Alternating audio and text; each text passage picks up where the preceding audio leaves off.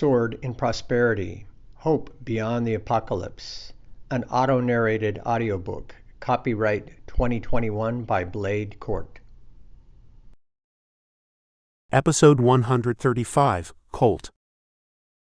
I wondered how to cover this with you. It's about another significant childhood event, centered on the death of a loved one.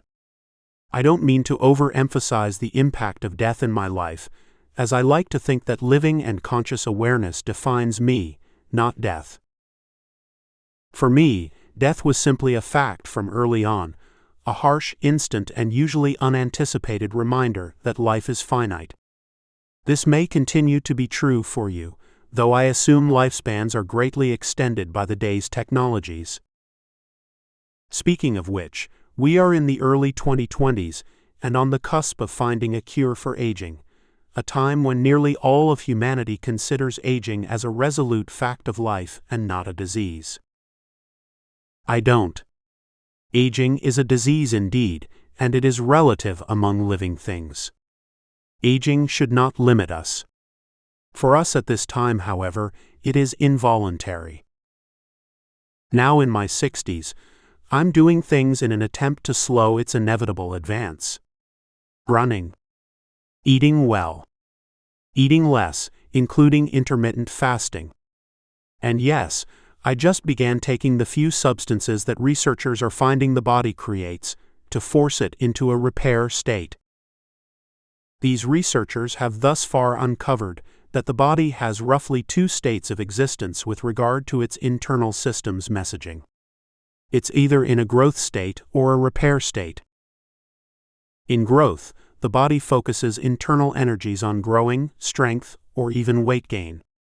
Growth is a consumption-based activity. Conversely, in repair, it focuses on repairing. The body assumes it has encountered some stressors when in repair mode.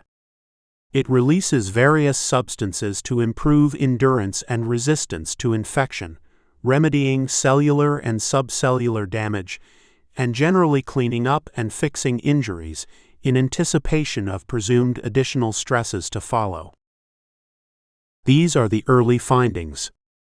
As a result, I have begun taking a few substances that the body produces naturally to activate this repair system. Setting aside personal hopes and aspirations from the equation, I estimate we are a decade from discovering treatments that substantially suspend aging, or at least allow humans to derive another decade or two of fruitful life. In 2 or 3 decades, given all the genetic and age engineering tech in progress, we may also have treatments that reverse aging as well.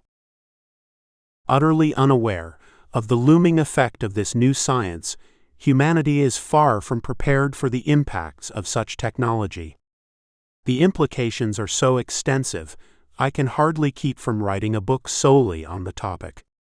Anti-aging, reverse aging, longevity science, age engineering.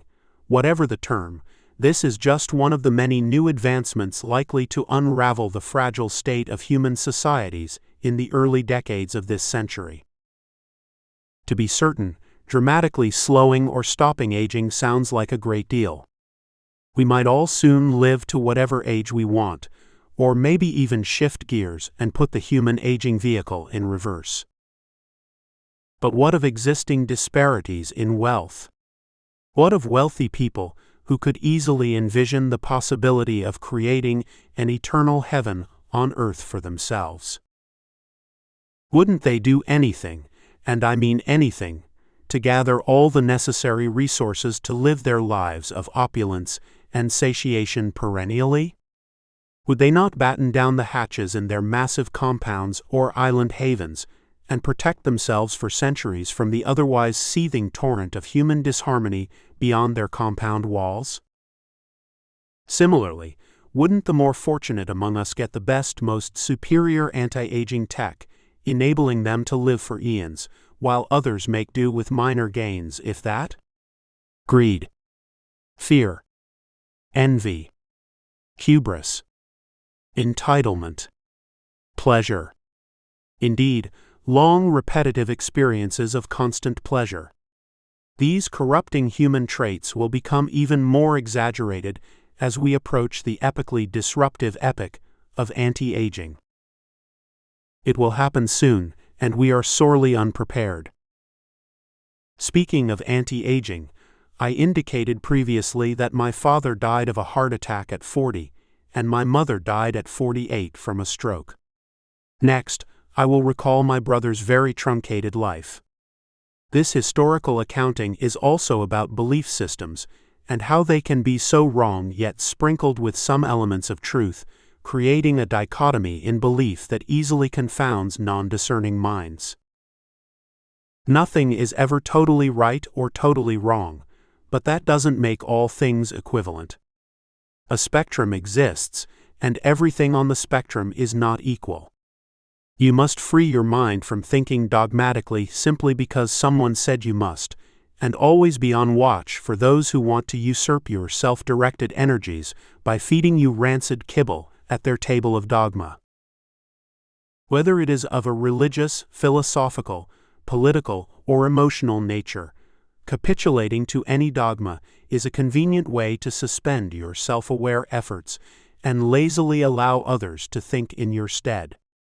When you willfully give in to others, the fabricators of the dogma you have so easily ingested will then control you. You will have relinquished your sense of self to another human who is indubitably less competent and more corrupting than you are to manage your own self. This rambling lead-in is a primer to Colton, my older brother by 2 years, and his untimely demise. With darker skin tone from my Spanish-blooded father, as well as his larger size and fearless personality, Colt was everything I wanted to be. Great at all sports.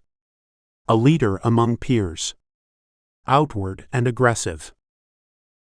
In a way, his non-contemplative approach to living had great purity. He was simply who he was. Naturally. He didn't have to think about himself. His alpha dog birthplace and inherited genetic tendencies might have led him down his path, which he often claimed would result in fame as a professional baseball pitcher. And possible that might have been, except for one tough weekend. My father raised us in an oddball faith that didn't seem oddball to me in the least, at the time. I was Christian Science, as if that was a state of being. My friends in town were mostly Catholic. When you're raised in something, when your family appears together in church every Sunday, singing the same hymns and listening to the same preacher, even oddball seems very normal. In retrospect, it was anything but normal. The basic construct drilled into my juvenile mind by this belief system was this: if you have enough faith, you can do anything. That meant anything. You can heal the sick, just like the stories of Jesus. You can raise the dead again like Jesus. You can even move mountains, which I'm not sure Jesus ever did, at least literally. In fact, one of my favorite trinkets in those days was a thin gold necklace with an odd-looking golden metal cube at the end, no larger than my little fingernail. A small yellow seed was encased inside, beneath a clear plastic cover. The backside of the golden cube had the tiniest embossing: if you have faith as a mustard seed, you can move mountains. This is a well-known Jesus saying for many Christians. But hey, I was a kid, and I took it on its face. Indeed, the dogma indoctrinated into me every Sunday by adults was entirely consistent with this saying. I just needed to have enough faith, and I could literally move a mountain. I would hold that tiny cube in my small palm for what seemed to be hours, staring at the embossed words, then gazing up to the mountain peaks that loomed before me. "Come on, Greg," I'd encourage myself, "you can do this. What will my friends at school say when I move that peak a few miles to the right? Nobody will ever hassle me again about my small stature or freckles, or the fact that I embarrass easily and blush, particularly with the girls." That I could tell, the mountain never moved. I was disappointed in that little locket, but even more disappointed in me. I recall telling an adult at church about my failed attempts. He suggested I did not have enough faith to make it move, that I only needed to purify my thoughts, remove all doubts, and the mountain would move. I now assume he meant that figuratively, but I had no reference for figurative suggestions at the time. My life then was practical and pragmatic. Climb the ponderosa pine, branch breaks, hard fall, broken bones and blood. Step through the barbed wire fence, it snags and tears my pants bloody leg. Paint the fence with siblings and end up in an argument, covered with paint and in trouble with parents. But not all adventures ended up in blood or trouble. Just some. Cort and I were at church one Sunday after Dad had recently died. He was the Christian Science follower. His mother, a Spanish Californian, was born in the 1880s and raised ardent Catholic. Somewhere along the way, she converted to a new dogma when my father was a child, and he was provided no choice but to adopt the same narrative. A general skeptic on that faith, my mother dutifully continued to take us to church on Sundays after he died, though she refused to attend herself. Take the kids. Pick up the kids. Tolerate their complaints about going. Tell them to pipe down. She did it for consistency's sake, thinking we needed some of that. At the end of that day's predictably repetitive service, Noah, a 20-something regular churchgoer, stopped by as Cort and I were getting ready to leave. He was dark-haired, strongly built, and a youthful, firm adherent to the dogma. "Hey, I've got a fun activity for you guys. Interested?" Cort, ever adventurous, answered, "Sure. What are you thinking?" "I've already spoken with your mom about this, and she's fine." I was silent, as little brothers often are in the presence of older brothers. "What kind of fun activity? Is there food?"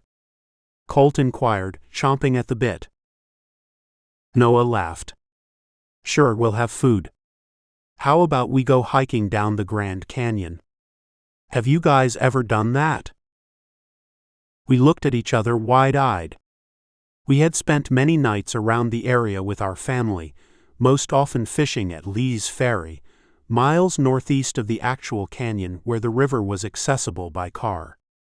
Having viewed the monument only from the top, we imagined this might be one of life's great adventures. The day finally arrived, and we were thrilled to get started. Noah showed up before sunrise on that July morning with 2 other boys we didn't know. They weren't from our church but were our ages, 10 and 12. We hopped in Noah's old pickup and rambled down the old road to the canyon. The 2 older guys got dibs and sat in the cab, while the younger boy and I were forced to ride in the back. Without proper seats, we bounced and jostled around at every small ripple in the ancient reddish asphalt, trying to find some comfort on the hard steel bed.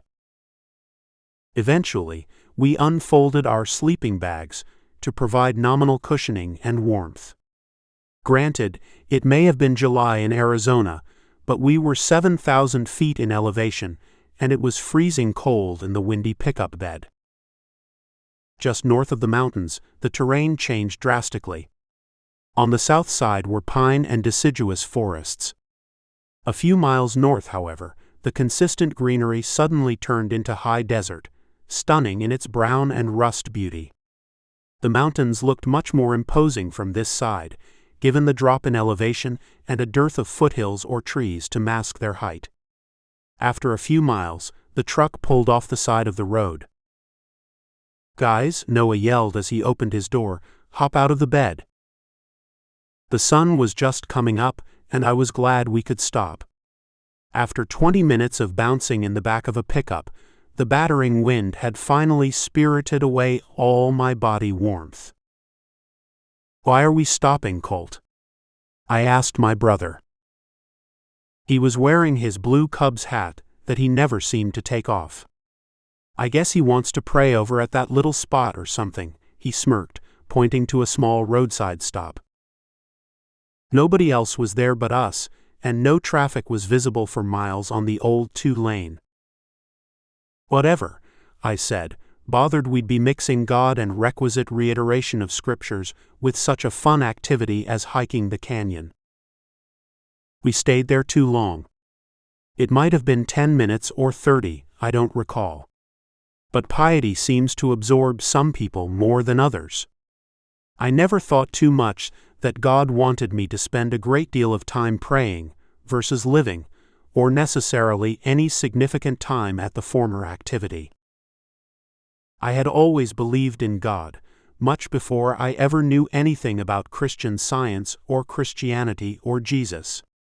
That belief was finely threaded in the fiber of my being, as far back as my memory could go. But there was too much pomp and circumstance and ritual about this religion that drove me nuts. For me at that time, and even yet today, God has two aspects. God exists. God creates. That's all. Match, set, game. Any more than that looks a lot like human storytelling, usually done in an attempt to manipulate other humans. I may have been young, but given the dogmatic belief system preached to us, I despised the obvious hypocrisy. I seriously doubted God wanted me singing, "Onward Christian soldiers with a gun slung over my shoulder, eager to kill humans at the other end of the gun's sight." I'd heard or read far too many biblical passages of slaughters and bad Philistines and Hittites and Assyrians that seemed antithetical to the kinder teachings. In nearly all cases, these stories were riddled with thousands of deaths in wars, and everyone seemingly treating each other rather poorly in the name of what they considered to be the gods or God. As far back as I could recall, I considered this a great apostasy, a means to justify anything humans did in the name of God, whether positive or negative. It just didn't make sense. God gave us this earth, brains, and consciousness. The rest was up to us. Besides, my own parents wouldn't wish for me to harm my brothers, sisters, friends, or anyone else. Why would God? It seemed to me that religion in general spent too much time justifying its dogma, its narrative, its presumptive hierarchical structures and pedagogy. The religious powers were trying to compel me to follow that path, obediently, even mindlessly. After too much time kneeling on the hard concrete slab, we finally stopped praying. The slab was freezing cold, and my thin little knees, covered only by jeans, hurt like hell. I was elated when we finally jumped back in the truck. I don't recall much about the 20-mile hike down the canyon that day. I remember peering over the side of the very narrow and treacherous trails, thinking I'd be a dead duck if I slipped. To our advantage, nobody was hiking up from the bottom that early in the morning, and we skipped along happily once the trails flattened out, anticipating the big arrival at the bottom. In 20 miles of trail, your mind creates expectations, even well-deserved entitlements. Sitting by the water to cool off. Opening the canteens and wax paper-wrapped PB&Js. Crunching down on potato chips. Our intended destination and bit of heaven was just minutes away. Arriving at the canyon bottom, we were suddenly whacked by a blast of scorching air. Temperatures had shifted from barely tolerable cold at the top to blistering hot at the bottom. Sweaty and tired, Colt and I realized we came ill-prepared. We each brought 3 sandwiches, a pair of jeans, and a long-sleeved flannel shirt. That was it for 2 anticipated days in the canyon bottom. Noah was sweating profusely. He was in great shape, but the heat was overwhelming. "How about we cool off in the river?" he suggested, a broad smile on his face. He was rightfully proud we had arrived at our destination by early afternoon. We all shouted in unison, "Great!" "But you, Greg and Terry, you can't go. You're too small, and I can't keep track of you in the water anyway.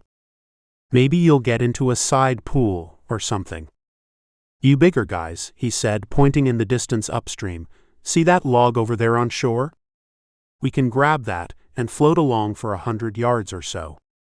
That should cool us off enough, then we'll come back here and let the smaller boys have their time in the water. I began to argue that I was a great swimmer, but Cort stopped me. Hey, you can't swim as good as me, he advised, like big brothers do, and this will take only a few minutes. Just go down river to that point there, and watch us as we go by. The three began stripping to their underwear. Ever weary of prior public underwear and water adventures we had endured, particularly multiple times at Oak Creek Canyon when our mother forgot to pack our bathing suits, Cort kept his red flannel shirt on, in case any girls might be within visual range. They quickly took off upriver, sneakers on, and walked into the underbrush to push the log into the water. I ran over to the point that Cort pointed to, and could hardly wait to see them frolicking and waving as they went by. Maybe they'd let me go next, if it seemed safe enough. After all, the water didn't appear to be moving that fast. It wasn't a creek or stream by any means. It was indeed a full-sized river, but it seemed to meander so slowly at the top, and presumably all the way to the bottom. I stood at the edge of a rock overhang, inches above the water, but the bushes obscured my view upstream. After a few minutes, I grew impatient. Where the heck are they? They should have passed by now. Then I heard frantic yelling. What? I answered. Who's screaming? Did someone call out my name? I looked to my left, across the river, and watched as a red flannel shirt slowly slid down the log, disappearing in water that now seemed to be moving much faster than before.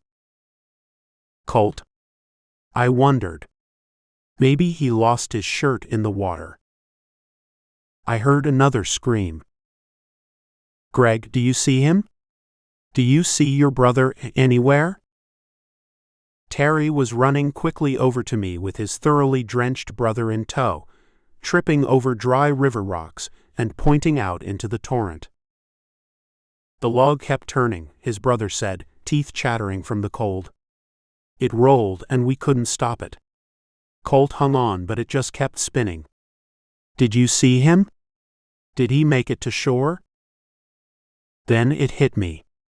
That was Cort, and it wasn't his shirt that fell off and got caught on the log. It was a flannel shirt on a pitching arm on my brother, who was slipping into wet oblivion.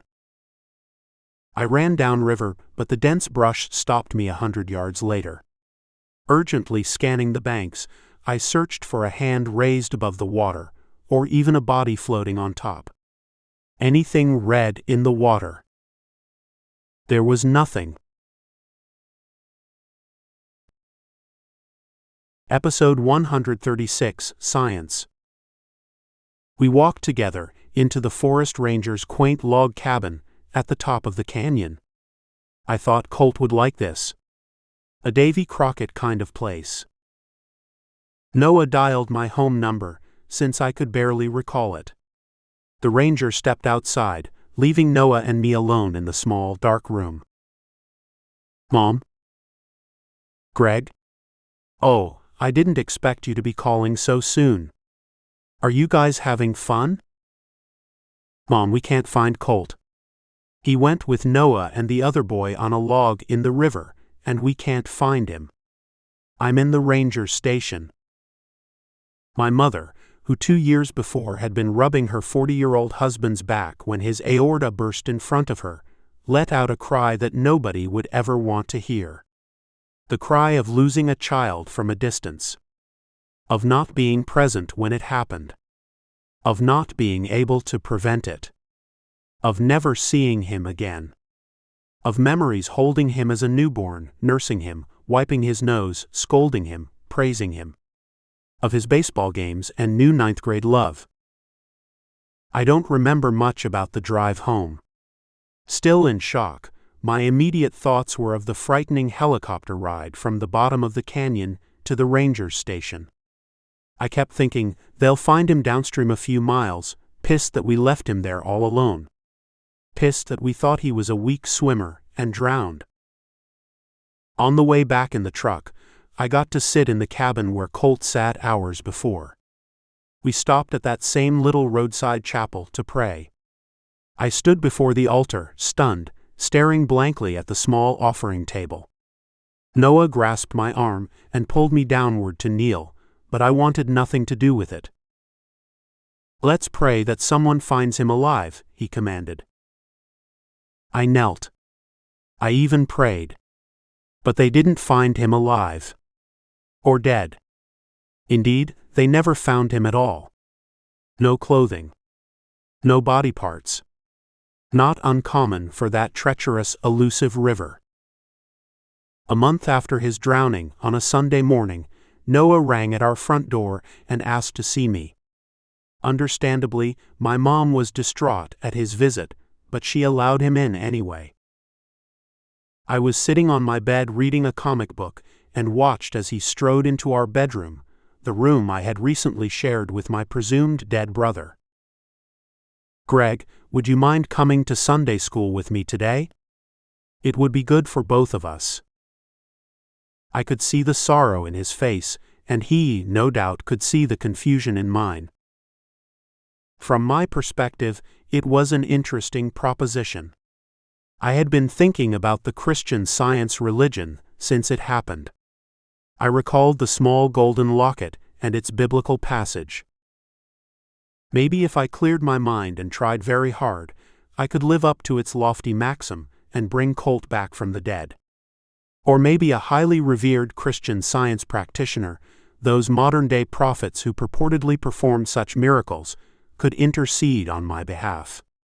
I wanted someone to make it happen, to fulfill the illusory promises that had been made to parishioners every Sunday. He sat down next to me and put his arm around my shoulders. I stared at Colt's empty bed, neatly made with a tuck of bedspread under the pillow. Untouched since the day we left on the adventure. "I don't really want to go. That is, unless we can get a practitioner to help us get Colt back." Noah pulled back and looked puzzled. "I don't think we can do that." "Why not? They always say in church that people can perform miracles like that, and apparently these practitioners are really good at it. So why don't we just go find one and get my brother undrowned? They can resurrect him just like Jesus did, and just like we've learned some very faithful people can do." He fidgeted in those few uncomfortable moments while I picked at the olive cotton chenille fabric of the bedspread that matched my brother's. Noah must have been a little confused, too. His was the same belief construct as mine, drilled into him from childhood, diffused and percolated in a mixture of reality and hope and prayer and death and disease and remarkable lore, wrapped into a cohesive and nearly credible narrative. Like me, he was wondering why we couldn't simply do what I suggested. Then my mother opened the door. I don't know how long she had been standing there, listening to our conversation. "He doesn't want to go, Noah, and I'm not about to make him. Greg, I have waffles ready. Why don't we let him get to church or wherever he's off to next?" By her tone, she clearly had not forgiven him. It had only been a few weeks, and her son was gone at the innocent, misapplied hands of the young man sitting beside me. He rose, said goodbye, and that was the last time I saw him, save for a single instance downtown months later. On that day, he and I spied each other from a distance. He started to come my way, but I was on my bike with a friend, and quickly sped the other way. I wanted to avoid the pain of seeing him again, and reliving the sorrow. To this day, I hope the accident did not mark him for life. He was young and innocent like myself, and full of good intentions. Was I angry at God for all that had happened? Angry at losing a father so young? Angry at losing my big brother? No, not at all. I realized right then and there that God gives us the tools we need, including these big human brains, and we often misuse these tools or typically don't use them at all. God is not at fault for such things. God creates. Humans get to decide, at every turn, with every decision, in every collapse of a wave function of limitless possibilities, what we do with God's creation. Sometimes this results in accidents, or worse yet, intentional harm. Noah's wave function collapse was an accident, a matter of a spinning log in an unforgiving river, and a 12-year-old boy accosted by currents and pulled under the water. Forever gone. A very forgivable event. Forgiven, at least by me. So, within a period of 10 years, I had witnessed the deaths of my father, mother, and brother. I was not hardened by it, but it forced me to be very pragmatic. Later on, without really ever having studied the subject in school or elsewhere, I realized that what I believed, the constructs of life I had developed from such experiences, were surprisingly closely aligned with that of the Stoics. What grew from this? Living pragmatism, like don't do really stupid things or take idiot chances at any age. Being in the moment, recognized as being mindful these days. Being on your guard, since that is how humans made it thus far. Understanding you could go at any time, so don't waste your time and don't stupidly taunt death. Analyze. Assess. Be discerning.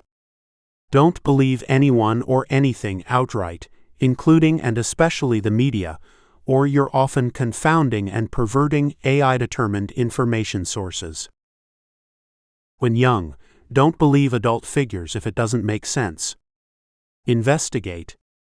Look around you and assume that nobody has a better picture of your world than you, and all are equal in that respect.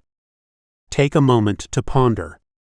Trust your intuition and sense of what's right and wrong. Recognize that nearly all of the information and opinion you consume from others, including the multitude of competing information sources, is dogma of some sort. It's often subtle, almost always coercive, and intended to get you to do something to benefit the purveyor or someone else. At times, dogmatic people try to compel you to believe as they do, since it helps them confirm their belief systems. Irrespective of intent, the information sources you encounter at every minute are nearly always selling. So be very cautious about buying at face value. Recognize that many people, perhaps even the majority of those you come in contact with, are inherently lazy. They don't make the effort to think beyond the desire or pleasure of the moment. Understand the world is comprised substantially of humans who, despite typically being well-intentioned, are wholly screwed up in some way and have only a nominal grasp of self-awareness. This human malaise extends throughout all activities in which they are involved. I can't tell you how or what to believe. Your job is to investigate yourself using the extensive mental resources at your disposal. Your belief systems will evolve over time, sometimes even pursuing fruitless paths and dangerous rabbit holes, though you will occasionally find paths that bear fruit. In that regard, consider what Christian Science brought to me. Being infused in this belief system as a child, nothing seemed odd about it. I only knew it was not Catholic, yet I saw no science involved. When people would ask, "What religion are you?" and I'd respond accordingly, they'd seem as puzzled as I was. Some would laugh and say, "You guys don't believe in vaccinations," and I'd reply, "Then what are these marks on my arm?" And finally, as the decades wore on, I found a little bit of insight, a fragment of truth that aligned with its teaching. Being discerning implies that you should recognize every dogma has elements of truth. Some less, some more, but always some. And this is what makes discernment so difficult. How do you separate the bullshit from the truth? Relative to Christian Science's element of truth, an insight happened as I developed a layman's curiosity in quantum physics. Though too deep to cover with any clarity here, one key thing pokes at me, as it continues to poke at physicists. How can light be both a particle and a wave? Or better said, light can be a particle or a wave, depending upon the way in which it is observed. This implies that the observer plays a role in the outcome of the observation and the state of the object. This observation is termed a collapse of the wave function, and happens at least at the very micro level of atomic particles. Some scientists and philosophers even extend this concept of a wave function to broader things, like a presumption that all decisions made by all things, an ant turning left or right, a human deciding which shirt to wear, may cause a collapse of the probability wave of all possible outcomes. Indeed, some believe a new universe might be created with each new decision or action, whether associated with a photon's position, an ant's direction, or a person's choice of the day's clothing. Perhaps limitless paths indeed are possible before every instance of a wave function collapse, though we may never find out. How could we? The universe I live within is this one in front of me. The ant turned left. I chose the Led Zeppelin t-shirt today. Colt's arms slipped from the log, and he sunk into the roiling abyss. Indeed, he and I may be quaffing a beer in some other universe where he survived. Nice if that were true.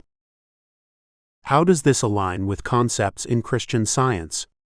That religion believes in a confluence of faith and action, creating a desired outcome. Indeed, for humans at least, every action involves some element of faith that it can be done. I choose the shirt because I know I can. In some views of quantum theory, the wave function of that decision collapses with an outcome of that shirt. But this apparently has limits of time and space. I can't unchoose to visit the Grand Canyon that weekend. Instead, the focus should be on teaching ourselves that we make such choices, big and small, every day. I choose to view the media fed to me by the AI beasts, driven by their algorithms. At some point, a concentration event occurs. The algorithms, designed for efficiency of the desired outcome to sell advertising and extract profit, gradually refine the narratives they feed me until a single overriding narrative remains, and my mind is consumed by its imperceptible, grinding influence. I become enmeshed in a self-fulfilling, ever-confirming vortex, unable to extricate my sense of self from the belief system enabled, condensed, and profitably repeated by the AI beast. Such is the future of the human mind. On an adjacent topic, recent theories have been proposed that we are not actually extant beings. Instead, our essence, our sentience, has been created in a computerized simulation of an unimaginably sophisticated civilization.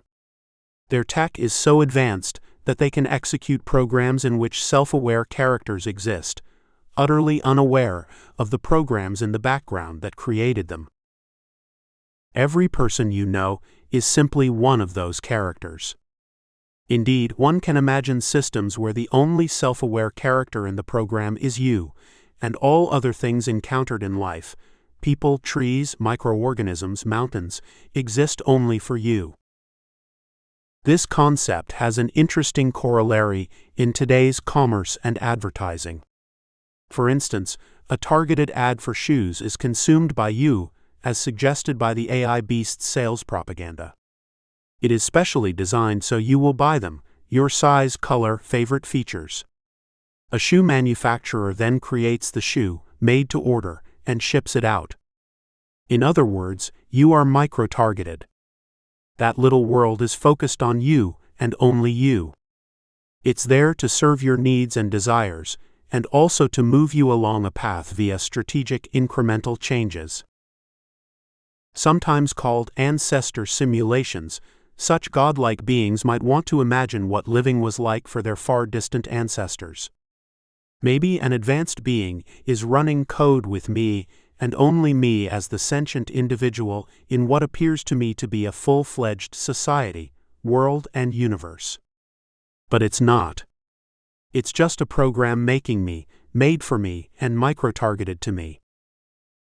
Whether there are many worlds, whether we are in an ancestor simulation, or whether this world is only as it appears to us with no other complexities, I take at least one thing away from my Christian Science teachings from long ago, teachings about having faith to create better things. We must imagine and work toward a better future for our species. We must develop a non-religious, non-sectarian, unbiased, inclusive, and simple instruction set for human existence, one that all peoples agree upon.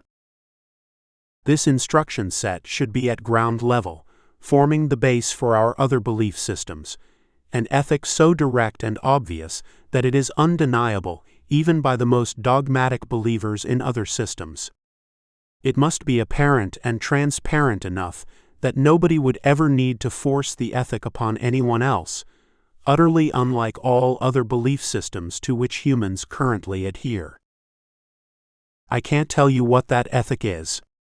I can only hope, in the times you live, the billions of humans and hybrids on Earth will already be at this stage, and my musings will seem humorous and antiquated. Regardless of whether the human species has not yet advanced to this stage during your stay on this planet, today's lack of such an ethic, even at this early technological stage, should be a vital concern for our species' longevity. We are only a species, after all, just another species on Earth, and my faith in the prospects for our long-term survival has waned considerably during my brief time here. We are screwing with our planet and its ecosystems. Stripping forests, warming atmospheres, losing polar ice, and annihilating other species in our wake. Concurrently, we hold even tighter onto eroding ancient belief systems of country, religion, political parties, tribes, and historical rights and wrongs. Our politics continue to devolve, while our belief systems are viciously radicalized by media and social networks. They gladly accept payments from sponsors, while amplifying their socially corrosive and divisive messages through their new, AI-enhanced capabilities, simply to coerce us to continue consuming their content. For the networks and purveyors of content, a virtuous cycle. For the human race, a vicious cycle. In this same line of thinking, I must finally mention a few potentially species-ending technological threats to humanity, generally unrecognized as threats. These include AI, of course, but also genetic engineering, as well as the new monitoring and control systems. However, I've gone on too long thus far, and may cover these in more detail later. Please be apprised that such budding technologies are never the problem. They are only tools and will arrive en masse in due time regardless. However, we are not evolving our societal norms consistent with these new technological capabilities. Increasingly available at declining cost and widespread availability to the masses, such tech, when misused, and it will be terribly misused, will vault humanity toward the hairy edge of species termination. And while we remain distracted by events of the day that cauterize our minds, our species' self-annihilation countdown clock ticks faster and faster, to quote the overused analogy. Episode 137 Plan. Sword dropped his reading pad onto the tile floor and rolled to his side, peering over the bed to ensure the tile wasn't cracked. He knew there was nothing to worry about, since virtually every item of manufacture in prosperity was made from some form bioplas and was therefore readily replaceable. The tile looked fine, and he rolled his head back onto the pillow and stared at the ceiling. "Odd this old dude talked about quantum stuff," he whispered. "Dad was into that. Scientist. Physicist. If it wasn't for quantum crap, he'd probably still be here today. With us. Mom and me. Maybe even a brother, which would have been nice." He recalled the day he found out his dad was in the deadly accident. It happened at a test site about 20 kilometers east of the city center. I never was allowed to go there to see the ruins and rubble. All I know is that he left for work one morning and never returned. The site has been cordoned off for years, an area likely accessible to authorized personnel only. He heard a surveillance drone pass overhead and quickly out of range. I wonder if the area is still restricted. After a time, I didn't care to see it. Dad was gone. By visiting the place, I wasn't going to change that reality. It only would have made me sadder and brought back tough memories. But I wonder if they've backed off the original restrictions? They've been building the city out that way recently, out along the old 160 highway, and it's not as remote as it was 5 years ago. Probably not even risky to go out there, assuming I could sneak past security. The gears were spinning. Go with Robbie? Nah, he wouldn't want to put his mom through another dangerous adventure with me anytime soon. Certainly nothing beyond the approved boundaries. But I know whom I'd love to invite out there with me. Daisy. That sweet soft hand and scent of heaven. Besides, I need a reason to stay in contact with her.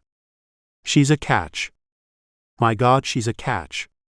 I can't let a guy at her school nudge his way into something that could get very real here. He gazed at the cast on his forearm, scheduled to come off soon. She came to visit. Held this hand. It couldn't have only been pity, though I might effectively play that up a bit when the time comes. Pity for my injuries. Pity for the story about my dad, because I don't think she knows. And just like those hands, she has a soft heart. She'll understand my story. Near-death experience. A need to get closer to my father, to his memory. Geez, this plan has the makings for a great opportunity to get to know her better. Maybe there's more that could happen. An abandoned location. A little scary. Sad recollections. Strong emotions. Nobody around to observe. Caressing. Kissing. Yes, even more than that. This is perfect. Cort took 2 weeks to fully develop his plan, though it relied on deviations from a few of the norms he had been taught since before he could remember. Given the risks, he wanted to avoid any possibility that others might find out. That meant convincing Daisy over vidscreen, which he knew was an inadequate substitute for being present in person. "Hi Daisy, how are you?" he exclaimed, positioning the vidscreen to prominently display the sling and cast he sported from the incident. She was close to the camera, and he could only see her face.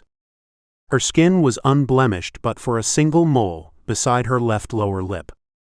Though she was a mixture of races and cultures, common for Prosperity citizens, her creamy almond skin from some not-so-distant Latino or African-American blood was a perfect match to her auburn hair. "I'm fine," she replied, staring at his arm. "Are you healing okay? You can't imagine how worried I've been, and I hadn't heard from you since the hospital." That was a well-placed womanly hint, he understood. He was new at this activity, talking to a love interest, and she had caught him unprepared and inconsiderate. He didn't realize she might have been waiting for him to make the next move. He was too busy hatching his plan, and he assumed she somehow would infer from his obscure activities how much he cared for her, and that he was busy incubating a strategy to see her again. "Yeah," he admitted, lifting his injured arm to his face to unconsciously mask his embarrassment. By now the bone had healed properly, assisted by genetic modifications infused in all Prosperity's citizens. "It still hurts a little," he feigned, "but I hardly notice it. In fact, I'm supposed to shed this sling in a few days, then I'll be back to my good old self." Daisy was amused at his macho reply. He's nervous, she thought, taking note of his fidgeting. She was nervous as well, and didn't want to give away too much body language by showing more of herself. "I'm so glad you're okay." How's your friend Robbie doing? He's okay too. We're both back in school. She laughed. Oh, I'll bet the girls are all over you two cute boys. The Durango delinquents. That's what my friends and I call you now. Your antics made quite the news story, especially since this place seems to overprotect us so. I understand how adults push for headlines like that, but you think they'd cut us poor teenagers a little slack, huh? Sword needed to execute the first phase of his plan, to convince her to go with him, but this was so new. He had girlfriends in the past, though the last was a few years back. Ages 13 to 14 were challenging enough for him, growing into his skin, shifting from middle school to high school, breaking away from old friends and establishing new ones with similar interests. Despite lots of bravado and joking with friends, he simply didn't feel like engaging with the opposite sex until this point. Maybe, he considered, that little near-death experience shook my foundations. Perhaps I may not live forever, even with this gene drive stuff. They were not going to sew together the scraps of skin and hair and a femur or two after the Rachnine's finished with me, then create a new sword. Time is limited, and nothing can be taken for granted. In 2132, reminders were everywhere that life was finite, despite ubiquitous use of anti-aging technologies. Life was never comfortably secure, not in prosperity or anywhere in the world for that matter. Despite the improving state of the slowly recovering North American ecosystem, small bands of rogue intruders and adversaries presented continuous threats to the budding nation-state. Stores of previously secured governmental military armaments were utterly unaccounted for, and the once robust global systems that monitored and controlled annihilation technologies, including lethal volatile materials like nuclear and nerve agents, were largely non-functional. There was no immediate reason to attend to them. Countries no longer existed. Outside prosperity, no known groups of humans remained in a sufficient quantity to threaten, coerce, or kill as a matter of course. 22 million, the extent of humanity believed to exist after the devastation of GD2. These few remaining bands of humans had mostly dispersed broadly across the world's landmasses to attain one objective that required little forethought: the avoidance of another debacle, another truly species-ending event. The final great filter that could wipe out all humanity. As determined from satellite and drone scans of global landscapes, citizens of prosperity believed their confederation of interconnected city-states was the largest contiguous settlement of humans on the planet. The reason why this was so, they felt, was no mystery. Their simple ethic, placed above all other societal objectives, was to ensure the long-term survival of the species. Prosperity was also the most technically advanced and geographically widespread of any human settlements rising from the ashes of GD2. This very visible success of the nation-state made it an occasional target of not-so-fortunate clusters of humans and hybrids. Key weapons used most often by these groups to threaten prosperity included genetically manipulated bacteria, viruses, and other virulent microscopic particles, whether derived from natural or artificial sources. To counter such threats, the citizens constructed advanced air and water filtration systems, early warning and monitoring systems, and other technologies to immediately evaluate and neutralize new pathogens. The most potent defense to such biological weapons was the human body itself. Every citizen carried some elements of modified human DNA in addition to synthetic molecules, to mitigate most new pathogenic threats immediately.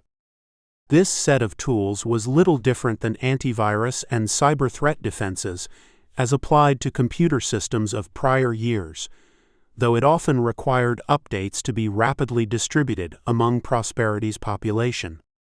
Such threats were so common that their antidotes were usually fabricated in a household's own bioprinter, then taken orally or via patch or needle. Sword smiled into the camera, half watching Daisy and half watching himself to ensure he came across okay.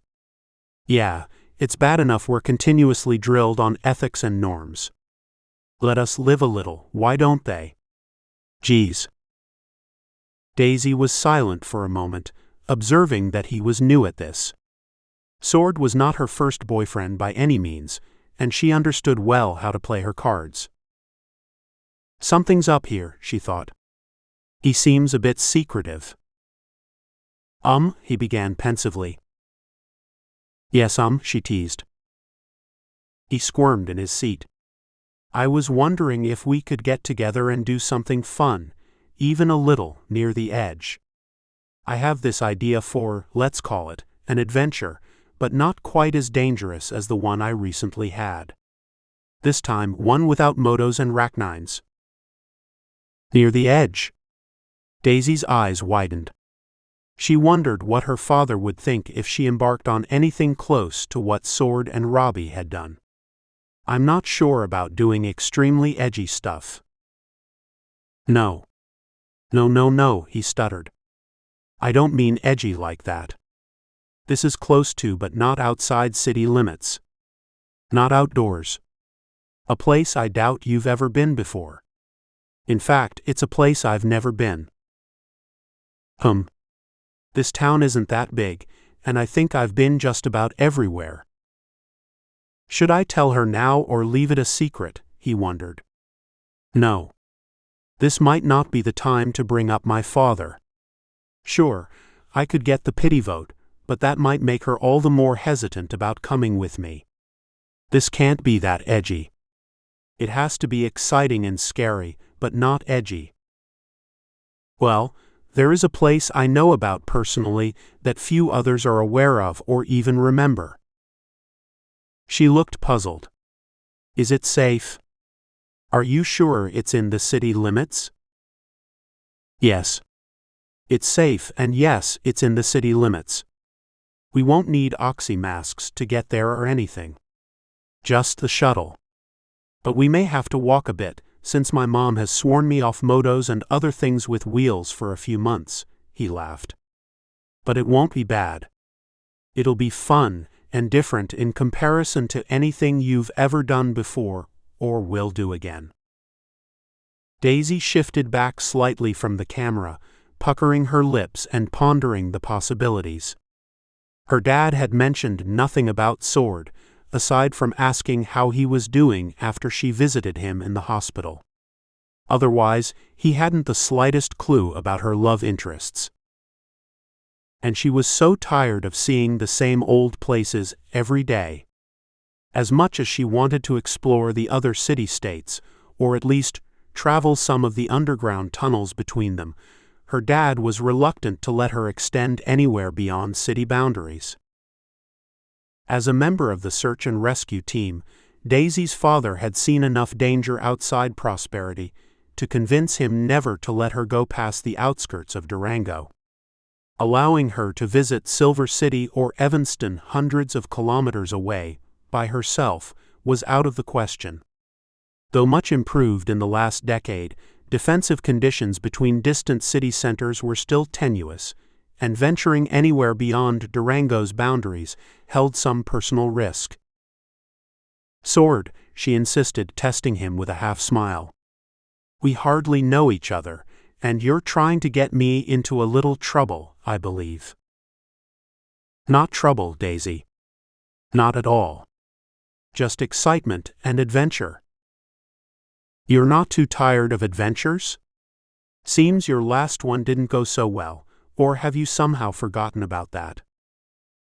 No, he repeated. This is nothing like that small mishap. Can you give me a hint? She asked. That was it. He knew he had her convinced. Nobody asks for a hint if they're not interested. I'd like to, but that would ruin the surprise. Just know it's safe, it won't take all day, and we can stop to eat wherever you want along the way. You'll see something few other people in Prosperity have ever had the benefit of seeing. Sword didn't intend on being late for their 9 o'clock meetup, but his nervous stomach took hold of him. "Are you okay?" Becca asked next to the bathroom door. "Mom. Geez. Can I have some privacy, please?"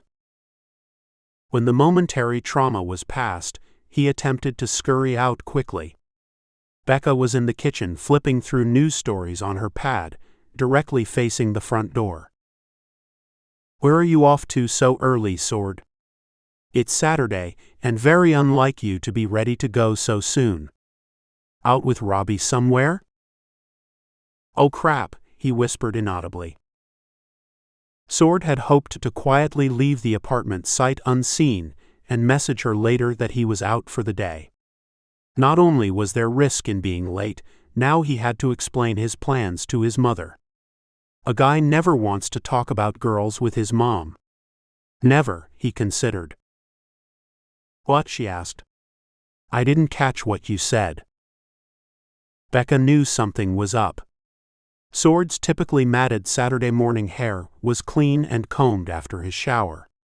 In fact, she could not recall him taking any showers on Saturday mornings except the day of his father's funeral 5 years earlier.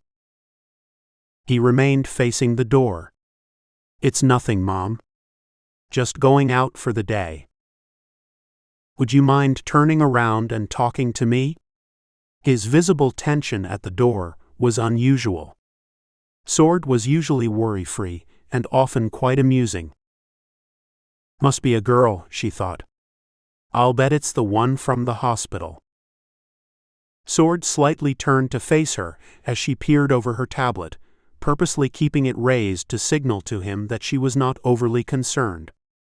She noticed the half-grin, half-frown face he made when slightly annoyed. "You look nice," she continued.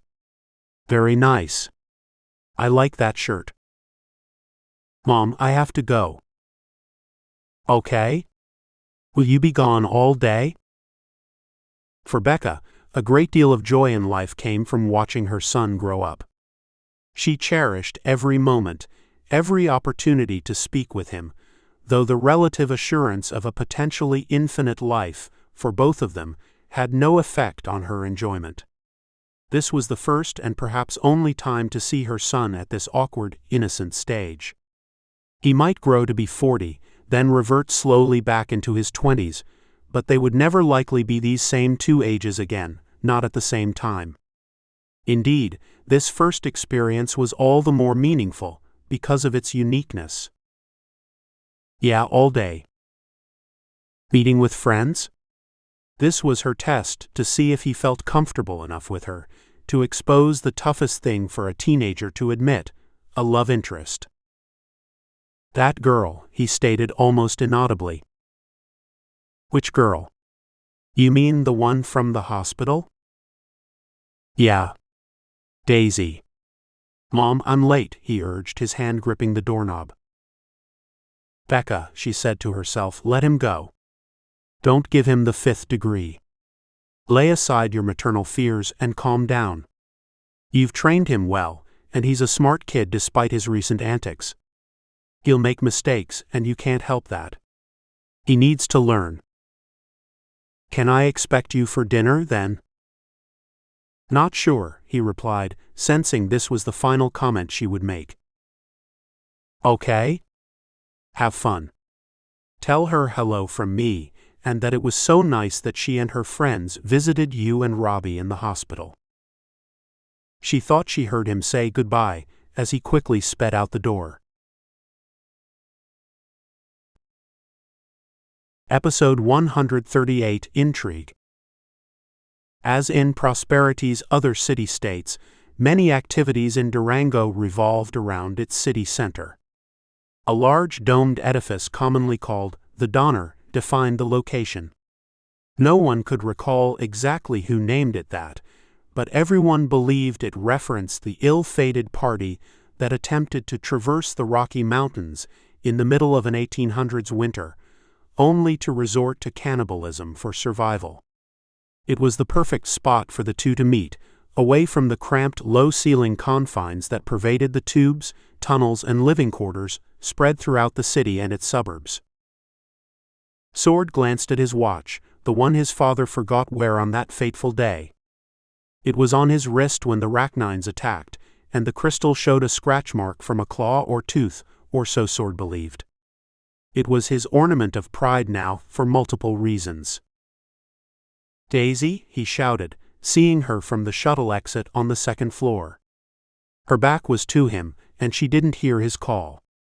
Vaulting down the stairs, he kept a steady eye on her, fearful his 10-minute tardiness might engender second thoughts about meeting with him at all. As he approached, he could hardly contain himself with joy until he tripped on the last few steps, splaying out face down on the floor. "Oh my," a middle-aged woman screamed. "Are you conscious? Are you okay?" "What happened?" Daisy inquired, running to the scene and worried he might have re-injured himself. He quickly stood at attention, as if nothing had happened. "I'm fine," he mumbled. "Something caught my shoe on that last step. Sticky like gum. Sorry, our adventure was not supposed to start like this." She smiled and pointed to a single tangerine rose on the floor. "Did that lady drop the rose?" "No," he replied, leaping to snatch the flower before a passerby crushed it. "It was the closest they had to the color of your hair. I love your hair." "Really?" she replied. "That's very sweet." What an inauspicious start to the day, he thought. Falling downstairs I've walked 1,000,000 times. Sensing his nervousness, she grabbed under his arm, wrapping her forearm around his and grasping his hand in hers. "I see a little scar," she observed, lifting their connected arms upward and gazing at his arm. "Isn't it amazing to recover this quickly from such a serious injury?" Sword's heart was pounding in his ears so loudly, he could hardly hear what she said. But he understood one thing: she was holding his hand just like at the hospital. "Yeah," he replied, uncertain of what she actually asked. "Shall we get going on this big adventure you promised me?" Sure," he stuttered. "But lots to eat here. Hungry for anything?" "Just ate breakfast, dearie," she replied with a wry smile. A quizzical look spread across his face, and his mind whirled back to the hospital. Did Mom call me that, he wondered. Jesus, I was on pain meds and my head wasn't clear. Daisy was sensitive. Confident. She had to be. Too much had happened in her short life to be anything but confident. Her mother was kidnapped from a prosperity tunnel when Daisy was 3, never to be heard from again, despite her father's ongoing attempts at finding her or the villains. A daughter missing a mother as she grew. A father vexed and grieved. Was she alive or dead? No ransom messages. No word from the kidnappers. Just an abduction while she was visiting her sister from Helena, with few hints of foul play. Daisy's self-grown confidence informed her every action and reaction. "You don't like it when your mother calls you that?" "I'm just teasing," she giggled. "Well," he grumbled, trying to grin, "my mom has used it since I was little. I don't think she realizes I'm not her little baby anymore." "My dad does the same to me," she admitted. "Not by names, but by being overprotective. I had to fib slightly about where I was going today. He always wants to know, though for good reason, I suppose."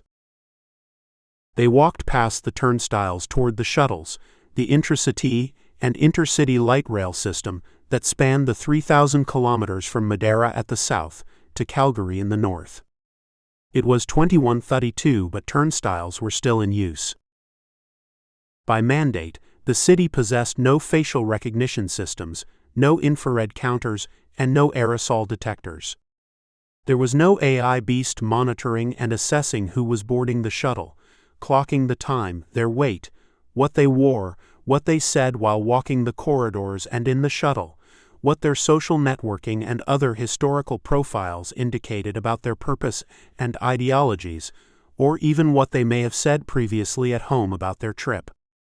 In prosperity, the surreptitious capture, monitoring, or control of citizens' activities anywhere in the nation-state was antithetical to its core tenets. Though such tech had been perfected in the early part of the previous century, Prosperity's founders had largely rejected this and similar tech.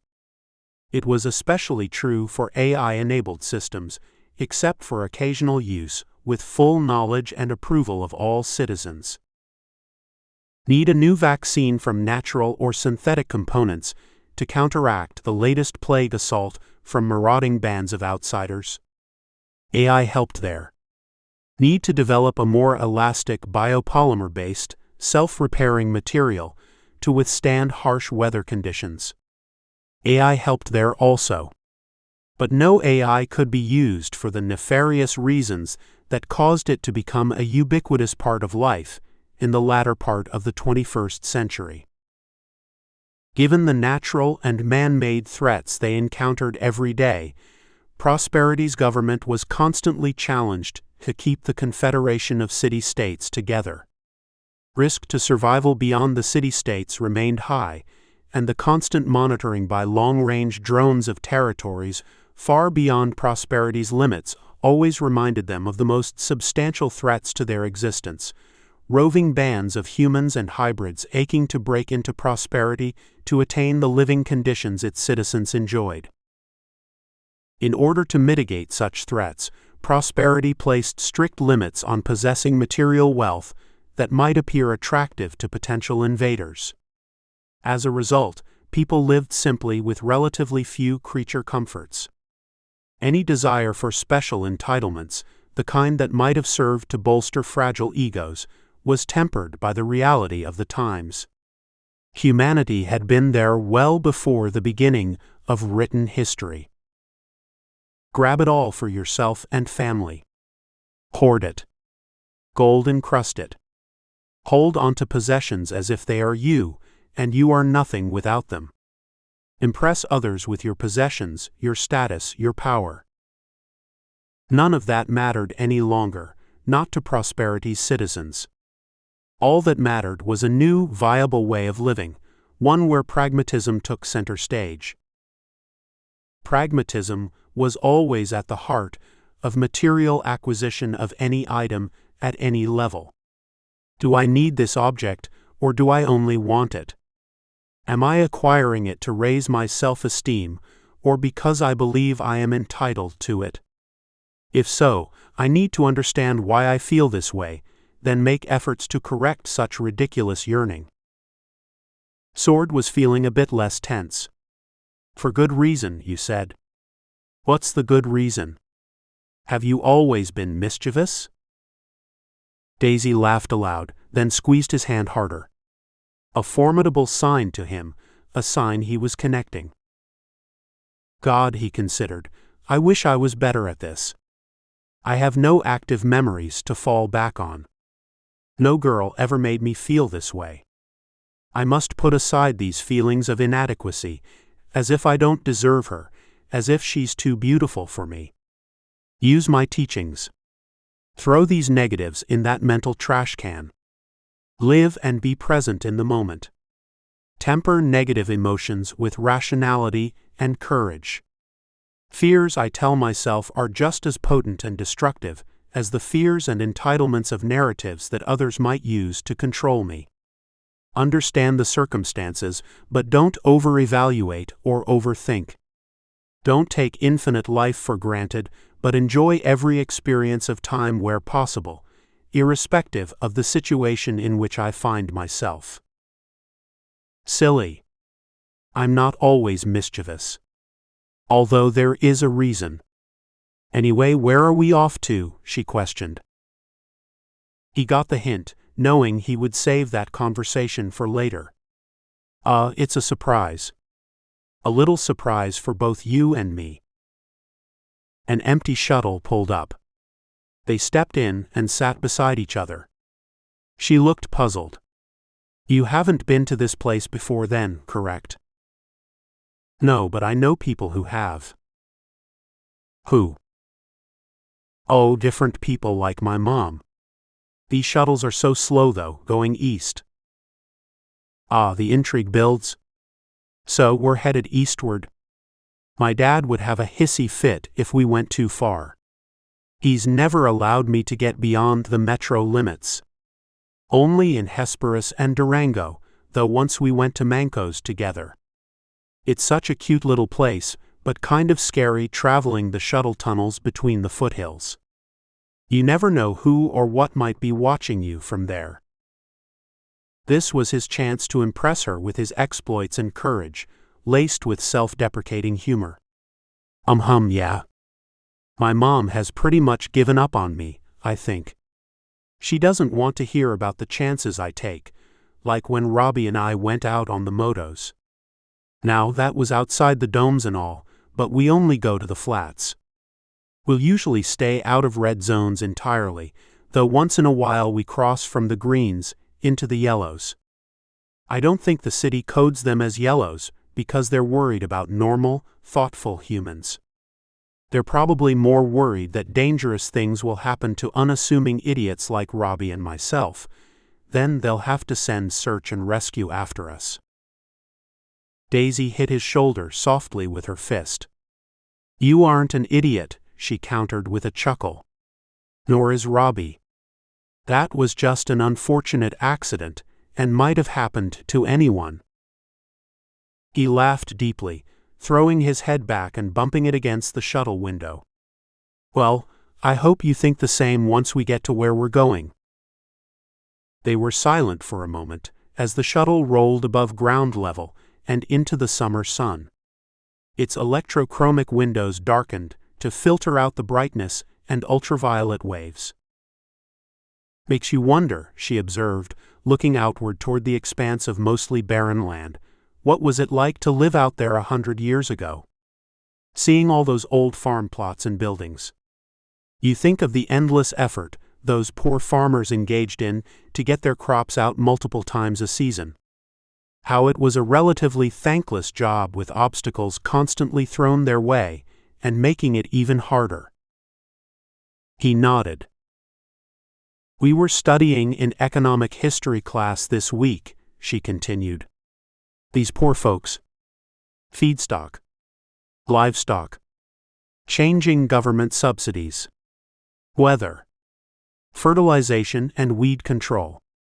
Water rights. The machines they needed to lease or own, plus keep operating. Contracts. Futures. Options and hedging. Trade and tariffs.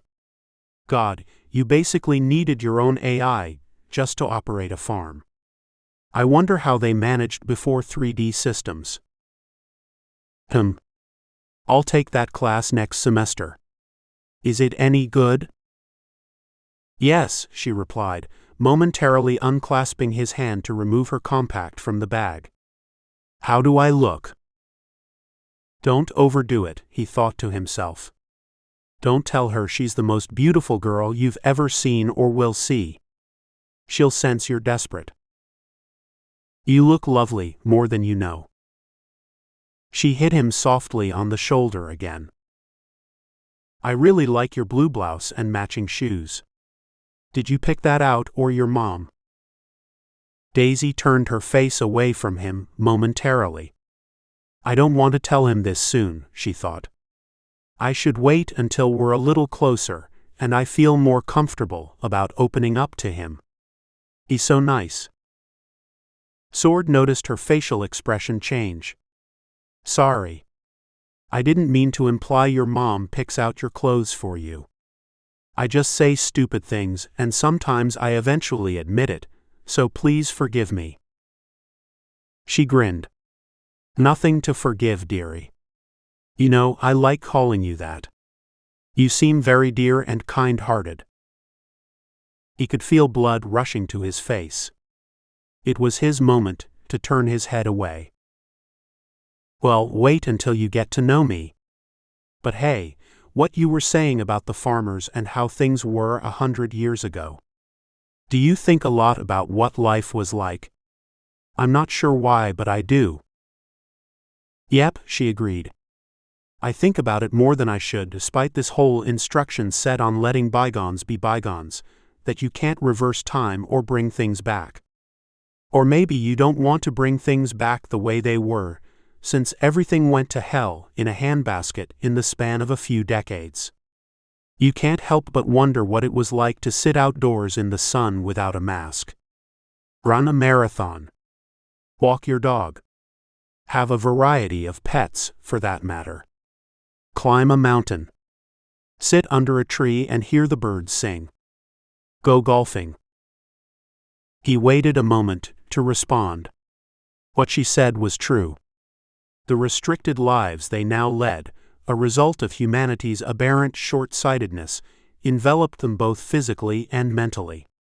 A large planet existed outside the safety of their bioplas and dome structures, but living out there for any length of time was untenable for so many reasons. Daisy, I don't see how any sane person could not think about it often.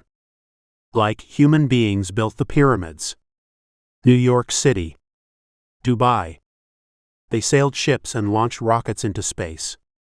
Drove cars and jets. The world itself never restricted them, and unfortunately, they never restricted themselves. So yeah, I think about what it was like all the time. I don't tell people this much. Maybe Robbie, but he says everything I think about is bullshit. She laughed. And it probably is, he added. You wonder how a race of beings could be so thoughtless and manage themselves as poorly as they did. In fact, it's probably inappropriate to use that word. It appears they managed nothing, only their wealth or fame or glory or power and position or whatever. Such gifts given to them utterly squandered. Even so, even knowing what ultimately happened, I still wish I could have lived in those times if only for the freedoms I could have known. Daisy stared at the shuttle floor. Unconstricted. Unrestricted. Do what you want where you want. Travel anywhere. Breathe relatively clean and healthy air. Visit the poles back when there was lots of ice. It's a shame, and so many billions paid the price. But we're here right now, you and me, and I suppose those things of the past, as painful as they can be to recall, are just that. Lives not lived fully. Many lives not lived at all. No turning back time. Sword nodded, placing his hand over hers. Time? He knew something about time, at least that he could recall from what his father told him. It was too many years ago, however, when he was far too young to understand. Physics experiments. Time experiments. Alternate dimensions and quantum shit. He needed to muster enough courage to tell her where she was going, and had rehearsed the various scenes in his mind 100 times. How do I tell her what happened, and not let it cast a cloud over our adventure? I need to play it up, the excitement in what Dad was doing. The mystery and intrigue. Stay away from pity, whether hers or my own. Show her I'm over this. Mature about it. Reality sucks sometimes, all that, then you live in the day. He began.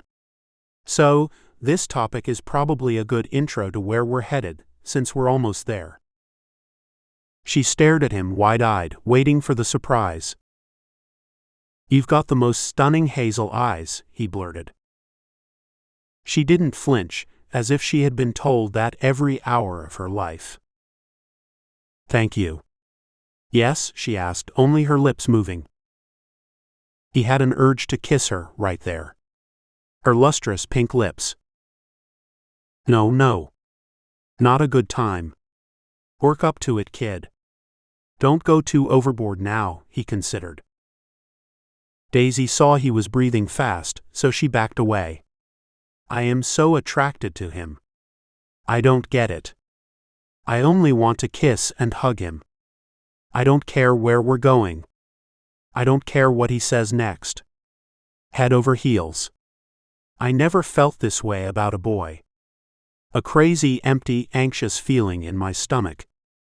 Senses are on full tilt. I should just kiss him now, but better to wait. Don't want to surprise the poor guy. She pivoted again into her small hand purse and withdrew her compact, flipping the mirror open to check that her teeth were not smudged by lipstick. It closed with a snap. I'm just going to tell you, Daisy. All out. I want to always be totally open with you, no matter what. No matter the feelings I have for you, how I care about you, that I'm happy or mad or crazy or anything else. For whatever reason, I have this magnetic attraction to you and feel exposed and elated like never before. Exposed but not at risk. So I'll tell you and not sugarcoat it. Daisy unclenched her grasp from his hand and placed it on his lower thigh. Sword could hardly control himself. Holding hands was one thing, but her hand on his thigh was another. This was even more intimate, more comfortable. She peered at his face, her eyes darting around. Okay then. We're headed to Bayfield. She smiled. I got that by the signs above, dearie. My dad will not be overly pleased I've ventured this far from town, but Bayfield is low risk in my book. Yeah, I didn't know about your dad and all. I'll gladly apologize to him and explain why we went this far. Ah, she thought, an opportunity to tease him again. I'm sure you'll have to explain in considerable detail, she advised in all seriousness. He already considers you a major troublemaker, and this dangerous trip will solidify that belief. Knowing him, no doubt he'll demand a big penance for you to pay in order to see me again, if he even allows that. Sword felt sweat dropping from his brow. He hadn't thought about her parents' approval. His plan was only about Daisy and him, and at best case, maybe an implausible case, some physical interaction between them. But having an angry father come down on him, especially one who risked his own life to pull him from the clutches of death? Speaking of dads, I know who your dad is, at least a little bit. At least that he was part of the team who found Robbie and me, and saved my life. And now he'll think you risked his daughter's life in recompense. Isn't that so sweet? She continued to tease. He took a deep breath and felt his underarms perspiring profusely. I'm sure I'll have to cross that bridge. But my dad, he was a scientist, a physicist really. Seriously? She exclaimed, gently brushing the bangs from his eyes. I'm having a hard time continuing. Forget the damn plan. Just kiss her, he mouthed. What did you say? And he kissed her. He wrapped his arms around her, and she touched the sides of his ribs, not wanting to go too far on this first kiss. Then she pushed back. But he was a physicist, she cried, slapping his knee as if the kiss didn't occur. His thoughts were churning. This is a sign. Going too fast. Too much too soon.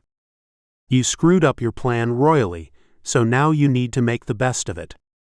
She needs to know I'm over this and have grown out of the pain. Focus on the adventure. Don't you know, she continued. I love physics.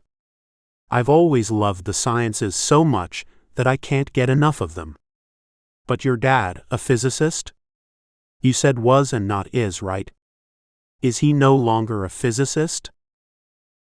Well, he replied, looking straight in her eyes. He died 5 years ago in a mysterious accident. Time stopped. He what? Yeah. Didn't you hear about the accident at Bayfield? About the science facility that collapsed in on itself? I kind of remember something about a building explosion. Yeah, that was it. He was the guy running the experiment and was inside the building when it happened. Never found his remains. In fact, most of the equipment in the experiment was never found, not even parts and pieces. Something just collapsed when it happened. A vortex or quantum paradox. Everything within a large radius of the area simply disappeared as if it never existed. Daisy was slack-jawed. Why? Did they find out what happened? Nobody knows, he replied confidently, displaying his intelligent indifference. It remains a national mystery. The whole event remains a mystery. Father gone, experiment gone, lab gone, building collapsed in on itself, and everything inside vanished. No explosion or anything? I don't recall detail from the news on what happened, though I was younger then. Nope. No explosion or fire or plausible evidence like that. Just some weirdly contorted biopolymers from adjoining hallways to the lab. Apparently, it was as if the place never existed in space and time. She was silent, and myriad thoughts crossed her mind. Poor guy. Lost his dad like I lost my mom. Something in common, very importantly in common. Binds me to him, maybe forever. Similar effects on the boy, I can tell. He sits so uprightly, as if he carries no pain. But again, only a moment of self-pity, even if those moments happen too often or in sequence. Don't feel sorry for him or yourself. It is what it is. Shit happens. The unanticipated happens. Go with it. Let him know you're not bothered being here with him. No shit, she exclaimed, swearing for the first time. Like it just disappeared? Do you understand how this gets my scientific juices spinning? How could something simply evaporate as if it never existed? My God, we have to see this. I'm sorry, of course, that you lost your dad, but this is an astounding, momentous mystery, and you and I are the investigators. She grabbed him firmly around the waist and kissed him long and hard. His eyes teared up slightly, and he didn't know how to respond. Look, she advised, we're about here. Last stop. I assume we get off. Sword was flabbergasted. He had envisioned a number of alternate discussions to allay concerns she might have about this trip and his deceased father, but he needed to use none of them. She loves science, he thought with glee. What are the odds? And physics. This is better than planned. I love her. Can't help it. A confluence of two harmonious spirits. A quantum coupling. The shuttle came to a quiet stop, and they exited into the small dome at the center of Bayfield. A few shops and restaurants were open. Hungry yet? He asked. She shook her head. Probably will be famished after this edgy adventure of ours. But right now I'm anxious to see where we're headed, to visit this scientific mystery location to which you are indelibly linked. Both you and I, you mean? Yes, you and I are both linked. And you've never been here? Not even to Bayfield? It looks so small relative to the domes in Durango, especially Donner City Center. He chuckled. Kind of a podunkful, I know. So, if you've never been here, how do you know where to go? Sword glanced around for a map of the enclave. That's part of the adventure. I know this research lab is within city limits and no oxymasks are required, but we're going to need to hunt around for the location, as I don't think people regularly go there. Either some or all of it may be off limits, even though it's still in the city. I won't let that stop us, however. We'll just have to get beyond obstacles as we encounter them. She frowned semi-seriously. Okay then. We have a challenge facing us. I'm sure between our two tremendous brains we'll determine where this place is and get access into it, whether off limits or not. Episode 139-32. "Excuse me," Sword called to the petite woman facing the food prep counter. She wore a light red striped dress, a throwback to food service uniforms worn in the prior century. The woman was preparing a green drink in a blender. "Ma'am?" Daisy chimed in as they reached the order counter. She turned around. By Sword's estimation, the woman was in her late 70s. Odd, Sword thought. Everyone chooses their own destiny here. Maybe she doesn't want to reverse age, though it's there for the taking at no risk. That tech has been perfected. Perhaps she only wants to know what getting old feels like. Barely 5 feet tall and of Asian heritage, her long gray hair was tied up in a bun at the back. The name Lamb was imprinted on a small tag attached to her blouse, and it drooped down aimlessly at one end. No smile, Daisy wondered. Maybe she's angry we interrupted her preparation of that green stuff. "Ma'am, sorry to disturb you. We have a question," she began. The woman grabbed 2 menus from a counter stand and slid them directly toward the couple. She then turned back to the blender that was beeping at her. "We don't want to eat, Miss Lamb. Just have a question." Her back was still to them as she poured the green liquid from the blender into a tall fluted glass. "Number 32, she yelled. They both spun backward to scan the few tables scattered around the atrium. Nobody else was in the vicinity to hear the call. Turning back to face her, they saw she was now scrubbing the blender under the water. "Won't that ruin it?" Sword blurted out, thinking the electrical inner workings would get wet. "Is that your question?" the woman responded. "If so, then no." She continued her cleaning efforts in silence, rinsing off the blender multiple times. Daisy and Sword gazed at each other, both giggling uncomfortably. They were unaccustomed to dealing with anyone this old, since most people they knew never achieved a physical age past their mid-50s. "What's funny?" she demanded, her back still to them as she grabbed a towel and began vigorously hand-drying the blender. From her noticeable accent, Daisy could tell her first language was not English. "Nothing funny," Daisy replied, "and we don't mean to waste your time." "If you are not ordering, then why are you wasting it?" They looked at each other again and laughed. "Ma'am. Miss Lamb?" She stopped the activities at the prep counter. "You're not eating the food I make here, but you want information from me. Is that correct?" "Correct," they both responded. "Be aware of what falls from your tongue then." Both of them snickered. Sword clasped his hand to his chest, signaling he would take the lead. The adventure was his idea after all, and he was slightly nervous. This lady seemed anything but friendly, but she was the only one in sight. Sword began tentatively. We're looking for a facility that was once here." She repeated, taunting him. "That is no word." I don't know of a facility before this. Bayfield Dome goes far back. I lived somewhere else when it was built.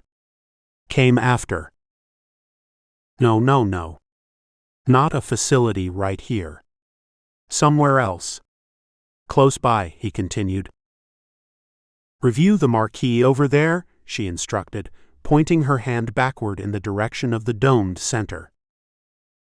Daisy saw Sword was having trouble connecting with her. "Ma'am. Miss Lamb. We're sorry if you made that drink for someone who took off. It happens every day. You want it?" she queried. "No, but thanks anyway. We both ate not too long ago," Daisy admitted. "Made from good greens. Grow them myself.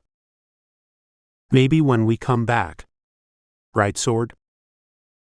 "Sword?" she asked. "Your name is Sword?" "Uh-huh," he replied. She was silent for a moment, nodding her head. Knew of someone one time named Sword. Some think it means ducks on the ground. Others think it is a flock in flight. I say it is neither, only tenuous possibilities between two potentials. What do you want? Both were astonished by her odd remarks, but Daisy continued. We understand there was a facility somewhere close by, and certain parts of it may remain. Miss Lamb's prep counter activity stopped completely, and she lifted her head, staring blankly at the wall. Kind of facility? Scientific, Sword added. A physics laboratory. I don't know how big the building was, but something happened there 5 years ago. An accident. Accident? What accident? Not many accidents here. Nothing to accident about. I remember seeing it on the news, Daisy recalled. It was an explosion or similar kind of thing. No explosion, she stated flatly. No explosions in Bayfield. Well, not really an explosion, at least as explained to me, Sword chimed in. Why do you inquire? I knew someone who worked there, he continued, and we'd like to check it out. The woman raised her arm to wipe her brow, her hand visibly shaking. In a cracked voice she whispered just loud enough for them to hear, not accessible, not inside. I know. I walk by this facility of your interest every day. Draw you a map. She scurried through the two-way door into the kitchen. What do you think? Sword whispered. Shall we slink out of here and try someone else? No, Daisy warned. She'll come back with a map. I can see this question upset her for some reason. They waited anxiously at the counter for a few minutes, wondering if she would return. Then the door banged open. Miss Lamb's face was pointed downward to the floor, and she slid a small sheet of paper across the counter toward them. A single drop followed it, wetting the middle of the hand-drawn map. Sweat or tear? Daisy wondered. Map, she grumbled, again turning her back to them as she continued wiping the prep counter with an overused blue washcloth. Well, thank you, Daisy exclaimed. So nice to draw this for us so quickly. About how far? Kilometer. Uphill. Too many questions now. I must work. Leave your flower here or lose it. What? Daisy asked. Oh, I'd almost forgotten I had it here on my belt. I should leave the flower with you? Walking and climbing. Roses live short lives. Some people are the same. Petals fall fast. I'll put in water. Come back when done. Daisy slowly removed the rose stem from her belt loop and set it on the counter. Sword was holding the map outward toward the dome, trying to get his bearings. He raised his hand to ask one more question, but Daisy motioned him to stop. Something was strange about the entire interchange, and she didn't want to press it. She grabbed Sword's elbow and gently pulled him forward and away from the small restaurant counter. They stopped to sit just beyond the site of the eatery. I wanted to remove ourselves from there, she confided. Why? She wasn't that friendly, but the map looks pretty well done. Put aside her demeanor for a second. Miss Lamb knows something about the place, especially if she walks by it every day. I felt it wasn't the right time to dig deeper, however. She was injured by its mention. Did you notice how she tensed up? Sword laughed. I thought the whole thing was pretty intense, so it was hard to pick up any nuances. At least she was helpful. I thought she was mad because after making that drink, nobody came to get it. It was almost as if she made it for no one present. A ghost. I didn't see a soul within 100 meters. She called out number 32. That's all I remember. Shame to waste it, though. He chuckled uncomfortably. Odd indeed. Want to help me figure out the directions for this map? Her writing is so tiny. Episode 140, Heartbeat. Like other city centers in Prosperity, multiple branches and sub-branches split off from Bayfield's central dome. Daisy and Sword at least had a rough map to guide them. Though they believed their general direction was correct, they needed to find the hill that Miss Lamb referred to.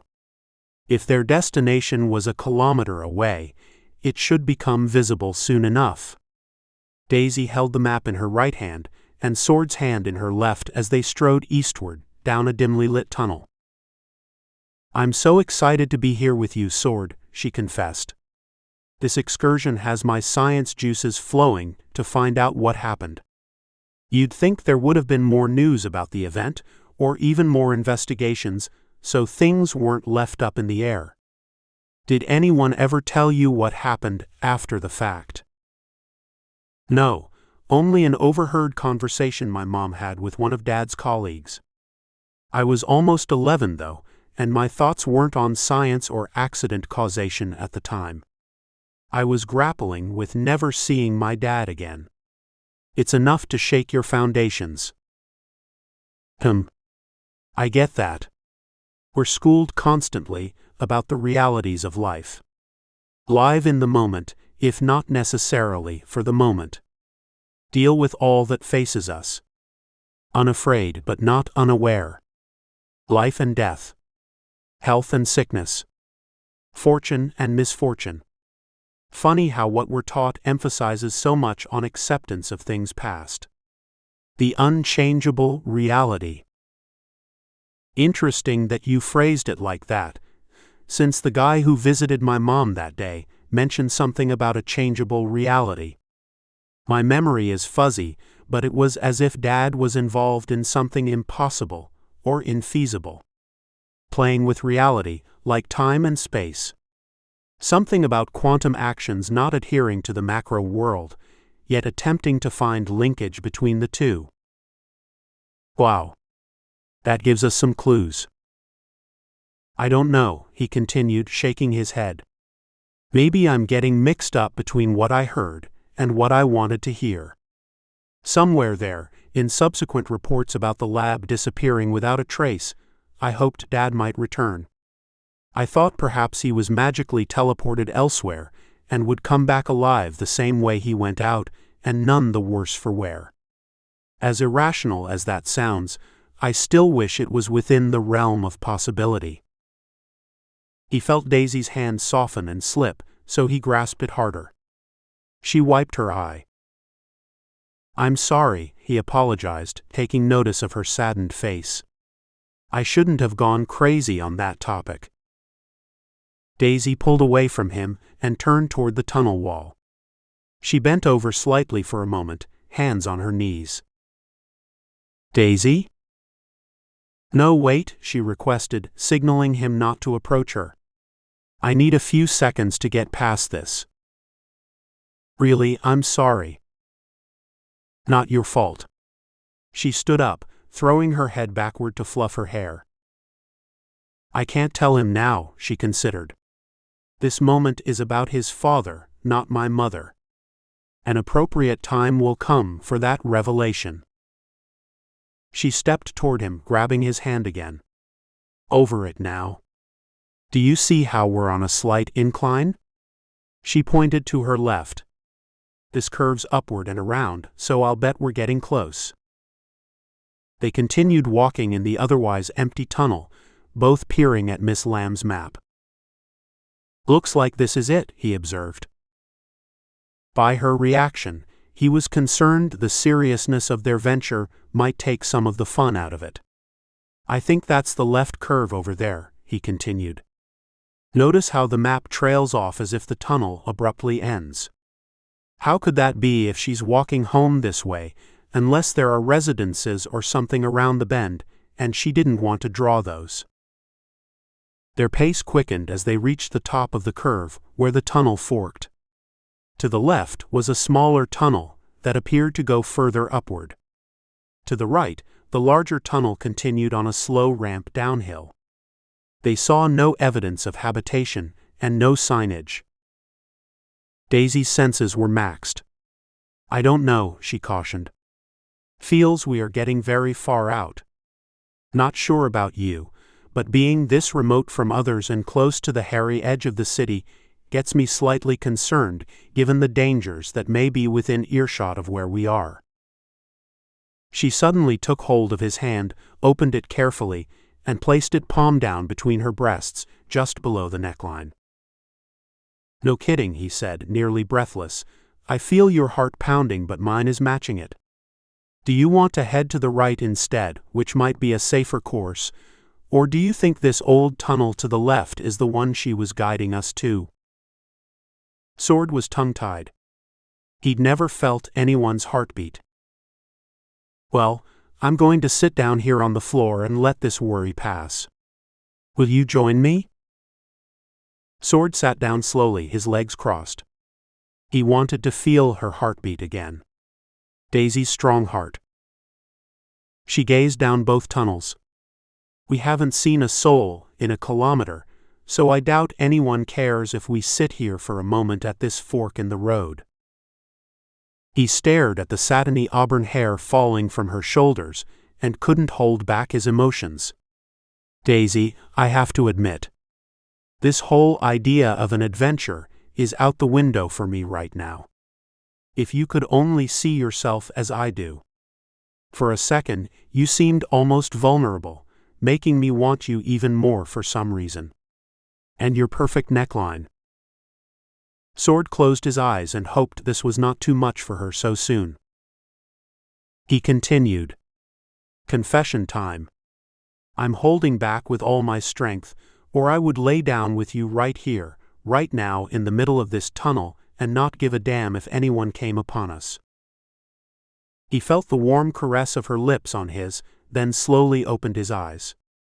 She tugged at his elbow to unlock it and placed her hand on his back, gently lowering him to the floor. My God, her leg is over mine, he thought. After what seemed only seconds to Sword, she pulled back and took her weight off him. "We can't kiss all day, as much as our bodies may want to. More of this later perhaps," she advised. I needed a boost to get my courage up, and that was a great boost. "No kidding," he exclaimed. She bolted to her feet and held her hand out to help him up. As he rose, he tried to pull her down again for another kiss, but she pushed back. Dearie," she warned, waving her finger. "We must complete our investigative work first. Let's find this place of mystery first. Think about it. If we get this far and only kiss all afternoon, then where are we? How do I go back and tell my friends, yeah, we went all the way to Bayfield on a clandestine science expedition, but stopped just before we got there and messed around all day long?" Sword grinned and nodded. What does messed around mean, he wondered. Does that imply more than kissing? Am I out of my mind? I mean, she's beautiful, and maybe she's done more than I have, like a lot more. Okay? Stop. Get your head on straight.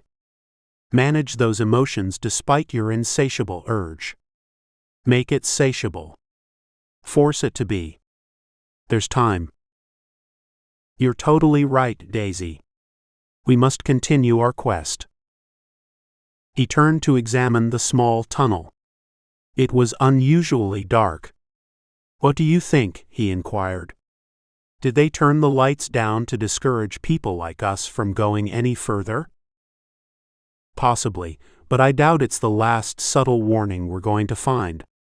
Look at the floor. She knelt down to inspect it. A layer of dust, which is odd. Normally, these passageways are spotlessly cleaned. This one looks like it hasn't been touched in years. Lots of footprints through there, but most are covered by dust. Hey, he said, full of courage. I just faced rachnines and near death. A little dust and darkness doesn't bother me at this point. Let's investigate what's up ahead. The two slowly walked hand in hand up the gentle slope as it veered to their left. Almost seems like we're heading northward, she observed. With all this underground tunneling, it's hard to keep your directional bearings. Hey, do you sense sunlight up ahead? They turned a sharp corner and came upon another fork in the tunnel. One was smaller and darker, appearing to slope downward, deeper into the ground. The other was larger and lighter, even sunny. Both paths were partially blocked by various construction materials. Shovels and picks were strewn in various places, along with robotic digger systems and small backhoe-like tractors. They rarely got to see such equipment, since most of Prosperity's tunnel systems were constructed before they were born. "Would you look at that?" she exclaimed, pulling Sword toward the lighter tunnel. "What does the sign say up ahead?" "What sign?" Sword asked, searching the walls and ceiling. "Right here." She ran over to a chain laying on the floor. Still attached to the wall on one side, the hook had dislodged from the other side, causing it to fall to the ground. "Please go back?" She lifted the sign from the ground and Sword laughed.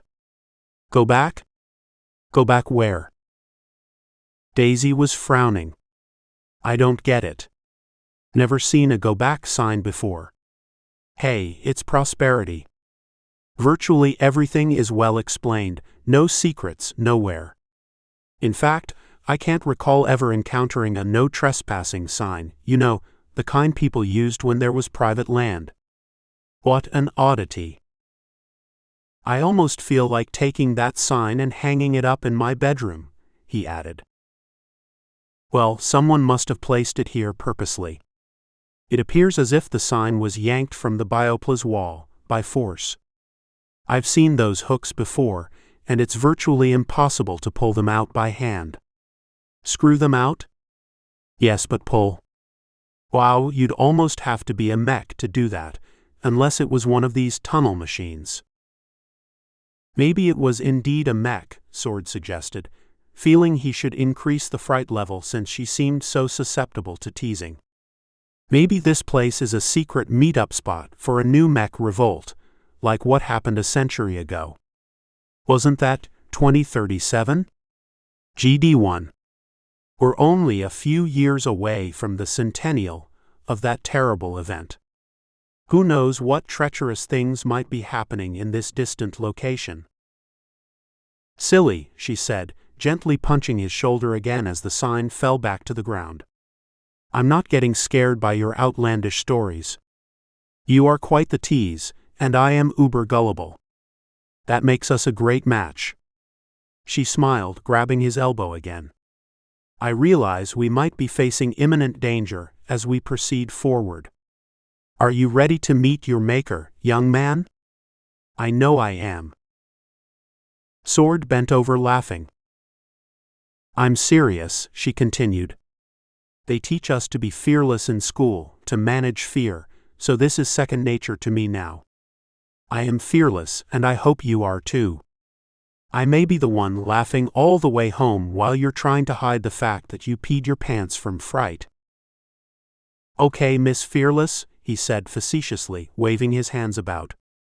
"I see that formidable courage as a purple aura surrounding your entire body. I smell it oozing from your pores. Your eyes, your beautiful eyes displaying raw passion. And like you, I don't care about the foreboding sign or a dark tunnel with dust and footprints on the floor, or a mech revolt or any obstruction, for I have tasted death and laughed at it." Despite his bombast, he felt afraid. A little bit. He was taught to infuse Prosperity's rules and tenets in his psyche, but never did he come across one that indicated, if you see a sign that says to go back, then go back. She pulled him forward, chuckling and thinking to herself, he's as nervous as I am. So cute. Such a quiet place.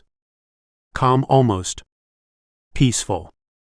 No noise from others, the disadvantage of so many living beings in such close quarters together. I can even hear the blood in my ears and our footsteps on the dusty floor. Can you believe the junk everywhere? Looks like they discarded the equipment from all the tunnels in Prosperity right here to sit dormant for the next big construction project.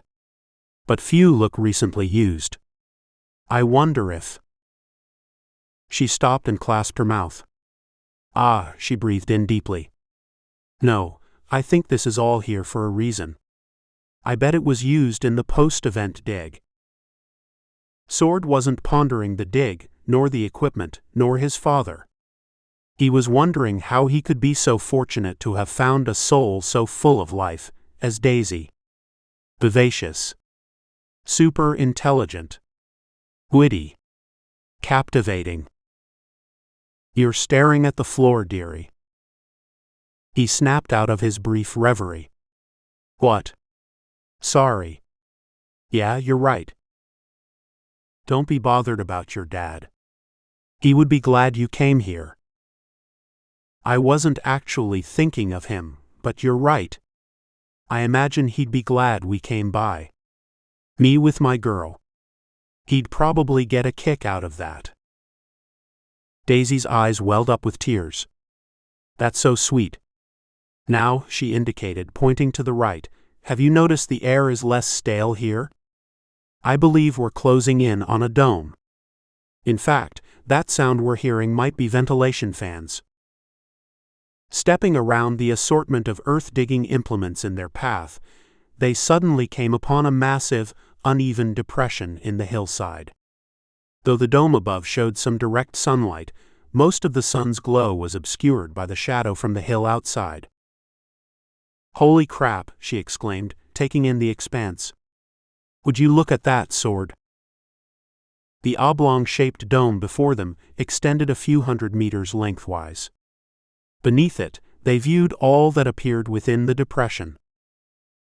More equipment down there, he observed. Let's sit here and let the view sink in for a minute, then we can devise a plan about how to investigate this mysterious place.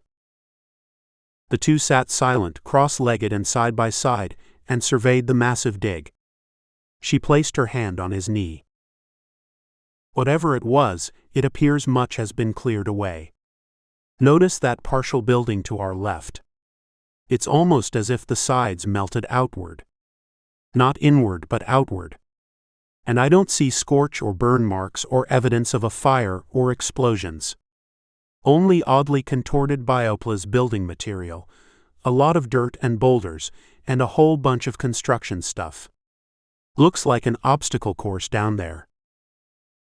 Ever seen those old building demolitions from long ago? He asked. You know, where they blow it up from the inside, and all the rubble seems to congregate together in one big pile. Kind of like that, but the pile is spread out all over the bottom of this depression. I see the superstructures of the connected buildings, but it's as if that which connected everything together in the middle simply disintegrated.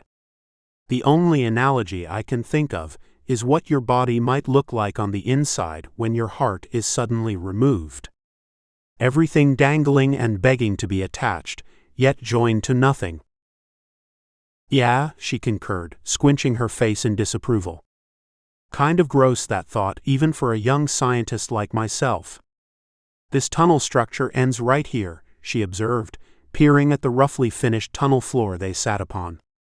We have a couple options at this point. I'd like to go left first and explore this site clockwise. Okay with you? Sure. This is why we're here, correct? The mystery. The intrigue. The youthful and perhaps naive investigators, facing danger and death, courageously proceeding forward. Oh my, you are quite the raconteur. Sword smiled weakly, wondering, raconteur? Same as racketeer? No. Well, there's a word I'll need to look up when I get home. They walked a rough path, downward into the depression.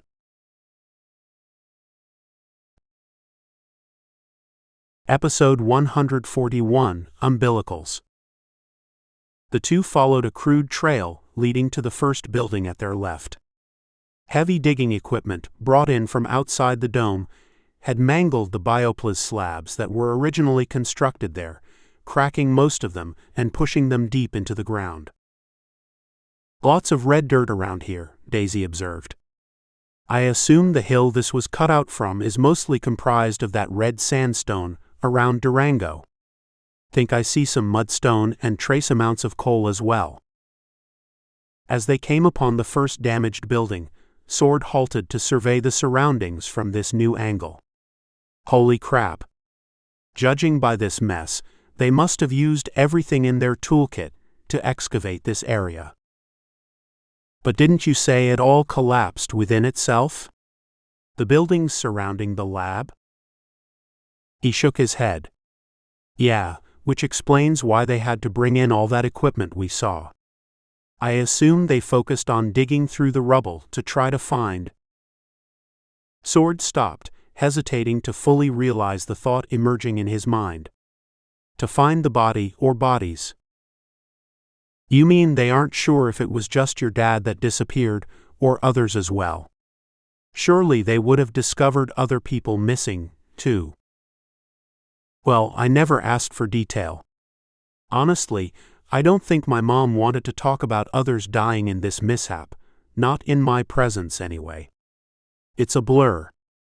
I simply recall she let me play video games constantly for a week, and she rarely ever has allowed that little pleasure otherwise. I assume she let me do that to lessen the impact and give me time to digest the situation. Wow, I've never played video games. My dad never would allow it. That prosperity stoic ethic to live within your principles and carefully manage your pleasures. Do you think it worked?" "I'm not sure," he mumbled. "No video games or other distractions can take your mind away from an unfortunate event like that. Personally, I'd now prefer to go for the adaptive shock of taking it in all at once, the whole thing. Grieving and getting it past me. Plus, I guess it's easier to move beyond any doubts about the realities of death when a body is identified. When the person you cared about is obviously dead, never to return, you are left with no other options with that type of shock. No hope. No chance to turn back time. Forced to accept the circumstances. The certainty." "But she didn't," Daisy interjected, tears dropping from her eyes. "I mean, he didn't go like that all at once?" Sword put his arm around her. "Sorry to get so deep. Guess I was going way beyond that 1 second of self-absorption principle." "No, you weren't," she countered. "You're just describing that it's more difficult when you don't know the circumstances or outcome." "Yeah," he replied, wishing he had brought tissues with him. "Shouldn't have brought it up.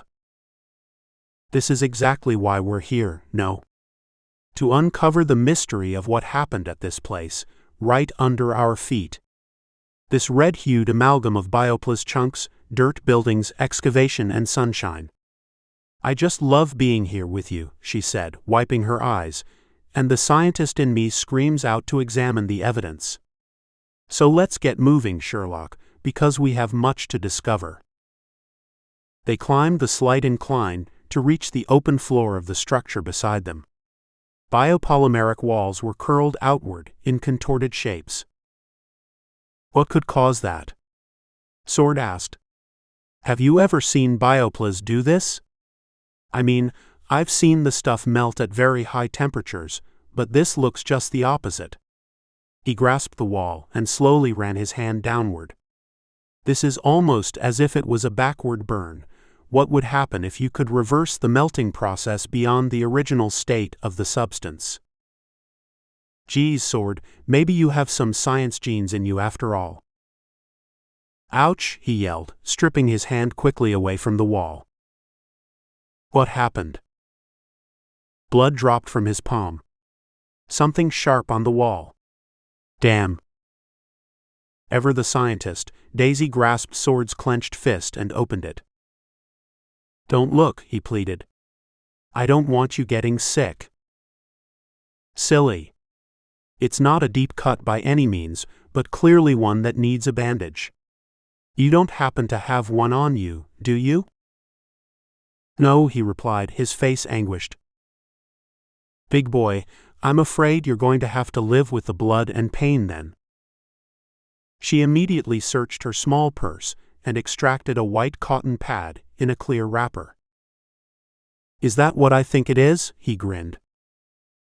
Yes, dearie. Women have periods, and I am a woman.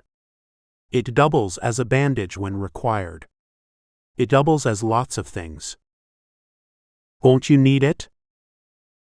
Not my time right now, and don't worry about me.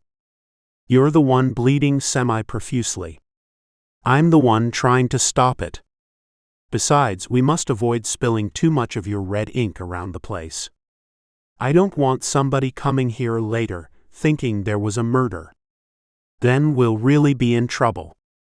Plus, your own body should quickly repair itself. I'd say it could use 3 or 4 stitches right now. If I wrap it tight enough, you should be good. What will you tie it with? She dug further into her purse and extracted a long elastic hairband. Right here. Now, do you want to watch while I do this, or will you be the one to vomit? No. I don't even want to see how deep it is. I've had enough experience with cuts and bruises lately. Dr. Daisy can take care of me, and I promise not to report you to the medical licensing board, not unless I get septicemia or some disfiguring malady. My, oh my. What did I say about raconteur a while ago? You are an exaggerator extraordinaire, she teased. He looked away as she bandaged his hand and secured it with the hairband. This is fairly tight, so your bleeding should stop soon. How's the pain? Sword knew he had to be tough in the face of hardship. It was the prosperity way. I'll manage. Such a strong macho man, she taunted. Broken bones ripped through skin. Contusions. Deep racnine bites and claw marks. And now, the most devastating of all. A little cut. Hey, he laughed. Enough already. You say I'm the tease. What about you? Quite the reverse. A beautiful tease. She smiled. Shall we head back into this building now and discover where it leads? He nodded, and they moved down the hall into the darkened interior of the building. Rounding a corner, they encountered a large blue industrial door. Well, she began, here we go. I'm going to try it, even though the coroner may conclude I had blood on my hands when I opened it. Coroner? Yes, the one sent to the scene of the crime we are about to perpetrate. His eyes widened. What crime is that? Oh, I imagine what's behind this door is likely a horde of angry mechs planning to overtake prosperity. It's locked on their side but not on ours. They're just waiting in silence, having heard every word we said with their super-sensitive augmented oracles. They already smelled us coming with their sophisticated olfactory sensors the moment we stepped into the dome. There's an army of them on the other side, and this is their moment to overcome. To invade. Sword's head was tilted to one side. What a character, he thought. Such imagination. I can't believe I let so many days go by since we first met, long ago, and I missed all this wonderful craziness and wit. She continued. Given that you are now gravely injured, and I am the most capable of defending us from this menacing onslaught, I'll open the door and face the music. If you survive and I don't, please tell my friends I was not afraid. Daisy pushed the door bar downward, and it sprung right back. She observed. Appears someone wants to keep out the teeming hordes. She tried again with the same result. Well, dearie, she concluded, turning towards him, The mechs will apparently have to wait for someone with a key. It's probably all for the better, Daisy. Why do you say that? He looked up at the top of the dome, considering whether he should bring up the L word. I am so enthralled with you and can hardly keep from embracing everything about you, including your amazingly huggable waist. She held up her hand, noticing the barely perceptible motions he was making toward her. I understand, but taking such a chance while anyone might come through that tunnel? Well, this is not the spot to do it.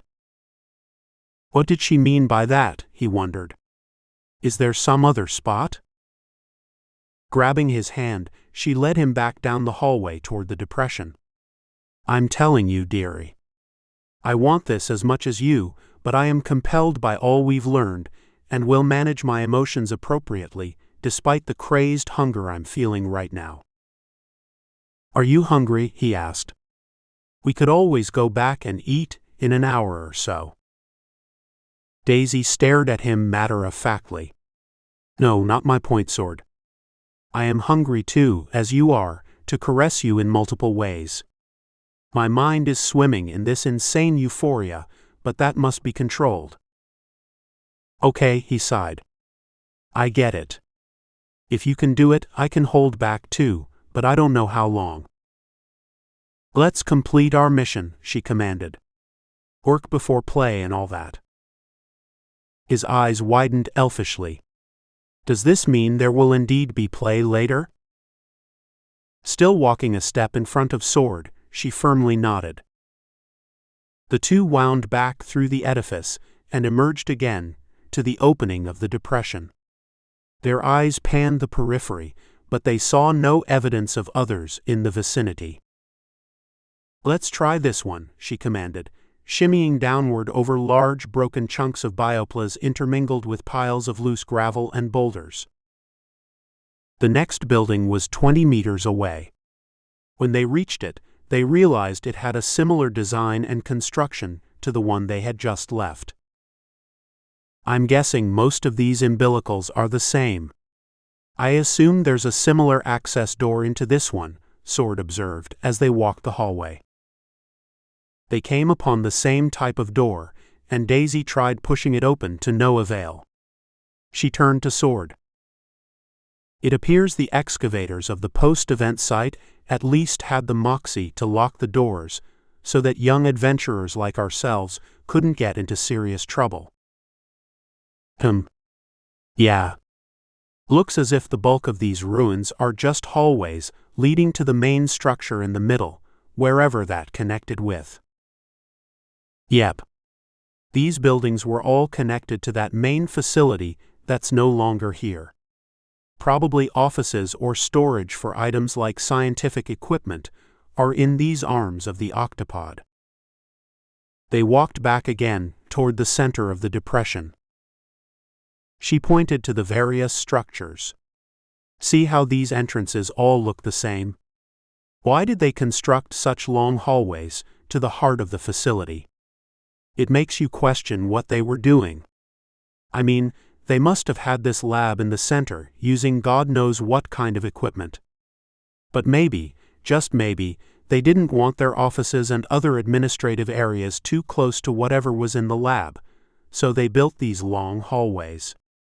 Do you have any idea what could have been at the heart of this thing? Sword nodded his head. Not sure if this helps, Inspector, but my dad always left his metal stuff at home, including this watch and his wedding ring. I recall that kind of bothered my mom, and she'd joke about Dad having a lover at work. I didn't quite understand the meaning at the time. Oh, Daisy noted, her eyes widening. That tells me the lab, maybe even the entire area, was off limits to metals. I've seen similar environments where you're using big magnetic coils or fields, and you don't want your arm or leg pulled off completely if you're a mech and happen to pass too closely. Same for a metal watch band cutting clean through the wrist. Your dad didn't have any augmentations, did he? I'm thinking mech type, metallic appendages, motors, or even subdermal chips or similar. Sword shrugged. Nope, not that I know. He was basically one of the first families to found the whole prosperity thing, and you know how they are about using unapproved augmentations of any kind. She nodded. Yeah, we all get that same teaching from day one. Physical augmentations, genetic manipulations, AI integrations, they're all fine when managed carefully after appropriate considerations and deliberations. You think there would be an easier way to explain that to a 3-year-old, or at least that's when the dogma started being drilled into me, anyway. That and the rest of the prosperity stoic narrative. Sword stared across the expanse. Yeah, same here. At least they're truthful about it. At least they admit this is our narrative, our belief system. We currently lack the ethical competence to advance our technological capabilities at a faster pace. I don't know about you, but I kind of agree with the thought, especially considering the unfortunate history of the last 100 years. He leaned over to catch the scent of her hair.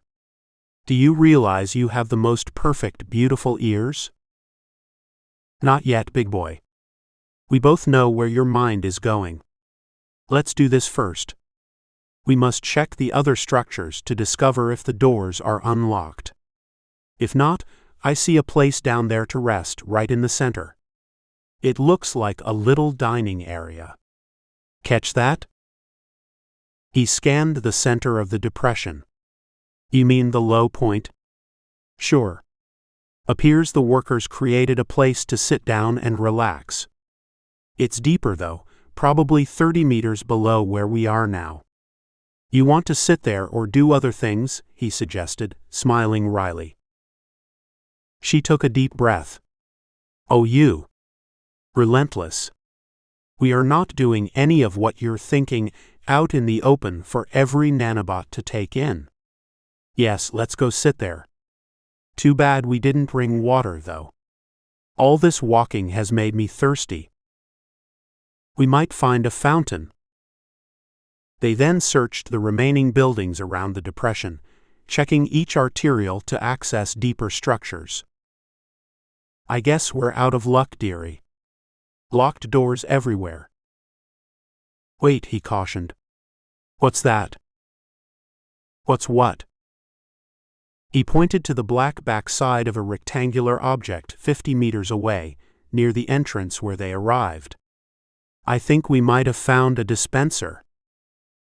The two scurried down a slight decline, stepping carefully over more broken and shattered blocks of bioplas interspersed with red soil and clay. That's it, he exclaimed as they approached the unit. Free water and food. And it's plugged into the wall. Well, Daisy stated as they strode up on the dispenser, it doesn't appear to be perfectly stocked. Do you like that fruit and nut mix? God, what I'd do right now for a good old candy bar. He pressed the buttons, and 2 glass bottles of water emerged along with trail mix packages. Just tell me if a raisin gets stuck to my front tooth, okay? She smiled. Let's go visit our little table and chairs now. It's time to get off our feet and ponder the universe. Daisy, he griped half seriously, I am anything but satiated. My brain is fighting my arms to keep from embracing you.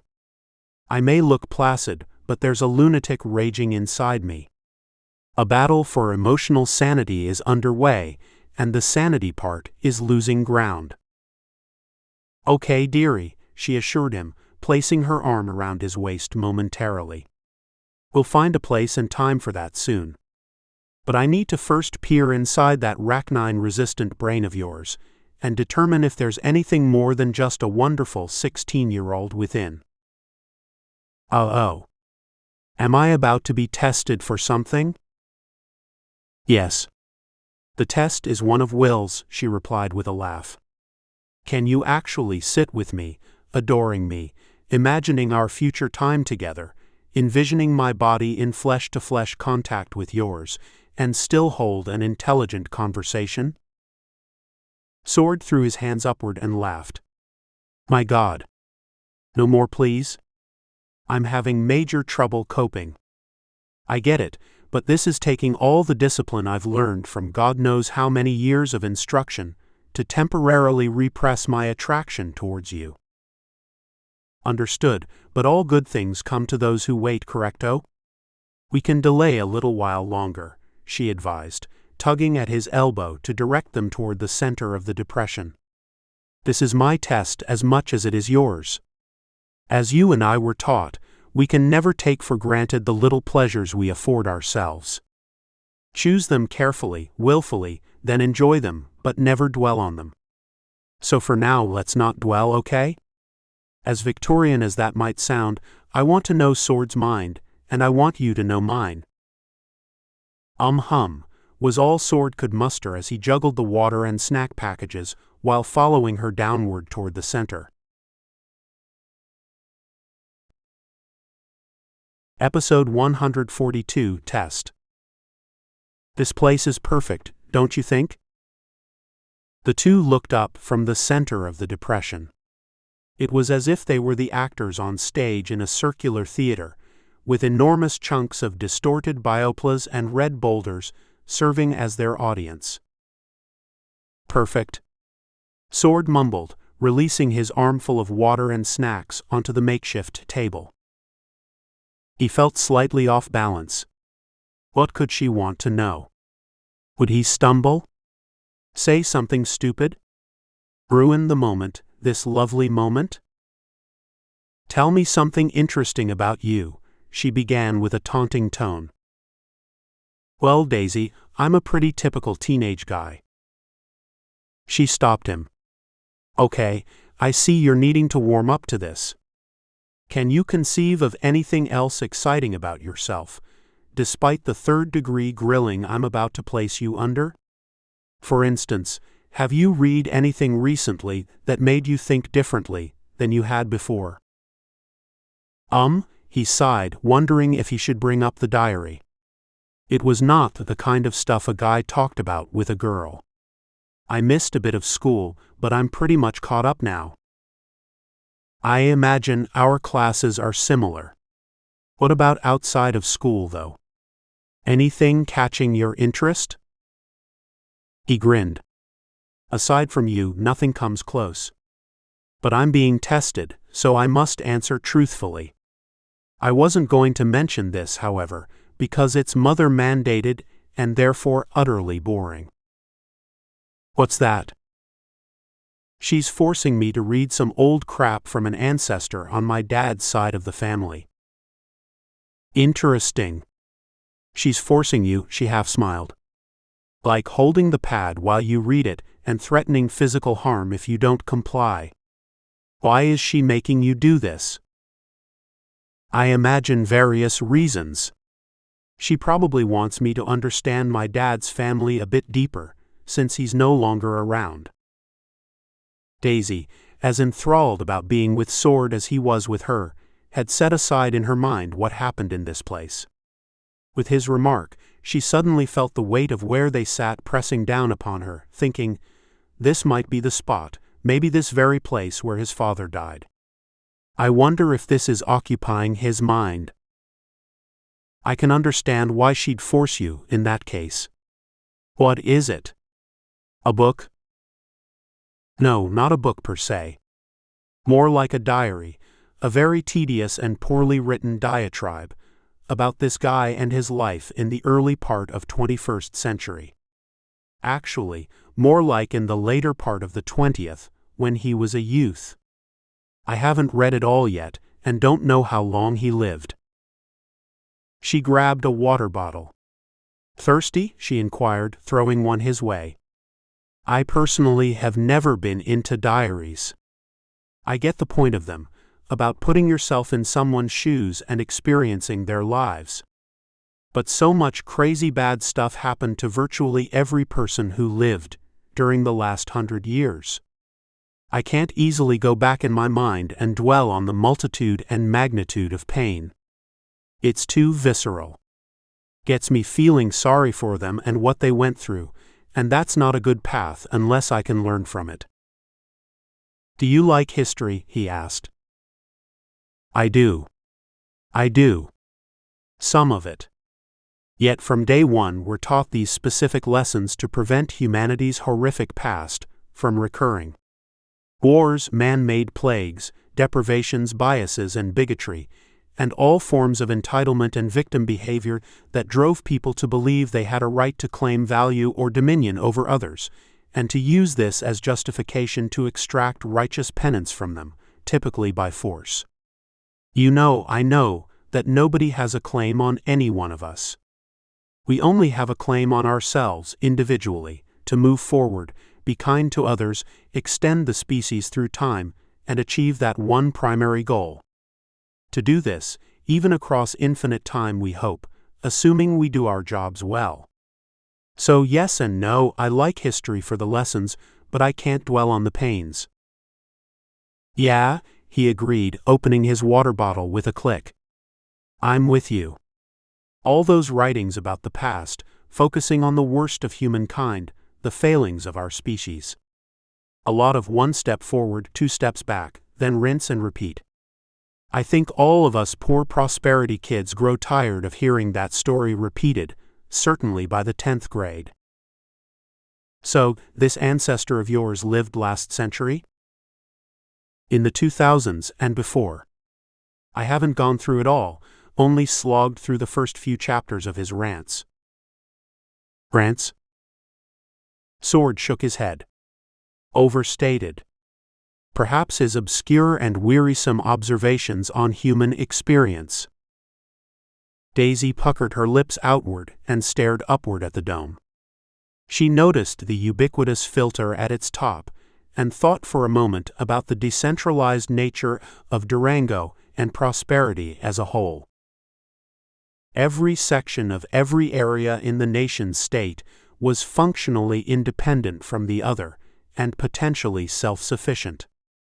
Localized monitoring and filter systems to extract invasive pathogens from the air. Doors and shutters to hermetically seal off one area from another, should the occasional armed stragglers attempt entry. Extensive, hidden defensive weaponry. All necessary preparations should the need occur. What type of observations? A lot about deaths and accidents. Oh, even spousal abuse. What? She responded emphatically. How old was this relative? Thus far, he's writing as a kid living through a cascade of personal crises. His dad died first, then his brother, well before he was a teenager. Then his mom married this bad dude who beat her, and she died shortly thereafter. My God. This sounds more like life after our Great Debacles. You said this occurred when? Like the 1970s or so, when he was young.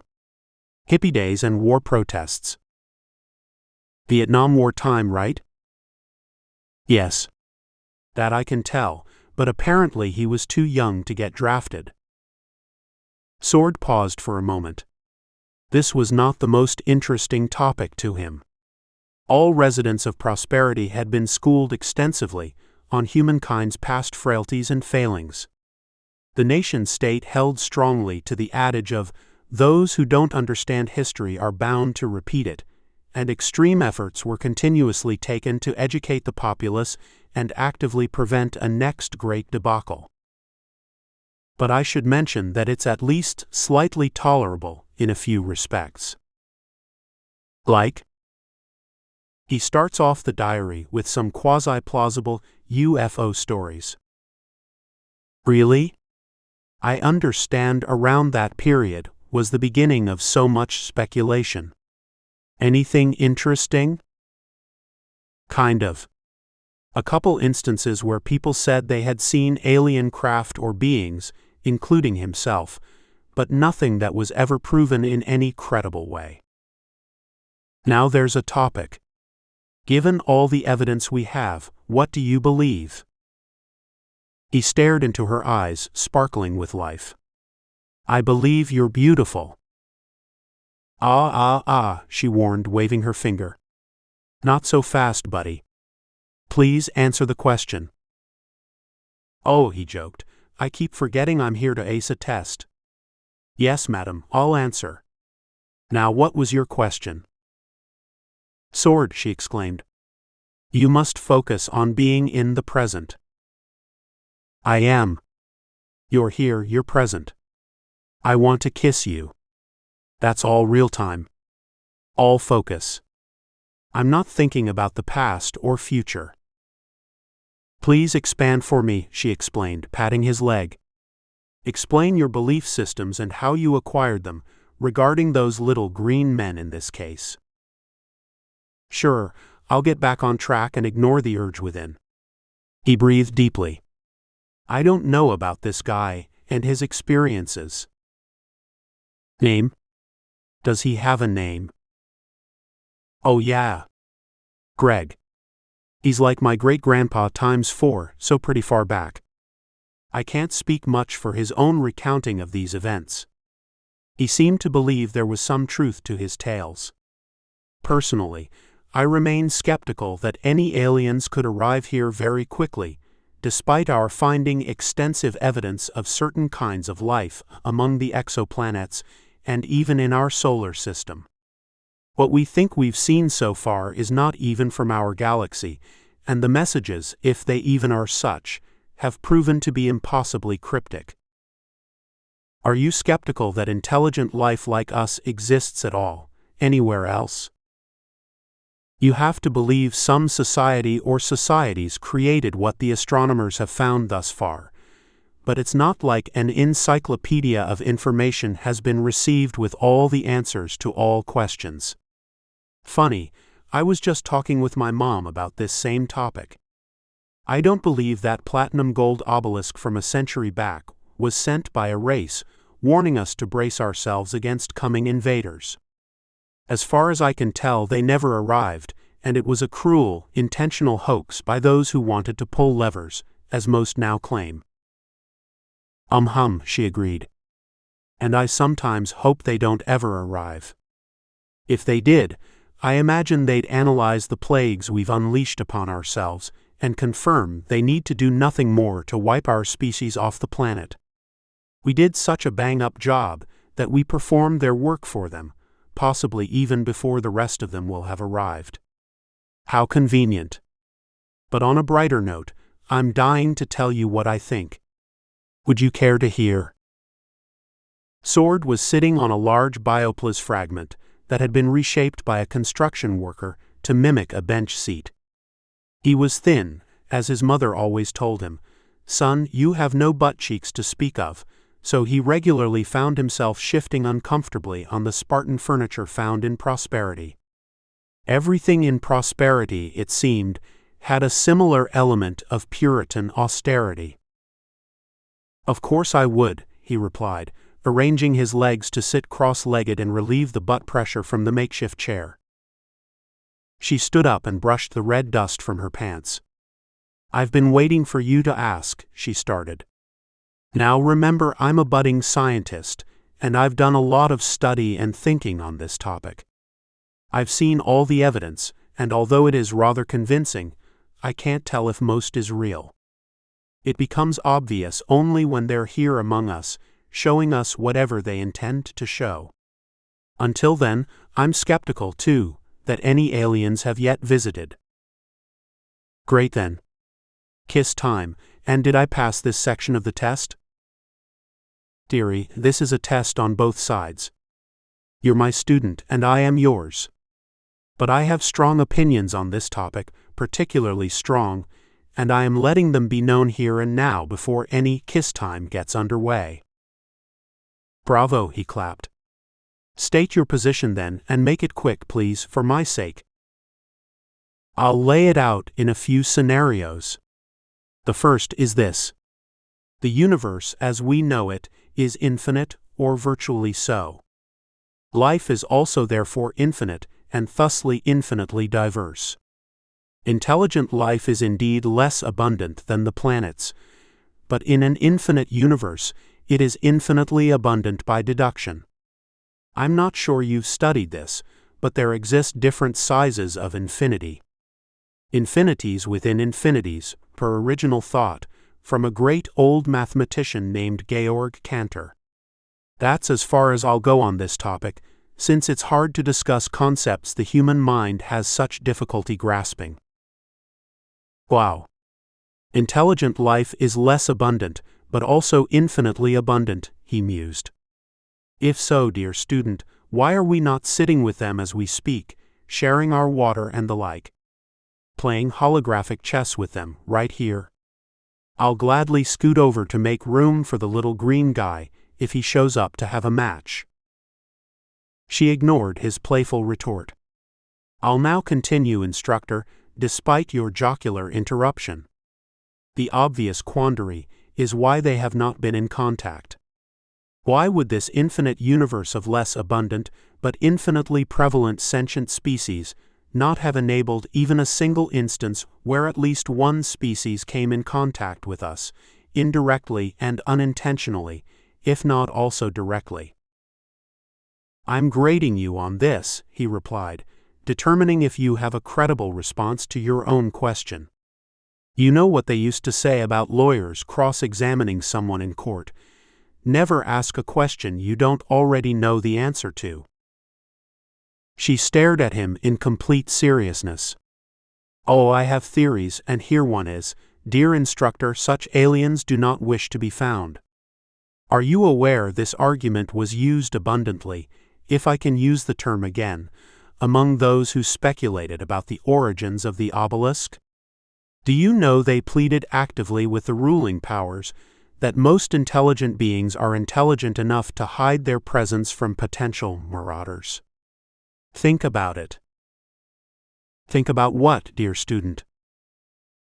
Consider the possibility that we on Earth evolved with an innately biased understanding of the threats we face, and we have unfortunately found the biggest immediate threat to our existence is ourselves.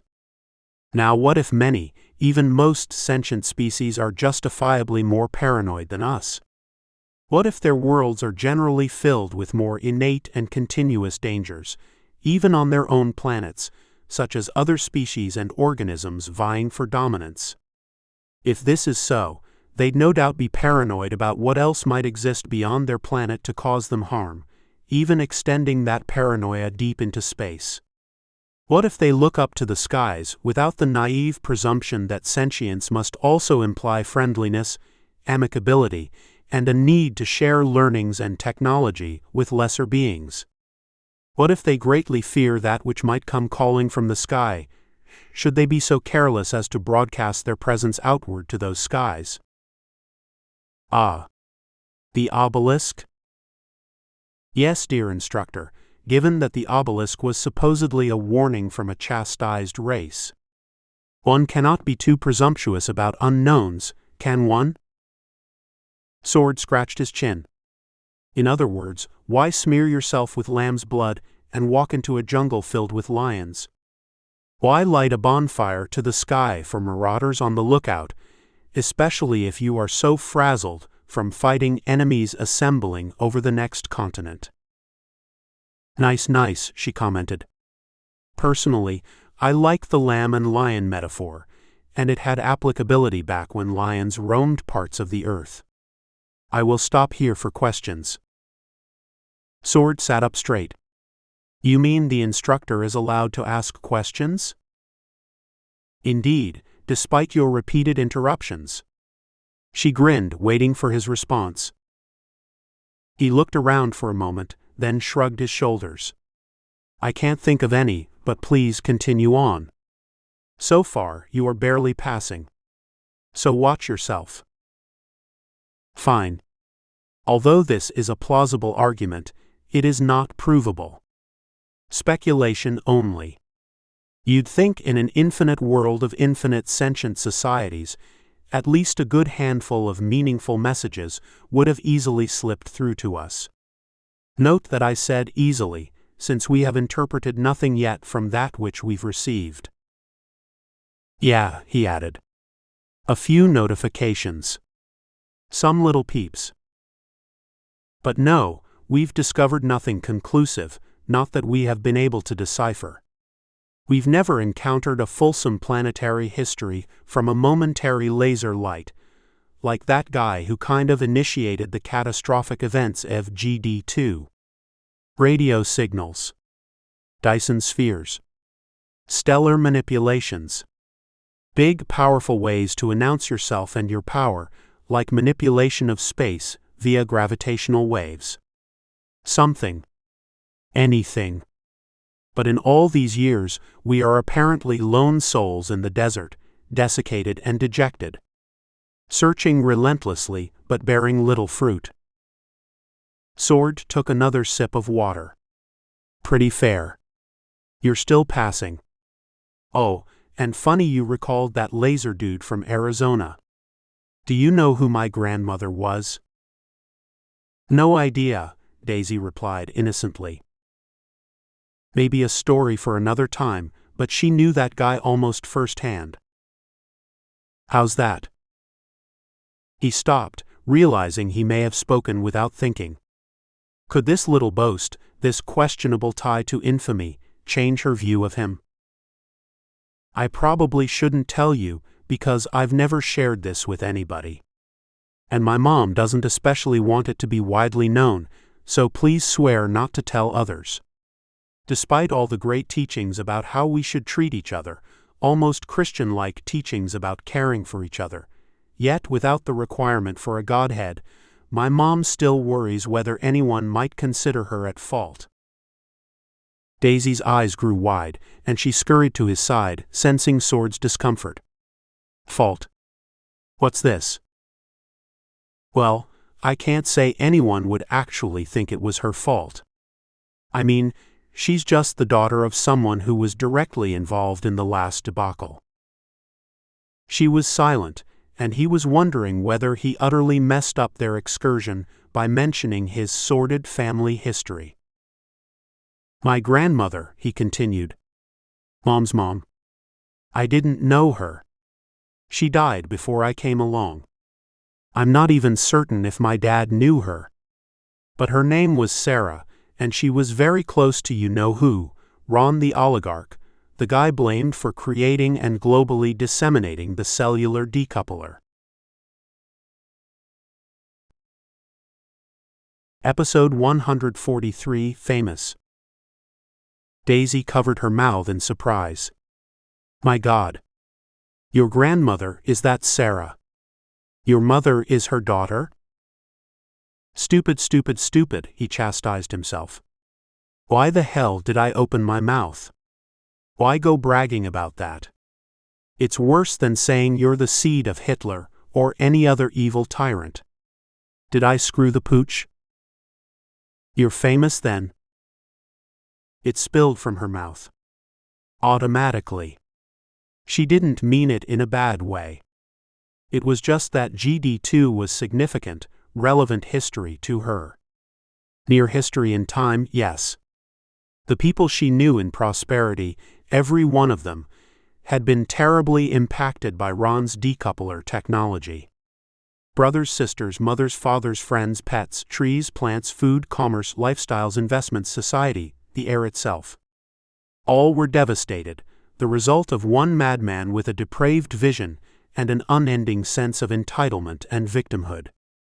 And here she was, sitting with the son of the daughter of someone who focused directly on pressing Ron the oligarch's narrative forward, enabling him to exact his ultimate terror on humanity. To Daisy, it was a harsh slap of reality, and for once her natural exuberance and zest for life were momentarily muted. She wasn't sure how to respond. How must he feel, she wondered, being the progeny? Living proof of its occurrence. So close to the intentional devastation of our race and planet, as it spirals into a low-entropy state. Ouch. How can that be famous, he responded. It's the last thing anyone would want to be, I imagine. She kissed his lips quickly, then pulled back. I'm sorry. It just came out that way. I can't imagine how you look at it, since I have no basis for comparison. Well, my mom never seemed to be bothered too much. By the time they straggled their way into prosperity, she and Sarah were pretty beat up and in tough health. You know that story since it's the same for virtually everyone. Daisy recalled her training.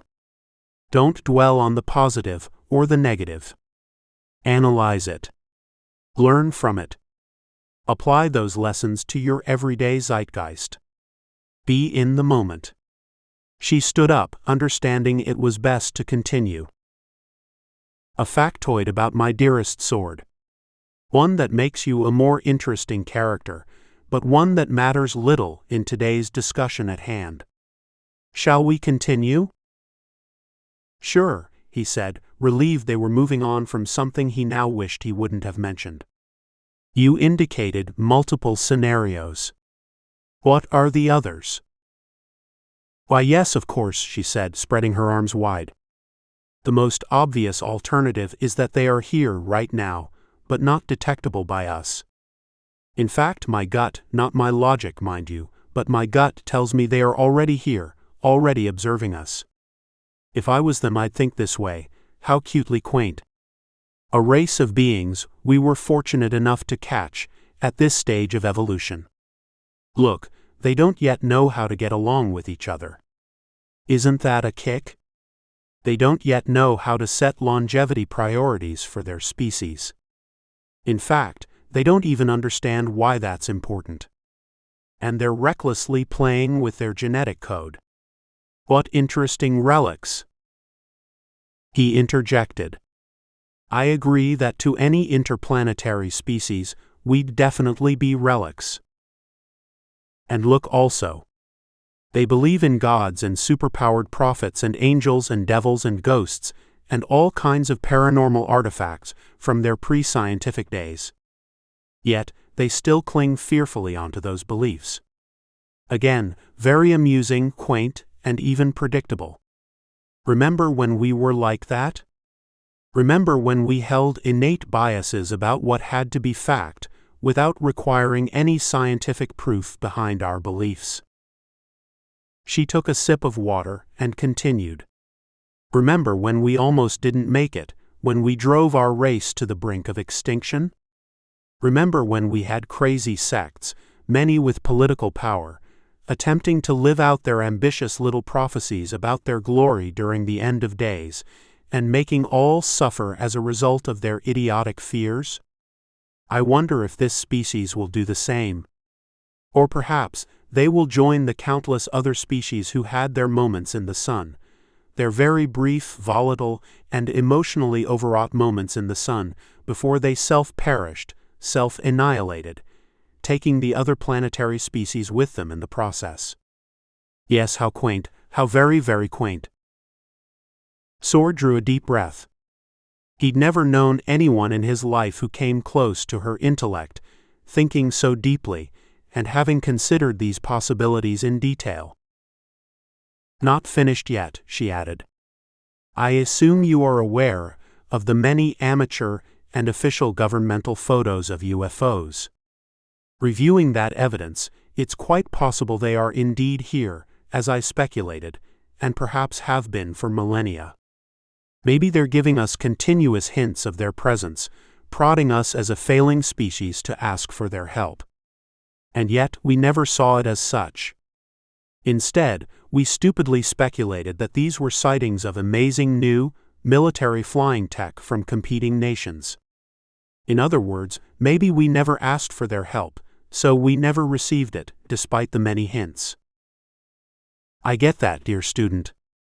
Those videos are too real and too unexplained. I think that Greg guy mentioned something similar, about us never asking for assistance. Is there more? Of course. Alternatively, they may well be us in effect. They may be running ancestor simulations of us, where we are only sentient beings created on a two-dimensional plane of program code, at their behest.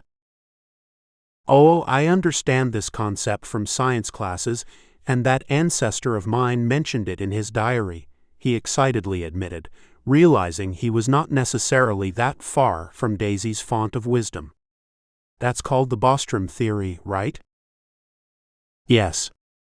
Proof that great minds think alike. I prefer this explanation because it's a fun one.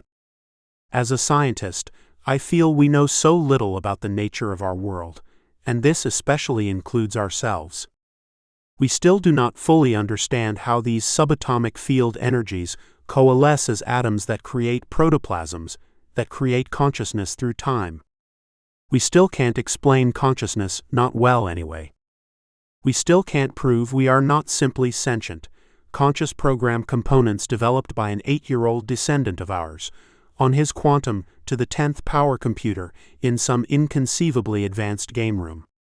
If you understand physics, you know the mathematical formulas allow for any number of possibilities like this. And besides, we already know what sentient AI is capable of, for both good and bad, which is why prosperity allows it so sparingly. In which case, if humanity is simply program code running somewhere, do we have a true free will or only a perception of it? She laughed. That, my dear, doesn't matter and is fruitless to debate, since I doubt their own code would ever allow its two-dimensional sentient beings to tie into the organic, functional nature of the program.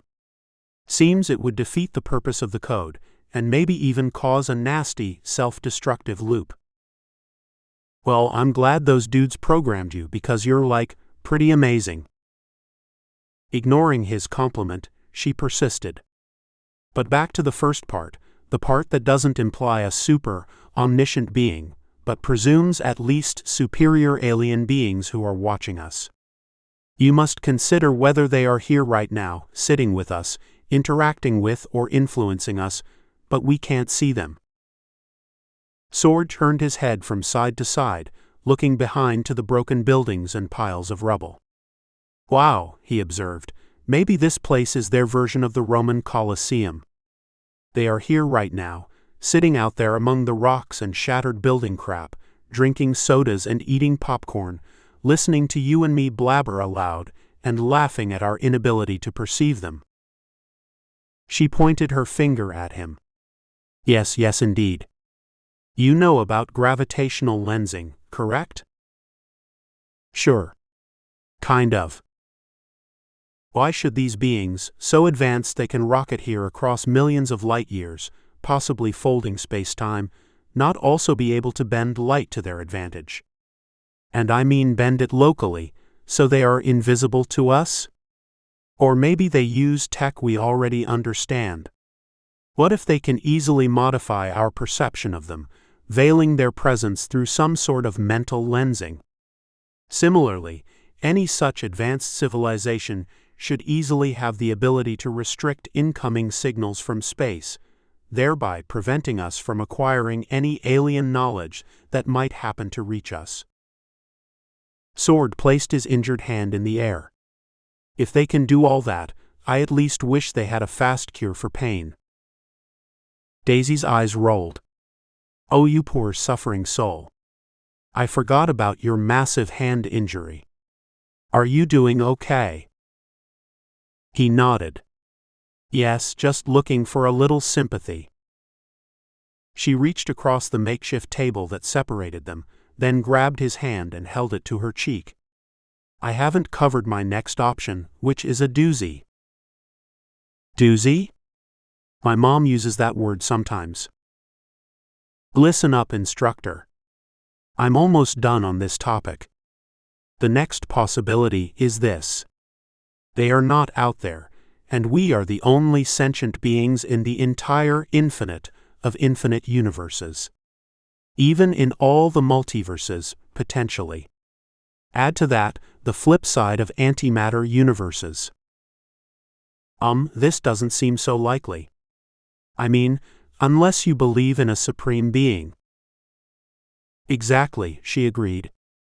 If we are the only sentient beings in the universe, it must logically presuppose a supreme being, because without a supreme being, there is a statistically impossible chance of us being the only sentient species. Now maybe that being is God or godlike. Maybe that being is the 8-year-old in his alien garage running the 10th power quantum program with lots and lots of code.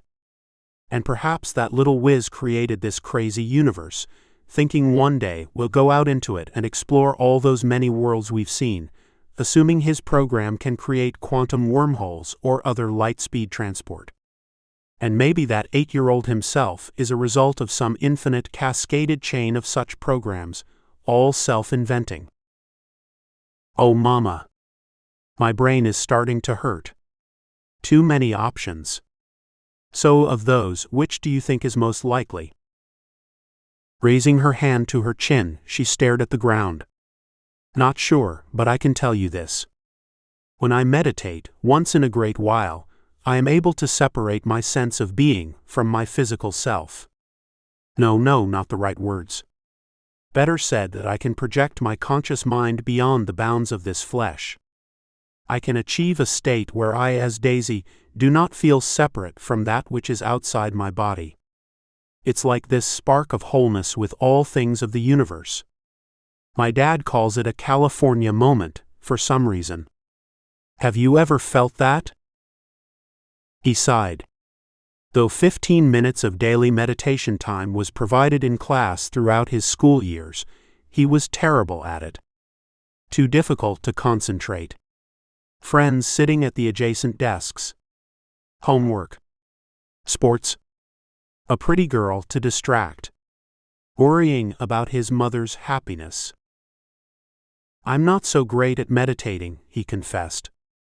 I've heard people can achieve that state of separation, but few in high school would probably ever admit it. Most kids our age have sensitivities about seeming too ethereal, or whatever. Dearie, it is more about connecting to all that is without, versus always being inside your own head. It is the best feeling I've ever experienced or likely ever will. Even better than sex, he inquired. They both laughed aloud. Can't say I've had great sexual experiences, though that might change in the near future. She winked at him, and he stood to grab her. Oh. I don't want you getting distracted yet. We still have much exploring to do, and I don't mean exploring each other. Not yet. Damn, he mumbled, but he was encouraged by her last words. So how does this meditation relate to these options you discussed? I can't tell you how or why I feel this, but something more than me exists beyond me and this world. Until this spark hit, I honestly hadn't given the whole God thing much thought, you know? I mean, some of my best friends are Catholic or Muslim or Hindu or atheist, but that's not how I was raised. I couldn't even tell you if I was ever even in a church to worship. Yet I don't think of church as being about a supreme entity. I think of church as a social activity, and maybe a little reminder to the self that there is or might be such a thing as God. And how does this entity play an active role in your life or mine? None, not that I can tell. It's more about a presence of awareness. Of the magnificence of being. Pure consciousness. Without judgment. In fact, what I sense is creation only, wonderful creation upon which we who are conscious are compelled to place various meanings, actions, and judgments. Causation and meaning and good and evil are left for us to interpret. He wiped his brow. Phew. Daisy, I have to tell you. At 16, my brain spends little time pondering such ponderous things, but I should mention that it sounds familiar. Like how? Oh, back to that diary I'm reading. This Greg guy believed somewhat similarly. That God might only be a creator, not a judge or jury or person who watches out for things or favors one person or one group of worshippers over others, or metes out favors depending on the level of piety. It always gets me how people can stick to their ancient beliefs, despite the fact that so many of us humans have died by our own actions, such that to this day, we humans and hybrids remain a very tenuous species on this planet. As you know, dearie, humans are experts at rationalizing away bad things that happen to them, or evil things in which they take part. And historically, of course, they conveniently either lay blame or thanks on an entity of some kind beyond themselves, be that a devil, an angel, or a god. So they rationalize it because owning it would force them to reevaluate themselves, to change their ways, which takes effort. And humans are innately lazy, they repeated in unison, chuckling while parroting a lesson from Prosperity's Stoic teachings they had learned since early childhood. Daisy shifted to sit next to Sword and grabbed his hand, placing it on her leg. "I'm not done yet," she confessed. "More is blossoming from me." "More kissing Daisy kinds of blossoms?" She put her arms around him, kissed his cheek, and held him tightly. "Sword, there's so much more to say," she whispered in his ear. "I am euphoric, like my time with you could never be long enough, so I'm compelled to let it all out. To spill every last drop of thoughts from my head, as if this is our one and only time together, but also the way we should cherish all future moments with each other." He pushed her back slightly and with a surprised look replied, "I'm not going anywhere, Daisy. This guy's perfectly fine being perfectly enthralled with you and the insanely attractive and crazy thoughts stirring within you. I could sit here all day and all year until you got tired of telling me what drives your exuberance for life." Daisy smiled and flipped back his short bangs, peering into his eyes. "I'm glad you listen so well because sometimes I might talk too much. I'm sure you understand the teachings we get about being confident, about being supremely confident, but also being polite and patient with each other. I try to be that way, yet at this stage of my life, even almost from birth, this awareness of consciousness, this ability to look into your brown eyes and push your bangs back, to be here with you and have you put up with my over-exuberance, I couldn't ask for more." He kissed her again, a long, soft kiss. She stopped him. "There is more to be said, however. We've only covered UFOs. Only one topic. Besides, we haven't done much actual exploring in this Roman Colosseum of yours. We should hunt around some more. Also, I don't know about you, but with all that water, I need a bathroom break." Sword smiled mischievously. "Fine with me if you go right here. I'll gladly close my eyes." Her jaw dropped. "I'm not that crass. And what if someone else suddenly entered this amphitheater? There I'd be, Cleopatra in the Colosseum, peeing to my heart's content with you pretending not to watch. And who knows what hidden cameras might be tracking our activities." "Oh, I'm little concerned with hidden cameras," he explained.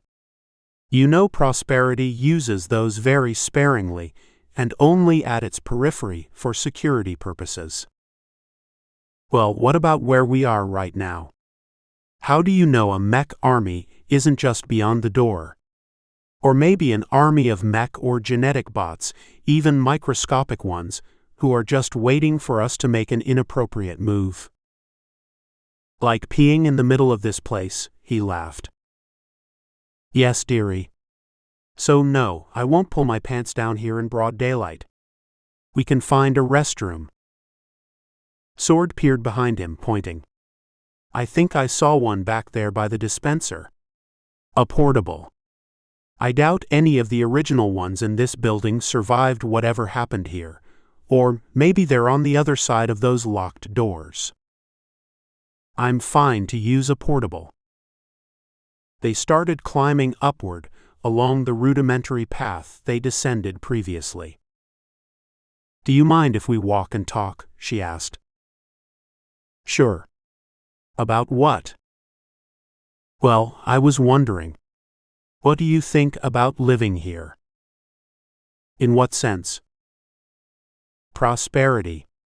The rules and norms we use to guide ourselves." "Yeah," he replied. "It's hard for me to consider them as rules. We basically live them every day, and they become so ingrained with our psyches. I can't separate this way of living from who I am. It's not like a religion, you know, she observed. If you think of religion, there were rules of behavior, expectations about how to act, who or what you worship, giving reverence and paying penance, and all sorts of related requirements enshrouded by dogma. Oddly, I don't feel like ours are requirements, and the only underlying narrative to them, if you can reduce it, is that we should be considerate of each other, equitable, thoughtful, that we need to be that way, or we go extinct.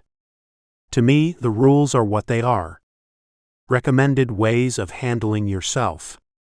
Disciplines. Paths for personal growth and experience. Pressureless even, at least for kids like us who grew up knowing nothing else and no other way. Her comment reminded him of Matt, and he wondered what might happen to him. Yeah, that's the way I feel. But do you know how much I'd love to do the things kids used to do so freely? Think of video games for one. Social networking for two. To always be in contact with lots of friends at a time. There's a world of pleasures and indulgences they knew that we will never know. Fast food restaurants of every kind. Amusement parks. Endless hours of virtual and augmented reality interactions and stories. Think of even watching an old movie at will, without feeling that twinge of self-absorbed guilt. Imagine getting chipped into your ocular nerve, or directly into your brain, and having access to all the information there is to know and see and consider. It seems so reasonable to want to go there again. Just 1 minute, dearie, she requested as they reached the spot. I'd appreciate it if you'd move back a ways, since this potty is not soundproof, no doubt. I'm sure you wouldn't care to hear my minute's worth of Niagara Falls. He chuckled and stepped away from the small enclosure. Honestly, I'm glad you suggested this because I'm next after you. Sword glanced around the area. Still no signs of anyone else. Dad used to come here, he pondered, every workday. A scientist. Like Daisy. She knows and thinks so deeply. What a wizard. I wonder if Dad was like that as a kid. Mystical. Inquisitive. Ebullient. He closed his eyes. I can almost smell him. That scent of whatever he used for shaving cream. How amazed I was that such dark hair would grow on his face. Joking, jovial, so much of the time. Wrestling with me. Letting me win. Pin him down. Uncle, he'd yell. Uncle. I give up. You're too strong. Then he'd tickle me until I'd cry. Your turn. He jumped at the sound. Daydreaming, apparently. Sorry to scare you. Your turn. He stepped into the portable, while Daisy surveyed the expanse. What scientific experiments was he doing here? She considered. Look at this place. It's dug as deep as anything I've seen before, right into the bedrock. They must have used explosives, given all the jagged-edged sandstone and shale around here. But where did it all go? Where's the structure that held the lab? Did they haul it away? Was it radioactive? No, I doubt they'd be doing anything with fission or fusion. Too small of a place and too dangerous this close to Durango. But its shape reminds me a little of the colliders built in the last century, though much smaller. And this structure was oblong, like an oval track around a field. Not a pure circle, though there were so many collider designs. Sword snuck up quietly behind her, attempting payback at frightening her. I see you, she stated. Dang. Do you have eyes back there, behind that auburn hair? Maybe you are actually a seductive alien, he joked, with multiple pairs of eyes. You wish. No, I'm just aware, that's all. Aware. Episode 144, Magnetic. Well, Miss Aware, what's next? She pointed to a small trail halfway down the depression. I propose we suspend this conversation to another time. We passed by there, and I kind of ignored it at first. But I want to skim along that little oval path and see how far it goes. See if we can walk the circumference of this place and maybe the outline of the lab. And the food and water? Oh, I'm sure some chipmunk or large cockroach will take it away if we leave it there, she chided, knowing such creatures were never found inside their walls. So, let's circle around this first, then go back to the table area once we've finished our exploration initiatives. Geez, sounds very scientific. Certain exploration initiatives are spinning around my brain, but I'm not sure they're the same kind of exploration you're considering. Not an exploration of Daisy, dearie. Not yet, anyway. We are finishing the task at hand. Sword's heart began beating wildly at the thought. As every minute passed, he felt that much closer to experiencing something more with her. Lips to lips. Skin to skin. Daisy led him downward to the small trail. He had missed it multiple times while paying discreet attention to Daisy's shoulders, her smell, her stride. Any aspect he observed of the locale was only in relation to staying with her, to being close. I'd like to speak with your mom, Sword, more than just meeting her at the hospital. I'd like to understand who she is and who could have raised such a nice son. Sure, he volunteered. I'm certain she'd want to see you again. As long as she doesn't bring out the naked baby pics, I'm good with that. Naked baby Sword. Sure. Naked teenage Sword? I'm not sure, she teased. I'd also ask her what she knows about your father and the things he was involved with here. This entire place has my investigative juices engaged. I mean, consider this little path we're on. It's an almost perfect oval, with the exception of boulders and bioplas chunks we've had to dance around. Can your vexed mind remember anything else? Honestly, I was 10, and it's easy to get mixed up between school science classes and discussions I may have overheard with my dad and mom or friends who visited. I think it was somewhat secretive, like, not a lot of people were clued in on his activities. I don't recall it being particularly supported by everyone around him. Still in the lead, she turned to grab his hand. Secretive. Not supported by all. Did he mention any names or the Prosperity Science and Tech Academy, or any such things? I'm sure he did. He was a member of the academy, and even a leader in some administrative rotations, as I recall. He would always talk about office politics and disagreements, believe it or not. You don't tend to see a lot of that in Prosperity. I'm not sure if it's because we all share that same vision of science and tech, and moving at a sensible speed without profit or power motives distorting our reasoning. She responded. Do you recall otherwise why there were disagreements? I can't say it's top of mind. I may even have blanked out some things.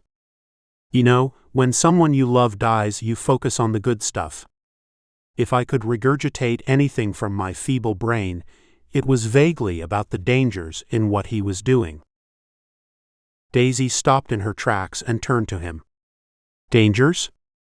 Obviously there must have been danger of some kind, or you wouldn't have had all this investment in placing the lab at this distant location, whatever was in it, then excavating this huge area to locate the facility after it apparently disappeared. Yep. From what my mom told me, they were searching for the lab itself. She continued walking, almost tugging Sword in her haste to pace along the circumference of the area. I'm not getting this. Nothing ties together, right?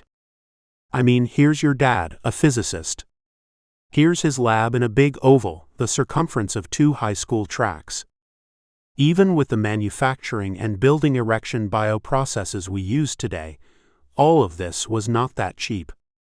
They could well have spent this capital on other projects, such as securing our perimeter or whatever. And this wasn't the only sci-tech center in Prosperity. We have at least a dozen others at last count, though I don't think any are quite this large. Yep, this was a big one. And please don't mention erections again. It diverts my attention to your quest. She turned and grabbed his chin with her thumb and forefinger, shaking it gently. Sword. You are just like a teenage boy. As I said, there's a time and place for such things, but now we must focus. It's getting more and more interesting, this story. Besides, you know the old Prosperity motto about managing your desires, be it food, sex, or other indulgences and entitlements. Please, he pleaded. You're killing me. You can't possibly know how difficult it is to be testosterone-fueled with Prosperity's rules constantly spinning around your brain. Then there's you here with me. She remained a few steps in front. Poor Sword. The boy has testosterone flooding his veins, and he seeks relief. Well, some minor form of relief may arrive, but let's get back to the mystery. Honestly, every time I think of what I can't help thinking about, it's difficult to refocus. So where were we? His lab. Now, did he run the thing? Were other folks working here? Sure, far as I know. He was up there in leadership. I'm not clear on whom he reported to, but I could find out. And why this oval? Don't you recall any discussions about a collider, super collider, particle accelerator, or similar? Sword shrugged. I'm sure he mentioned it 100 times, along with just about every other scientific term you could imagine. I wouldn't even know where to begin. My mind goes back to times when he'd sit with my mom at our small breakfast table, holding her hand like we're doing now and talking about the same things. Things like colliders, muons and antineutrinos and gravitons, dark matter, space-time, black holes, primordials, whatever that was. She halted, turning with her hand in the air. Okay, time we stop and find a place to rest. Lots of walking today, plus we'll need to get home pretty soon, and we have other business to attend to. But first, I need to delve into your feeble memory on those topics, particularly primordial black holes. Let's see. Peering down into the depression, she saw a suitable place to sit. Hope you don't mind, but we'll need to climb over some of those big blocks and boulders to get to that nice spot right there. Sword picked up her nuanced reference. Other business? Are you thinking what I'm thinking? Shaking her head, Daisy smiled. Yes, and I assume that's the only business frantically buzzing around your skull right now. That basal ganglia of yours is working overtime and blunting any rational thought, so I'm being forced to corral it, though my own reptilian is rattling its cage as well. God, it's so nice to know you have the same lizard brain wanting to do its thing. Watch your hand, Sword. We don't want another damaged body part, she warned as they climbed downward toward the small opening. Daisy sat at the lower end of a small, flat block of bioplas. Guessing this is a piece of wall. Come here and sit next to me. Sword sat down and unexpectedly slid beside her. Sorry, he confessed. I didn't think this was at such an angle. Dearie, I don't mind you being this close. Here, let me slide over to this spot so our butts don't have to crush together as much. I prefer to crush. Seriously. She sighed loudly. Oh my, that lizard. You mentioned something about primordials. Was there more? Not that I remember. Just talk of primordials. I didn't really know what it meant. Was it discussed in the context of black holes? Possibly. Maybe. I do recall something my mom said to him multiple times. Which was? Sword peered up to the dome overhead. 300 feet, he thought. At least. Gives the dome in Durango a run for the money. Sword. Sorry. It just got me thinking about my mom. She's had a hard time of things since he died. In fact, I haven't even mentioned Matt to you. Matt? Okay, Sword. Yes, I want to hear about Matt, whoever that is. However, unless he is germane to this topic, can we stick with the primordials for now? Certainly, Sherlock. I'm guessing you're a major consumer of detective mysteries. Diversion, she countered. Caught me. Okay, so where were we? Daisy slapped his shoulder. You are so bad. You mentioned something your mother said to your father multiple times. Oh yes, he smiled. Glad you're keeping me on track. She said this multiple times.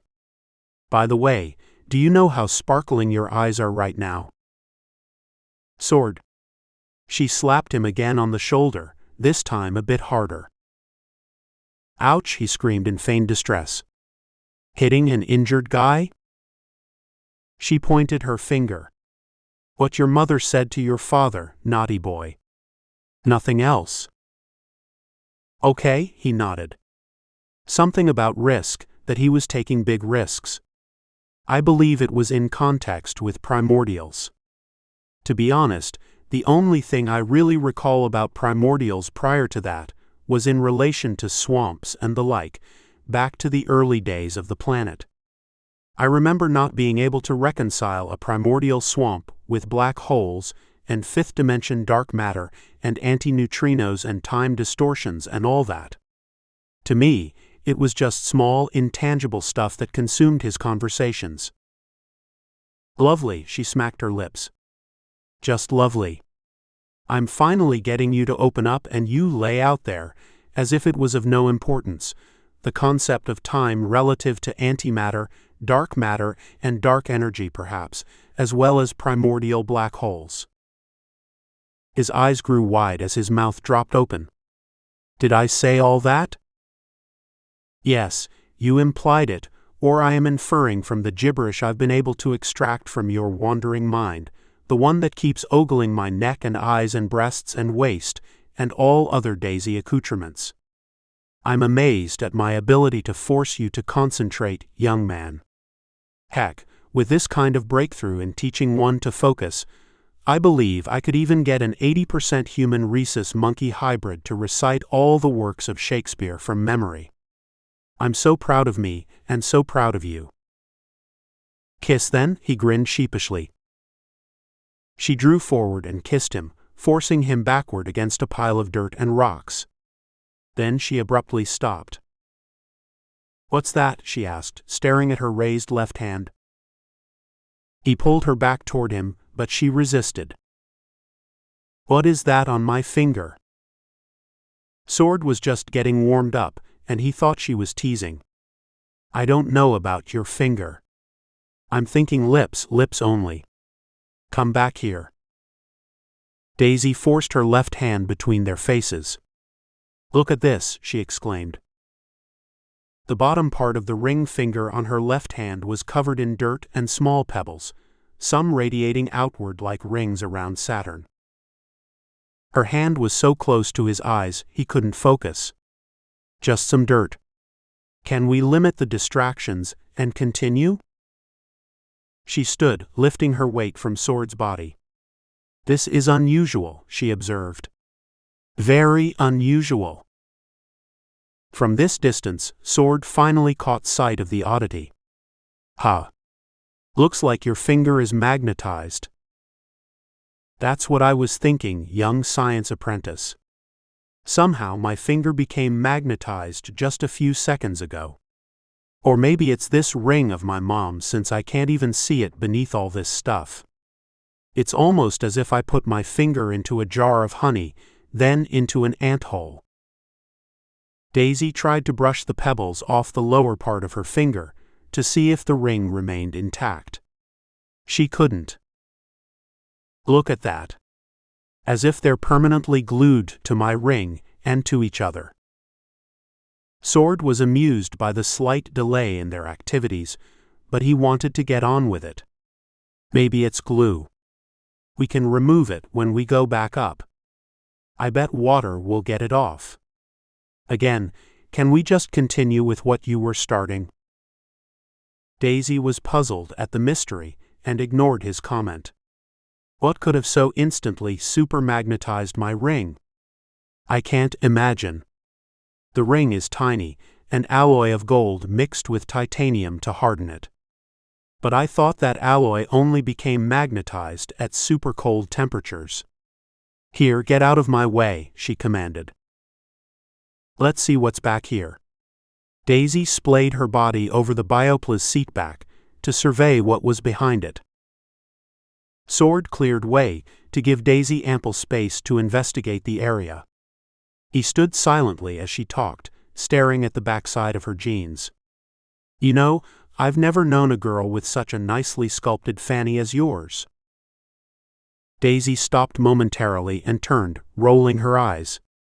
Do you recall why we came to this place, relentless young man?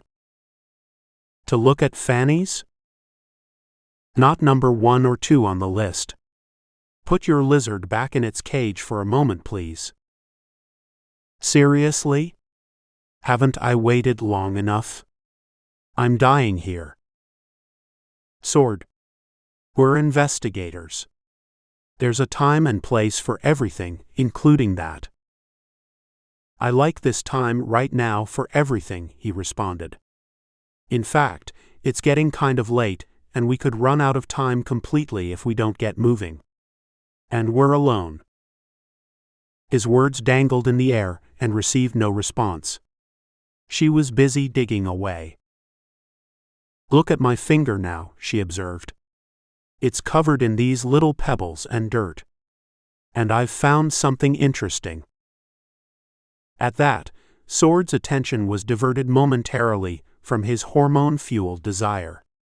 What's that? He asked, moving next to her on the slanted bench and joining her as both slouched over the seatback. See this? She said, flipping a palm-sized flap of leather back and forth. Episode 145, Eli. It's mostly buried but looks like a shoe or something. Interesting though, Sword mumbled. Unfortunately, the dirt around it is pretty packed. Can you hunt around to find something diggable and make sure it won't cut my hand? Sword searched the ground around where they sat. A few seconds later, he came back with an angled wedge of bioplas. Thanks, she said, continuing to scrape around the object. You know, I'd guess a leather belt, but it has an odd shape. Maybe a purse. You don't see much leather in Prosperity for obvious reasons. Appears to be something manufactured before, GD2. Sword leaned over to observe. Look at the threads. It's made by hand, or at least sewn by hand. Why are you shaking your head, dearie? It's kind of annoyingly messing up my digging. Not sure, he replied. Think I've seen threads like that before. I just can't place it at the moment. She was digging harder now. Perhaps in a store? Maybe. Hey, I can tell you this. If it's a belt or a shoe, some of the leather appears to be melded into this bioplas. Could have been used in the lab to connect to something else, like a holder of some kind. Nah, he interrupted. Gut tells me it's a shoe, the top of a shoe. But what kind of shoe? He stopped mid-sentence. God, Daisy. It's not a shoe, not a regular one, anyway. This is the top of a boot, like a cowboy boot. See those holes there? The 2 holes on each side? You use those to pull the boot onto your foot and lower leg, since the foot must traverse down the boot's neck to finally push it into place. I've seen my dad do that 100 times. Both suddenly gazed at each other, eyes wide open. Do you recall what kind of cowboy boots your dad wore? Sword fell backward the other side of the bench, his mouth agape. Could be anyone's boot, he thought. Might not even be a boot at all.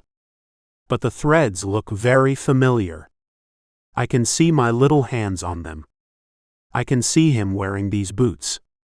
Funny photos of me, a 3-year-old kid in diapers wearing his dad's cowboy boots. Don't jump to conclusions, he whispered. Me. I'm not jumping, Sword. No. No. Not you. Me. You see, ever since he died, somewhere inside my head is this thought floating around that nothing was ever found of him. They dug up everything in this place, that's obvious, but they never found a trace, only the stuff he left in some of those offices we tried to access. Otherwise, no flesh, no bones, no clothing, no blood, and no identifiable DNA. They even had nanobots scouring the place and looking for human signs. Nothing. Then the vision hit Daisy. This could be his father's boot, and perhaps his father's foot was inside. The image was too morbid for her to consider further. Are you okay to continue investigating, Sword? He was silent. We can stop here, she offered. Maybe we should start back. Nope, he confirmed, shifting his mind to more important and immediate things. You're not getting out of this so easy. I need my dose of Daisy, and I can't let a bit of old shoe leather get in the way. Priorities are priorities. Indeed, dearie, she agreed, kissing him on the forehead. Suddenly, they were startled by a man's raspy voice. Hey, what are you folks doing down there? Didn't you see the signs? Their heads snapped upward, surprised at the sound and concerned they had been caught at committing a minor crime. I'll take it, Daisy said. Turning to the man, she waved him over. Hello, sir. Can you give us some help? He's a mech, she thought, noticing the telltale jagged movements of his arms. Despite many years of integrating flesh with metal alloys, the current state of tech could still not perfectly replicate the gait and body movements of a non-augmented human. What kind of help? He asked. Daisy had learned how to handle strangers by watching her father do it. His job was to onboard stragglers who stumbled upon Durango and determine if they might meet the selection criteria to become citizens. By the time they reached the periphery, many of them were confused and confrontational, and most lacked awareness of prosperity and its disciplined requirements for joining. Occasionally, she would visit his place of work and see him in action as he diffused stragglers' fears and established trust. One technique of focusing their attention was to ask if they'd be willing to help him achieve some goal or challenge, though the challenge was mostly focused on orienting them to their new surroundings and opportunities. I'm Daisy and this is my friend, Sword, she continued. His father was working here when the accident happened. The man was 30 meters away at the top of the depression, but she could sense she was getting through. Really? Never met anyone related. I noticed you're digging the last few minutes. Is that why you need my help? She admitted matter-of-factly. Sword was silent. He was rarely in trouble. In fact, beyond the Rach-9 incident weeks ago, he couldn't recall doing anything even slightly on edge. The man waved. My name's Eli. Coming down to help. Well, thank you, Eli, she responded. Wow, a full-body mech, Sword whispered. Eli sprang across the boulders and broken bioplas like a frog in a pond, arriving in an instant. Heard that, he said, winking at Sword. Absolutely full-body mech. It helped me get this security job, part of which is to keep trespassers out, especially the kind who might not read the signs or obey the obvious hints. Eli grinned widely. He was 6'6", in his 30s, and everything about him displayed immense physical capabilities. His arms and legs were an amalgam of muscle, sinew, and machine. Though his hearing had been augmented, they couldn't tell what else was. I can't believe how fast you got here, Sword observed. Yep. Not that many mechs like me in the Durango area. I'm not originally from here, as you might expect, given that Prosperity's citizens don't consider it proper to implement such tech within their bodies. My original home is the old Pacific Northwest, close to where Seattle once was. I lived a few hours north of that by shuttle in prior times. Of course, shuttles weren't working at all where I came from. Nothing worked, not well anyway. But being a mech helped get me out of there in one piece. Luckily, I somehow made it to Evanston, where they allowed me to join this wonderful place. God love it, that was the best day of my life. Despite his imposing figure and the knowledge that Eli could easily kill them before their brains could even register the act, Daisy was fearless. How long ago? Eli's face was dark, severely pockmarked, and wrinkled from too many years unshielded in the hot sun and exposure to the ever-present methane emissions from the layers of rotting plant and animal matter of the once lush Pacific Northwest. 7 years, he said. 7 great years of life. Are you originals here? Yeah, Sword interjected. Both of us. Parents or grandparents came here long ago, but Daisy and I were born here. Oh, he replied, his brown eyes darting along the ground as if he didn't want to recall what he was about to say next. I'm sure you've heard stories like mine. Tedious, sad stories, some so horrific you can't believe they're true. Yet you mentioned full-body mech, and that's right. I had only one choice for survival out there, way up in the north.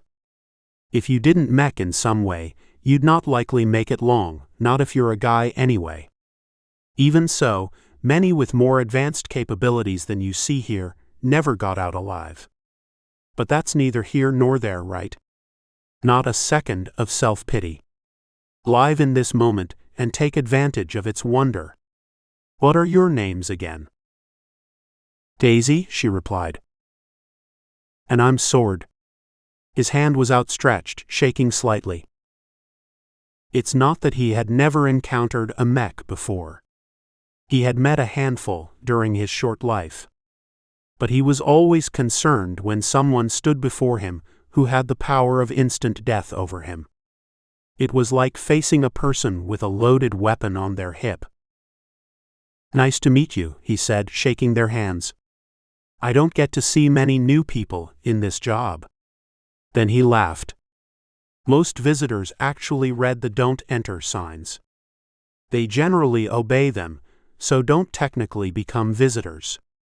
Did you happen to see any on your way in? Kind of, Daisy smirked. We weren't paying much attention, honestly.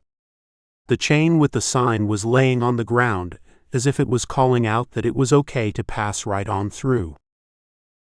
He grinned, nodding. My fault there. One boring day, I took a little tug at the bolt embedded in the bioplas to see how much pressure she could take. Pulled out in a snap. Something I should repair, I imagine. Now reverting to the help you need. What were you two digging at back there? Daisy held her left hand up. We didn't come here to dig, honestly, only to investigate. But then, I happened to put my hand over that little bioplas seatback, and all this dirt and grit stuck to my finger like I glued it on. In fact, she displayed, these pebbles are stuck so fiercely onto my ring, I'm not sure I'll ever get them off. He grabbed her hand in the air, frightening Sword at the speed of movement. With his other hand, he quickly plucked off a few of the pebbles. Hope you don't mind, he apologized. I've seen weird things like this a few times before around here. Similar unusual physical manifestations, if you get my drift. Things might suddenly show up as a crazy magnetism, defying all explanation. There, I've picked off the bigger pieces, Daisy, which for whatever reason are the hardest to pick off. Good luck in removing the rest. You'll need to find a way to get that ring off your finger. I'd use soap first, then cooking oil if that doesn't work. But I'm afraid your ring will always have some grit on it. Once crazy magnetized, always crazy magnetized, I've discovered. What are we looking at, you two? Eli crouched his long frame over the small seatback, his towering body obscuring most of it. They stood silently as he fumbled in the dirt for a second before turning around. Seen a lot of leather in my day. Nice fancy stitching here, like the top of a boot. I used to wear boots, in fact. Lots of stores everywhere up north with no customers, not for many decades at least. In most cases, the goods in them are as fresh as the day they were made, excepting the food, of course. My boots were not like this, though. Mine were very practical, thick as could be, and I liked them fully waterproofed for traipsing through the muck. These ones are pretty fancy. My dad wore cowboy boots like those. I think that's what they could be. Eli turned with a quizzical look on his face. And your dad worked here? At this facility? Yes, Daisy replied. Sword's father was working here the day it happened. The day of the accident.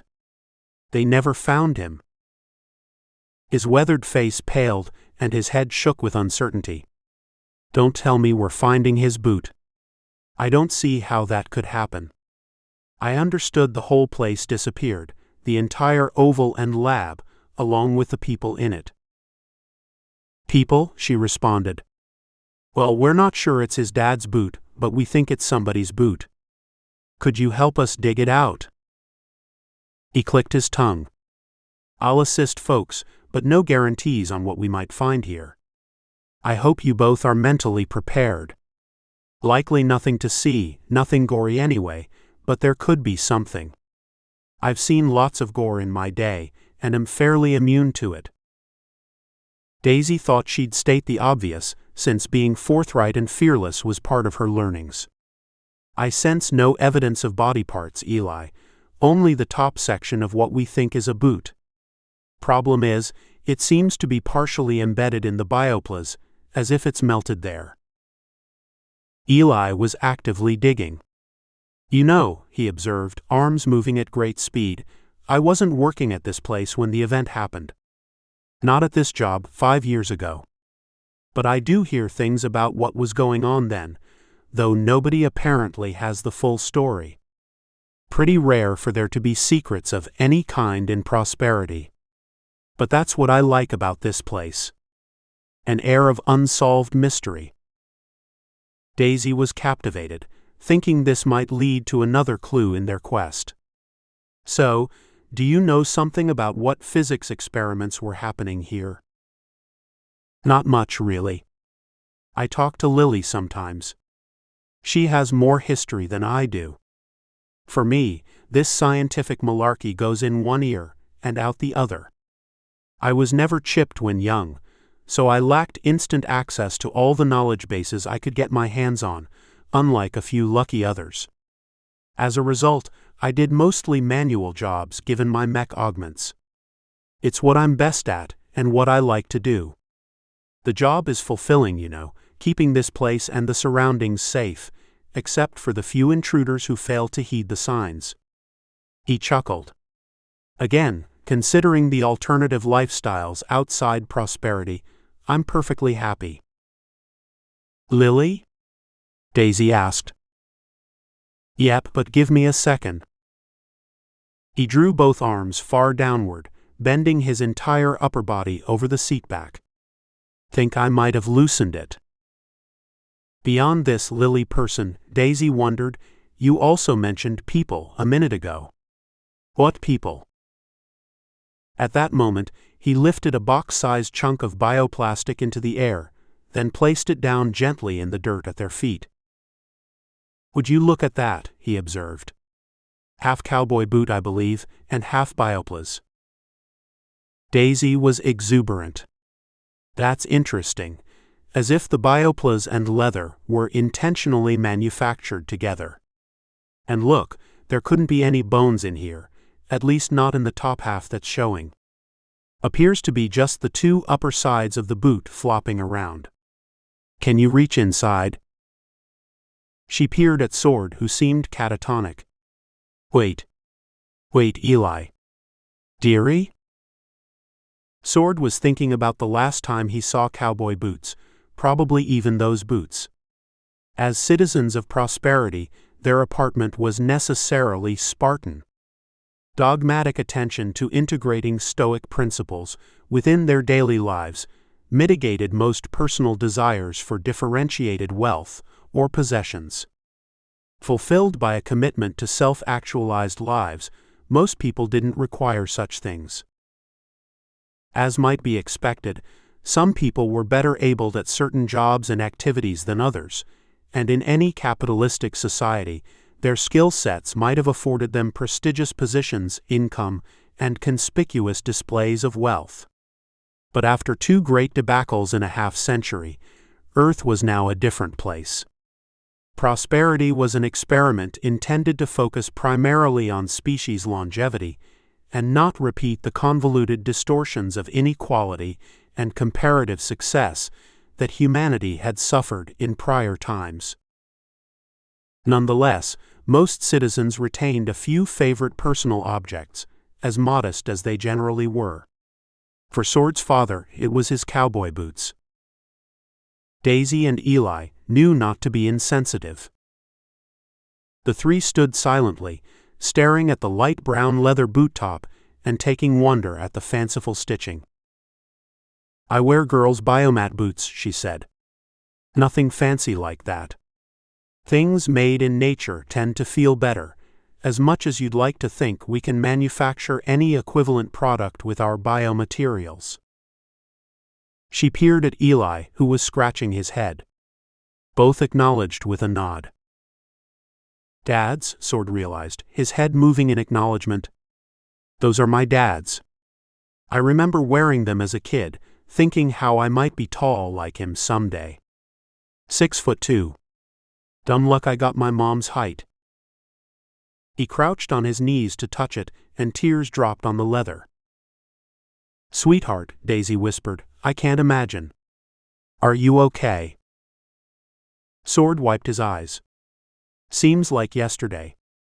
That vision remains of what happened and the loss you feel. I felt. But to see his boot. Feels bad, but I know it's good to see something of his. I hope." "You hope what?"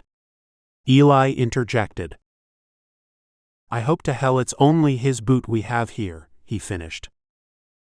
Sword jiggled the two sides of the boot top back and forth to make sure nothing long and stiff was within, like lower leg bones. A rectangular object fell out, covered in dirt and pebbles. "What's that?" Eli inquired. Daisy picked it from the ground and held it in her hand, brushing some of the dirt off. "Name tag," she observed, "of somebody called Tien Lam. Looks official." Rubbing it briskly on her jeans, she took another look. "Here, right here," she pointed to the top of the tag. "Says Prosperity National Laboratories at the top. Tien Lam, whoever that is. Not sure why this was hiding in the boot. Appears he was the 32nd employee by his badge number." Eli reached inside his shirt to extract a similar tag. "I know those tags well. Occasionally, official people come here to hunt around in the dirt and rock, and they still use these tags. I get my paycheck from P&L, but honestly, everything about the job has been virtual.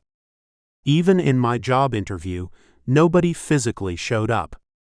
I figured the P&L was just a prosperity government division to pay folks like me. though I'm not aware of any P&L building or active management around here. What folks come by now and then? Daisy wondered. Just folks.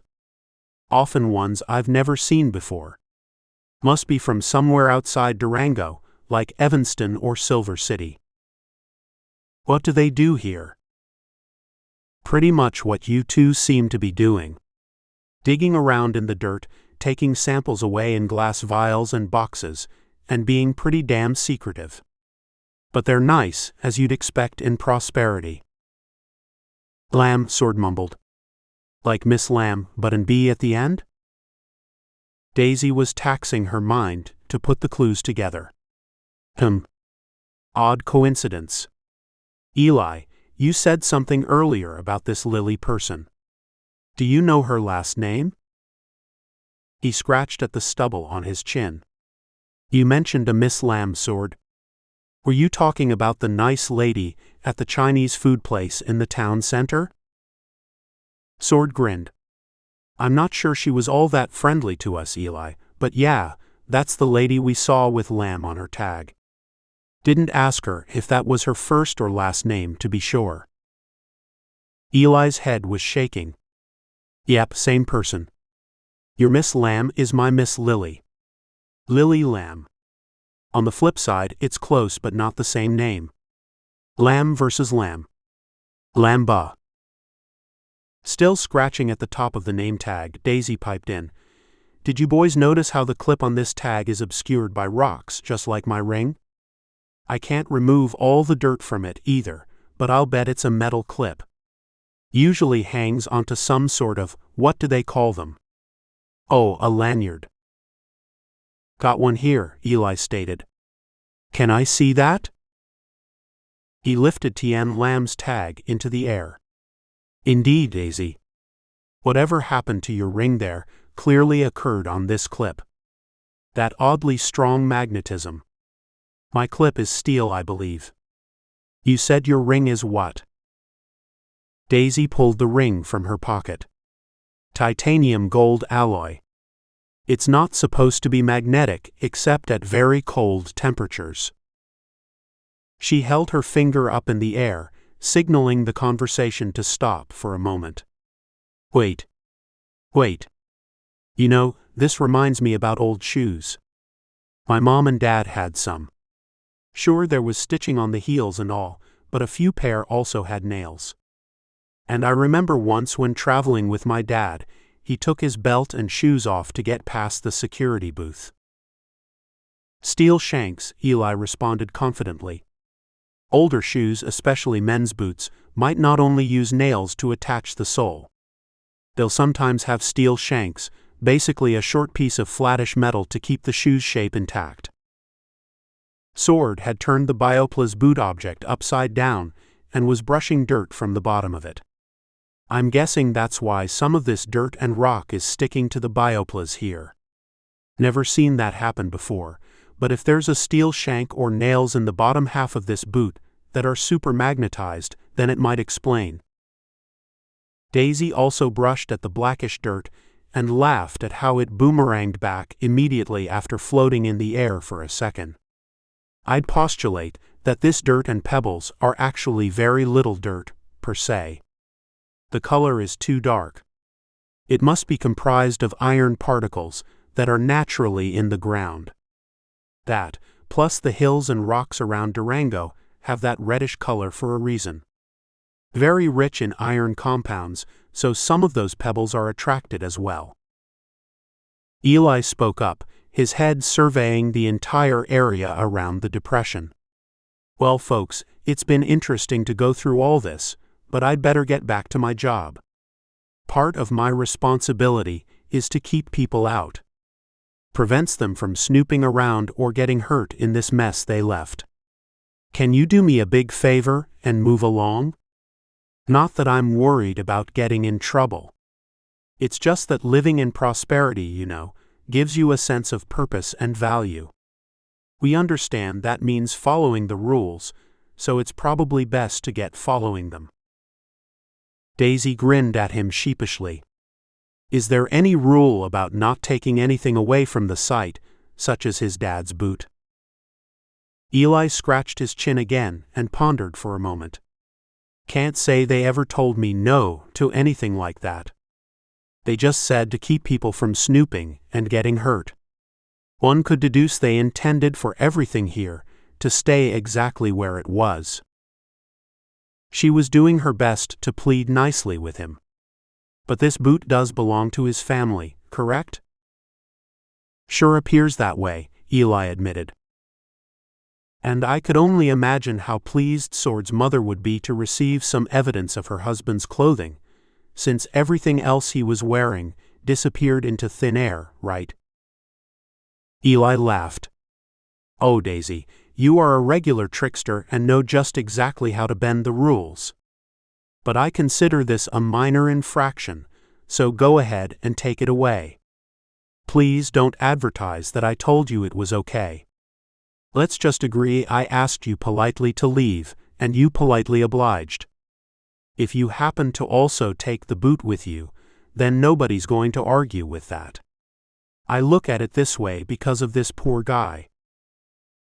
He pointed at Sword, who was staring at the ground. He lost his dad here, literally.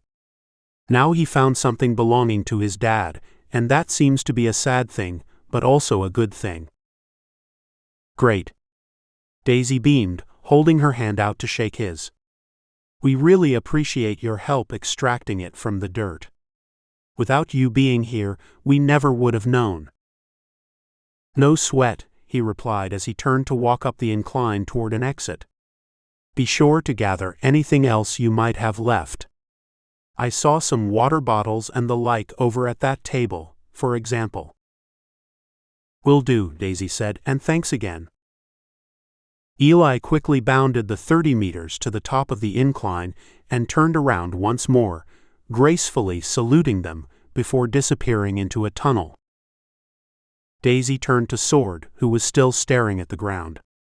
Sword? It's nothing really, he uttered. A little weird.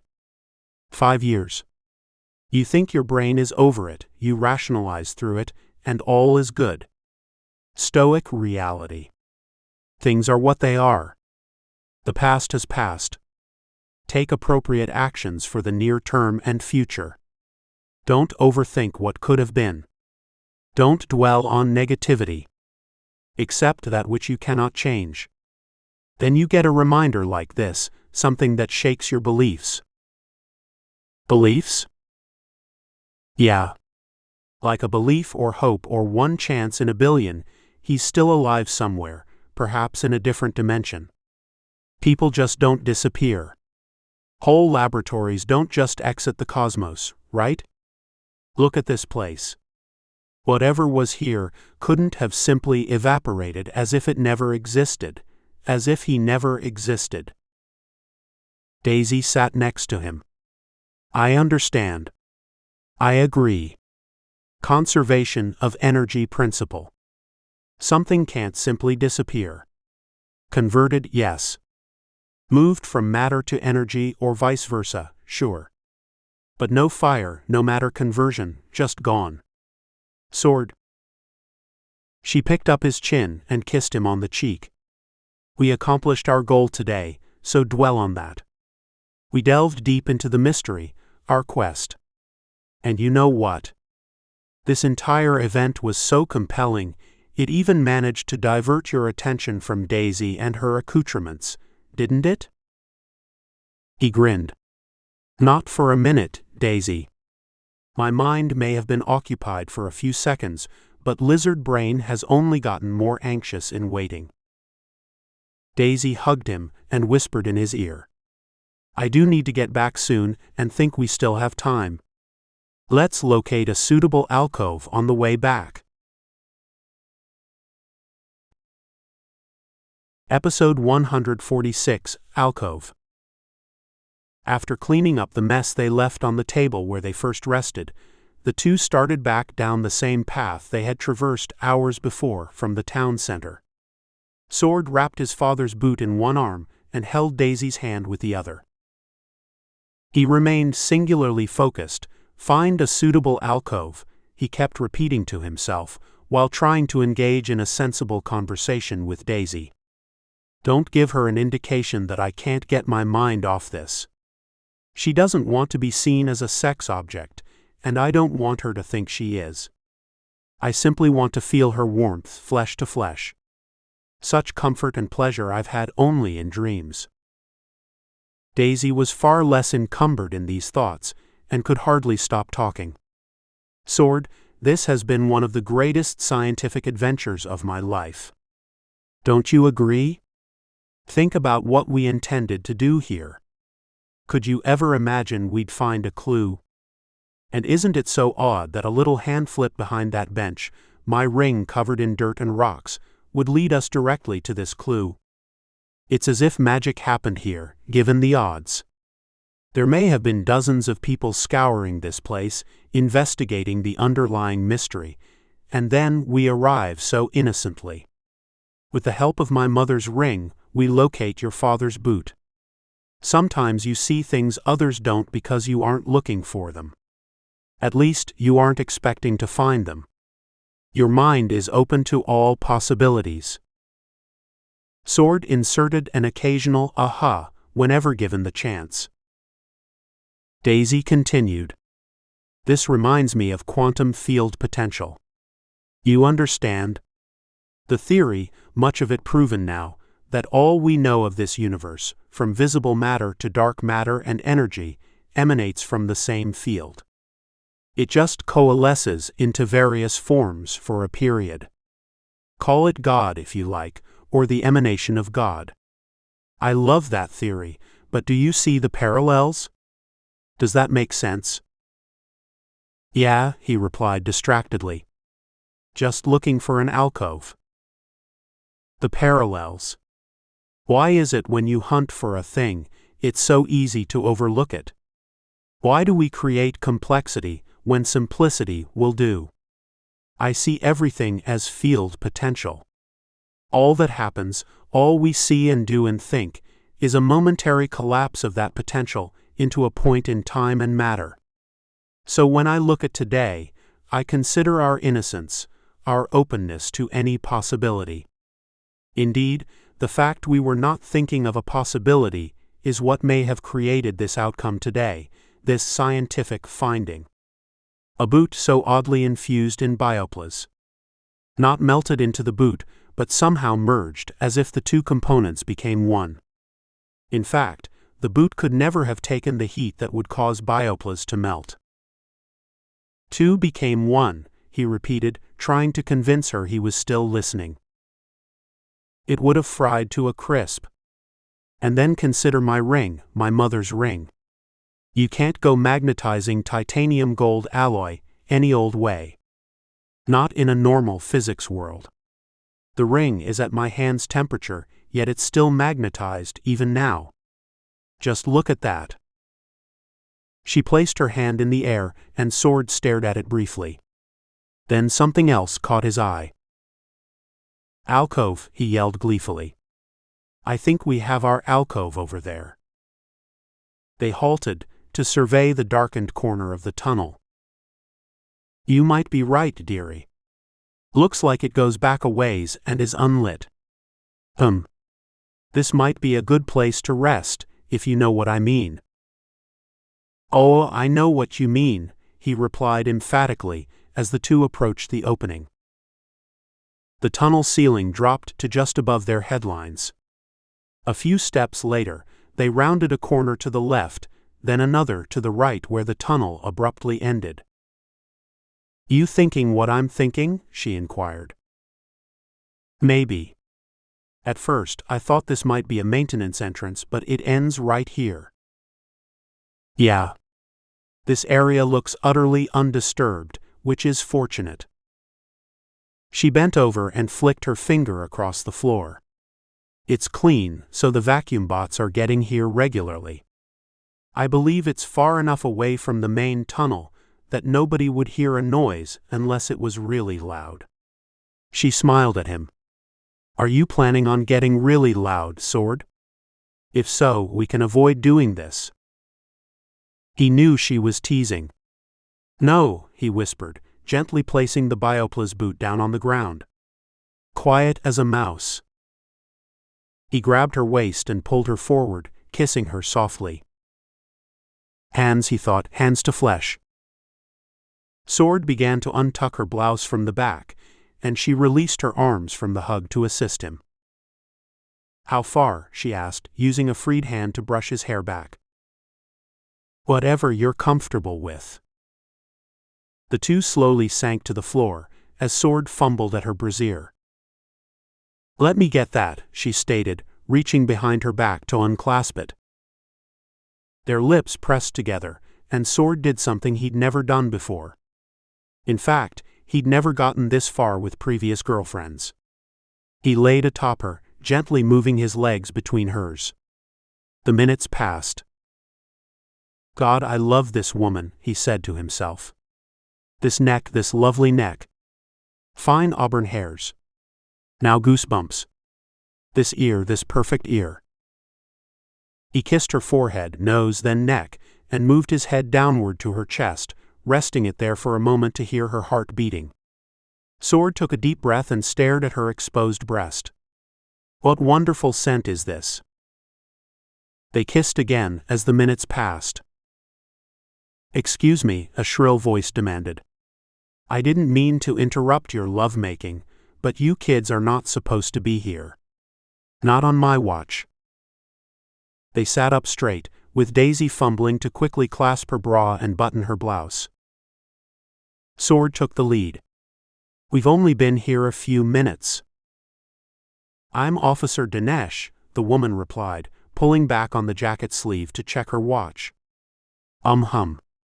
At least 11 minutes by my count, given the rhythmic noise you two were making, or should I say that you were making, young man? He was dumbfounded. Rhythm I was making? Clothed in the standard Prosperity security uniform, Officer Dinesh was a modest 5 feet tall, assisted by the high heels of her boots. Neither Sword nor Daisy could immediately determine her ethnic extraction, not that it mattered. By 2132, nearly every citizen in Prosperity was from a multi-ethnic background. Given the death and diasporas of the two Great Debacles, ethnic divisions that had incited human atrocities for centuries were largely irrelevant. For many years after the last debacle, the only relevance was survival, irrespective of color, race, ethnicity, religion, or augmentation. My hearing picked up an unusual rhythm in the floor. I was a kilometer away at the time. Augments. She pointed at her ears. Not every augmented human had the full array of metal-to-flesh augmentations that Eli sported. Many had only integrated certain components. In Officer Dinesh's case, hers were only auditory enhancements, at least that they could tell. Not sure what sound that might have been, Daisy replied sheepishly, understanding fully that it was Sword's consistent pressure against her pelvis. I think we all know, Officer Dinesh affirmed, but that's not what's relevant. It's only what brought me here. This is not the proper area for such activities. Why, I hope you're aware that folks from various activities in town will soon be walking nearby. Do you understand you two are only 20 meters from the main tunnel? It's just around the corner from here. No, Daisy nodded. We thought it was farther away, and we honestly didn't go that far to look. Dinesh grinned. Honey, I'm not faulting you for engaging in this activity, only that this is not the appropriate place. Teens will be teens. I have a few myself, and I've been there not long ago myself. In fact, my chrono age is 59, but I'm heading back physically into my early 20s now, with a little help of course. Loved being that age, and may stay there for a while this time. But my wants are neither here nor there. I suggest you two dust yourselves off and get moving along. She stopped talking and stared quizzically at the bioplas boot. What in tarnation is that? Daisy was worried Sword might spill the beans, and Officer Dinesh would force them to take the boot back to the site. Oh, just his father's boot in some bioplas. In bioplas, she countered, scratching her head. Now, why would anyone want to enshrine the bottom half of a nice pair of boots in bioplas? Then she began laughing. Come on up, you two, she insisted, offering Daisy her hand. Miss, you might care to fully tuck your blouse into your jeans there, as half is sticking out and it looks suspicious. And please don't use this little place for your sorties d'ama, okay? I can tell you this, she continued, chuckling loudly. I've heard a lot of things with these ears, but I've never heard a thumping like that from such a distance. My. By this time, Sword was standing and had lifted the bioplas boot into his arms.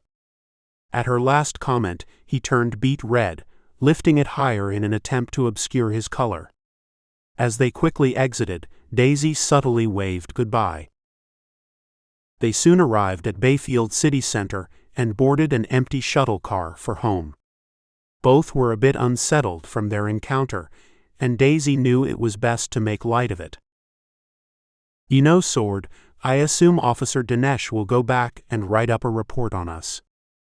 I'm only hoping, if she does so, word of it doesn't get back to my father. Whoa. Can you imagine? Teenage boy takes advantage of daughter. Caught with her blouse open and breasts exposed. Officer on duty was alerted by rhythmic thumping on floor. My dad would go nuts that you did this to his little girl. He turned to her with mouth and eyes wide open, wondering how much was truth versus tease. Daisy. He won't find out, will he? Don't know, she continued, trying not to laugh. Hate to consider the consequences. He's a big, tough guy who's very protective of me. Sword now half understood she was joking. You're truly killing me, he chuckled. Leaning his head back onto the glass window, he shut his eyes for a moment. So much had happened this day. Searching the abandoned facility. Finding his dad's boot. Admiring Daisy and everything about her. The heaven that was her body. His loins were screaming at him for more, but he knew they would enjoy no immediate release. He took risks and got in a little trouble, something he'd rarely done in his life. It reminded him of what he had read the previous week regarding Greg's eventful teen years. What would that have been like, to be so unencumbered from this post-GD2 life and limitations? To have such freedom of mobility and nominal supervision? A pool or car or desert where Daisy and I could open up our hearts and more. No prosperity police. No drones, racnines, or other vicious hybrids. Regular clothes and no envirosuits. Free oxygen without oxymasks. Trees. Open spaces. A blanket picnic by a river. God, forgotten luxuries of earlier days. Something I read about Greg, he wondered. Episode 147, SWAT. My humble efforts to give you, my descendant, a picture of my life will fall short, no doubt, and it will bore you most certainly. Who takes notice of the ramblings of a kid, a non-special kid, and what he experienced through the tumult and turmoil in the latter half of the last century? I can't possibly do justice imparting this mesh of thoughts and feelings from experiences I had as a youngster, a teenager, or even into my college years. Those were days of unappreciated freedoms, of responsibilities that seemed so ponderous and restrictive at the time. Only now, as I have passed what society might term my productive years, do I have an inclination to revert my memory of those days. To hopefully avoid rose-colored glasses, though the days were rose-colored in many ways. Please forgive me for the lack of consistent storytelling, but I will do my best to cover these activities in somewhat chronological order as they come to mind. It was a world of discovery. Perhaps every kid reflects in awe of the day or week or year. Perhaps not, though I know I did. I previously detailed some of the most egregious, onerous, and unfortunate circumstances in which I found myself. Yet there was much more beyond that. Much, much more about the wonder and experience of living in those non-special times. Like staring into space through that thin atmosphere sky, when few city lights obscured the Milky Way and its cousins. I imagined so much potential out there, of civilizations come and gone, existences lived and yet to live, and I carried that night sky image in my mind through every day of my life, even to this day. Beyond the wonder of the sky, I also actively participated in what I am about to divulge. I was not simply a bystander, and I was both saintly at times and not so much at others. At that younger age, there was an innocence to it, the innocence of learning. However, I lack such innocence these days, assuming I've learned much of what there is to learn. My understanding of heaven and earth and God, and human motivations and failings, has carved me firmly into the marbled bust of an aging man to whom nobody listens, nor should they. I am utterly biased in my sense of right and wrong, of humanity's failings and inability to discipline its collective mind, greatly limit its indulgences, and strip away all burdens of individual fear and entitlement. As mentioned earlier, I am cynical of our species' ability to successfully pass through this next great filter. Yet there may still be time, at least some time left, for you to understand and appreciate these other lives, these lives of generally unsupervised and somewhat fearless existence. Perhaps it was the last great window for so many in which to do so. 1962. A Catholic family with 5 kids our ages just moved into our neighborhood, and we took no special note. With few exceptions, the norm seemed to be 5 kids per family. Some families sprouted like seeds into double-digit numbers, helped considerably by the preponderance of Catholics and Mormons in town. The slowly growing hamlet was classically segregated for the times. Blacks and Hispanics lived south of the tracks while whites lived north. They all met up at the only high school in town, creating various tensions one might imagine.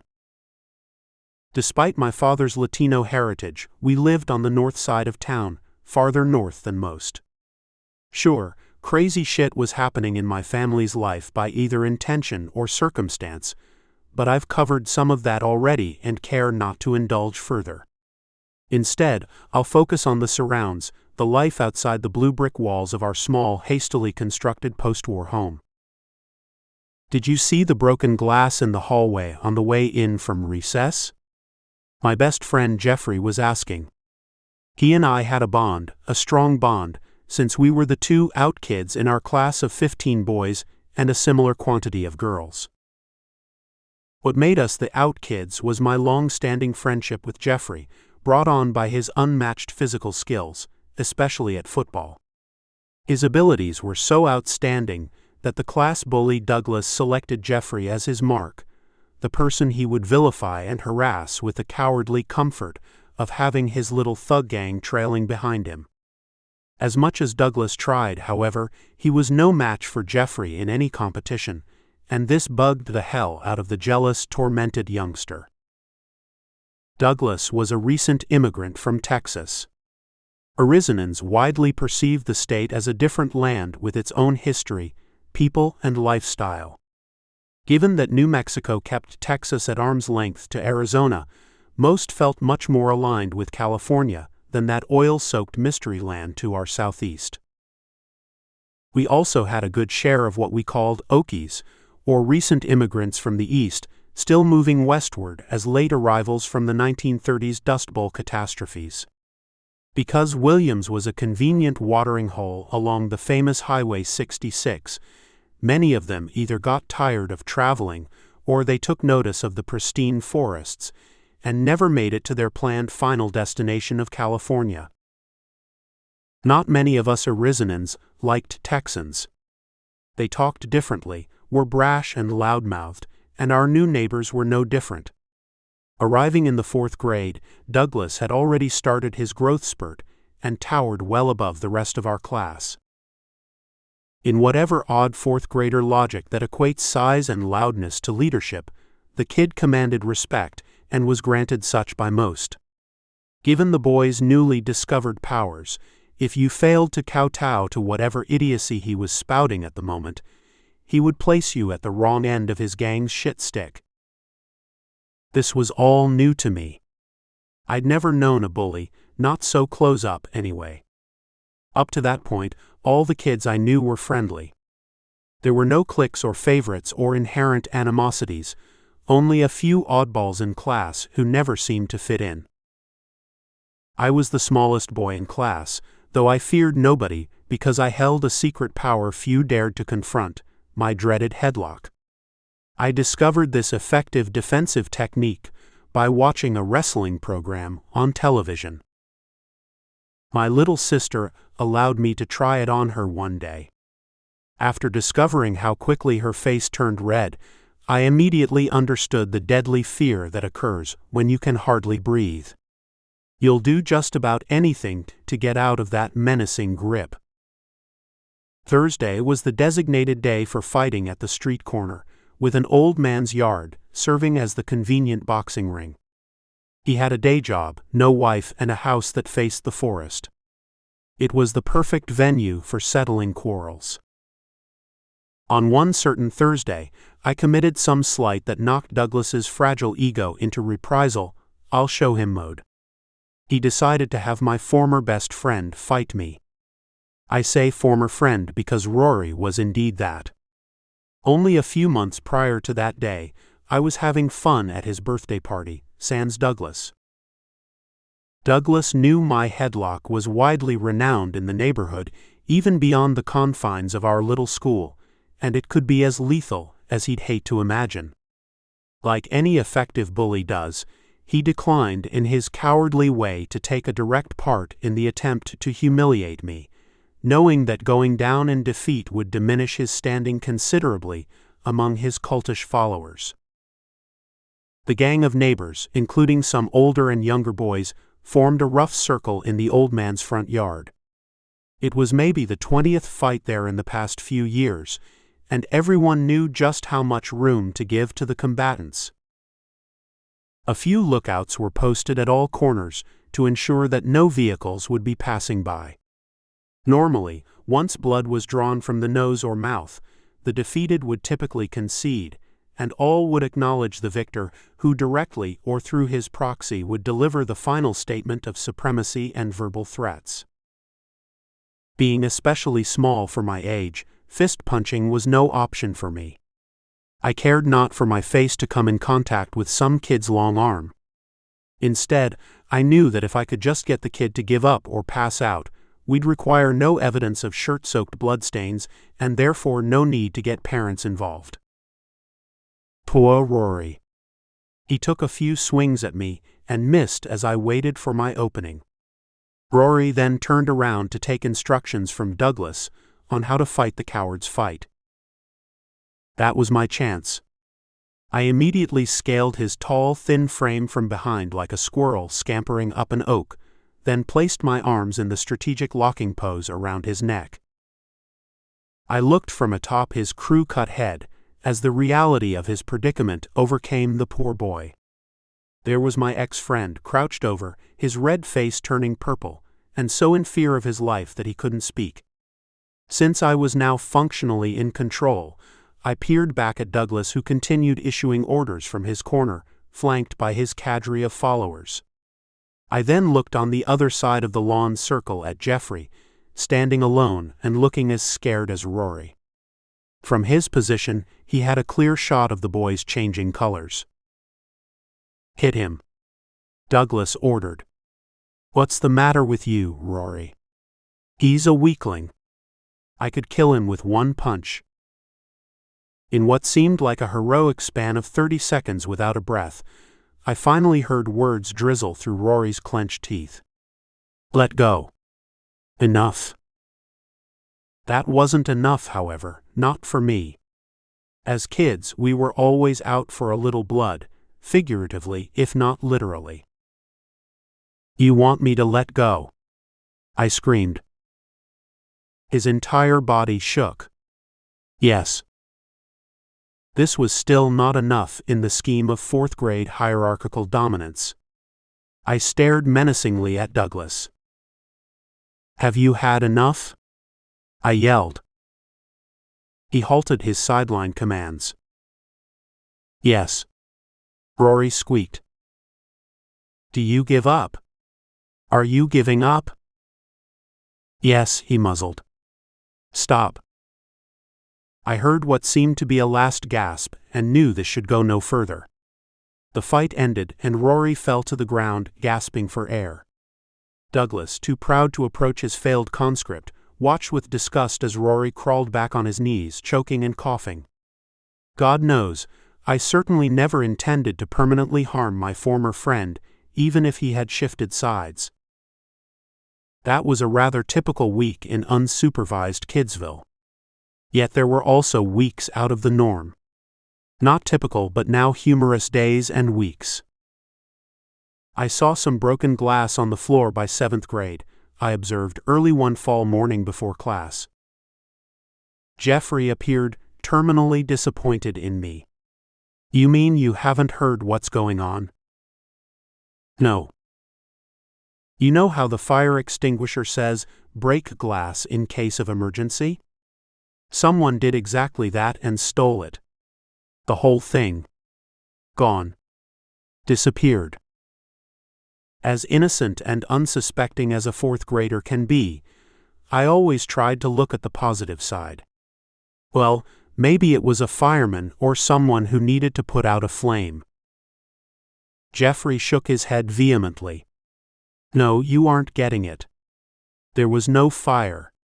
The extinguisher was stolen, and the principal is raging about it. He already started quizzing the older kids. And never was there a better principal to engage those times head-on with his own special sauce of instruction. We were scrappy kids, living in a mostly blue-collar area of a town where few white-collars existed. With so many kids everywhere, and post-war child-rearing that was rather indifferent to active parenting, kid anarchy reigned. Pity the poor teacher or principal who had to face that daily onslaught. But this one took no guff, and he was a sight. Mr. Gaudio. 220 pounds of Hispanic spit and fire, demanding and exacting respect at every moment. On the one hand, he could laugh a great laugh and be as jovial and friendly as you'd like a principal to be. The other hand, a hand you did not want to encounter directly, he was indubitably the product of severe Catholic schooling, and displayed such in his approach to disciplining.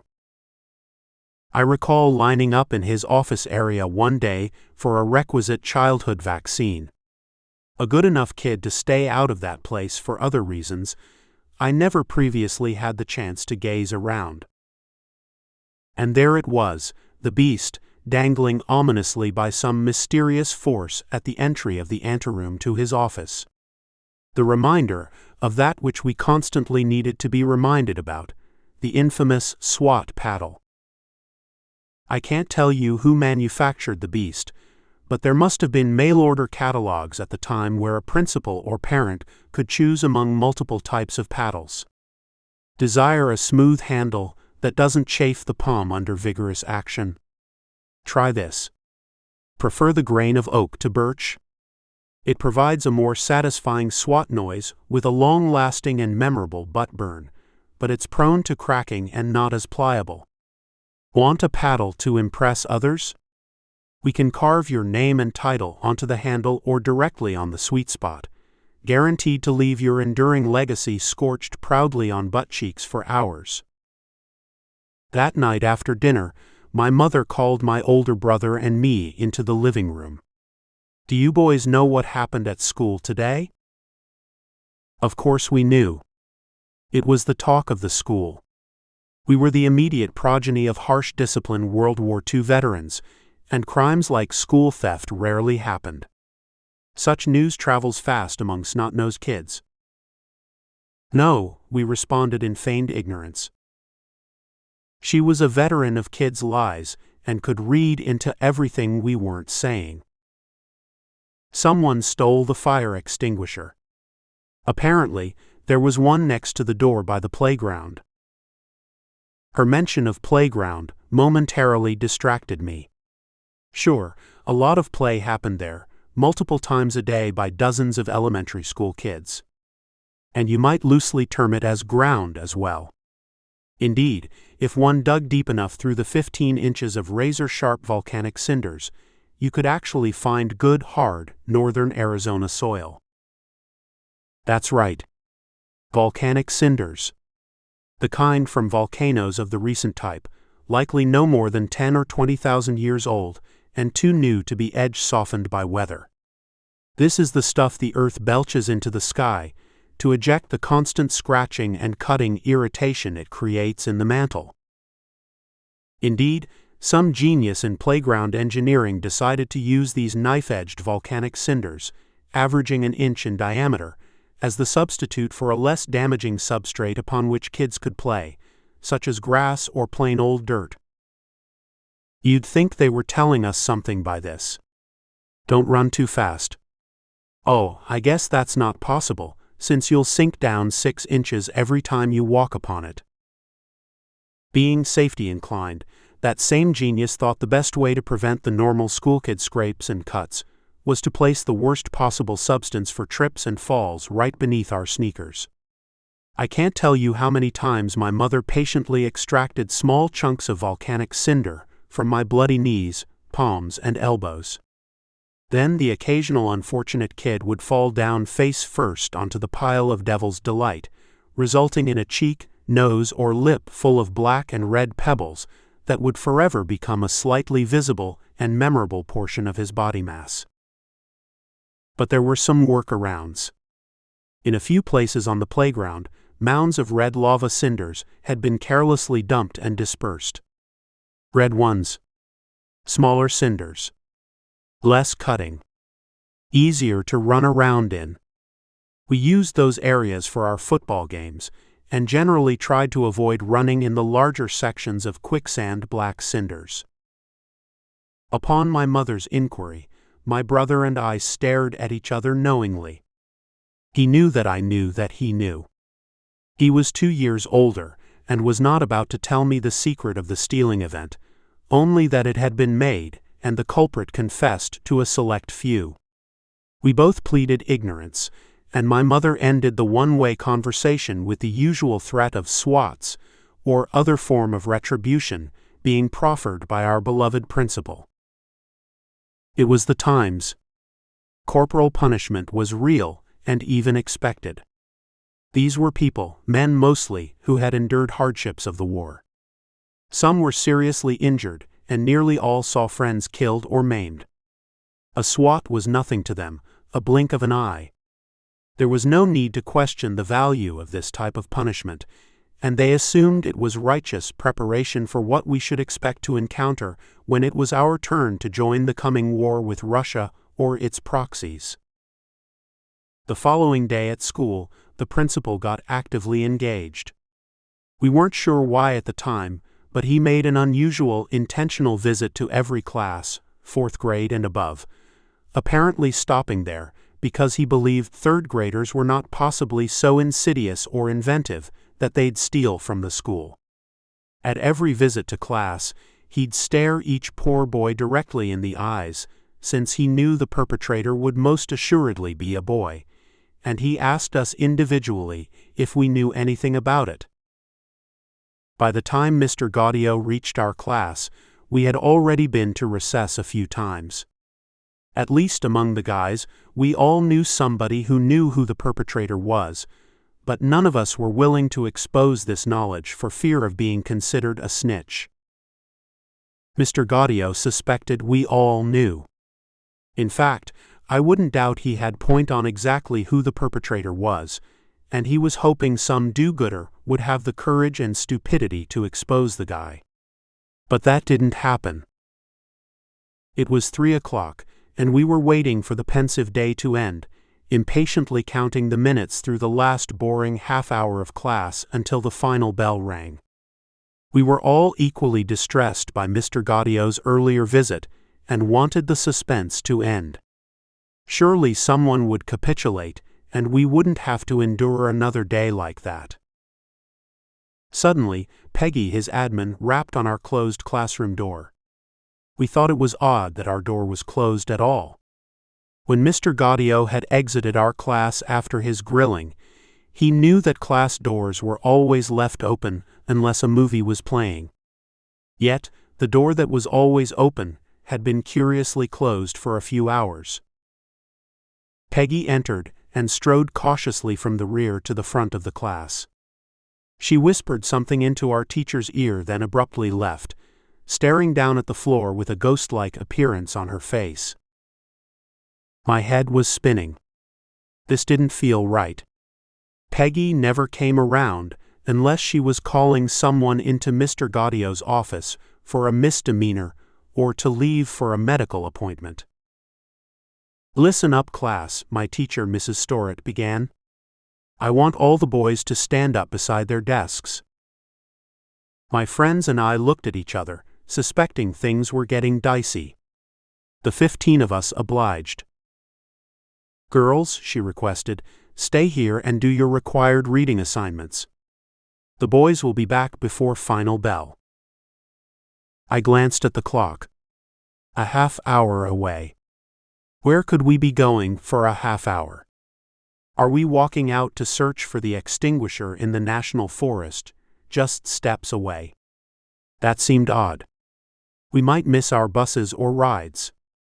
Mothers would wonder why we weren't home yet. All this to sift through boatloads of pine needles and large boulders in search of the absent red cylinder? Mrs. Storrett marched us out of class, single file, glaring as if all of us possessed a shared guilt that needed expunging. Douglas, assuming his innate bully qualities enabled him to do so, jumped to the front of the line. Though he was out of alphabetical order, Mrs. Storrett let it go. We walked single file down the long hallway toward the exit doors, assuming we were heading for an outdoors excursion. At the hall's end, Douglas led the line to the left, out toward the playground doors. "Wrong way," Mrs. Storrett exclaimed. "Turn right toward Mr. Gaudio's office." That was a foreboding sign. Mr. Gaudio? Why go there? He had just visited our class in an attempt to coerce a confession. Because the classroom door was closed and we had no knowledge of what the other classes might be doing, little did we know he was just about to complete the final stage of his plan. Why are we going to his office? We speculated. Maybe he simply wanted to have a closer conversation with us. A heart-to-heart. Boys to boys. Coerce the younger guys to expose the crime. Our delicate age imparts innocence, and not every one of us would understand the long-term implications of snitching. As we rounded the corner and reached his outer door, Mrs. Storrett brushed her hand in the air, as if swatting a fly. She signaled to Douglas to proceed forward, with the others to follow. It was a small office, and I was positioned in the latter third of the line. We couldn't tell what was happening inside. Perhaps it was a man-to-boy discussion. Maybe Mr. Gaudio wanted to communicate eye-to-eye with us again, as he asked the question, rather than with the group. And indeed, that was somewhat true. An eye of sorts was involved, as well as a form of communication. Then we heard a loud thwack, and a blood-curdling wail from Douglas, followed by loud sobbing and a warning, "I'm going to tell my father, and you'll be sorry." In my mind, I like to think there was an immediate second whack at that retort. Thank God, I thought. It was indeed the class bully who stole it. Maybe Mr. Gaudio will take care of his toady cult members in the same way. They're all involved, no doubt. Great news. But I heard more thwacking and immediate gnashing of teeth from each kid as I slowly shifted forward in line. Then I heard Jeffrey scream. Jeffrey? Why is he getting swats? He's not part of the evil lair.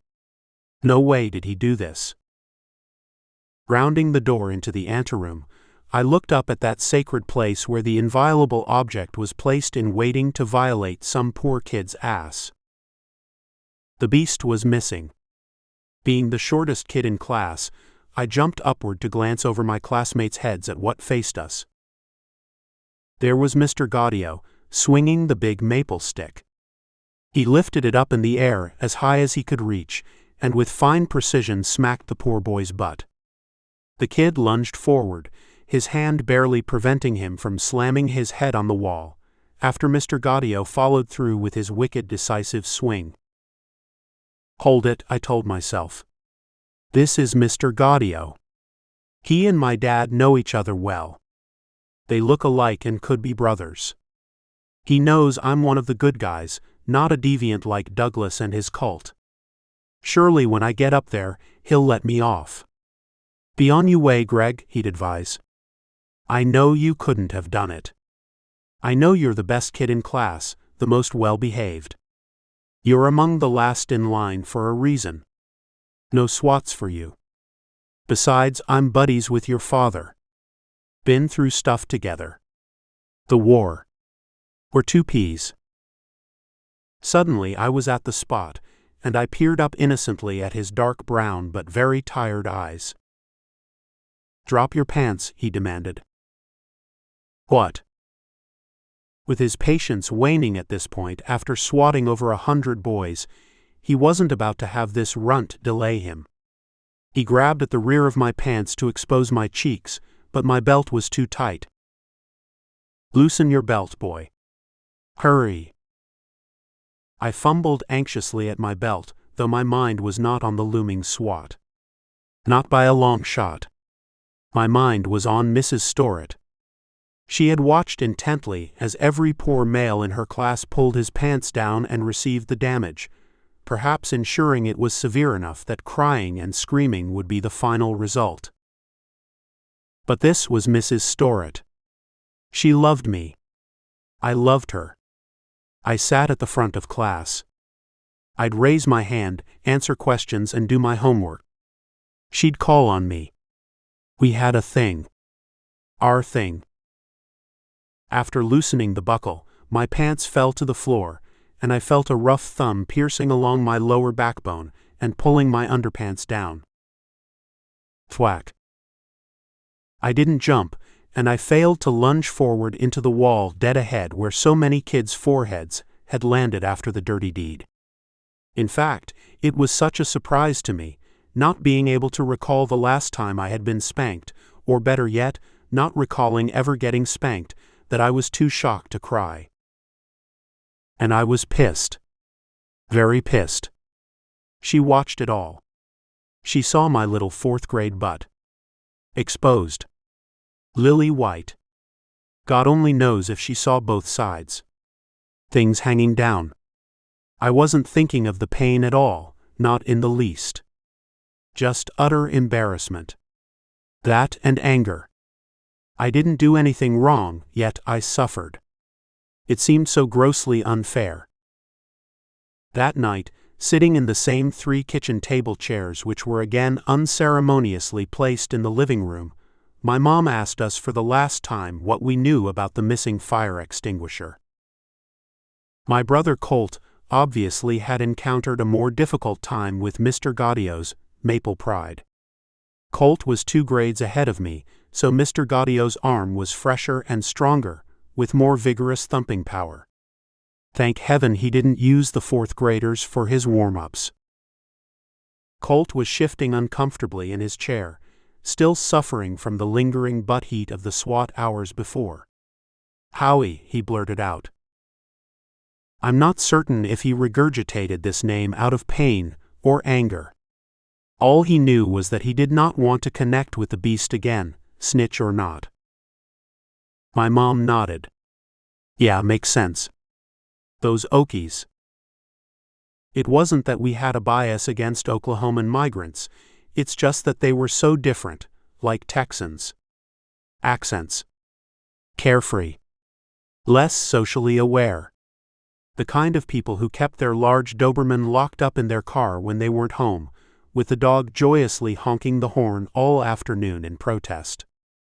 Trouble seemed to follow them a bit more than us native-born kids. She continued. Heard you both got swatted. Tough, huh? Any idea where the missing extinguisher is? Cort confessed. Yeah. We already found it in the forest. Inevitably, she asked, what did you do with it? Left it there. Then go get it and take it back to school the first thing in the morning. I'll call Mr. Gaudio tonight and let him know.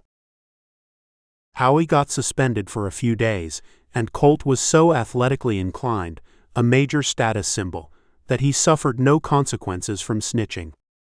As for me, I could look neither Mrs. Storrett nor Mr. Gaudio in the eyes for months. I was still pissed. Life dealt me a critical unfairness. Not called for. I was an innocent bystander caught in someone else's crime, and suffered the ignominy of pain and embarrassment in its aftermath. Any lessons in this? Maybe this was one of multiple experiences that led me to a fairly certain perspective I retain about life in general. Things are what they are. People live and die. Some are dealt better hands than others. Otherwise, great people can get shitty hands dealt to them for a long, long time. Few who deserve punishment ever get their just swats. In my mind, you use your life experiences to understand what you can and cannot change. To accept that some shit rolls downhill to you, and it is what it is. On the flip side, appreciate and be thankful for the good that comes your way, or that you create with your own hands. The world is full of assholes and will remain as such. Mr. Gaudio was not one of them, by the way. He was just a man of the times. But there are many idiots you'll encounter every day. Willfully stupid. Lazy. Imperceptive. Vicious. Vile. Hateful. Deceitful. Greedy. Entitled. Fragile and proud. Flailing aimlessly in a writhing snake ball of grievances and victimization. You get it. But you can't focus on them. Stay away from that lot where possible. You might even work to help that lot if you find such generosity within you. Yet understand, they almost always don't want to be helped, because they generally live in abject denial of responsibility for their condition and have no conscious desire to change. Episode 148, Frozen. That was one brief recollection of my elementary school and the forest that surrounded it. More than anything, the forest was the magical place for all the fun and trouble kids could imagine. The wind was always blowing at the treetops. If you've ever heard the wind through the pines, ponderosas in this case, nothing else on earth makes that sound.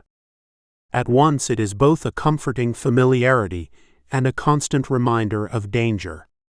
That same wind can be warm during the day, but bring snow that night. Where's Cort? My mother inquired. Having fallen asleep hours before, I peered up at her, squinting at the two overhead bulbs burning brightly through the thin, frosted ceiling shade. My head spun sideways to my brother's empty bed.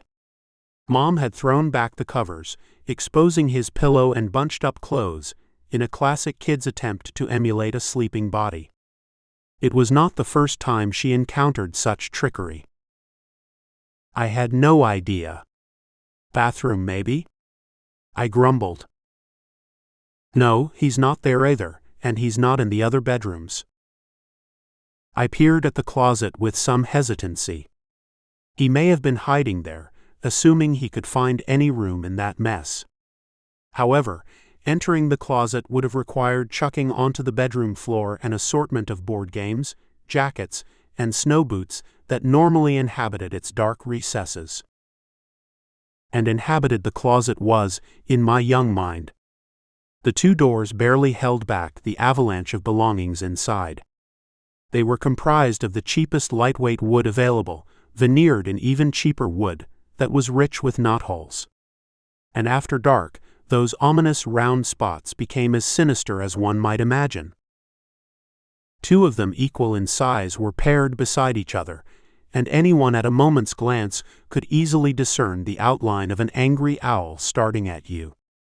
I often wondered, how could any adult have placed such a terrifying section of wood at the foot of a kid's bed, except to be intentionally mean? Even my friends didn't like the owl, and they backed away whenever I opened the closet door, suspecting something dark and foreboding would emerge. Worse yet, the closet doors hung onto their rails like sheets flapping on a clothesline in the wind. They perennially veered off track, often wickedly flying outward from the bottom when closing and injuring my shins dozens of times. In her frantic search for Cort, my mom had left a closet door open, and my gut churned at such a baleful sign. Earlier that evening, Cort had gotten into trouble once again with our parents, a result of hiding his sister's doll clothes in some senseless argument with his sibling. After a long string of these near-daily perturbations, my parents had heard enough of his denials and, for punishment, sent him to bed at my earlier bedtime hour.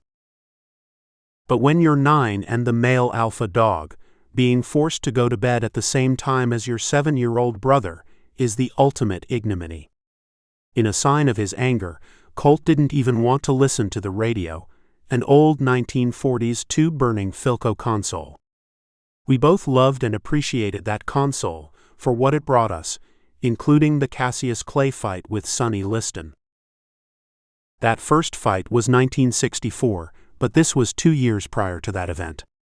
It was November 1962, and snow had fallen regularly in town since September.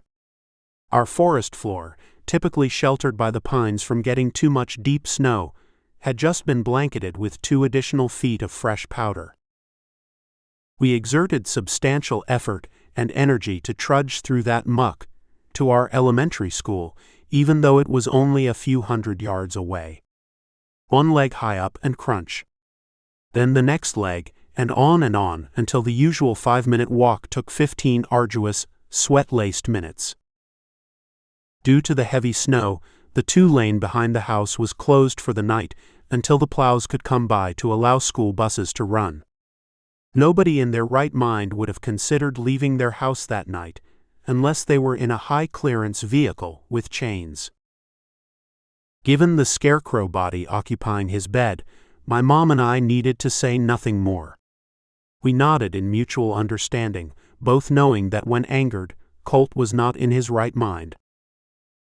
Since I was of little assistance to her, she did what any mother would do in a last-ditch effort to avoid an uncomfortable conclusive step. She called the kids out of bed and forced us to gather in the living room. My father was giving us that stern look, like somebody was about to get a butt-whacking. When did any of you last see him?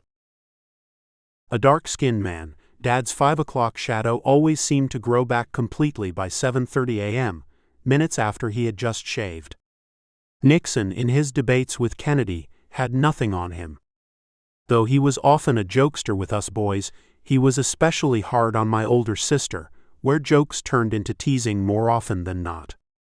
His temper was renowned among our neighbors, and in some cruel joke of genetics, Cort picked up his quick-to-anger, slow-to-rationality Y-chromosome peculiarities. Since we had gone to bed at the same time, all eyes turned to me. Finally waking up, I decided to fess up what I knew. He was sleeping with his back to me when we turned the lights out. He didn't say anything and was just mad. I can never tell if he's angry at me or someone else, since his face looks the same either way. "George," my mother pleaded, "can you check the garage again?" Dad stormed out while all of us kids sat in our pajamas on the well-worn, blandly beige living room carpet, shivering from cold that fell like ice from our single-paned windows. We shook our heads, disgusted that we had to suffer such inconvenience at Colt's convenience. He quickly returned from the garage with a fearful look on his face, even angrier that he was forced to check it a second time. "Not there," he grumbled. "I even got the ladder this time and opened the attic cover to catch a blast of frosty air. He wasn't there either." Not only was that November particularly snowy, but it was a long-staying Arctic cold front where daytime temperatures only reached into the teens. The ripe vegetables in our large backyard garden, used in part to cheaply feed our ravenous brood, had long since frozen over, leaving some of the vegetable leaves on the vine. I envisioned my poor brother being discovered outside somewhere, his limbs appearing just like those zucchini plants, dark green, stiff, and smelly when they finally thawed and rotted. I called his friends' houses and talked to the parents. Nothing there. "Besides, George, you don't think he'd go far in this weather, do you?" "How would I know with that kid?" he spat back. Then he paused for a moment, staring at the frayed carpet. "Tracks," he uttered. "What?" she replied. "Tracks. I didn't see tracks out back. Since the driveway is shoveled, he might have taken off down the street." "But George," she pleaded, "how could you determine his tracks from any other kid's shoes?" "Did he take his snowshoes?" he inquired. My older sister ran to check the closet. She was hoping, I believe, that he'd left them there. She was hoping he had run away without shoes or a coat to freeze miserably on the street, which would have been a just recompense for the grief and harassment he constantly inflicted upon her. It's not that she was incapable of defending herself. It's just that she was getting teased from both sides of the familial coin, her father and brother, sometimes simultaneously. She turned with hands raised in question and a barely perceptible grin. "Still in the closet. His shoes are there too." My dad rose quickly and threw open the utility drawer. As was typical, various items in its overfilled belly spilled out onto the kitchen floor as he fumbled around in the innards of the overstressed wooden container. "Where's the doggone flashlight?" he yelled. "The fort," I blurted out in response, not even thinking such a reply might be met with bad consequences. He turned to stare at me, the kid who'd do all he could to avoid confrontations of any kind. The fort. When it came to his tools, my father was easily angered.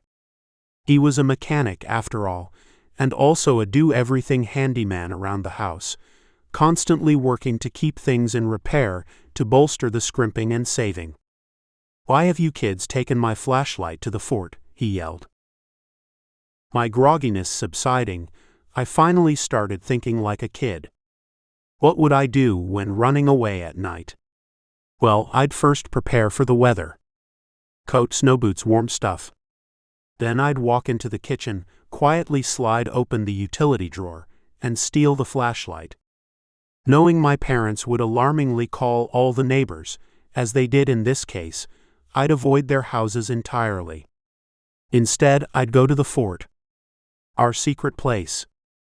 Our proof to other kids that we owned everything in the woods within sight of the massive stronghold. In retrospect, it was anything but massive and certainly no stronghold. Arguably, it was a tree fort. 2x4s were nailed into soft pine branches, 20 feet above the ground. More wood was clumsily crisscrossed atop those flooring beams to secure a floor you wouldn't fall completely through, if careful. Small sections of plywood comprised the walls. Pine branches above in the 60-foot pine served adequately as a roof. You couldn't take the fort's looming dangers for granted, however.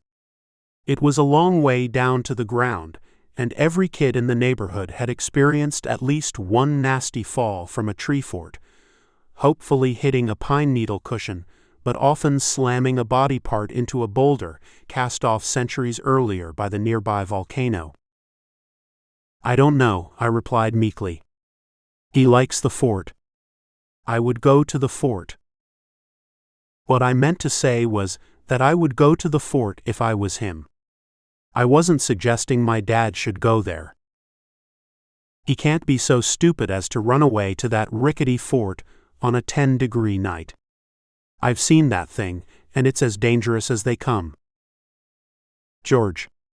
Mom screamed, imagining her eldest son slipping from a frozen branch and being impaled by a jagged boulder, later discovered frozen stiff in the night air by his hapless father. You have to go up there. I'm sure he's at the fort. My father was silent, calculating whether his son was actually that idiotic. He was pondering the hassle of tromping through the frigid nighttime snow and across frozen puddles without a flashlight, trudging over the desolate highway in heavy snow and up the hill toward the fort. In a moonless northern Arizona forest night, you can hardly see your hand in front of your face. The only luminous source to provide any guidance was a dim streetlight at our fighting corner, which was quickly obscured 20 paces into the forest. Knowing he could easily get lost, my dad had the foresight to place a thick blanket over the layers of cold-weather clothing he had just donned. If I'm not back in a half hour, assume I'm lost in the woods, so call the police, he commanded gruffly, staring a hole through my mom and clearly not pleased with anything in the world. It was not the kind of evening he had planned on enjoying after working beneath cars most of the day in his poorly heated garage. Dad left on his journey, slamming the door to remind us of his anger. My mother immediately began pacing back and forth, hoping for a quick and safe return of her child. To our benefit, and probably to take her mind off that imagined visual of her son's frozen body, she let us turn on the television. In the 1960s, any television after 8 p.m. was considered adult. Littered with detective stories, westerns, and mild horror, it was apparently too impure for children. I'll spare you the tirade of insults about the tawdry, gory, thoughtless and expletive-strewn crap content puked out of today's broadcast and cable media. Bypassing questionable fare, my mother clicked the channel to a musical variety show, and we quickly forgot about our brother's tenuous survival status. Cort. Are you out there? Dad trudged uphill, a not insignificant climb for an overweight guy in his late 30s, and a 2-pack-a-day smoker to boot. After slogging through snow past his knees in the pale moonlight sifting through the pines, he spotted a few recent leg prints and began tracking them, following their meandering upward ascent. Cort, he continued yelling. Unwilling to wait, my mom was out on the back porch peering helplessly into the forest darkness. George. Do you see him? No response. He was far enough away to be well out of yelling range. Dad kept following the tracks. They did not appear to be human boot prints per se, but flat, definitionless indentations, the kind that slippers make. Cort was obviously wearing his birthday slippers with leather bottoms and woolen sides, as if that was sufficient to walk through in the dangerously high snow. We kids weren't worried, of course. Running away was something every child simply did in those days, regardless of the season. Such delinquent activities were amplified and even made light of in the family shows on TV. In fact, if you hadn't run away at least one time in the last few years, your standing as a normal kid might be somewhat impaired. After hearing no response from her husband, my mother hustled inside, shivering after the long, cold wait out back. She immediately went to the rotary phone that hung on our kitchen wall. Its cord was stretched beyond any phone installer's nightmare, dangling helplessly in a coiled mess across the asbestos-infused vinyl floor tiles. I glanced away from the variety show for a moment and noticed her holding the switch hook down. She was staring out the kitchen window toward the street, counting the seconds before she called the police. Our post-war 4-bedroom was not constructed to withstand northern Arizona winters, or necessarily any weather at all. Its windows were sheer single panes that froze up every night, particularly the north-facing kitchen window that opened out to a 6-by-6-foot porch. That same porch was the best place for us and the neighbor kids to shoot flies with rubber bands whenever it rained during summer. Those thin green rubber bands used to wrap up the rolled daily newspapers were the worst kind by far for such intensive hunting activity for a number of reasons. Being the alpha male, Cort always got first choice of the thicker tan rubber bands, so his fingers rarely encountered the various mashed fly body parts you had to shake off the green bands. I was wondering if the stash of larger rubber bands might now accrue to me, assuming my dad discovered Cort frozen in the woods. "Oh God!" my mom screamed. We kids stared at each other. What kind of scream was that? Dead or alive? Stiff as a board? What might that look like?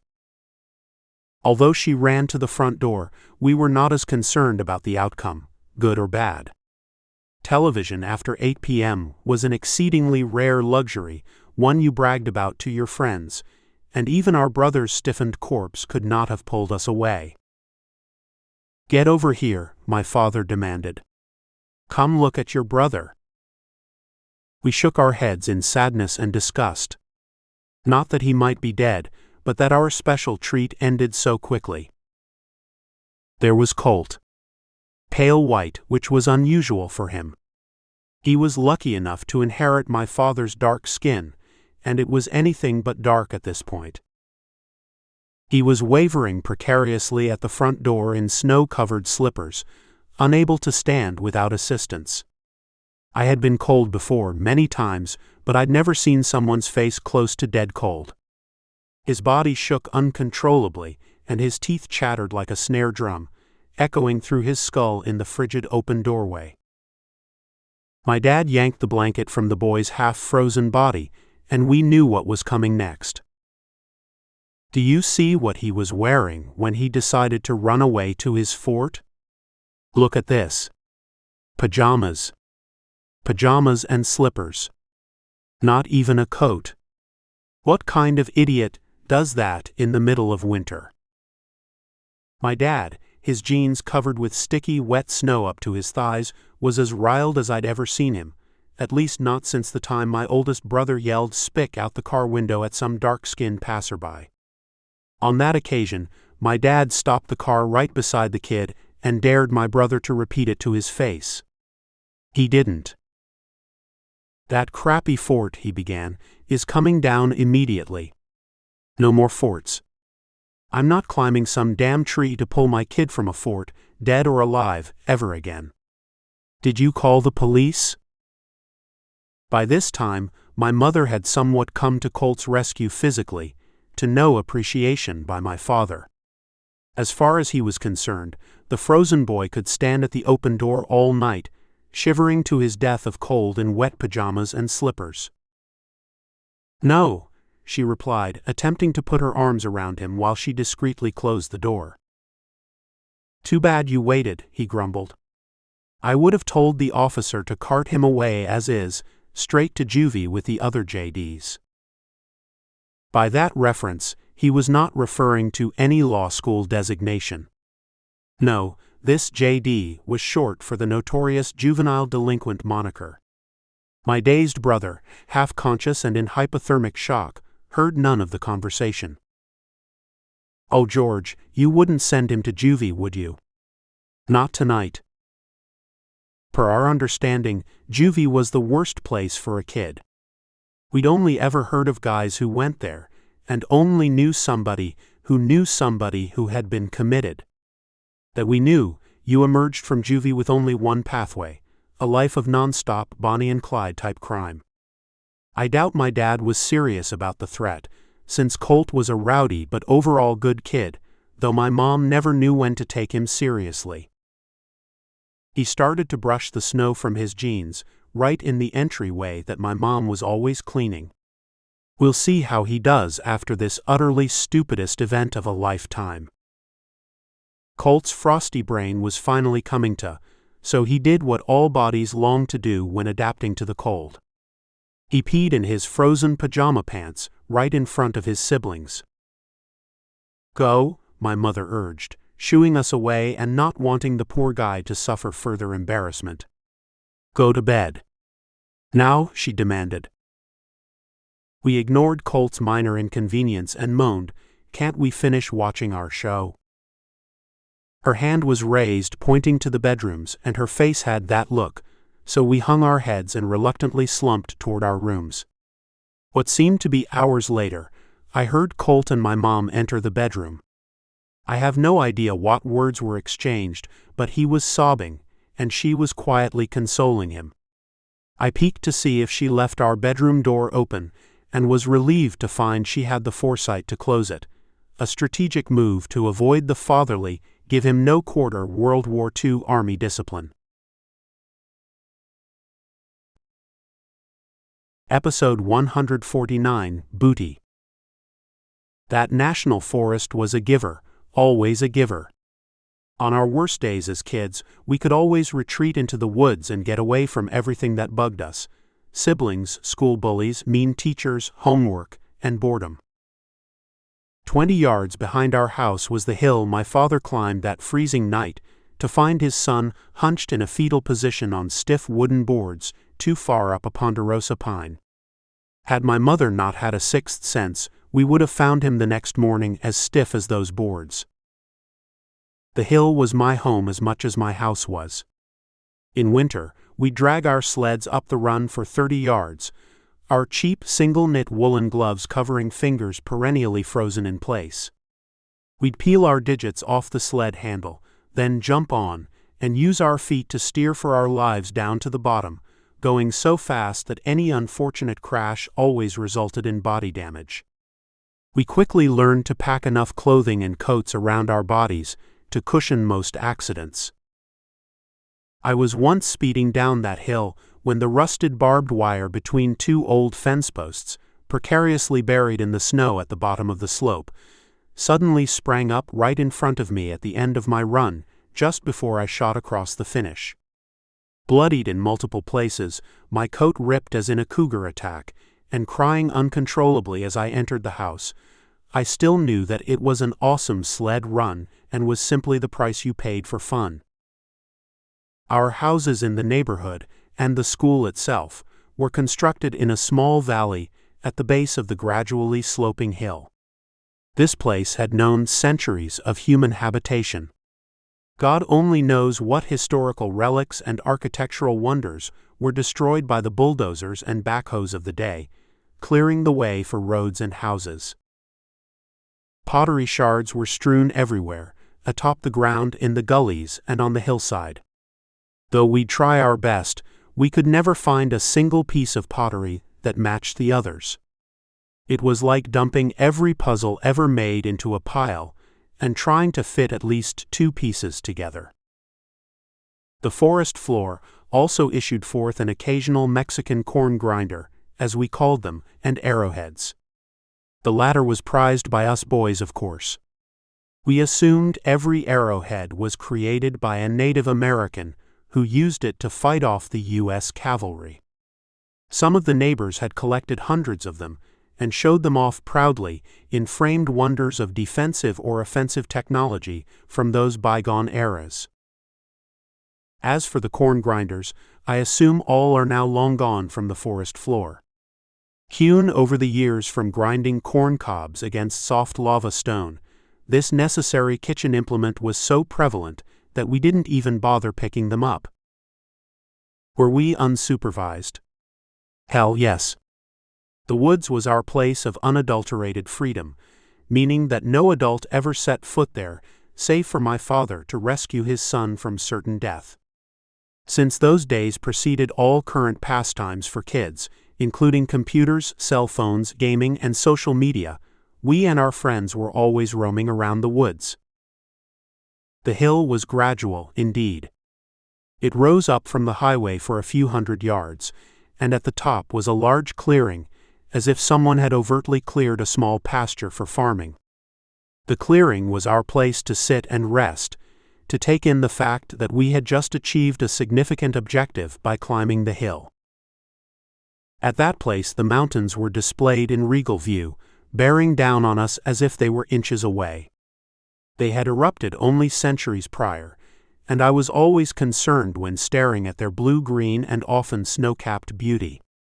When would they erupt again? How would we know? Would we be covered in ash, frying and dying in place like at Pompeii? One day at the clearing, after messing around for a time and discovering nothing new, a dozen of us decided to head back down the hill for lunch. For whatever reason, my sister veered off a bit to the left as we began our descent. After traipsing downhill 20 yards, she screamed with delight. "Hey, you guys! Over here!" "What is it?" someone replied. "Looks like furniture," she stated. Furniture? What would furniture be doing in the middle of a forest? There were no roads or trails nearby. Somebody would need to carry it there, across rocks and boulders and around trees and shrubs. It made no sense. But as we got there, we saw the oddest thing, a large 4-drawer maple clothes dresser. It appeared as if God had dropped the object from the sky to see if it could traverse numerous pine tree branches on its way to the ground, then wedge itself undamaged on the hill between 2 large boulders. My sister was the first to pull out a drawer and extract some contents. And what, to our surprise, did she uncover first? A massive white brassiere that she swung around her head for all to see like she was lassoing a rodeo bull. I had no idea they made them so big. Most of us kids were very familiar with the odd garb that women wore beneath their clothes.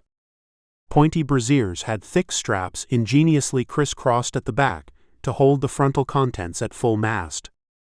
Coupled together by a complex hook system, these elastic wonders pressed relentlessly upon a woman's delicate backside and underarm skin, leaving red marks to endure a lifetime or beyond. My poor mom would often rummage about with her fingers among the mixed fat and skin folds protruding from the edges. "Am I really that fat?" she'd ask us as if she actually cared how we answered. Then there was the girdle, another body management garment. I don't know how many times I saw my mother walking around the house in her bra and girdle. Given their massive steel, cotton, and elastic infrastructures, you could discern nothing beneath them. In fact, women's bathing suits displayed far more flesh than these formidable constructs, armored and buttressed like the Bay Bridge. They could withstand any act of nature, even an earthquake or devastating flood. You might lose the person inside, but inevitably, the lost soul's undergarments were always photographed hanging on a branch somewhere, having been discovered by some sheepishly grinning deputy sheriff. The girdles melded and pressed flesh and elastic together in a conflagration so painful that no child wanted to set eyes on it for more than a second. You couldn't stand to think that your mom's adult life needed to be so painful. Then there were the ubiquitous stockings. Every girdle assumed the presence of stockings, adorned with small clips at their half-leg bottoms. Unattached, the clips appeared like a raiment of jingly bells hanging from a reindeer's hairy legs. Women's stockings had a limited, predictable shelf life.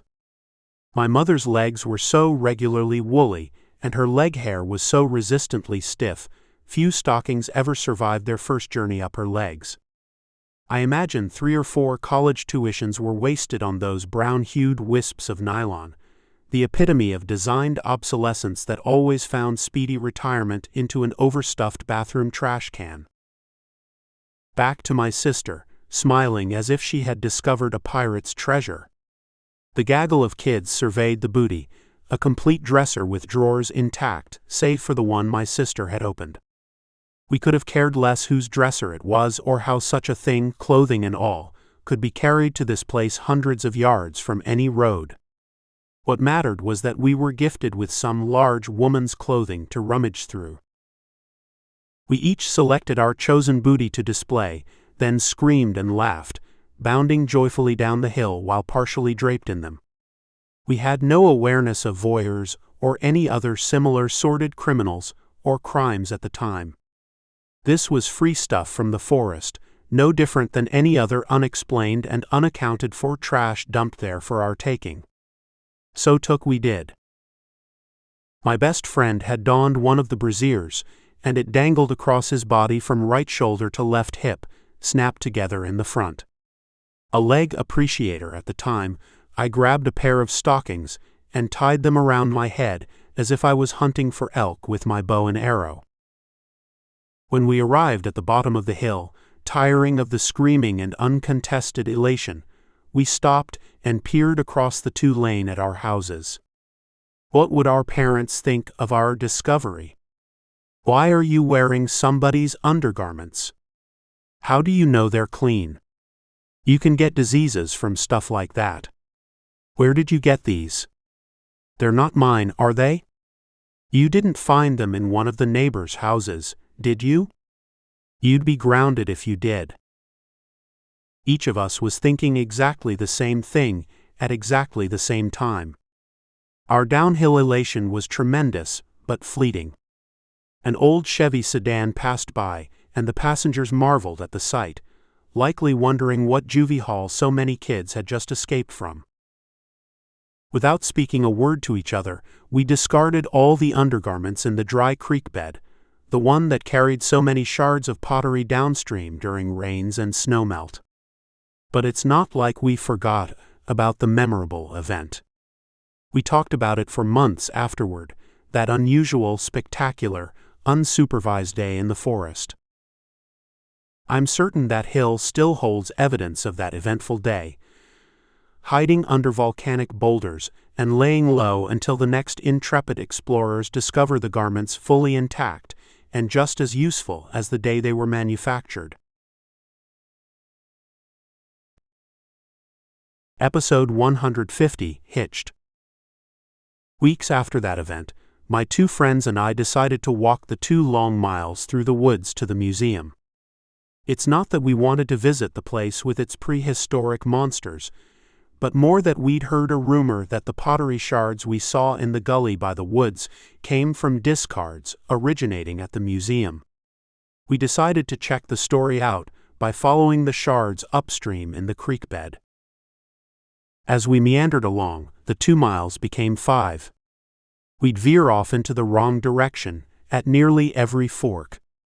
Without fail, the trail we selected would give out after a few hundred yards, causing us to backtrack to the fork. By the time we reached the museum, we were tuckered out.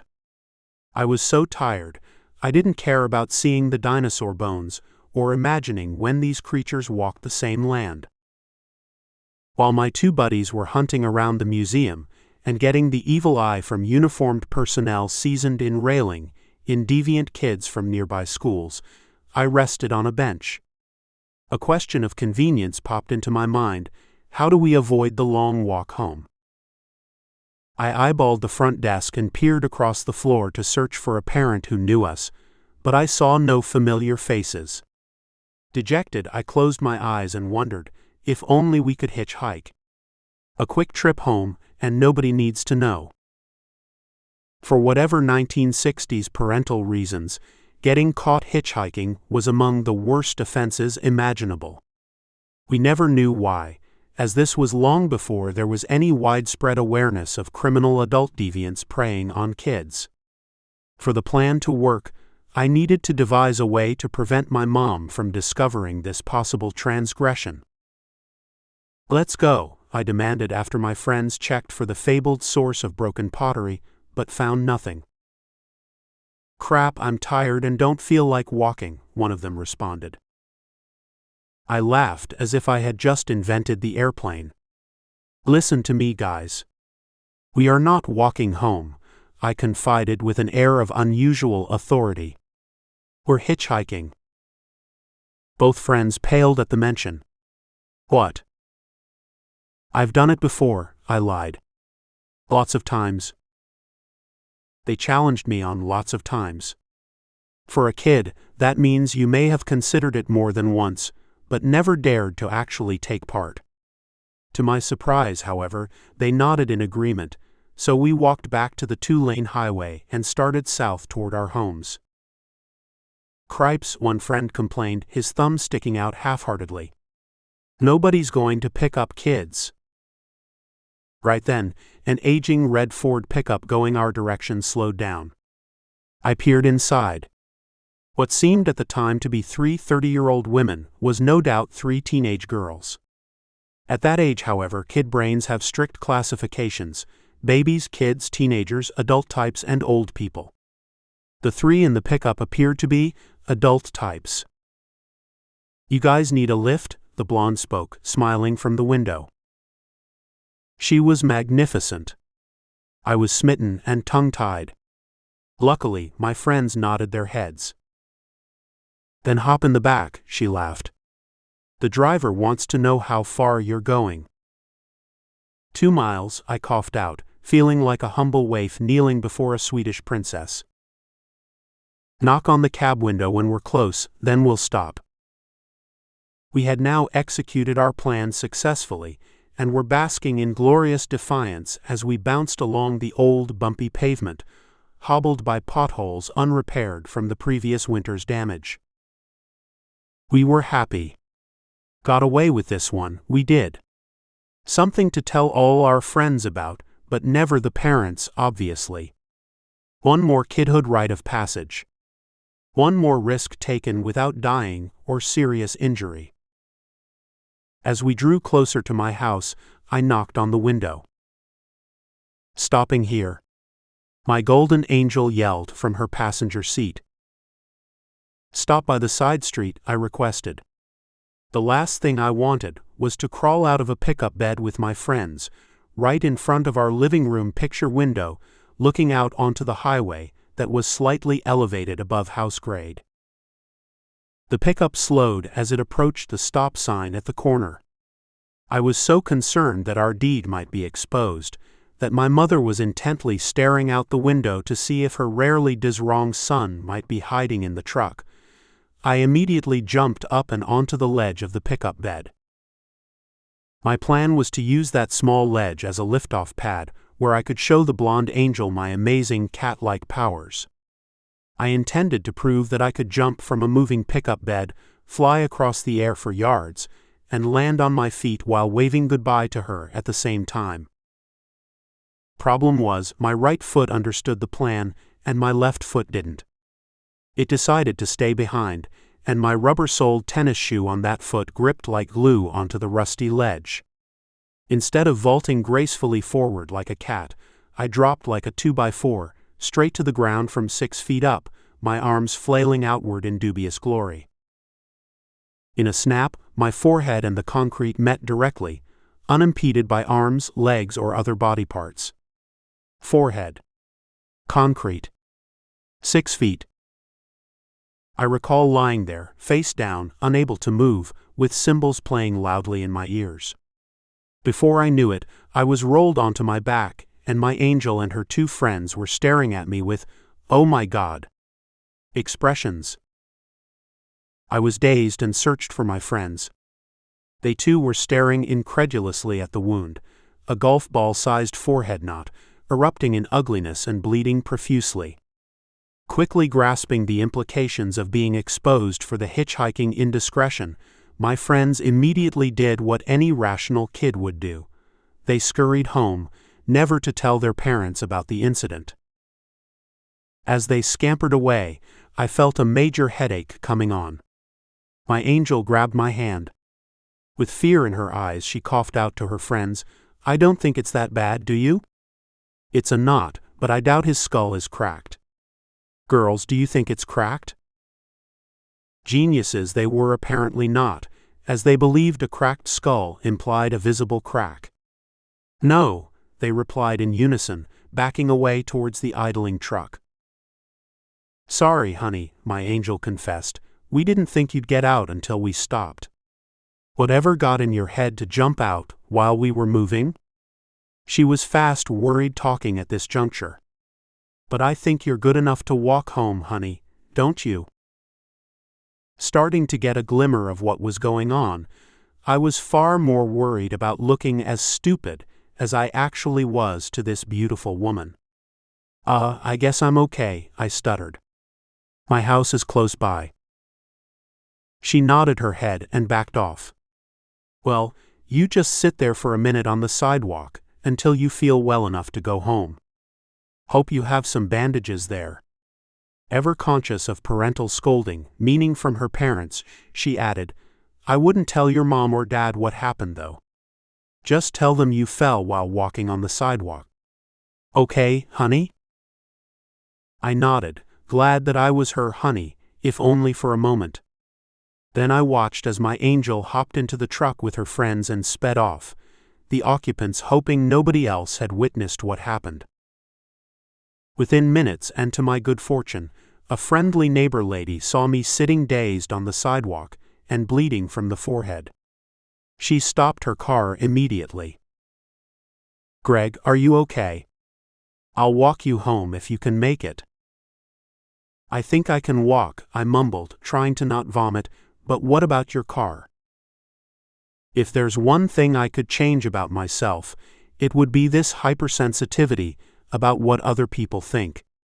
Here I was with a huge knot on my head and blood dripping in my eyes, and I was worried about where her car was parked on the occasionally used feeder street to our neighborhood. She carefully placed her arm beneath mine and walked me home. My mother was peeling potatoes at the sink, peering out the kitchen window when she saw us at the porch.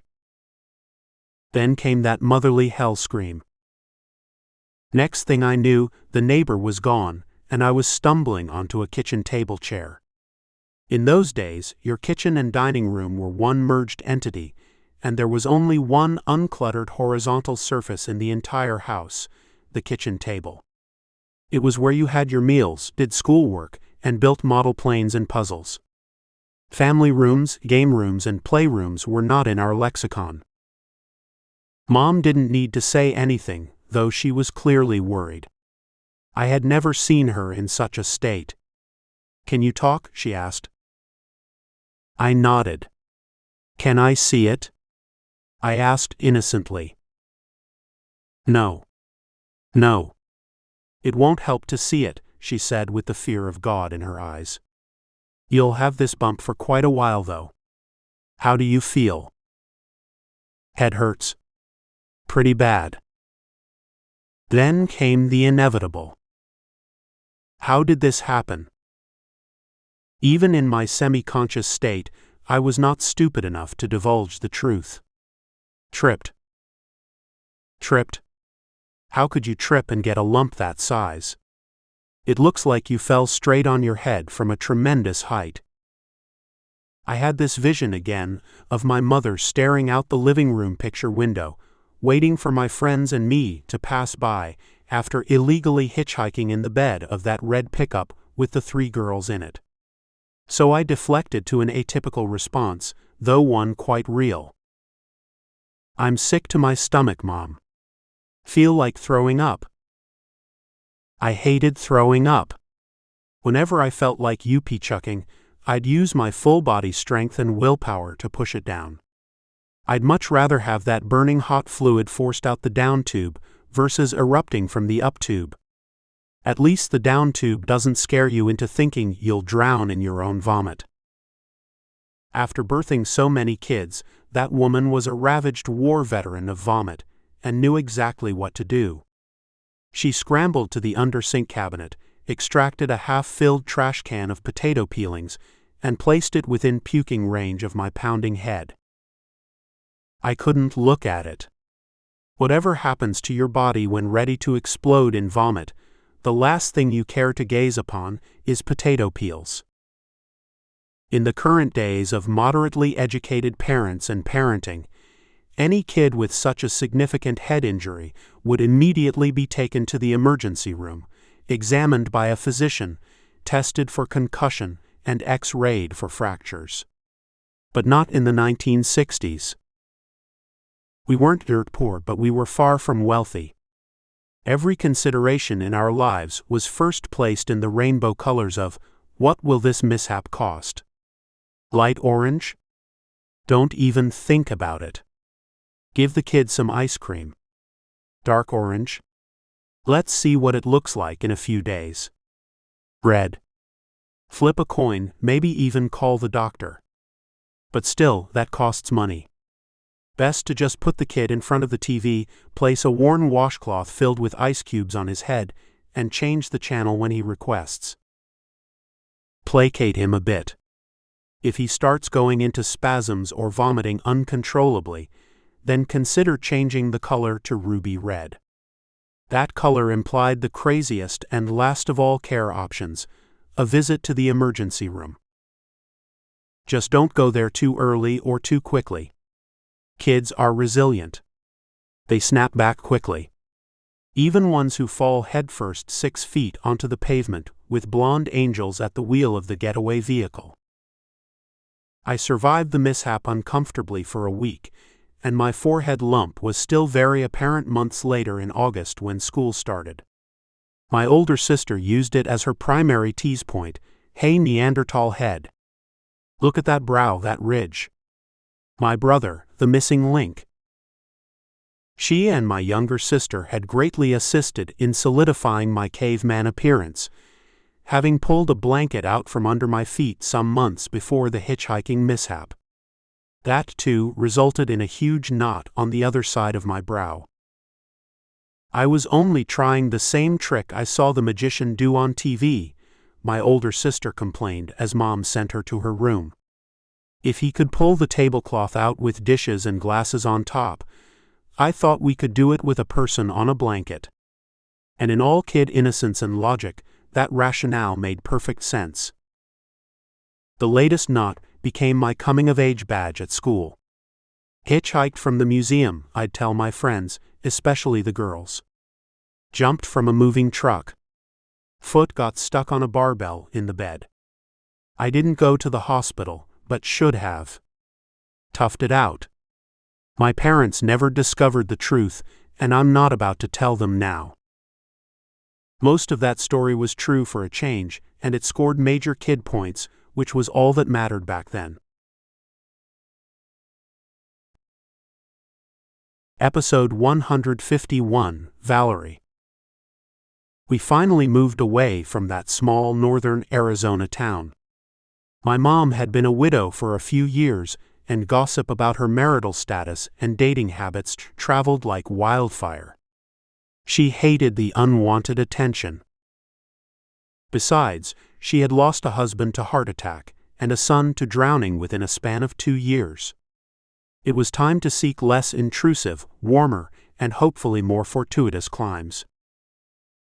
Northwest Phoenix in the late 1960s was comprised of thousands of flat, undeveloped acres of scrub Sonoran desert, mostly cacti, heaven-scented creosote bushes, and the occasional palo verde and mesquite trees.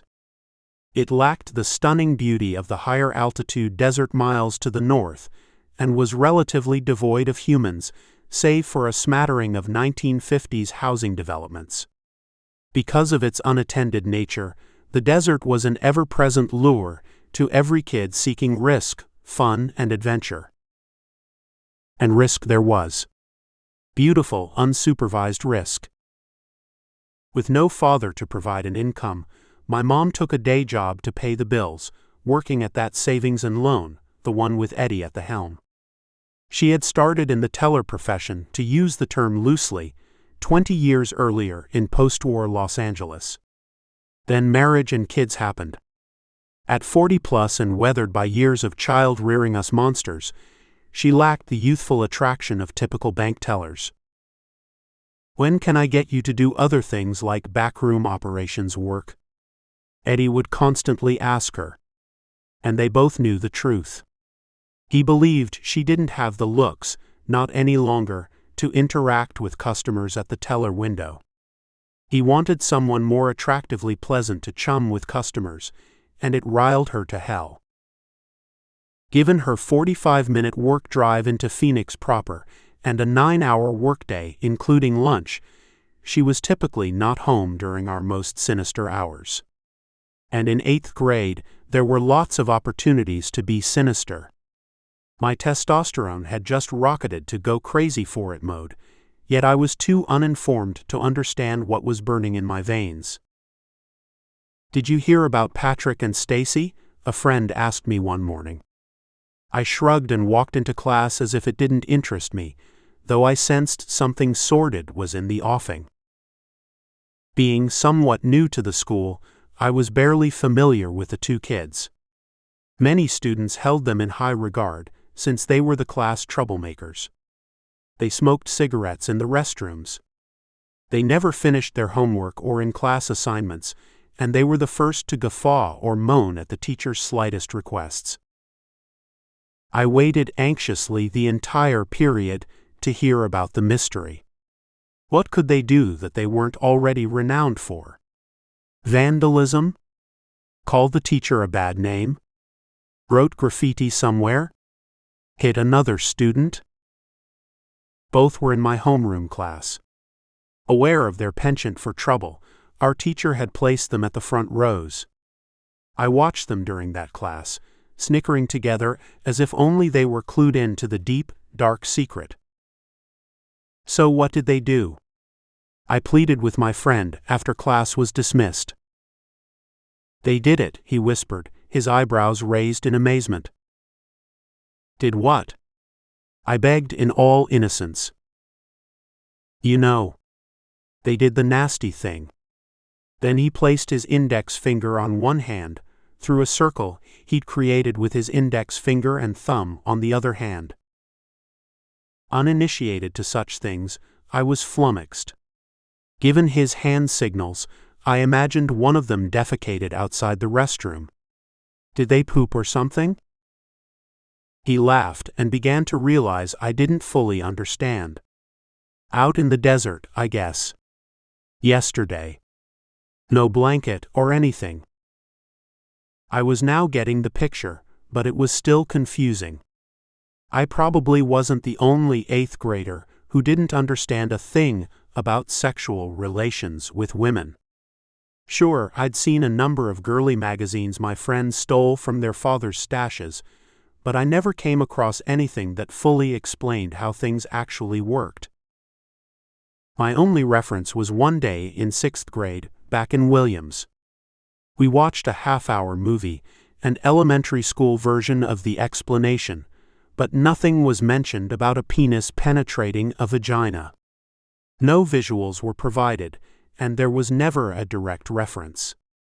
Just cartoon drawings of the respective externalities of girls and boys. As far as I understood, some mysterious thing would crawl from my stuff to her stuff, then a pregnancy would occur, and that's why we didn't want to ever engage in sex.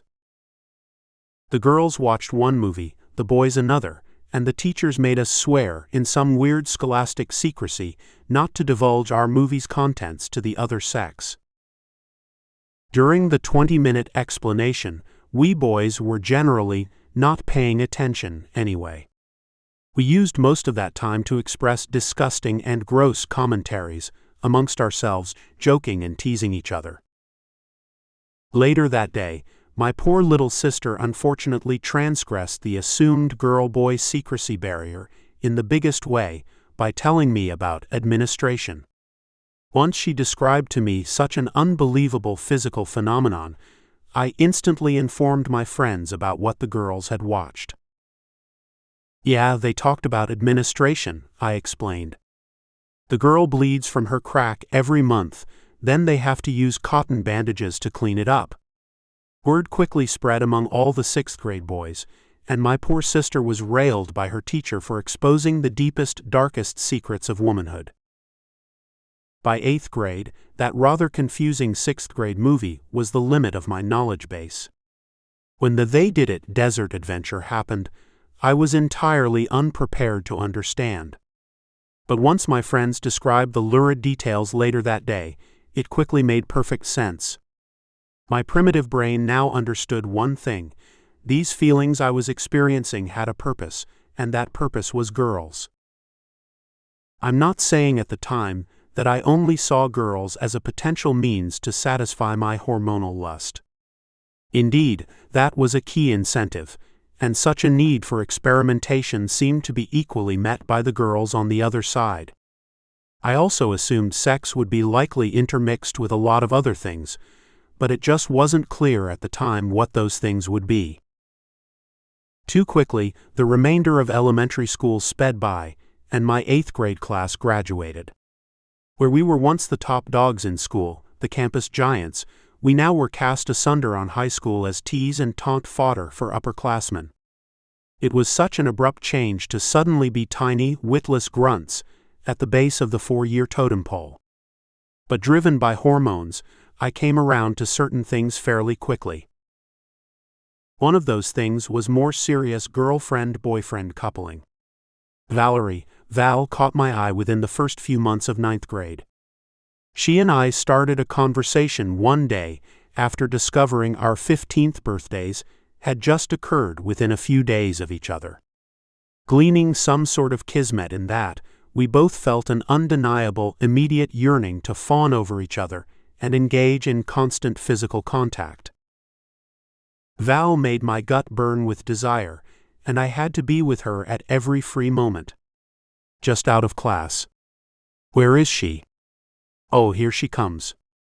Holding hands for 5 minutes and risking tardiness to the next class.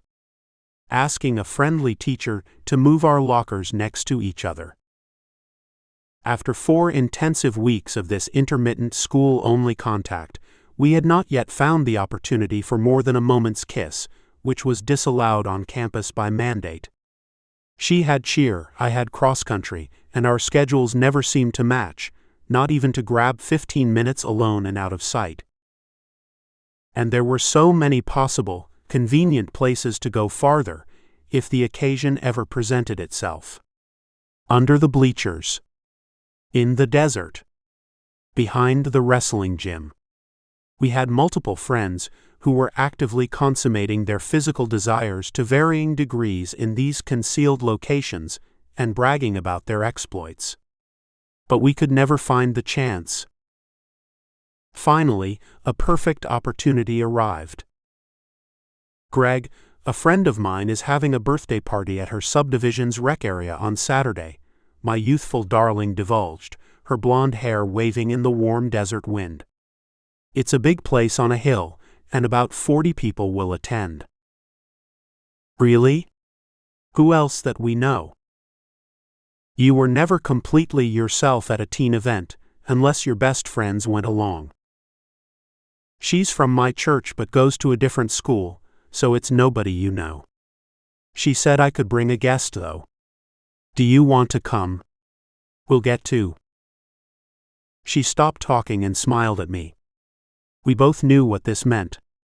More contact and a few fleeting minutes with each other, always in the presence of others. Better yet, we might be able to mosey off somewhere and let our powerful passions take flight. I nodded vigorously. To be with you? Any day, even if I don't know anybody. You're enough for me, girl. After much hopeful anticipation, Saturday finally arrived. With a 7 p.m. start and the fall sun setting earlier each day, Val and I both understood that all good things we wanted to happen were most likely to occur after dark. And there she was. Shining. Smiling. Purple earrings hanging down to match her sparkling purple and blue ankle-length party dress. I wore a mother-requested white, short-sleeve shirt with a skinny black tie of my father's, straight from the 1950s and utterly bereft of style. I grabbed her hand. My God, I exclaimed, gawking at her slim figure in the dress, you have the most magnificent waist. And she did. The sight of this beauty put all my senses on high alert, particularly the most devious ones. I only needed to apply my best teenage coercion tactics to make things happen per my plan, and likely per hers. Valerie peeled my hand off. Not yet, Greg. We need to meet people first. I was a bit put out at the delay, but obliged, understanding fully that not yet actually meant that. Things would happen soon, just not yet. She walked me through the requisite introductions to people I would never meet again.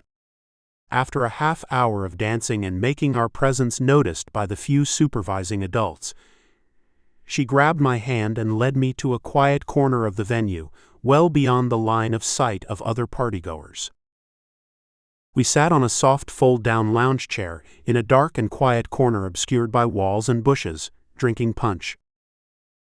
"What is this place?" I asked. "I don't know. I'm guessing someone comes here to get away from everyone else at the pool. Before you got here, I searched around and found it, hoping this spot wouldn't be taken by another couple. I was even thinking about putting a 'reserved for Val and Greg's smooching and stuff' sign on it." She laughed. I was a dense kid, but that sentence, I perceived, was a clear signal to fulfill our mutual intentions. Just as she was about to take another drink, I whisked the half-filled paper cup from her hands. This was our time. Nobody else's. No class bell. No nosy teachers watching us stare lovingly at each other, but only holding hands. No cross-country. No cheer. Our time. I was wondering, is it possible to kiss each other for the next 2 hours and do nothing else? I was pretty certain it was not possible, and had previously concocted a theory of natural progression, where activities would simply naturally progress from kissing, where we'd gradually move forward with other things until one of us felt the need to stop. The baseball base analogy we all were well aware of. My hormone-fueled mind was singularly focused. Just one anxiety-provoking impediment stood before us that prompted due consideration. Anyone might stroll around the corner at any minute. Another couple, perhaps? A snooping adult? Adding to that, Val was in a long dress, not easily removable in part or in whole. It was not something she could slap back on in an instant and pretend that we were only kissing. It was obvious to us that we had but one alternative, the pelvic hip grinding we tried to get away with at school dances when teachers weren't looking. For high school freshmen, this activity may seem inappropriate to many, and I now clearly consider it as such. But it was the late 60s, and all kinds of norms were being broken as the free love hippie movement was hitting its full stride. I was also a year down the road from the first knowledge of classmates who did it, the full deed, and many of my friends had experimented well beyond first base by that time. And it wasn't like I'd have my pants off. It was just Val and me. Kissing. Pelvic pressing. As anxious as hell to do more, but also fearfully cautious. After a half hour of this vigorous kissing and grinding, someone called out her name. "Valerie? Val. Where are you? We're going to open presents and blow out the candles.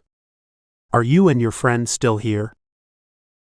Val bolted straight up on the reclined chair, and I lurched over the side of the chair onto the deck's wooden planks. "We have to go." "Now?" she demanded. "Are you okay? No issues?" Fortunately, I had no unresolved issues. Unresolved physical demands? Yes. Embarrassing evidence? No. We waited a moment to gain composure, then emerged from our hiding place. As we exited, her hair disheveled, the other kids immediately understood we were off in a corner doing things inappropriate for the time and place. The party soon ended, and we both went home in parental taxis. However, Val and I never had a chance to repeat a similar activity. In fact, we never had the opportunity to touch each other again. The following Monday morning, I arrived at the science buildings a minute before the first class bell. There was Val, standing on the grass with 3 cheer friends, her face red and wet with tears. When I stared at her with surprise, she immediately turned away. That's it, I thought. I went too far and am getting dumped. Carolyn, one of her friends who possessed the most vivid blue eyes, approached me with a grave frown, grabbing my arm. "Let's go around the corner of the building," she demanded. I'm a bit stunned, yes, but I'm not going to cry about getting dumped, I pondered. No way I'd do that. Not in front of my classmates. Did someone die? I asked Carolyn. No, she whispered. Look, I don't know how to tell you this without scaring you, so I'll just say it. Her father found her diary yesterday. Scare me? What would scare me about a diary? Diary? I repeated. I didn't know she had a diary. Well, she did, and her father found and read it. Why? What was in it? She stared at me, as if the diary contained the worst possible thing one could imagine. Don't you remember what you two did at the party on Saturday? Oh, I thought. Not wanting to jump the gun and expose what happened, I feigned ignorance. She wrote about it, Greg. She wrote everything that happened. About you and her on the chair, and what you guys were doing for all that time. Then she spoke the words almost imperceptibly. Hip grinding.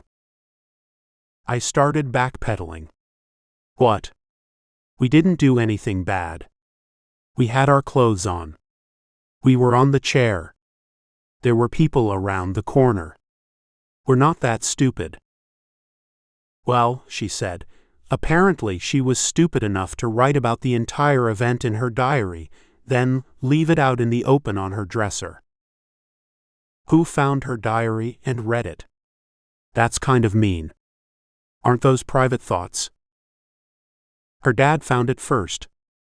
Look, I do a lot of things with Val and her family. Her dad is a strong, tough, and very rough kind of guy. He's a hunter with lots of guns in the house.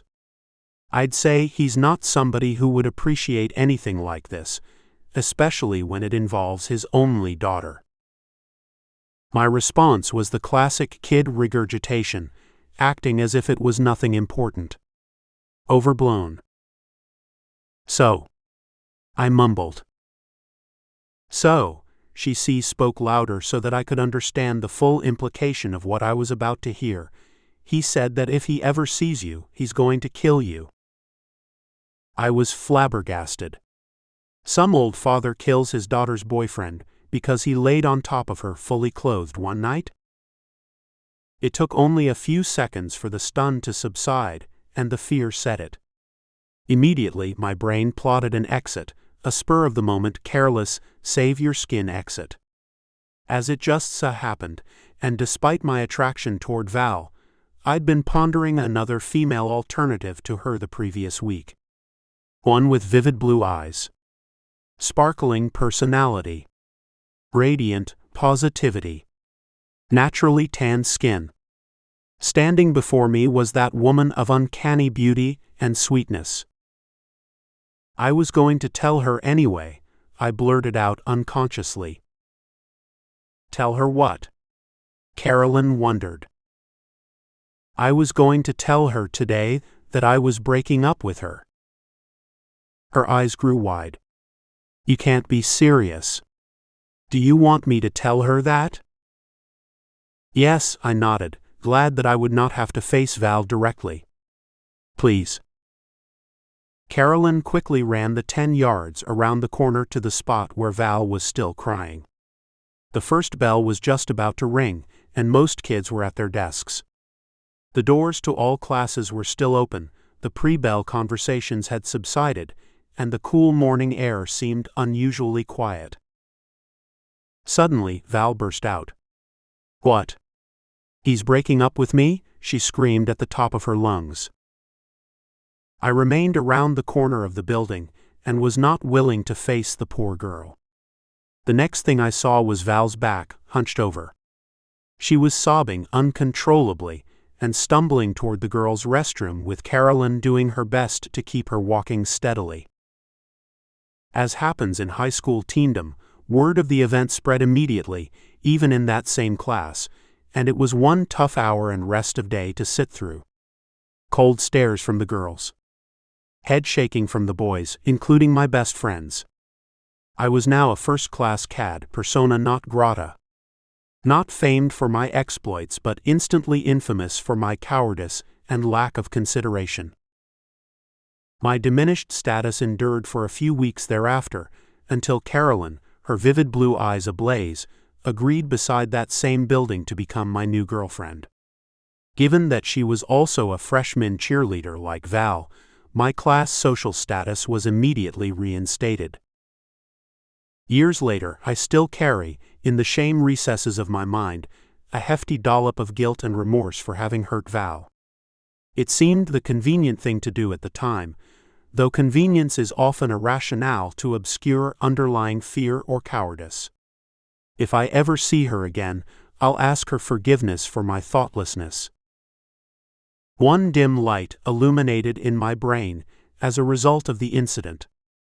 I realized that, as a result of my own actions, I could die. That I was responsible for certain things, including the feelings of others around me. This lesson was repeated in different ways, time and time again, before it infused more completely in my ever-resistant puerile mind. Treat other people decently. Understand they're not always where you are. They might be ahead, might be behind, or on another mental planet altogether. They may have had a really bad day, week, or year. They may carry other significant burdens. Whatever the situation, treating them well usually doesn't hurt things. Episode 152, Chala. I mentioned the desert previously, the wild desert, uninhabited and bereft of human structures for long stretches. In those long stretches, the craziest things would happen. Arriving as a preteen from the cold north, I was utterly unaccustomed to the desert's flora and fauna, though I quickly grew to appreciate its dry and desolate beauty. Creosote bushes were the mainstay. 5 to 8 feet tall, these scrawny, tiny-leafed wonders were interspersed on the desert floor a few yards away from each other, creating the perfect trails to weave in and out of. Since the desert was generally flat and comprised of hard-packed, dusty soil, anyone with 2 feet or 2 wheels could easily feel lost in the broad expanse of the Northwest Valley. Few ever truly got lost. The mountains to the south were always a guidepost, rising a few thousand feet above the desert floor. To the north, the valley continued for 20 miles into the foothills, where the elevation gradually rose hundreds of feet into lush Sonoran desert. But for us teenagers, lush was happening everywhere in the flats. When the family moved to Phoenix, at least in part to get away from the painful memories of the north, my mom purchased a house facing directly out to the desert. The house and desert were separated by a rarely used dirt road, whose only purpose was to give off-roaders a place to tear in a straight line for long stretches on their motorcycles and four-wheelers, without encountering police or sheriff's deputies. Since the new house was also a hastily constructed one, it was a natural haven for any bug attempting to cool itself from the searing desert floor. Scorpions were regular indoor visitors, and you dared never to don a shoe without shaking it first, at arm's length. These were not the slightly worse than a bee sting scorpions found in other dry locales. No, they were palm tree scorpions. The smaller and more transparent they were, the worse their sting. My mother's friend, one that lasted until she married the evil Chuck, suffered the great misfortune of failing the shoe shake routine. One of the little buggers stung her big toe. After icing it, but finding the massive swelling continued, she rushed to the hospital. Her toe had grown to twice its normal size, and she spent 3 weeks at rest with her foot elevated. Bugs were bothersome but not usually lethal. Black widows found shelter in every dark corner of the house, ruling the underworld with their red hourglass precision. A friend of mine had a sister who had been badly bitten by a large one. She swore the dark mistress emitted an audible scream before leaping at her, as if in an arachnid remake of a bad martial arts movie. Not intending to overstate the daily hassles of that early desert living, the valley had more than its share of other unpleasant bugs. Simply a fact of life. Earwigs, often misnamed as vinegaroons, regularly ransacked the house, releasing a malodorous vinegar stench when you stepped on one. When it came to roaches, however, Northwest Phoenix was spared the large winged beasts that proliferated in the city proper.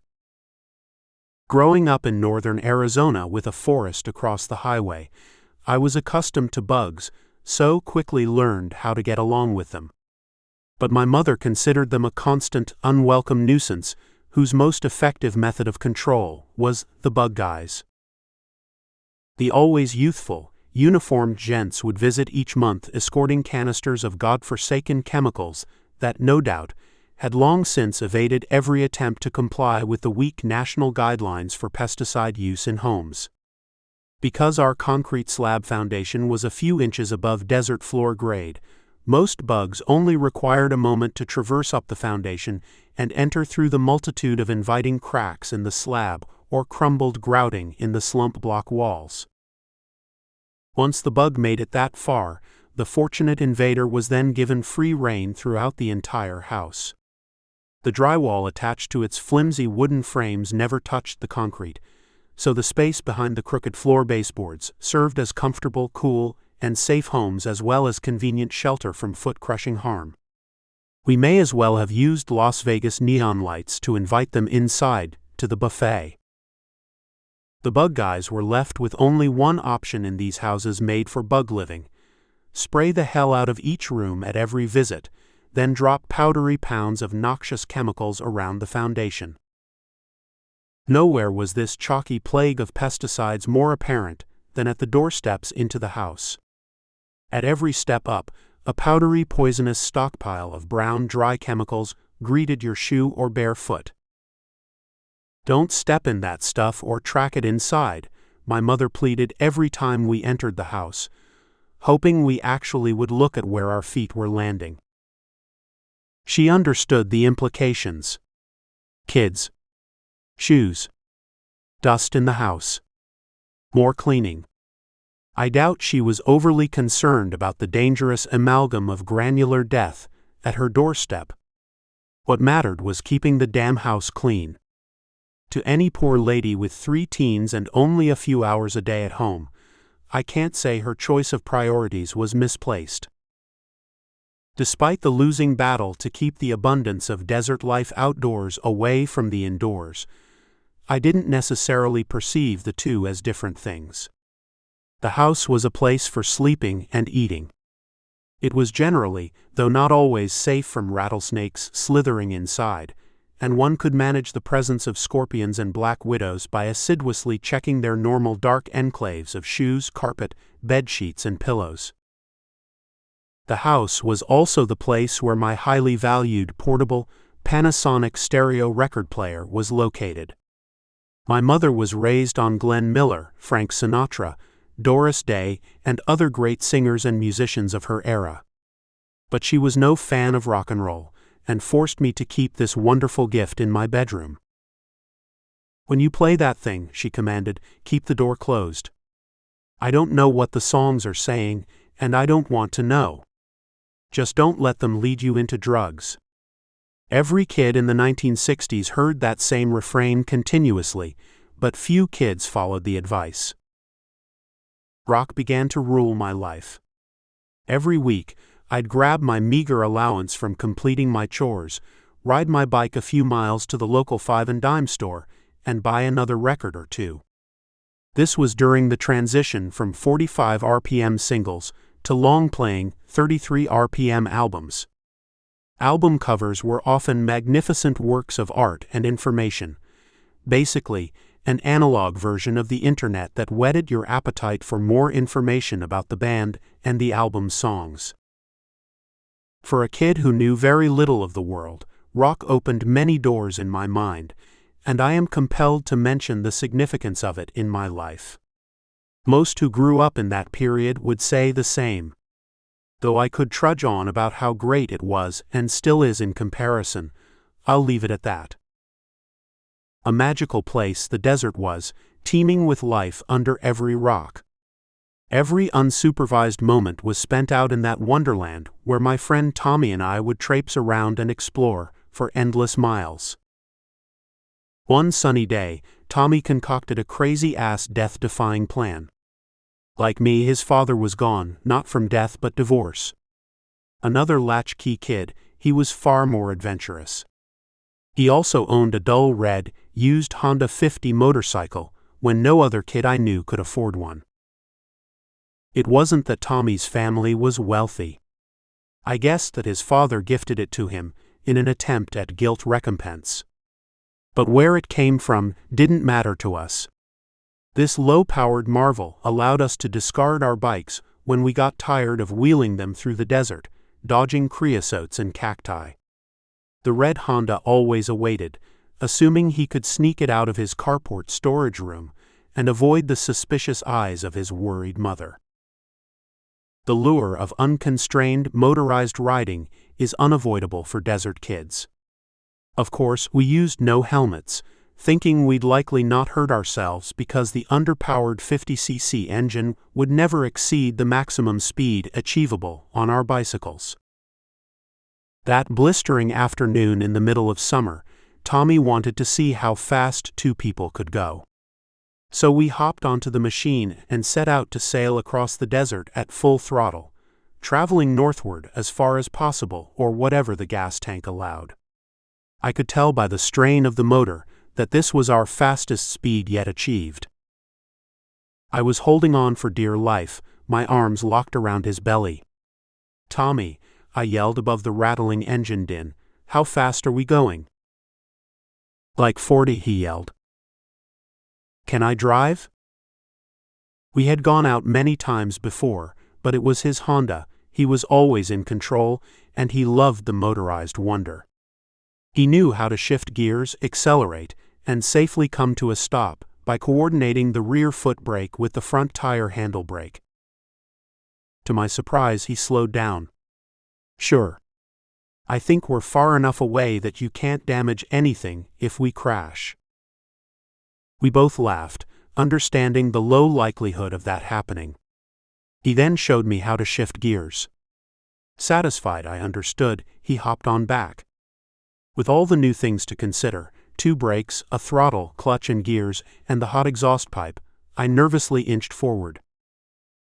"We're barely moving," he observed. "Go faster."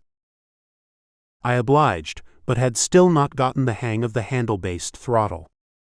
We rocketed forward. Nearly flying off the back as the front wheel rose up, he screamed, "Back off." I did so instantly, and we puttered along.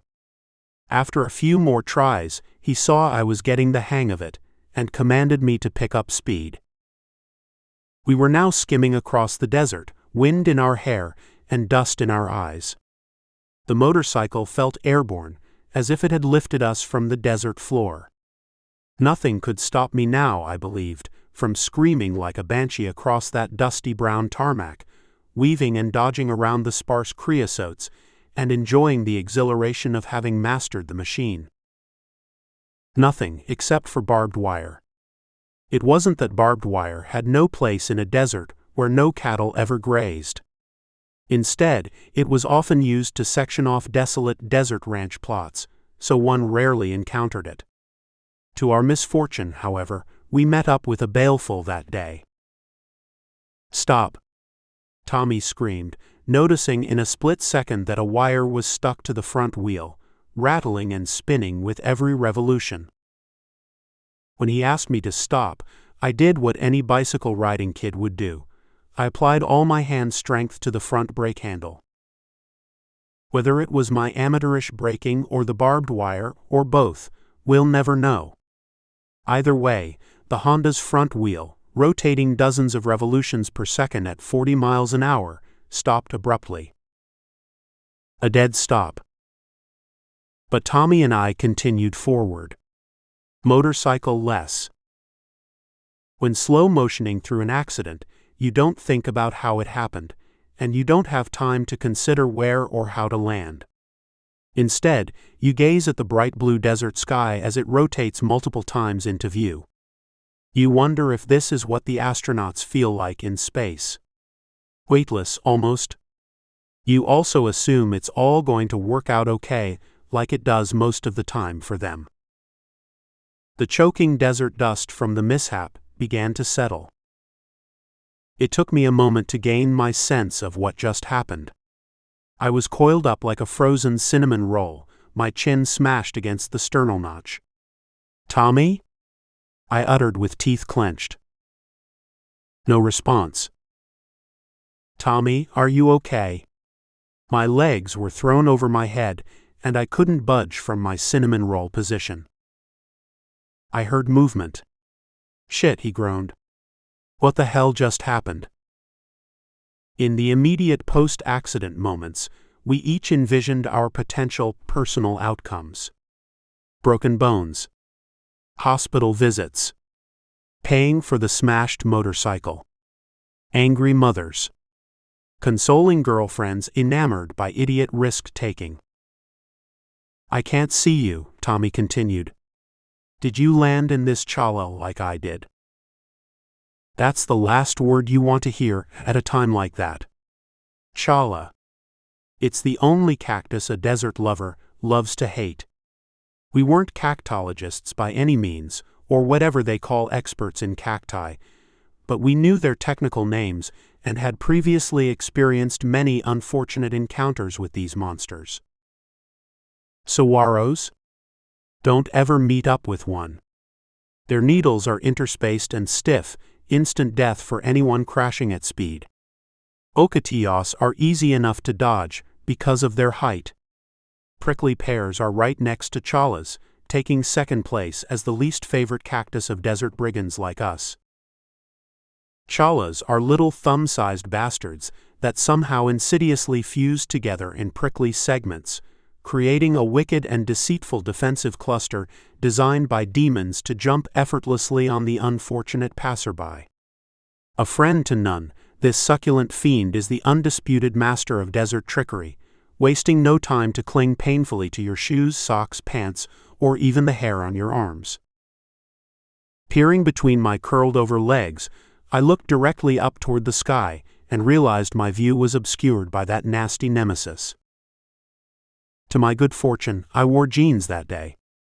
Jeans were at least a minimal line of defense. The prickly little dregs would sink their barbed ends into the fabric instead of human skin, allowing the transgressor to escape the vicious grip of its numerous hooks and nettlesome hairs.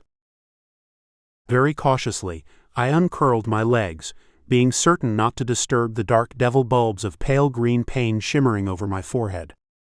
I hurt everywhere, but had encountered enough of these plants to grasp the subtle, slow movements one had to make to minimize further bodily attachments to flesh via its countless segmented children. Rolling forward and onto my butt, I realized multiples of the children had detached, spreading everywhere across the ground from our conflagration of speed and stupidity. They were now enduringly affixed to the back of my shirt and butt of my pants. I again imagined the next 4 hours of painful interlude. Riding home, if even possible. Broken limbs or other internal injuries. Searching for a sign of civilization somewhere in the barren expanse. Ambulances. Police. Hospitals. Mothers. Groundings. Not a pretty picture for either of us. Then I sensed movement to my right. Turning around ever so slowly, I saw Tommy. He was laid out flat, enveloped within a Big Brother chala, his own personal one, that could have proudly displayed his nameplate since it was so attached to him. The monster was standing peacefully at rest, gloating at our mishap.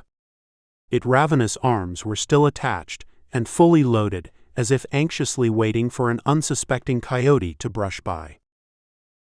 Great. I thought.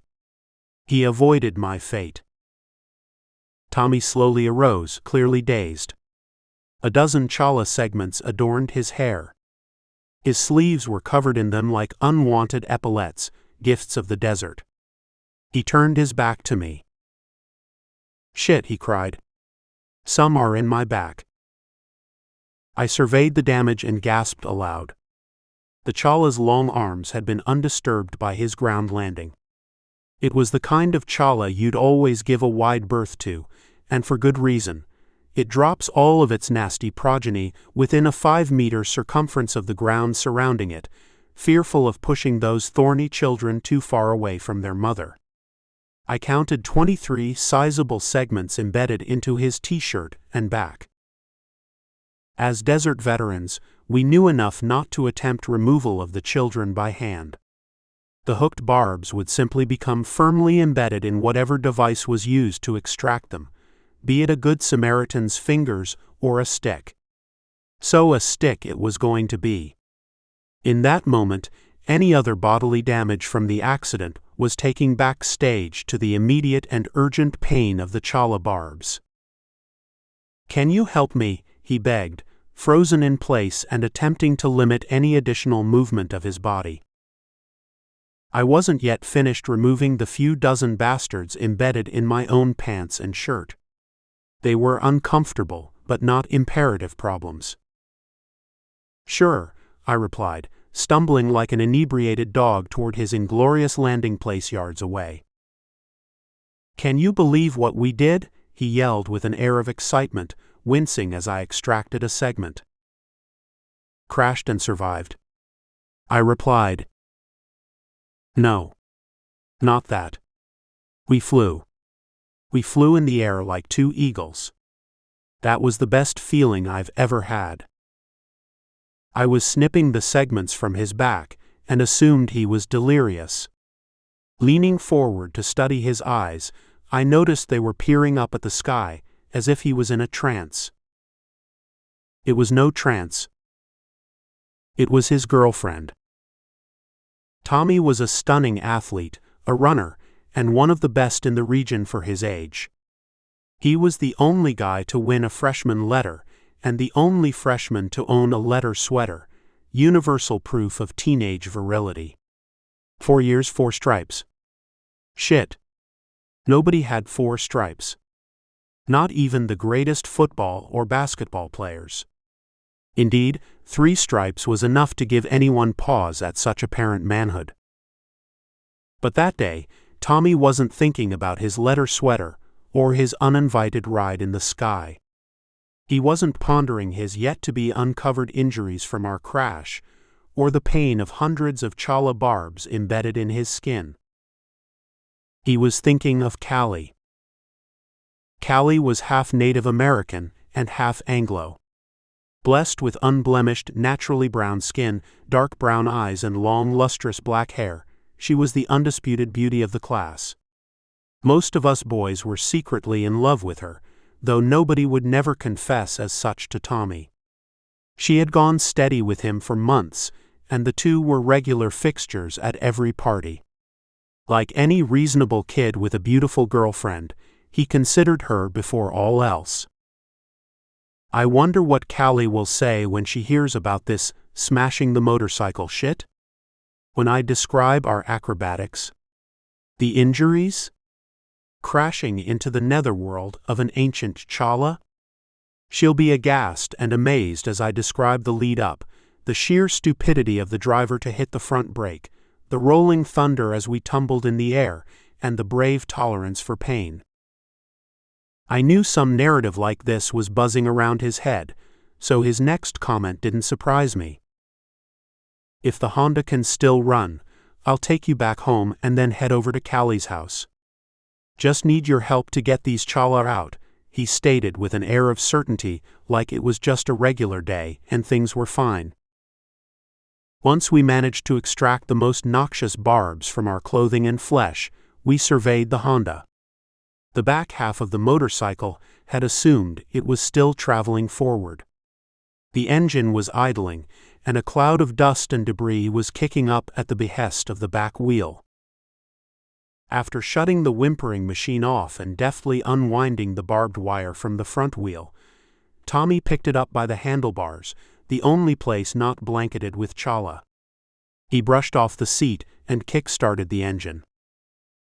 It coughed, sputtered, and returned to its screaming 50 cubic centimeter whimper. Within a few hours, I was at home watching a show, TV dinner discards on my tray. I got up to chuck them, and my mother saw me limping towards the trash can. "What happened to you?" she inquired. "Oh, skateboarding accident," I lied, knowing that mentioning motorcycle in any sentence would result in immediate, harsh retribution. As I expected, Tommy drove his ailing Honda straight to Callie's house. She gave him a hero's welcome.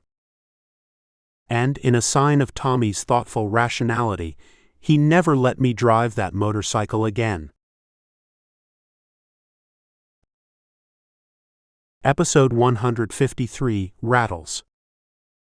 Our motorcycle escapade was one instance of many typical days in the desert. Then there were days that were less typical, but very memorable, like our multiple escapades with poisonous snakes. I can't say why the desert had so many of these creatures crawling across every inch of its parched ground, looking and acting like sticks while sunning themselves, coiled and uncoiled, their coloring ranging from off-white to brown, save for a beautiful red-on-yellow coiled coral snake I accidentally stepped on one day while walking home from my last baseball game. It was a long game and I was whipped. Otherwise, I might have been inclined to find a way to bring the deadly viper home to show my friends. The sun had just set behind the mountains, giving me some relief after standing in left field for hours. After the game, I set out on the 2-mile trail through the desert to my house. It wasn't an actual trail per se, but a circuitous path around creosotes that got me from point A to point B in a minimum number of steps. I doubt if any kid ever walked exactly that same path, given the many small obstacles like cacti to gopher holes. I was happy though.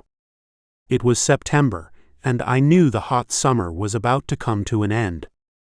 Our team had done well, despite my predictable strikeout performance as the 9th batter in the lineup. Though my second base fielding performance was fair, I had never quite grasped the physical, love-hate relationship between baseball and bat. My dad both lived and loved the game. Most of his pictures from World War II show him stationed in some extreme climate with a baseball glove in his hand. Had he lived longer to teach me what he knew, I may have been a contender in the game, at least at the Little League level. In cruel irony, some guy in a baseball cap fully restored my sense of baseball net worth on the final day of my last suited game. "You need to watch the ball hit the bat," the man advised. I had just left the field to grab a drink of water. I didn't recognize the guy or the team cap on his head, though it was likely the Angels, since what he told me came straight from heaven. "What? What do you mean?" I stuttered, walking toward the fountain. He stopped me in my tracks. Holding his arms outward as if grasping a bat, he took a long, slow pretend swing. "See how I turn my head the opposite direction of the bat," he demonstrated. "That's the first step. In the second step, you force your eyes to watch the ball hit the bat. You witness how the two connect with each other. Head, eyes, ball, bat." In my dozen years of playing baseball, no coach or teammate had ever explained it that simply to me. I was understandably skeptical. "It won't matter," I countered as if I had tried all the ropes and failed. "My batting average is the worst in the league for the 4th straight year. My team hates it when I'm up, and everyone tells me to crouch down to make the strike zone smaller and get a walk." "It will matter," he countered. "Your brain sees the ball connect with the bat, even though you think it can't process something happening that fast. But it can and does. Trust me. Try it when you're up to bat next time.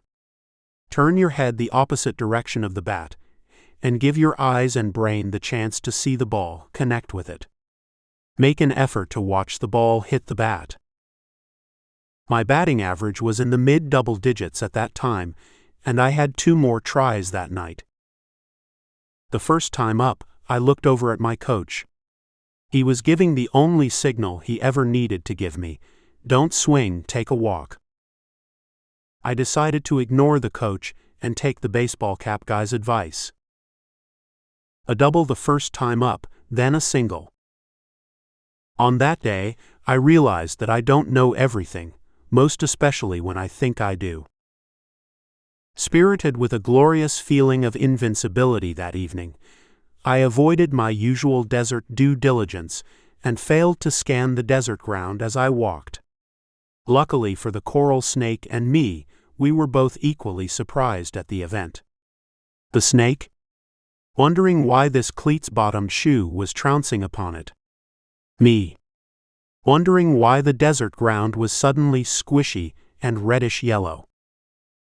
Snakes were deadly and girls were wonderful, though I understood little about each of them. Before girls entered our lives, Tommy and I were best buddies, and the desert was ours, along with everything in it, including the snakes. One innocently stupid day, we decided to head out to hunt rattlesnakes. We determined that a good capture target would be 12, a clean dozen. We understood that some might eat the others, so we needed to overdo the count to exceed bragging rights from other friends. To us, capturing these vipers was simply the right thing to do. We knew the open desert would be transformed in the subsequent years into the ubiquitous brown granite desert landscaping of residential boredom. We felt we'd be doing society a great service, eliminating snakes in the nearby desert so they wouldn't bite or kill unsuspecting babies playing in the backyards of some future housing development. While riding through the desert on bikes or motorcycle, the legless creatures were always slithering out of our way and scurrying into a hole. To our credit, we understood enough not to go sticking our hands into just any hole in the ground, given that snake holes looked no different from gopher holes. So we grabbed an empty 5-gallon bucket from Tommy's carport closet and set out on our adventure. After walking for hours and miles, we came up with nothing and agreed to call it a day and head back home. Just then, we located a telltale snake track. With idiotic juvenile naivete, we found a couple yard-long branches from a nearby creosote bush skeleton and began sticking them in the few holes in the vicinity, wiggling and wriggling them around. This, we thought, might cause enough commotion to piss off any snake hiding underground. Or two. At a time. Both Tommy and I jumped backwards, startled, as 2 brown rattlers emerged simultaneously from 2 different holes. Tails were lifted high in the air, and their rattles were screaming, "Why the hell are you bothering us? Did we violently bust into your home and smash your record collection to bits?" "Grab the bucket," Tommy screamed. The snake nearest to me was slithering a yard from my exposed leg, and I was glad to have something to place between the snake's fangs and my exposed shins. I snatched the bucket we had thrown aside and began to scrape it against the ground toward the rattler, stupidly assuming I could easily scoop it up from the ground. "No, Greg," Tommy cried. "This other one is too close to me, and it's a bigger prize." That rattler was inches from his bare and now stiff legs, and they were staring each other down. "Put the bucket over the snake," he whispered, daring not to move anything else on his body. I had no idea what he meant. The rattler was 3 feet at full length, while the white plastic bucket was a foot in diameter at best. He was scared out of his wits. "Put the bucket over the snake," he repeated, "and press down hard on it." "How do I do that?" "Go behind it," he pleaded through his clenched jaw. "It won't bite you. It wants me." I glanced to my left. The smaller rattler that emerged from the hole nearest me was now facing the other direction and had stopped in place, confused by the disturbance. I gingerly paced a few steps toward the larger rattler, approaching from its backside. It wriggled toward Tommy, then began to pull backward slightly, coiling its upper half inward for enough lunge power to connect its fangs with his leg. This was my only chance to save the poor boy from a vicious bite in the middle of a desolate desert, so I slammed the bucket down hard on its body. Its head lunged forward, but the back half was immobilized. It wasn't going anywhere. Tommy had jumped a few yards backward in the air. After the near miss, he was at maximum adrenaline. "Wrong end," he yelled at me, his hands thrashing above his head. "Don't take your weight off that bucket." "What do you mean, wrong end?" "Stupid dude. You put the bottom of the bucket on top of him, not the open top. How are we supposed to get him in there?" "I don't know," I shrugged. There I was, looking down at one very angry rattlesnake, held down only by the plastic bucket bottom and my 90-pound frame. The poor reptile tried to move, but I held the better part of its slithering body at bay. "What are you doing?" I asked. Tommy was hunting around the area in a very agitated way. "Searching for better sticks," he screamed, as if screaming would somehow dampen the fear we felt. "You don't really mean to keep this one, do you?" I replied nonchalantly, not grasping that I was sitting atop death. "Of course. Why do you think we came all the way out here and took the bucket? It wasn't to catch lizards. We're past that age and on to bigger things." I had known Tommy for a year. He seemed level-headed, destined for a great future, and he had that great athletic ability. I assumed his vote outweighed my own. "Okay. Whatever. This guy's strong and trying to wriggle away, though. Plus, I feel like my hands are falling asleep having to press so hard." "Just wait." "Aha. Found one," he exclaimed, raising a large ocotillo skeleton branch in the air. Tommy approached the immobilized snake cautiously, after glancing to his right at the other snake 5 yards away. Despite the nearby ruckus, that serpent remained motionless.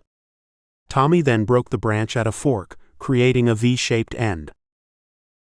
"I saw an expert do this on TV," he beamed with confidence. "You have to be smarter than the snake. First, keep its head down. Second, pick it up by the tail to move it." Tommy quickly embedded the snake's neck in the forked end of his stick. "Got it. He's not going anywhere now. Greg, you can pick it up from the tail and put it in the bucket. Do you see its tail?" I could see the tail sticking out from under its bucket anchor, but wasn't about to grasp a rattler at half my body length. "Tommy," I pleaded in an unusually sensible fear for my life, "you watch the TV show, not me. I'll hold the stick, and you pick the rattler up from behind." I don't believe he intended for me to take the biggest risk. He only wanted to get the snake into the bucket most efficiently. "Here," he said, grabbing my hand to clutch the stick. At that point, I had to take my weight off the bucket. The force of the snake's writhing back end overturned it, and Tommy jumped to plant his shoe on the snake's back. He then snatched it by the tail. There was Tommy, holding the snake's tail in one hand, his shoe on its back to mitigate the writhing, and I was holding down its head with the fragile ocotillo stick. We assumed this is the way these things were done by the pros, and we were following in their footsteps. I handed the stick to Tommy, then ran to grab the bucket which had rolled away.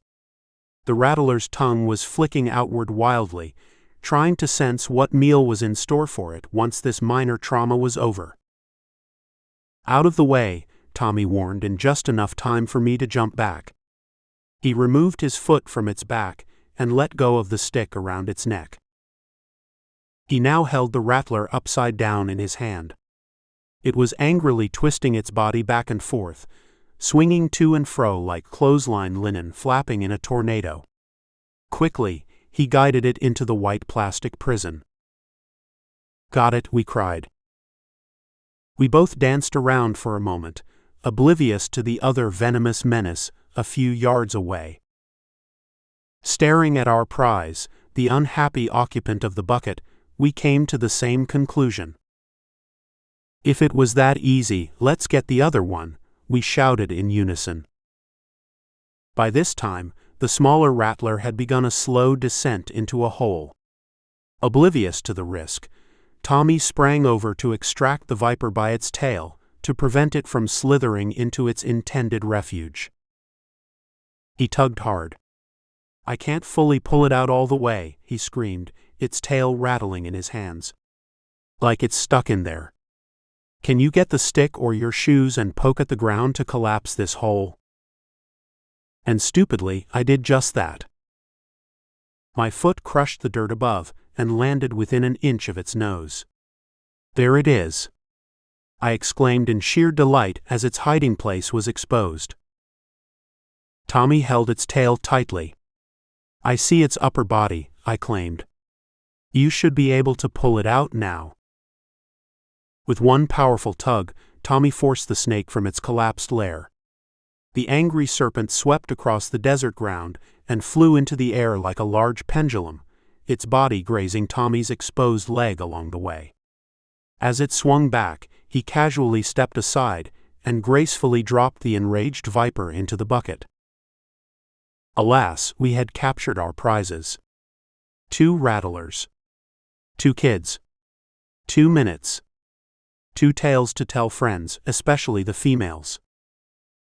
I peered into the bucket, watching as the 2 snakes writhed, rattled, and attempted to use each other's bodies to gain enough elevation to lift their heads over the edge and escape or strike in retribution. Scratching my head, I asked a question we had not considered. We didn't realistically anticipate catching a poisonous snake that day, much less 2, so a next phase of plan execution didn't exist.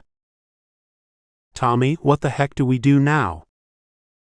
"Let's take them back to my house," he replied assuredly, as if that was what we had agreed upon. "Yeah, great," I agreed. "But they won't crawl out?" "No. They're not sidewinders. I hear those guys can climb anything. These are plain old rattlers. Stupid rattlers." Concerned about carrying the bucket so close to his leg, Tommy dropped the bucket's handle and placed our makeshift viper den atop his head. However, only 15 paces toward home and safety, we halted in our tracks while another snake, a dusty brown one, scurried quickly past us. "What the hell was that?" "Sidewinder," Tommy exclaimed. "That's how they move. They don't need to coil to strike you. They can do it while in motion. Very efficient. Did you see its coloring? Beautiful. We have to catch that one too."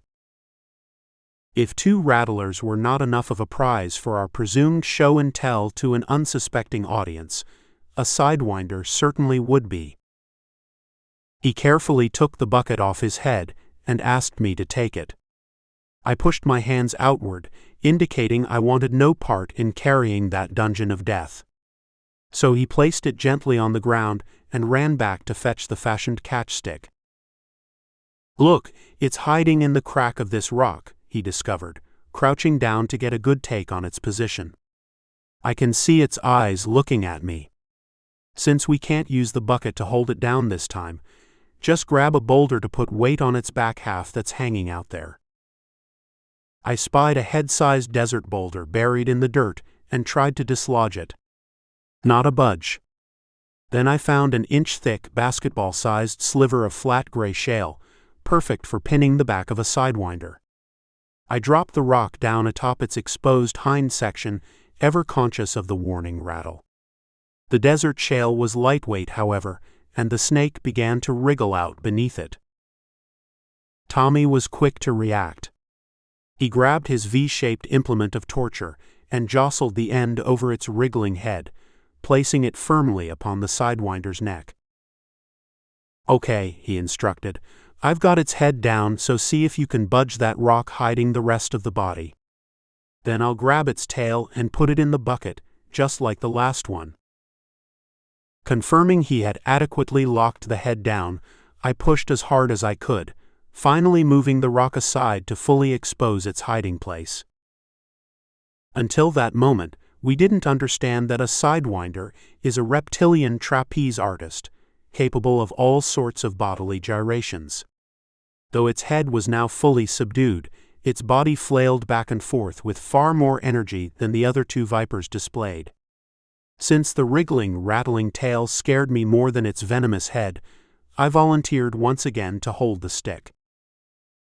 "Got this one," Tommy exclaimed with glee, up on his tiptoes and holding it outward an extra long distance, so much that I thought he'd topple over it. "Bring the bucket."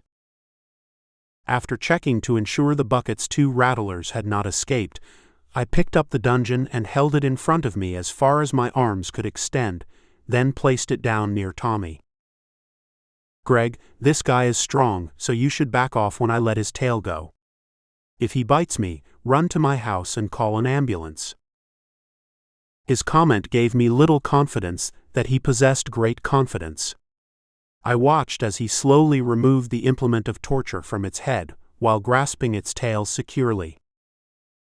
Once its head was freed, the snake went ballistic, writhing wildly. But it was only for a moment. With due haste, the dangerous brown beauty joined its tubmates in the white plastic prison. Another deadly rattler, another close call. We were both sweating profusely, and my heart was bursting from my chest. Not only was it a scalding hot afternoon, but we 12-year-olds had just captured 3 poisonous vipers in 15 minutes. That had to be some kind of record, and we expected to gain bragging rights for years to come. It was a grand moment of inane, idiotic kidhood glory. The ending to the day and the snakes, however, was not so glorious. Similar to the way the United States has handled its last few military ventures, we employed an effective entry strategy, but failed to devise a viable exit strategy. Carrying the dangerous cache for miles, we finally reached his house. We both stared at the bucket of 3 rattlers and were at a loss. Should we release them back in the desert near his house? That didn't sound like a good idea. We were concerned they would end up in somebody's backyard, maybe even someone we knew. After all, they were poisonous snakes that could kill humans in a matter of minutes or hours without proper aid. So we determined the best course was to end their lives then and there. First, using no gray matter whatsoever, we attempted to drown them by partially filling the bucket with water. Almost too late, we noticed the water elevated their bodies towards the edge of the bucket. Concerned they could slither out, especially our brown trapeze artist, Tommy dared to grab the top side of the bucket and carefully pour out some water. We next tried to hold their heads down using a baseball bat. No effect. It was getting late, and the traumatized snakes were having a bad end of day, as were we. "I have to get going, Tommy," I admitted. "Home by 5. He knew what that meant. Home by 5 implied that if you were home a half hour after that, someone would tell Mother and you'd get scolded. "What will you do with the snakes?" Tommy was pretty dejected at this point. We had gotten into a mess by not considering the consequences of our actions. "I don't know," he muttered. "It'll get dark soon, and maybe I'll just let them out in the desert." The event passed, and I never asked him what happened to the snakes. I do feel bad, however. When it comes to harming or killing things out of stupidity or ignorance, I guess you learn lessons with experiences like this. Sure, I feel bad when squishing a spider, but not so bad that I won't do it again, especially given the many spider bites I've had in my life. Same is true for ants. That little Buddhist part of my conscience goes into hiding in those cases. But snakes in their own desert? We didn't need them for food. They weren't any immediate danger to the neighborhood, though their cousins' might be. I was young then, but at this point in life, I'm just not into harming things stupidly. I'm not a meat eater for health reasons, though have no issues with taking the life of a plant or animal when used for food. As the Upanishad says, we are all food for each other. It was a lesson, though, in not anticipating outcomes, in doing what you feel like in the moment without regard to subsequent actions on the mental chessboard. Episode 154, Elena. I'm holding back on describing all the adventures, as the youthful and sometimes dangerous happenings of one kid are far more relevant to that kid than to anyone else. Yet I've hardly touched on the energetic vault of memories from my teenage years, that vault being mostly charged by the electricity of the opposite gender. As stated previously, the desert was almost always unobserved, unsupervised, and delicious in its abandonment. The only reason for an adult to be out in that wasteland was to hunt for critters, but there was so little to hunt. And the ground we trod upon was owned by many different people, most of whom had the foresight to invest in it for the long term, but never had reason to set foot there. It was a magnificent, quiet haven, the perfect place for sexually inquisitive teens, parties, and general carousing. One fine, auspicious fall morning in 1973 before the first bell, I bragged to my friends that I had surreptitiously acquired and stashed a full six-pack of 16-ounce malt liquor in the desert flats east of the high school. In those days, it wasn't that hard for a high schooler to acquire alcohol of any kind in Arizona. The drinking age had recently been lowered to 19, and you only needed a friend with a manly beard and a small pair of cojones to confront a barely drinking age employee at the cash register with an air of extreme certainty. At least half the alcohol my friends and I imbibed was courtesy of one upperclassman who looked the adultish part and knew an unquestioning young acquaintance clerking at a local convenience store. Malt liquor, the lesser of all brews, was the easy choice for most of the guys. It got us tipsy quicker due to its higher alcohol content, was cheap, and tasted a little heartier than piss water. The girls, on the other hand, tended to go for sweet, cheap wine. Vintage it was not, usually running $1 or so per quart, though choking down that poorly manufactured swill tended to hammer down a worse after-effect than the malt liquor. In high school, most social actions I engaged in were done in some context of girls, and the intended purpose of this six-pack was no exception. My plan was to drive my girlfriend Elena to the desolate hiding place one evening after her pom-pom practice, drink the brew, loosen both of us up sufficiently, and pursue the usual follow-on events. Elena. What a beauty! Unblemished olive skin, long black hair, and the most perfectly kissable lips.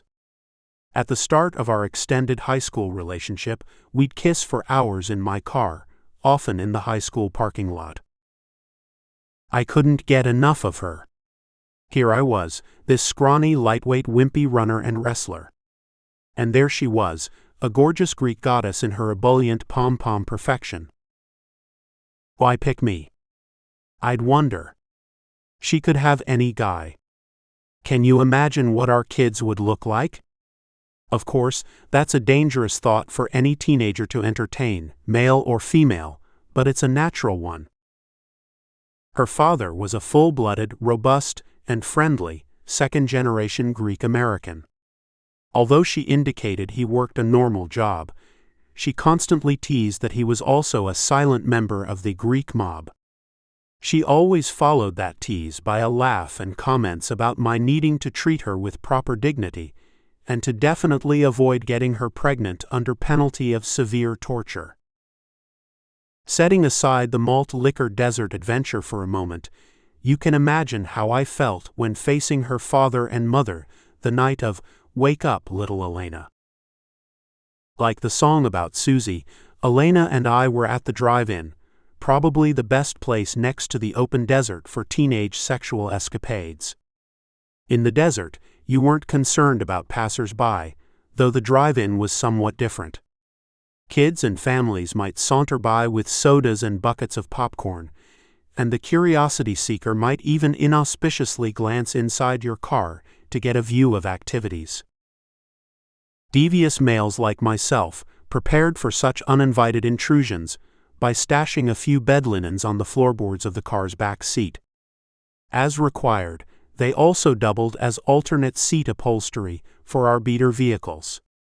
If it appeared the night might go as planned, you'd extend the sheets across the side windows, locking them up in the window cracks. This prevented onlookers from onlooking, and curious passers-by were forced into considerable efforts to visually scale the trunk or front hood for a proper look at the goings-on within. That night, we settled quickly into our privacy.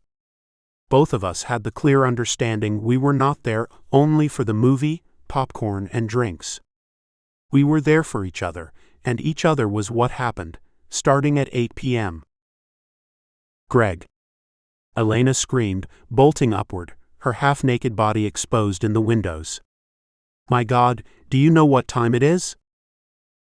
We were in the back seat of my Ford, splayed across the long, flat, blue vinyl bench seat. Not caring about onlookers from the few remaining cars in the lot, whose occupants were no doubt similarly engaged, I vaulted over the front seat with a minimum of clothing on and groped in the darkness for my watch. Shit. 1:15. I looked back. Her arms were crossed over her chest and she gave me that "I'm dead" look. We both knew what this implied since her house was 45 minutes away. Getting her home, a 16-year-old at midnight? On the hairy edge of acceptable, and better have a credible excuse. 1 a.m.? Grounding certainly, though not for more than a week.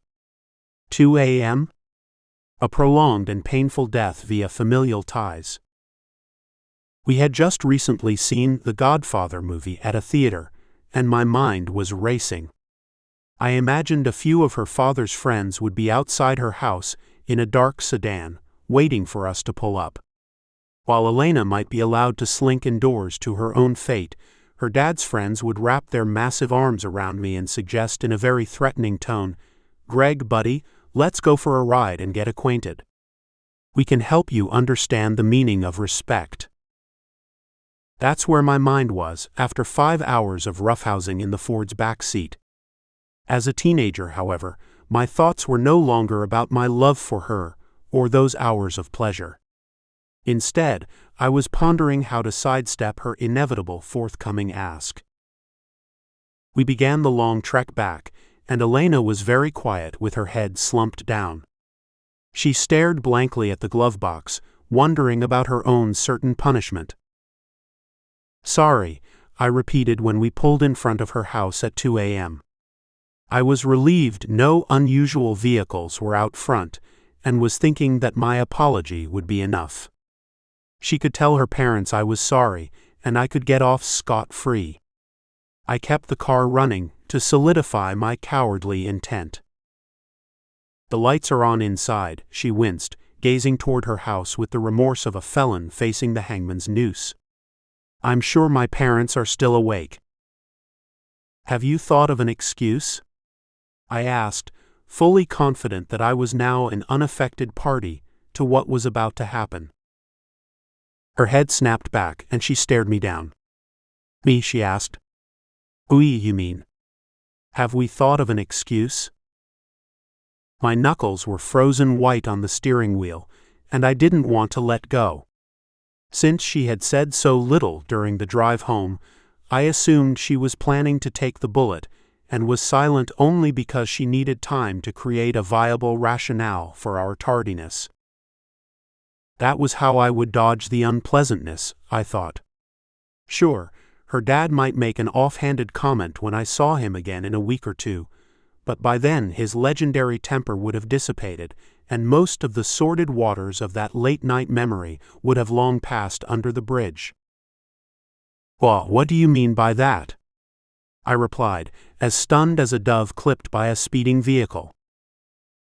"You're coming inside with me." It was a statement, not a question. A cold, courageous, appropriate statement. "Are you asking if I will come inside with you?" "No. We're both going inside." I was shaking my head. Visions of a dark sedan, a '36 Chevy Standard, crossed my mind. "They're hiding around the corner." It'll be my last ride. I quickly scanned the periphery, searching for the sedan. Why would you want me to go inside? They're your parents. Knowing I was relatively gutless, she had already developed the perfect comeback. Yes, they are my parents, and you brought their sweet Catholic 16-year-old virgin girl home from the drive-in at 2 a.m. She had to remind me of that. Virgin. It's not that we wanted to change this. At 16, I had no desire to impregnate any girl, despite my impulse to dream often about doing so. Stupefied, I mumbled, what would we say? I thought using the conditional would might not further commit me to her request or provide an indication that I was conceding. To my good fortune, she used the silent ride home to actually think beyond her fear, to develop a workable excuse. Don't worry. We'll tell them we fell asleep. You just need to look sleepy, as if we haven't been doing what we've been doing. Make sense? And even if it doesn't make sense, you're still coming inside with me. You may not have to say anything other than to agree with what I say. My dad and mom may be so angry at me that they're not wanting to deal with you right now. That seemed unlikely. They might be equally mad at both of us, but not willing to confront me. Cognizant of my reluctance to budge from the driver's perch at all, she first unbuckled my seatbelt, then reached beneath my locked hands on the steering wheel to release the latch on the driver's side door. This ensured my first step to her house was completed. As much as I wanted to, I couldn't muster the cowardice to shut the now open door. I obligingly trudged out of the old blue Ford and met her at the edge of the sidewalk. Not thinking straight, I grasped her hand.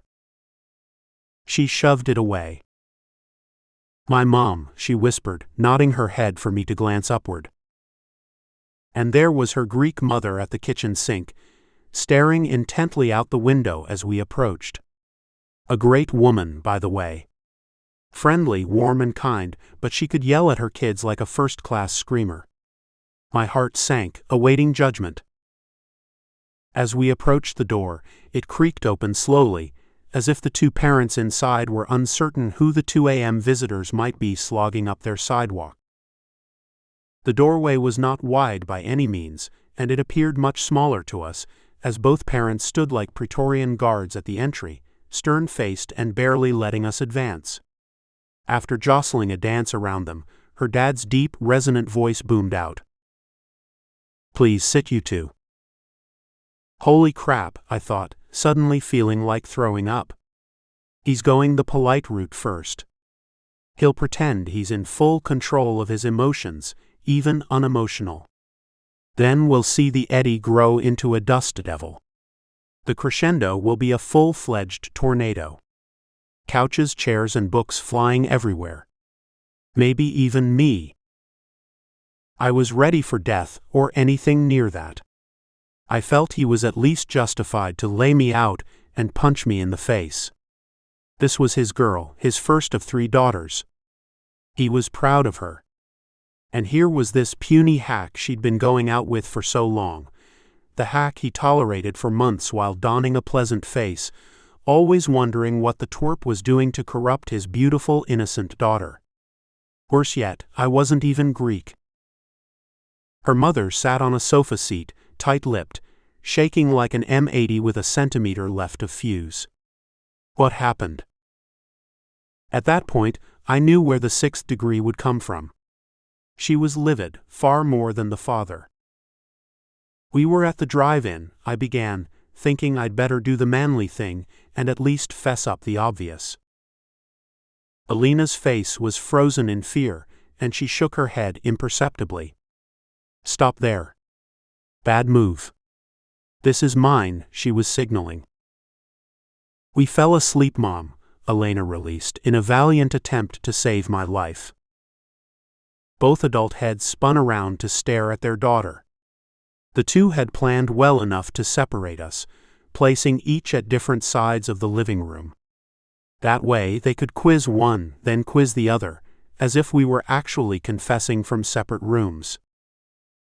Her dad was a tennis buff, and maybe the left-right movement of his head seemed more natural. We know what they were up to those 6 hours, they imagined. Just get them to slip up on each version of the story, and we'll widen the cracks in their excuse. That was their parental plan. Her mother rose from the chair, with hands waving erratically in the air. She often used that expression "helper" to get her point across. How could you fall asleep at the movie? Bad question for the questioner. The answer was obvious, and would only bolster our case. Elena knew this was her hour to shine at the altar of mistruths. It was a boring movie, Mom. Greg fell asleep before I did, and by the time we woke up, it was late. Her dad interjected. Movie? What movie could be so boring that you'd both fall asleep? Again, another bad question. Back-to-back westerns. 3 in a row. We were asleep well before the second one started. It's been a hard week at school for both of us. This girl is lying perfection, I was thinking. You didn't watch the movies at all, then, her dad continued. A little of the first one. At this juncture, I became very concerned and gave Elena back that same look she had just given me. This was her parents' opportunity to quiz us separately about the first movie, to see whether we actually both watched it or we were just saying we did. Yes, it was a sequence of movies, and I recalled hearing some music. But we were in the back seat with my makeshift curtains up 10 minutes after the first movie's initial credits. I wasn't even certain there were 3 separate movies or 2, or whether they were westerns or detective stories. I only knew neither she nor I could respond to any questions about the storylines or the actors. Her mother turned to me, and my heart raced frantically. Oh God, I thought. Here comes the grilling. This woman with whom I get along so well, and now I've blown it all for one rollicking night of teenage sexual exploits. This might be the last time. No more sitting in their living room for that great Greek food or bit of steak her father so proudly places before me, his masterpiece of cooking. Greg, you better get home to you, Mother. Perhaps the woman took pity on me. Father died young. Mother just divorced a devil. Either way, I took her comment as my cue and stood up immediately. Her parents lined up again as door sentries, much as they had when we entered. As I walked by Elena, I dared to glance at her. She was head down and rolling her eyes, anticipating the yelling and screaming that would certainly follow my departure. Shimmying carefully past them and out the doorway, I apologized and said good night, though that was not such a good night for Elena. Episode 155, Jerry. Apologies for the long-winded diversion from malt liquor. You hit a full 6-pack of malt liquor in the desert? Jerry smirked. Yes, I replied in complete confidence. It's lodged under a cactus where nobody will find it. Including you, no doubt. How long has it been there? In our world, it was not unusual to store an illegal alcohol stash for months, then forget completely about where you placed it. While in high school, I did that once with a few 6-packs I carted up north to do trout fishing with a friend. We took a full case of 24 cans in a cooler, but could only drink 14 of them during 2 days of predictably poor results. Unaware they were still there, the remaining 10 cans and a small dead fish sloshed around in the cooler water for a week, poaching in the sun in the Ford's trunk. My mother's olfactory soon went on high alert from the stench, and she let me know she found the stash with an "I see you caught only 1 fish" comment. I thought about Jerry's question for a moment. 2 weeks? 3? Less than a month, I replied, beaming at my ingenuity. Since the brew was no doubt getting stale in the sun, my plan that day was to impress my friends by telling them about the stash, speed through the desert pitted with groundhog holes to find it, split the liquid treasure between us 4 wrestlers, and be none the worse on our return.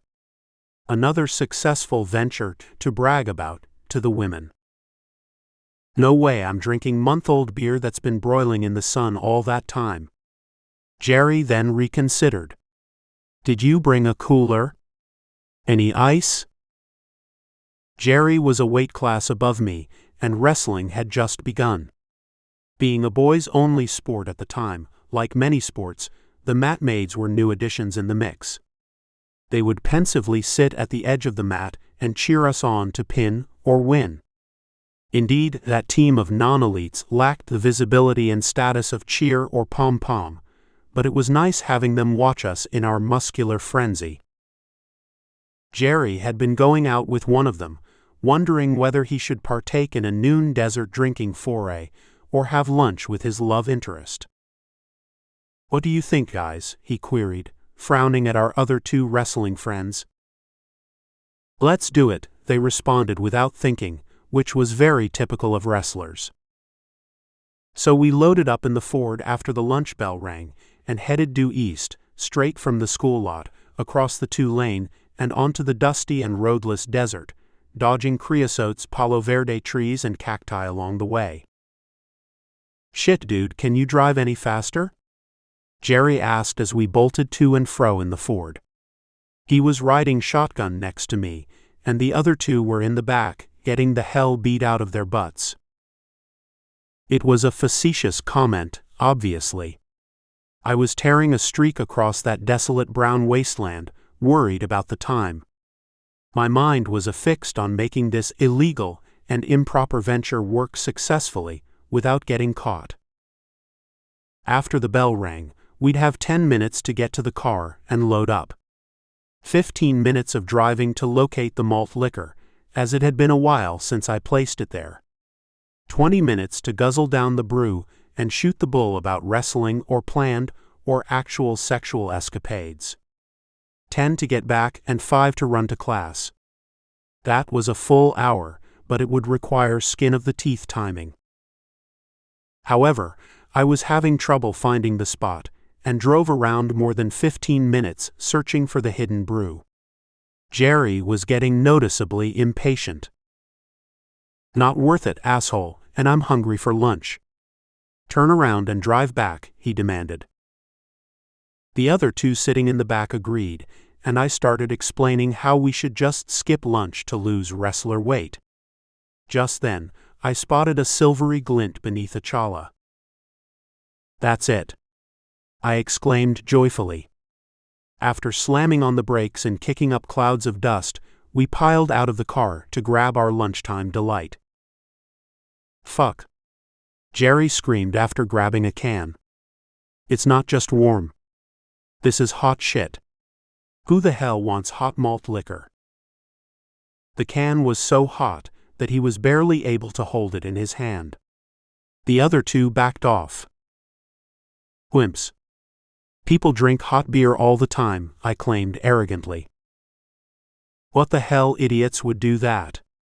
Nobody drinks hot beer." "No," I countered. "In Germany, they drink it at exactly this temperature." "Bullshit," Jerry remanded. "I'm not touching any of this crap." My ingenious lunchtime plan was fading fast in the noontime heat. "Look, let's get it out of the sun first to cool off." I brilliantly considered that, sitting a few minutes in the shade of an otherwise hot car in late fall, the beer might cool off enough to drink. "What the fuck, dude? That'll make you sick as a dog," my angry friend in back mentioned. I was steadfast, however, and grabbed the remaining 5 cans loosely jangling in their cardboard holder. "When the hell are we getting out of here?" Jerry asked. Although he rarely spoke a sentence in any mood without a swear word, I knew he was hungry, thirsty, and not happy. Grabbing the snap ring on one of the cans, I pulled it back nonchalantly to prove my manhood. I could drink hot beer, no problem. As the three onlookers anticipated yet failed to warn me, the beer exploded straight upward. It poured onto the worn blue headliner and across the Ford's console, spraying everywhere for a moment and settling onto my jeans. Quickly shoving the can out the open window, I waited for the bubbling to stop, ignoring the screams and taunts from my buddies. Jerry was incredulous. "You scumbag. You got us all wet. You're fucking really drinking that shit." "Why not?" I countered, lifting the half-empty can to my lips. The still foaming liquid was not just warm, it was nearly ablaze on my fingers. I understood that fully, because half of the hot liquid was now soaked into my jeans. "You'll smell like a Skid Row bum when you get back to class, shithead," he quipped. With a continuing air of certainty, I took another swig of the abominable fluid. "You worry too much. It'll dry off and nobody will know." By that time, all three friends were well down the road of anxious wrestler anger. "Wait. I'm almost done, you guys," I pleaded after gulping down a third half-filled can. The last thing I wanted to do was to waste good contraband, especially knowing that I could have ventured out one far cooler evening to do this with Elena at my side. With her, I'd have been far better prepared to drink the rancid stuff. Ice it down good. Sit and talk for a bit as it cooled. But there I was, my pants covered in pungent malt liquor stench, with 3 half cans of hot brew churning in my gullet, and 3 friends about to eject me from my own car and drive back to school without me. 2 cans remained unopened, and I couldn't leave them both, particularly when staring wistfully at the one baking on the ground that Jerry had cast aside minutes before. "Sure you guys don't want the last few? I'll drink the one on the ground out there." That was enough. Jerry leaned over and grabbed the keys, jammed them into the ignition, and started the Ford with a loud grinding of the starter. He knew better, but this was appropriate recompense for his pain. "Drive," he demanded. Heads were nodding furiously in the back of the car. Heads with irate faces. I threw a full, unopened, 16-ounce can out the window, to join the others discarded in the dirt. One partially filled can remained between my legs, so I placed it out the window to cool off while speeding toward the school. "Fucker," the 2 in the back seat were yelling. Their windows were open, and their faces were sprayed with the foam that emerged at every groundhog hole we hit. We arrived just in time to make the class bell, and my 3 friends rushed out like they never wanted to see the inside of that car again. I stood in the parking lot and watched them run to class, instantly realizing 2 important things. I smelled like stale beer, and my stomach didn't want me to run to class. It didn't want me to walk, either. This was a clear moment of teenage self-reflection. Should I go to class and possibly throw up, or should I go to the school nurse, confess my lunchtime sins, stay in her office puking stale beer, stench up the place, get into severe trouble with the principal, and disappoint my poor mother? Mom. She had enough on her hands.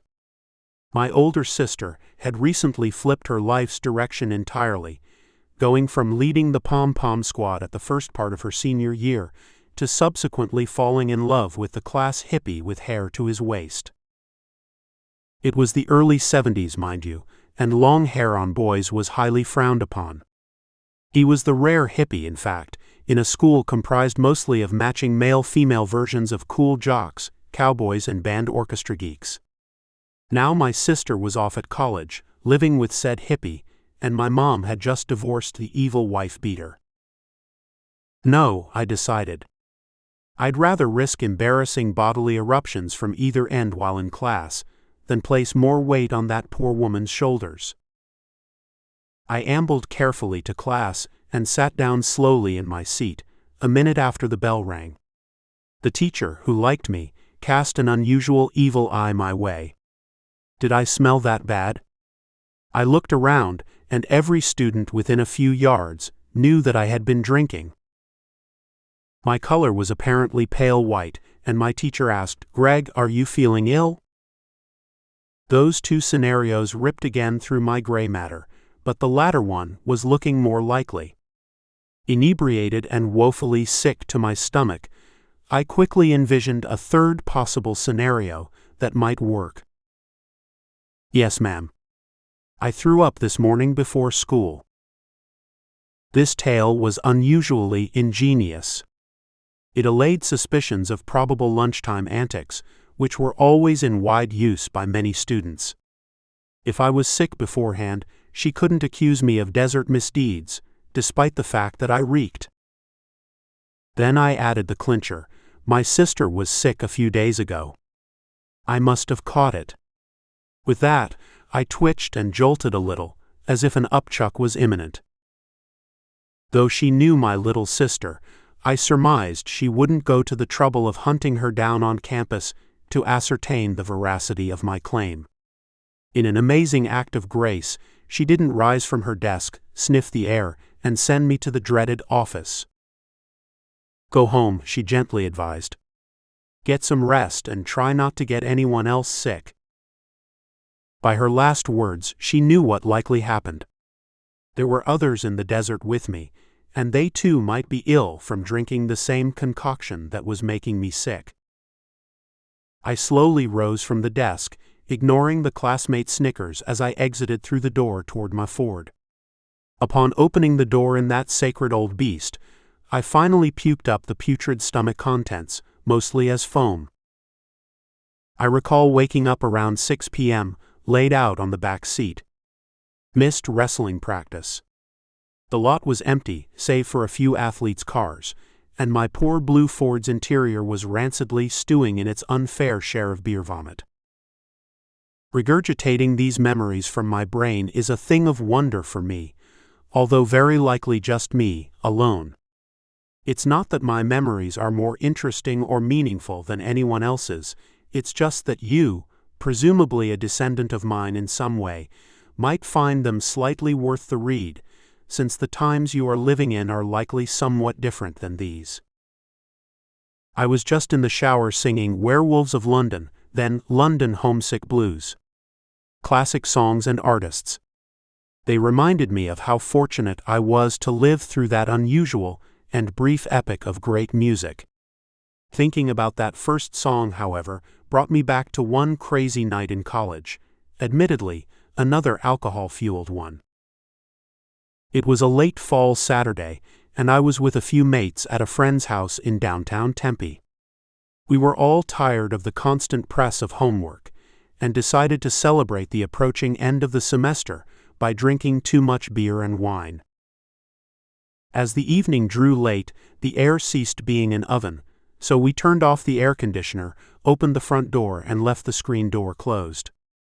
Werewolves of London was blaring on the stereo, and we were verbally jousting with our usual jokes and taunts. Know what? I belched. This song makes me want to howl at the top of my lungs. Drew, the owner of the little bungalow, thought this was a lousy idea. "Don't you dare go outside tonight. It's bad enough the music is so loud. My neighbors on every side are old and quite grumpy about what's happening to their neighborhood, given all the rowdy students moving here. Don't give them an excuse to use you for target practice." I thought he was joking. "What?" I yelled, barely hearing the last sentence. At that moment he got up to use the restroom, and I used that exit as my cue to sneak out to the front of the house. I recall looking up at the desert night sky, stars twinkling in the crisp air. It was such a rarefied desert night that I immediately felt an urge to howl at the top of my lungs. With my belly full of beer, and not being too concerned about what others thought, it seemed the appropriate thing to do. After a minute of my raucous, annoying screech, I heard something zing barely above my head like a bee on rampage. Then I heard the thud as it struck the tree behind me. The crack of a rifle shot immediately followed. I continued howling anyway, thinking I must have imagined it. Another bullet whizzed overhead, this one within a few hair widths of my ear. At that moment, and to my great fortune, Drew rushed outside and pulled me indoors to safety. An avid outdoorsman, he had also heard the shots and suspected the next one might actually hit its mark, whether intended or not. In hindsight, I'm not sure if he saved my life because he was my friend or if he was concerned about his implied liability. As I now recall that day, however, I understand it was personal stupidity taking another swing at me, with dumb luck saving me from going down for the count. That was also one of the few times where my short stature exposed a benefit. Given my many close encounters with the Grim Reaper in those first few decades of life, most of them bathed in stupidity. By the way, I'm surprised every day that I made it this far. With my father dying from natural causes when I was so young, and my mother passing when I had just turned 19, I now feel like I've lived every subsequent day abundantly thankful of that which they no longer possess: conscious awareness. Happiness and sadness. Pain and pleasure. Fear and courage. Anxiety and calm. I feel in every fiber of my being that those emotions, positive or negative, are not me. They are not Greg. They are only physical bodily manifestations of experience in time and space, and I am quite separate from them. And speaking of height, while running a few miles today, I experienced an unusual sensation of being tall. Though I claim to have achieved an average adult height, the argument is a cheat because women and elderly are included across the globe. Within a few seconds of that sensation, I felt out of body. It was an immediate Gestalt awareness of inhabiting an oddly shaped being, sporting interesting appendages to help it ambulate forward on the surface of a small planet. This mind-body separation sensation occurs occasionally, though more frequently than in the past. Maybe it's a result of meditating daily, a practice of disengaging my conscious self from the concerns of my body or thoughts. This allows me to distinguish my spirit, soul, self, whatever you care to call it, from emotions, fears, and entitlements, or anxieties and anticipations of past, present, or future. The intended message here is pretty simple. Assuming you aren't at this stage yet, you might consider viewing yourself as a temporary visitor to consciousness, an occupier of a bodily vehicle that allows you to experience. Marvel at this awareness, for it is fleeting. Indulge not too greatly in pleasures, powers, or self-obsessions, as they cloud your amazement at conscious living. Episode 156, Yanked. The shuttle skimmed quietly across its track and neared Durango city center. "Why are your eyes closed?" Daisy whispered in Sword's ear, sending chills down his spine. "And what are you thinking about?" "Sorry. I was recalling my ancestor's writings and how amazed he was at being alive and conscious, which, I suppose, are two different things. And how quickly life experiences can change. I nearly died a few weeks ago. One bite at my neck from the rachnine above my head. One strong tug at my arm. Oh, don't talk about it," she begged. And the dichotomy of that possible outcome versus the wonder of today. Here I am with you, the happiest I've ever been. It's this experience, something you can't build expectations about, and suddenly it's here upon you and making you aware of how great it is to be a conscious being. Sword knew the day with his new love was about to end, but he longed to stay with her. Shuttle's getting close. Once we arrive, can we sit together in the lobby for a few minutes, and you can take a later one to Hesperus? I can't, dearie, Daisy explained. My dad's going to be worried if I'm not home soon. Do you realize we've been out on this adventure much of the day? He's not accustomed to his girl being away like this. Just then it hit him. He should have seen it all along, but so much of his time had been spent admiring her, not listening necessarily to what she was not saying. "What about your mom?" he asked, holding the Biopla's boot prize in one arm while the other arm was wrapped tightly around her waist. "Doesn't she worry too?" Daisy recoiled, causing Sword to drop his prize to the ground. "I'm sorry," she exclaimed, crouching down to help him pick it up. "I didn't mean to scare you." He knew something was wrong. This was the first time Daisy seemed to be distant from him. "Don't worry. It's Bioplas mostly. Didn't hurt anything," he assured her. "Oh my God, Sword." "What?" "Do you know what we forgot?" He was dumbfounded at this quick exchange, lost in words. "Forgot? What?" "My rose," she cried, "the rose you gave me. At that little restaurant." Her shoulders slumped down and she bent forward as if in pain. He was surprised to see her so forlorn at such a small thing and slapped his forehead. "Oh my God. I'm sorry. I'll get you another. Right here if a store is open." "Dearie, dearie," she uttered, shaking her head. "I mean that rose. That special rose. I may keep it forever. It is a rose for which there is no replacement." He puckered his lips. Here was his beautiful Daisy, saying without speaking. He knew exactly what she wanted and what he had to do. "I'll go back and get it." She grabbed his waist and squeezed hard.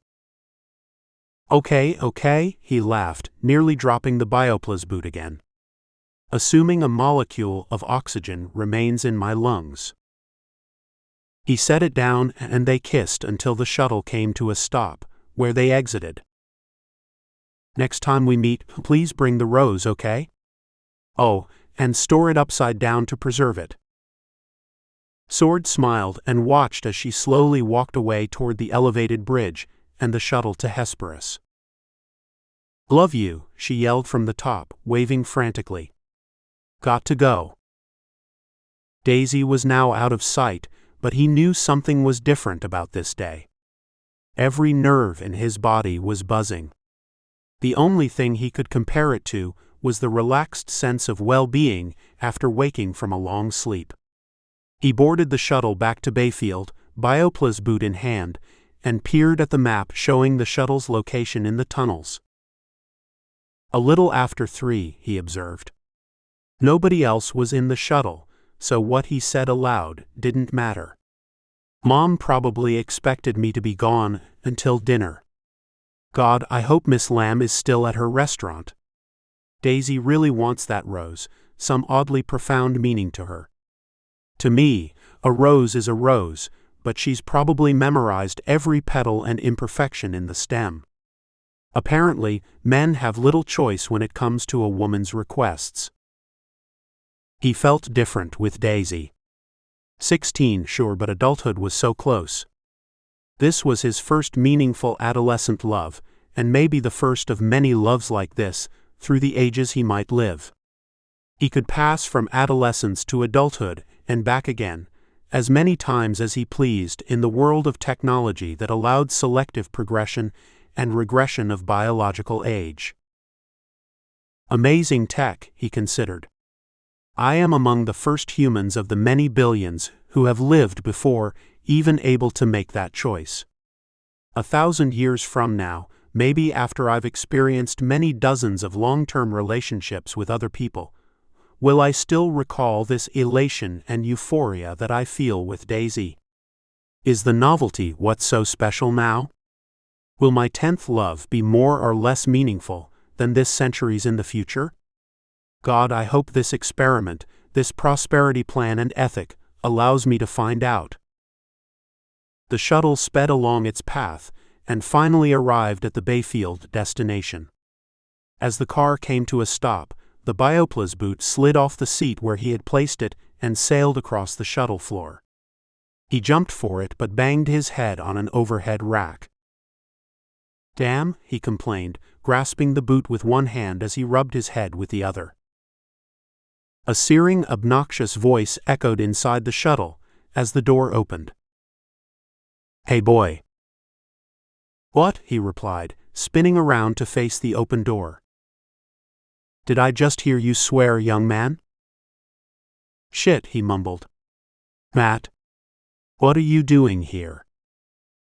Grabbing Sword by the collar, Matt yanked him from the shuttle and locked his massive left arm around his shoulder. "Did it again, right in my face." "You shut up, kid. Don't you know you're not supposed to swear around this place, even a spoiled baby boy like yourself? Don't you understand this prosperity utopia has ethics and norms and other stupid rules about how you must behave? And I caught you in the act, you little shit, spitting out some very nasty words to an adult in a public shuttle." Dread overcame him as he sensed the man's rage. Sword was elevated off the floor due to Matt's tight grip, and his toes dragged against the tile as they stumbled away from the tracks. His eyes shifted to Matt's infuriated face, then down to the Biopla's boot. "Hey, you're fucking hurting me," Sword cried. "Enough swearing, you useless turd." "What the hell is that thing?" he grunted. "You won't need it where we're going, so drop it. Now." "No." At that aggrieved reply, Sword heard his shoulder pop loudly.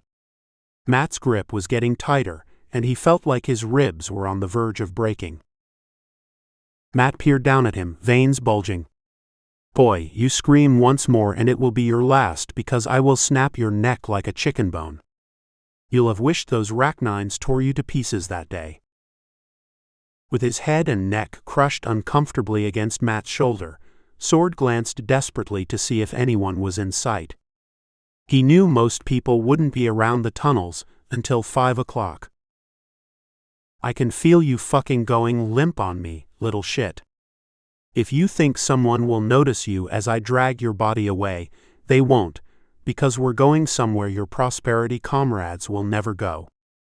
So stiffen up, or I'll squeeze your puny corpse even harder." "Too tight," Sword whispered, barely able to breathe. "I'd love to watch you turn blue, both you and your mom and your fucking friend who put me in this situation. But I'm not worried," he claimed, dragging Sword to the right toward a dimly lit tunnel. "I've lived out there all my life. In fact," he laughed as he cinched up Sword's sagging shoulders, "I think that's the best medicine for a spoiled brat like yourself. You need to live like I did for most of my life, struggling against all odds. I'll show you how to be a real man, how to survive outside this safe and stupidly vulnerable enclave of happiness you assholes so readily love to keep others out of. You know how much we hate you outside this place?" "Ha." Sword grunted in pain, fearing that no acknowledgement to his question might further endanger his life. "We're going out there, boy. They don't want me here anyway, or so I've been told in no uncertain terms. You know what they did to me? They had some mock citizen trial and concluded I was the incorrigible type.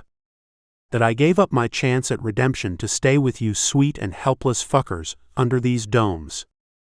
Hell, they were getting ready to throw me back to the wilds anyway. So we should save them the trouble and go there now. You'll taste the bitterness of real-life reality, a reality your grandmother helped create. Yeah, I know all about your shameful family history. Outside. That's where we're headed?" Sword squeaked with the little effort he could muster. Suddenly, a meek voice called out a distance behind them. "This your boot?" "Now who the fuck is that?" Matt assumed the two were alone in the narrowing tunnel. He turned to look and noticed a small woman 50 meters back, holding the Biopla's boot up in the air. "No," he screamed back at her. "And get the hell away, lady. Not your business what we're up to." At that, he spun around and quickened his pace forward. "We're going this way," he grunted, exiting to the right into an even smaller portal. Maybe we can find an escape to the outside. And I could give a shit about any perimeter alarms going off. You fuckers are so self-righteous. You think others out there don't know about your weaknesses? Stupid shits. Overconfident in your godlike ethics and underwhelming in your decades-old technology. You could have had it all, and you wasted it. Sitting ducks you are, and you'll get what you deserve someday from people like me, that you so easily discard as trash. Do you know how hard I worked to get into this sterile hellhole you call home? Then you just throw me out as if I'm not good enough. Sword groaned. Loosen up. Please. I'll fucking loosen when we're clear of this domed prison. You'll see how I grew up. Fighting for scraps of food thanks to your bitch grandma. Fashioning my own weapons. Barely living through freezing winters in the mountains. Gasping for air, always gasping for air. You little wimp, now you'll know what it's like to really rough it, to go without nice shit like so many do. Now you'll know deprivation, and you'll get used to it.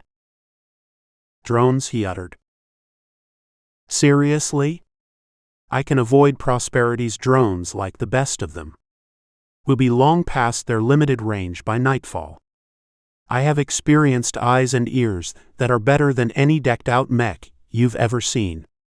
Prosperity tech is no match for a veteran of the night like me.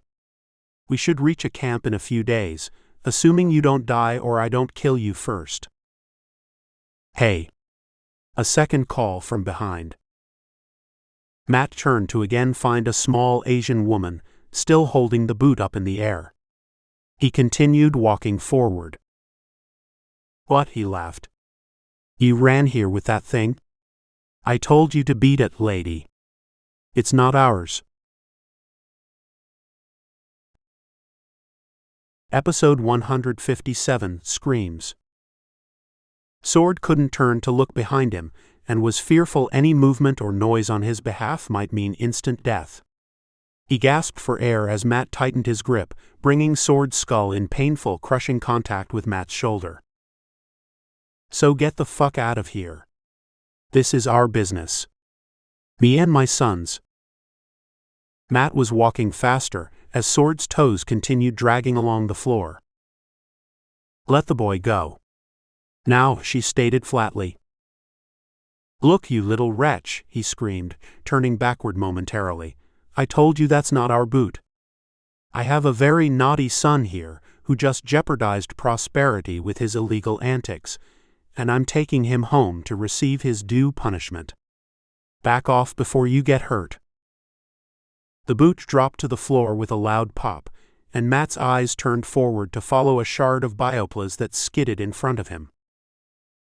Up here she got the message, he boasted. He listened for her footsteps, knowing he didn't want to turn back again, to provide a more complete view of his face. With his limited search and rescue training, he understood Sword's disappearance would set off a chain of events. He feared any linkage to him would propel Prosperity's law enforcement on a relentless and likely successful search for both of them in the mountains. Stupid naive shits, Matt thought. All the tech at their avail, and they use virtually none of it. Not even cameras in these tunnels. Jackasses. Then he heard something snap.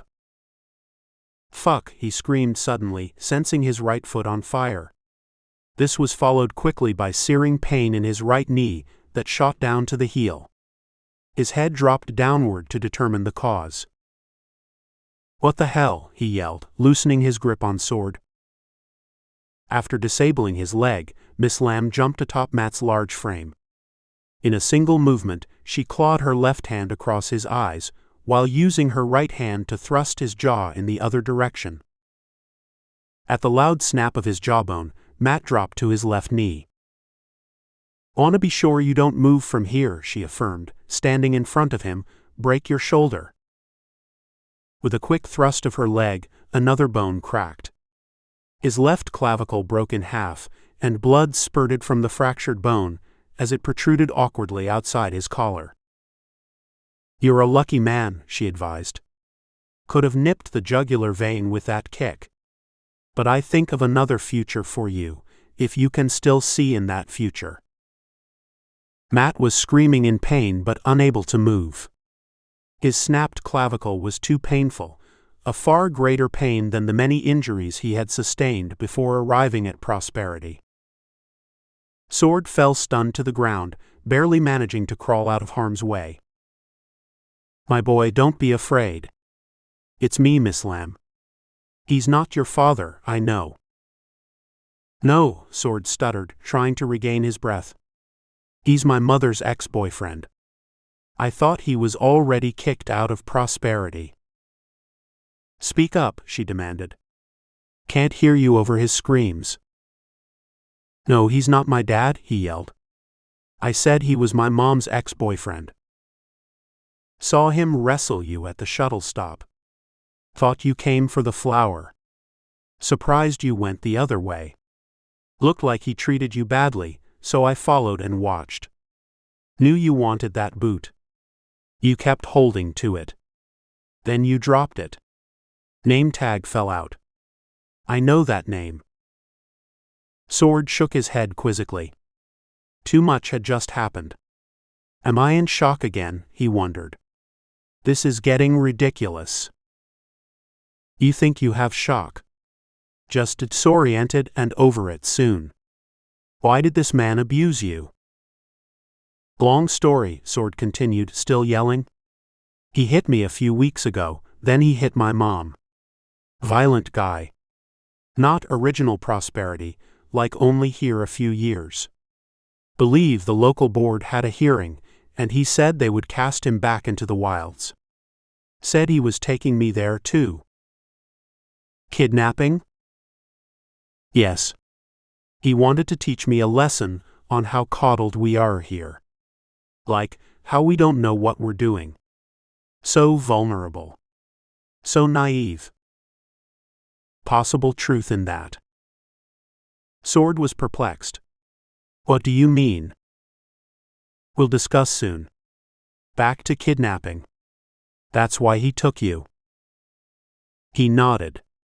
Apparently he believes there's an outside exit around here. As if he could get past our security measures, including evading drones and other entry-exit tech. I'm not sure he's aware of everything, but since he was with Durango's search and rescue, maybe he knows more than I think. Eating. Matt screamed, unable to writhe in pain, as much as his nerves told him to. What did he say? Sword asked. He bleeds. She smacked her lips. Too bad for him. Kidnapper. Molester of children.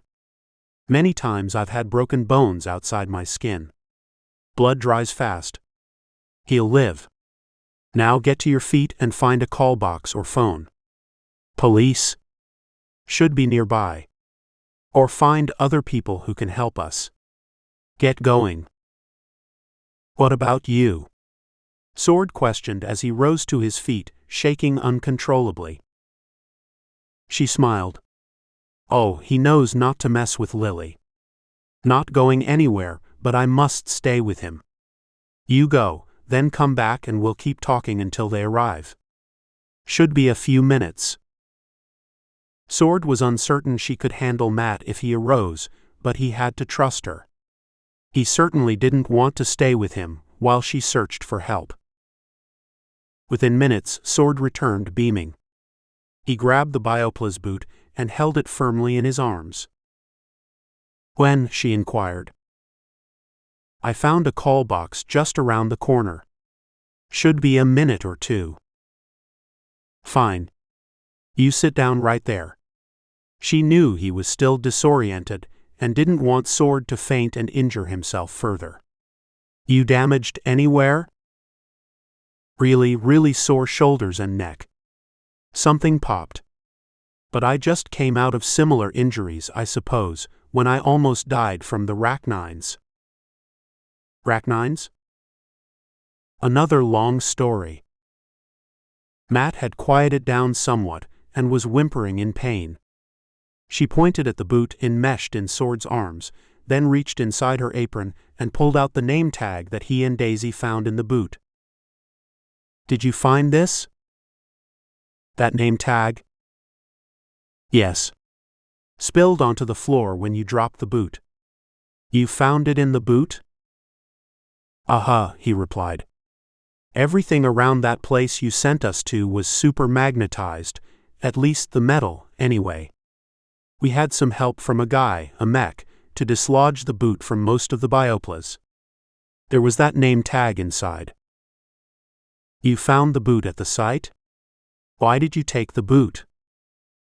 Sword was tired of being in trouble, and he knew this event with Matt would somehow rain down on him, even though it wasn't his fault. If his mom didn't chastise him for this latest near-death experience, she'd at least turn up her worry meter and wonder about his whereabouts all the time. And this was just as he was getting greater degrees of freedom. To top it off, maybe he and Daisy should never have taken the boot in the first place, even though he was certain it was his father's. "It looked just like my dad's." "No, I mean it is definitely his." "Your dad? His name?" "My dad. Antonin. Antonin Baez." Lily glared at him in a daze.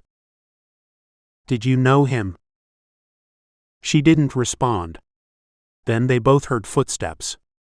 3 peace officers ran to them, restraints in hand. "He escaped," an officer mentioned breathlessly. "Durango was holding him in a detention cell for transport outside, someplace far away from here. They hadn't realized he was missing until we got your call." Lily was not happy. "You need surveillance cameras." "Have them." Tech's still not perfect, apparently. Slipped past it all. He's a tricky one. Almost killed this boy. Tried to kidnap and take him outside to teach lessons. Thinks it's too easy here. Maybe so. Everyone has it too easy, but no reason to teach someone a lesson they don't want. Except him. I gave him a lesson on taking people against their will. "Phew," an officer exclaimed, observing the damage to Matt's shoulder. "Broken collarbone. Complex fracture. What else?" "Sore right Achilles. Maybe snapped ankle. Sounded like. Also probably right knee cartilage. Broken jaw. Yes. Eyes scratched. He'll not be doing too good for a time." "You did this?" he questioned, frowning at Sword. "No," Sword replied. "He was squeezing me so hard that I was passing out. She rescued me."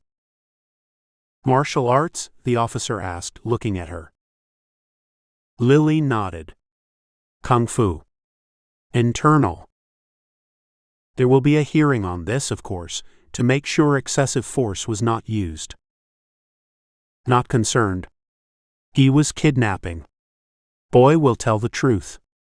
The big man was dragging the boy a long time, all the way from the shuttle stop to here. Refused to release when I asked him. Warned him. You know the rules. Refused to let the boy talk for himself. An ugly thing. This man has hurt others before, as you say. Hit this boy before. No more chances after this. The police then took brief official statements from each of them, while Matt was hoisted onto a stretcher, screaming in pain at the movement. "We'll be in touch," the officer confirmed. "Need a police escort home, young man?" Sword laughed uncomfortably. "No. Please. My mom went crazy enough when I almost died in a arachnine attack." "Oh." The officer shook his head. "You're that kid. We heard about you. Guess it's not been your lucky day or lucky couple months. After facing a pack of arachnines, you're lucky to be alive at all. Maybe the same holds true with this event today. What's that Bioplas boot combination all about?" "Long story," Lily interjected, noticing Sword's sensitivity on the topic. "He's coming with me. I will bring him to my small stand, call his mother from there, and let her know he's okay." Tough kid. Father died long ago. Rachnines. Kidnapping. Not so easy being kids in prosperity sometimes. The officer smiled oddly at her comment, then followed his buddies as they carted Matt off. "You come with me," she demanded. "This excitement gets you hungry. I'll make a good meal before you go home. We'll talk. Some things I can tell you about your father, Antonin Baez. Others also." Sword's eyes grew wide. "You knew my father? Why didn't you tell me earlier today? You didn't say your last name before. Come and pick up the rose. Eat my cooking. It's very tasty." As much as he felt like going home after a day of such extreme joy and trauma, he was too exhausted to argue with her. Episode 158, Lily. "Would you mind locating that rose we left this morning?" Sword requested as the two approached Lily's small cafe. He knew she was the reason he was alive, safe within Prosperity's walls, but his emotional state was pulling him home to his mother. "Take the rose when you leave. But first you eat my food." Lily knew it too. She understood this boy now had a lasting bond with her, and she didn't recall the last time she had formed a similar bond with anyone.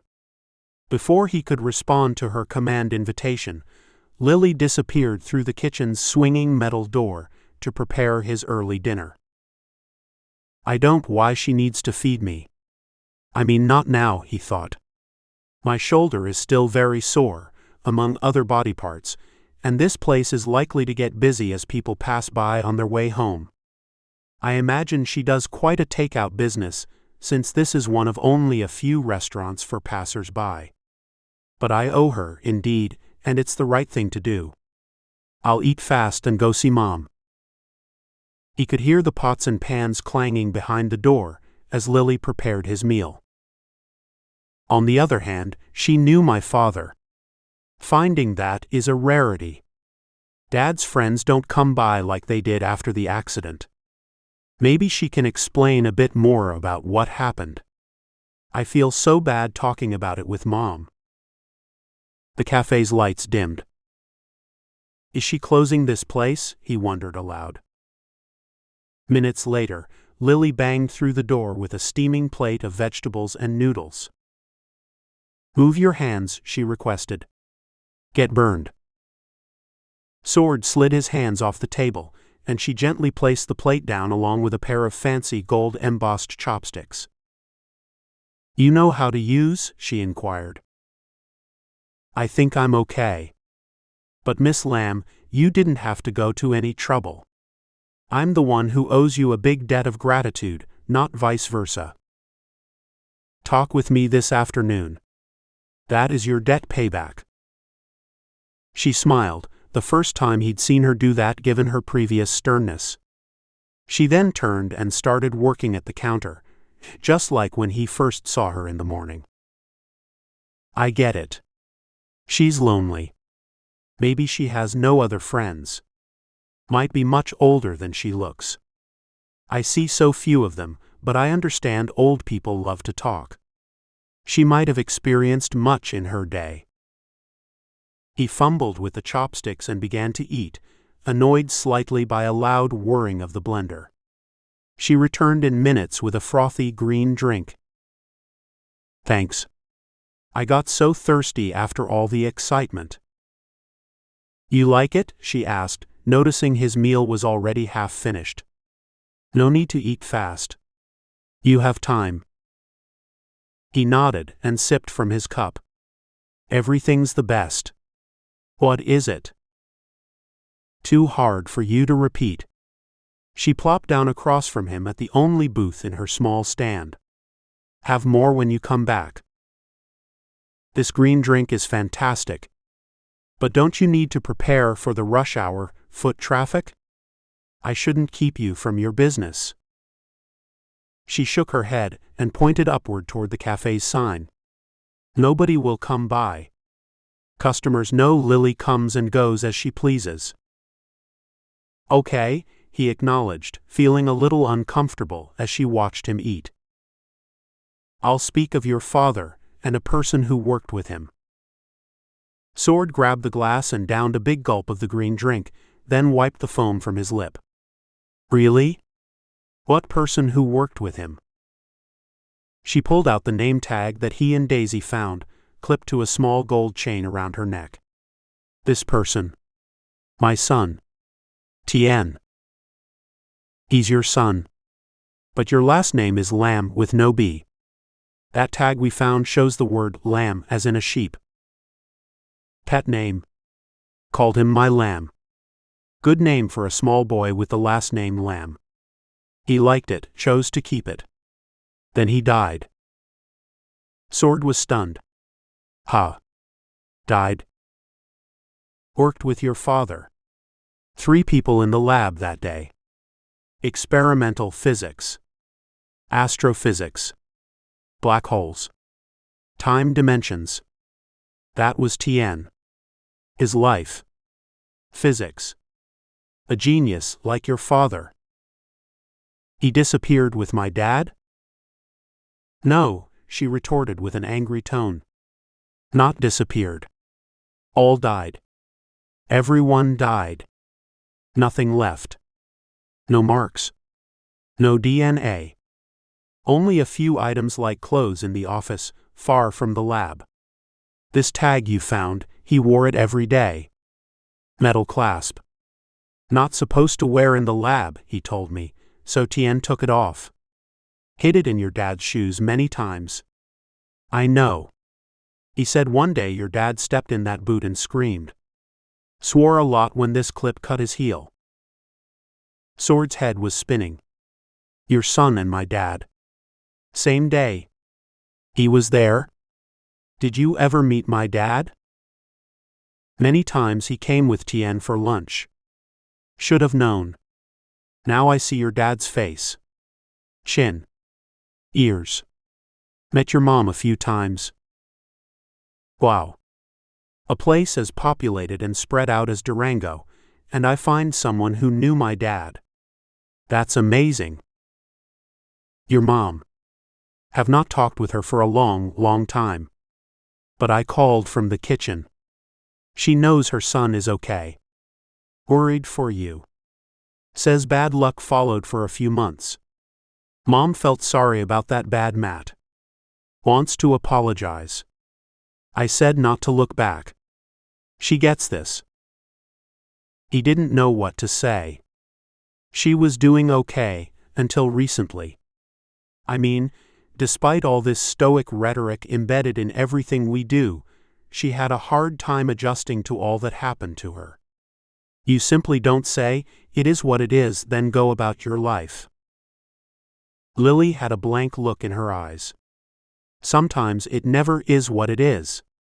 Sometimes such loss tears a big hole in the strongest heart. Much time to mend.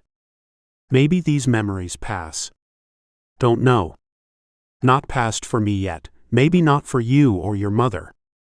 These are hard things. Life is hard. That's what Matt kept saying today. I'm not sure I entirely get it though. He seemed haunted by all that had happened to him, like he could not get his past life out of his system. I guess a few years of prosperity indoctrination wasn't enough to help him change. Too much life spent in too many horrific places. She shook her head and pulled an ink pen from her blouse. It had been there all the time, hidden. A real ink pen?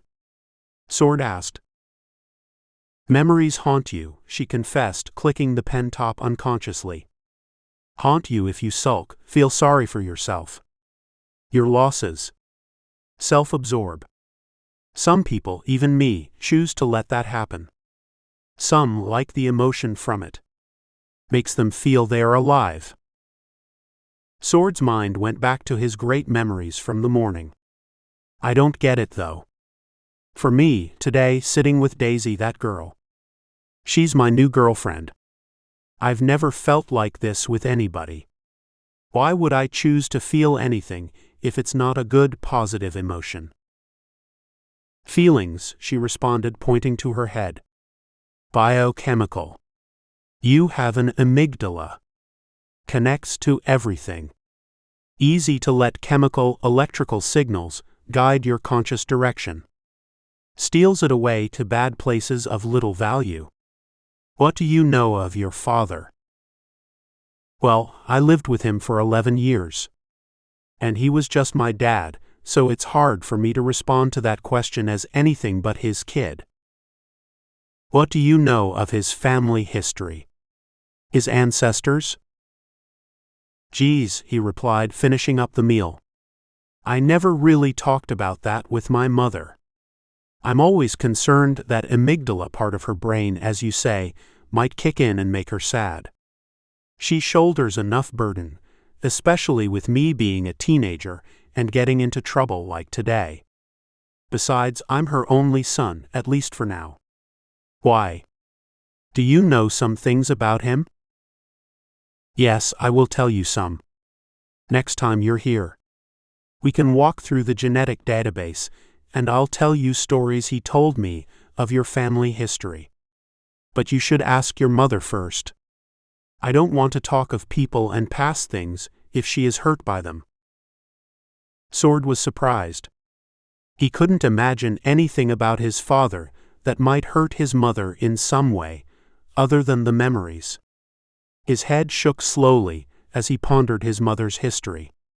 I doubt anything you'd tell me about my dad could outdo her own history. Lily frowned, staring at him silently. Did I say something wrong? He asked. Not wrong. All have histories. Some with bad histories of evil people. Men mostly. Not all men. A few I met are good. Ron, he blurted out, thinking of his mother's burdens. She looked puzzled. Ron? Ron what? Sorry, I didn't mean to mention his name. It just fell out. Ron the oligarch. That Ron. Why him? Many evil men to choose from in recent years. Hitler. Ron. Stalin. So many oligarchs. So many who benefit from them, who enable them. All nations had such beings. Silence. I just can't imagine my mother would be surprised at anything negative about my dad's family history. Hers is probably worse by far. Lily kept glaring silently. Her eyebrows lifted, forcing him to continue. Hell, he thought. This woman just saved my life. She knew my dad. She's not going to go spill the beans to everyone anyway. No value in that. And likely nobody in prosperity cares. Too many sad stories, horrible stories. Sickness. Survival. Deprivation. Murder and violence. Domination. The horrors people justify to themselves that they are entitled to do when desperate. When no ethical system is used to buffer the worst instincts. Rationalization for evil behavior multiplied times billions. My mom's mom. She died before I was born. Her name was Sarah. She was part of Ron's group, his media expert, the one charged to embellish and spread his multiple personas. The queen of misinformation, disinformation, and confusion. She propped him up with her amazing ability to spin narratives, I guess. Lily grabbed Sword's hand, which was resting on the table next to the chopsticks. No more, she demanded. I can hear no more. I know of that Sarah, know her story from the histories. But your mother, a very nice lady. Raised a good son. Maybe Sarah was not so nice at one time. Your mother can't help that. Moved on. Made a life here. You know much of Chinese culture and history? He nodded uncertainly. Family was always important to us. Ancestors near and far. Reverence. Respect for their memories. Sword continued to nod. Once I had many family with me, before the GD2. Sisters, brothers, mother, father, aunts, uncles, cousins. Grandparents too. Lineage to 1600s. Very important to me at one time. Lily stared at the domed ceiling, reminiscing. Though he felt obliged to respond, his mind was slowly slipping back to Daisy and the day they spent together. He had an urge to call her, to share what occurred after they parted. Doesn't matter now, she stated flatly. Lives come and go.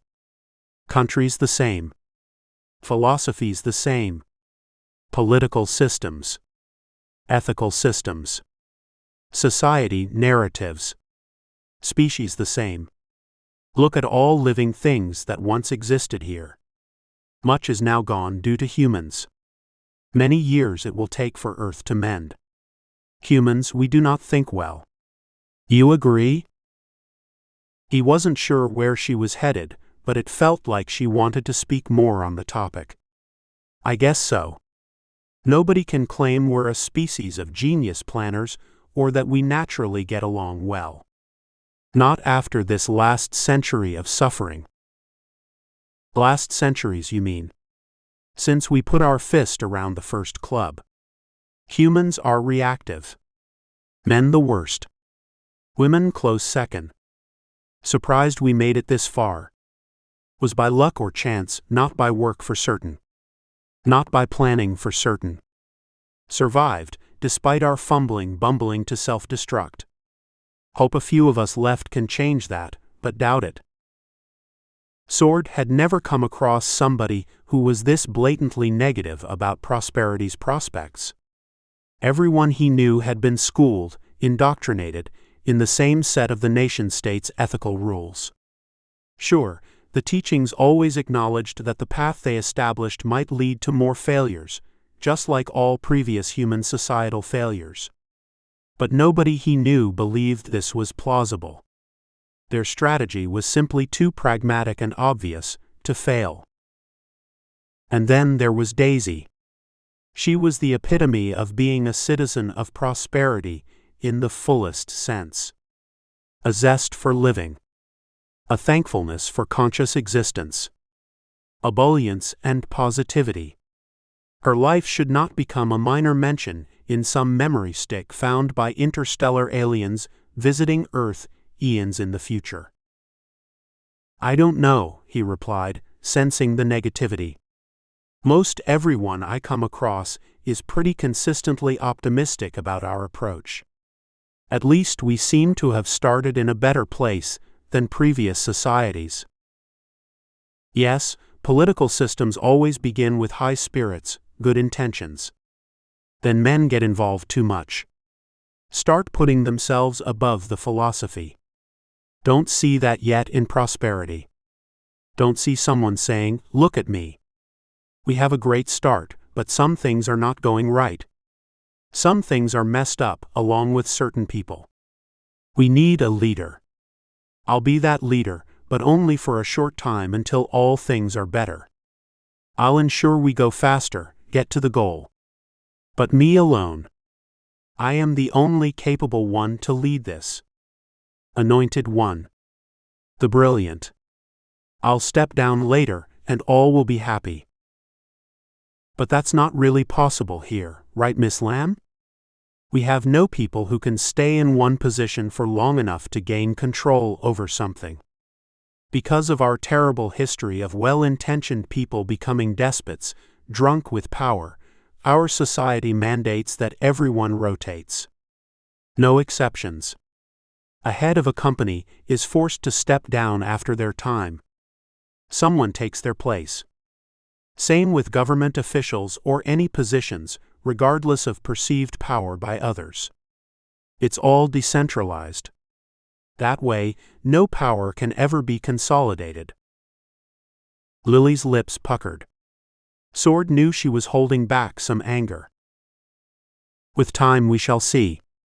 Never have we seen where some man does not think he is superior, that he has the answer. He promises to make the stay in power short, then stays forever. Changes laws and rules in his favor.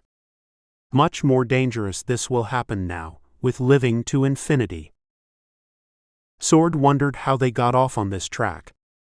He expected the conversation to be a pleasant and informative one about his father and her son. How they worked together. What they were trying to do in science. Yeah, I get your point, Miss Lamb. Call me Lily. I'll call you Sword, son of Antonin. He laughed at that. Do you know why my father was given that name, Antonin? Yes, he told me. I questioned, in fact. Know much about United States history. Degreed as doctorate many years ago, but not in history. Biochem. Got this after economics degrees. Asked him if his parents named him after Justice Antonin. He told the story. He was surprised she knew so much. Maybe his father shared things with other people that he assumed were shared only within his small family. Yeah, I guess it was a joke of sorts. No joke.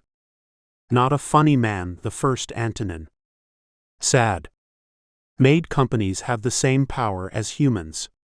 Spilled over to other things like hydrochloric acid on metal tray. Companies. Hybrids. AI systems. Who can vote among them? Subjugated humans. Good example, though. Too many people in the past, like Antonin, given too much power. Humans are not capable of wielding power. Too insecure. Need possessions, riches, power, fame. Plugs necrotic holes in their minds. Think this way. Martial arts. I love my double swords. Have many different exercises with them. She stopped and he was confused. Great. Would love to see you do that. I'm not sure how martial arts and swords link to wielding power, though.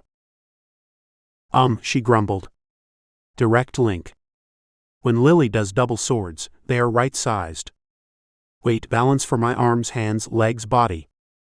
What if the swords grow 10 times?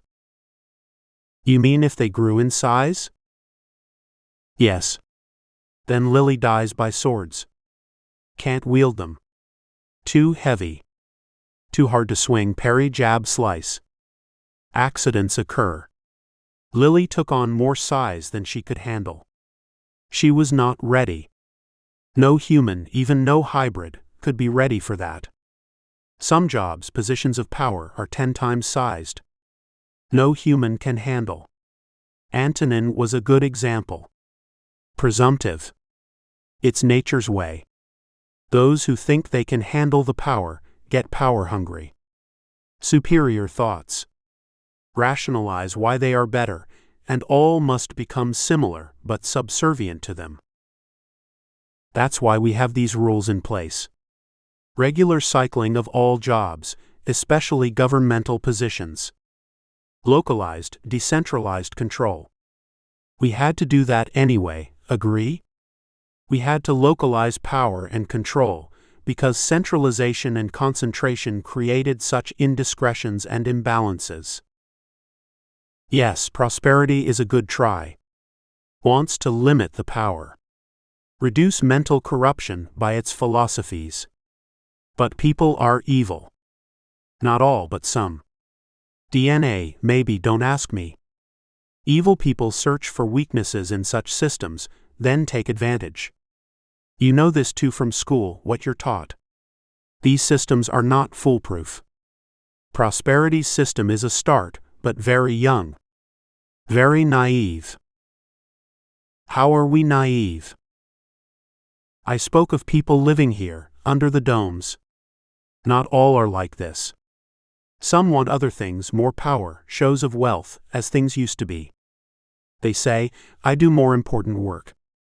I do it better than you. I should enjoy more things in life. Too harsh here. Stoic teachings, they suck. Want my life to be good, strong, enjoyable. Want power and pleasures I get outside where no rules follow me. Want to augment my body, show how strong and smart I am than others. Sword was astounded. He'd never known of such rumblings of dissatisfaction. Boy, I don't see or hear any of that. Maybe you get lots of different types of people at your cafe. I mean, this is my first instance of spending any time in Bayfield, but it would really surprise me if they think so differently versus a few kilometers away in Durango. You take it wrong. This is a few, not everybody. Some don't like being told what to do, how to think, how to live life. They want ego and pleasure things, not stoic suffering. But it's not really suffering. More like discipline. Humans simply can't have all we had before, and that means across the board. It's not like these unhappy souls couldn't go grab gems or gold by the cartload out there, in oxygen-poor, dangerous no man's land. Much for the taking, but who would they share it with? They'd come back to prosperity and say, "Look at me." People would laugh at them, or say they missed too many classes on self-actualization and ethical behavior. You're not listening. Some are born or come here and don't fit in. Body and mind can't stand stresses. Living under domes. Being nice to people. Politeness. Kindness. Too much discipline. Harshness. No indulgences. Angers some people. Want more pleasure, feel entitled to engorge their senses. Can't manage amygdalus or hormones in blood. They go home after work and wish to live 100 years ago. Episode 159, AMYGDALA. Sword recalled the view of the farms and buildings he and Daisy passed in the shuttle. I get that. Hard to resist the urge to go backward in time. But none of that worked, not with the way tech spread so rapidly across society in the early part of last century. Tore the planet apart. Tore our species apart. I can't imagine they need more proof of this than trying to survive outside prosperity for a few weeks. Not nice out there. You can grab all the old pleasures you want, but a minute later, some hybrid mech may rip your head off to take it for himself. Telling you not to be complacent. Prosperity is not panacea. Brains tell people they want to be different than others. Better than others. Very hard to resist that. Feeling you need to be more than your neighbor. Special. Admired. Hate the sameness of life here. Much is naive about prosperity. Sorry, Lily, but I still don't sense a lot of naive people. We get so much schooling on all of this. Like the demagogue's checklist. All the things people do to gain control over others because they lack their own sense of self. I could go on and on, as there is so much more. Less about people, more about nation. Prosperity is naive. Look at today. Look how that bad man smashed you with his arms. Toes dragging on the floor. Where were police? Nowhere. Why? Prosperity says have local control. Local this. Local that. Personal privacy. Security cameras not in every location. Easy even for bad Matt to escape captivity. No alarm bells going off. Too much trust. He shook his head. I can't disagree after today. If there had been a security camera, an alarm would have gone off somewhere. Not saying it would have prevented him from taking me outside the domes. Thank God you were there. Naive. Too trusting, this government. Told you my doctorate of biochem. I know many things about very small worlds. Nanoparticles. Nanobots. So small cameras do not see. She pointed upward toward the dome top. Nano devices no doubt up there, watching now. Monitoring. Not prosperities, but others who want in. Want what we have. Waiting and watching. We would have found those, right? We have our own ways of detecting this stuff. Countermeasures and the like. This is a constant cat and mouse, one-upmanship we've all gotten used to. Our tech versus theirs, continuous threats and interplay. I can't believe you're working at a restaurant here, however, and not instead with prosperity's government to help with our defenses and offenses. I did such work a long time ago. Retired. Tired and retired. Too many risks every day. People out there, outside prosperity, they have not changed. More resourceful, more angry, hateful, jealous, lazy. They prefer to take and not make for themselves. Every day, a new challenge here to keep citizens alive. You don't hear of it. Scares too many people, so never announced loudly. I don't mean to be nosy or rude, but nobody has to retire, Lily. Can I ask why you stopped your biochem work? Just told you. Too much pressure to keep citizens safe. Could not sleep at night. Now working here. My restaurant. My food. My kitchen and cooking. My customers. These are good things. I can sleep at night, though as I age, it's harder to sleep. Why not just stop or reverse your aging? Sword paused at the end of his sentence. This was pushing too far, since the decision to stop or reverse aging was a very personal one. He recalled only a few people in Durango who chose to age and die a natural death. Lily had been looking directly at Sword until then, and her eyes dropped to the floor. Sorry, he half whispered. I shouldn't have asked that. Way too personal. My fault. No need to be sorry. I'll answer. Lily's life. Eyes have seen too much. Ready for nature to run the course. Gladly take death when it comes. Prefer not to leave in pain or by nanobot attacks or means, not natural. Life was long. Eventful. Many, many memories. Some good. Like today. Today is very good. He nodded in acknowledgement. Very good for me that you were here today. Between Matt trying to drag me out and the Rachnine attacks from a few months ago, I've been lucky twice now that death has not come early for me. Rachnines, she spat. Many, many run-ins with them. You? Yes. Before coming to prosperity, this Lily lived in encampments many years. Such terrible conditions I can't explain and don't want to think about. But Rachnines. Seen many children taken away by them. Pulled from mother's arms. Sometimes got the mother, too, or the father. Never should have had them at all. Sword felt the conversation was running thin, but Lily had given no indication she was ready to stop. Had what, the Rachnines? Yes. Evolved to be vicious. Cunning. Run in packs. Breed fast. Survival. Alpha animal. Stupid, stupid people. You mean the people like me, who should have been better prepared to deal with them?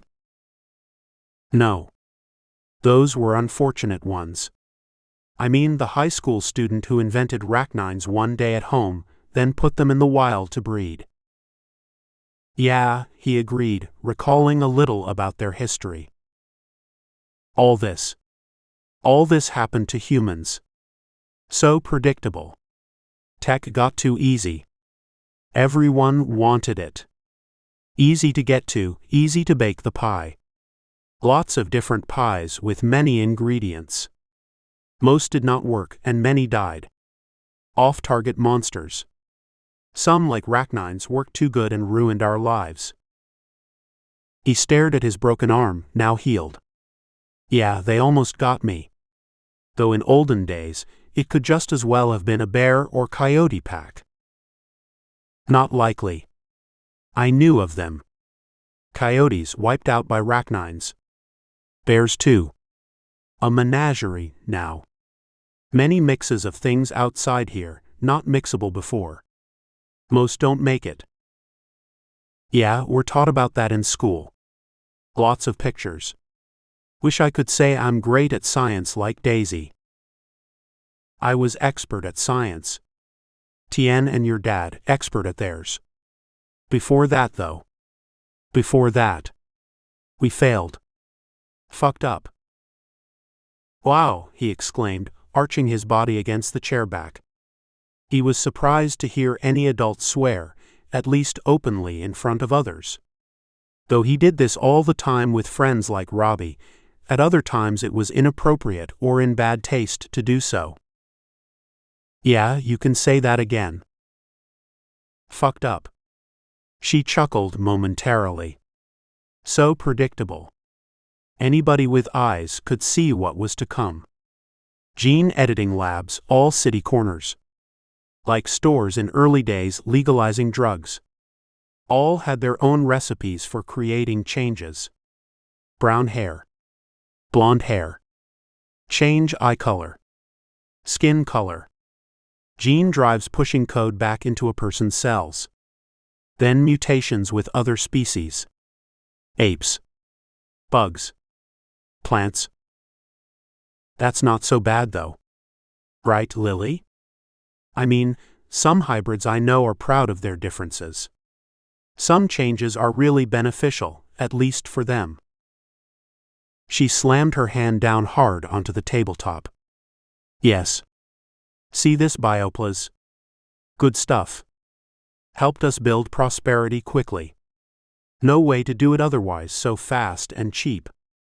But I'm not talking about now. I'm talking then.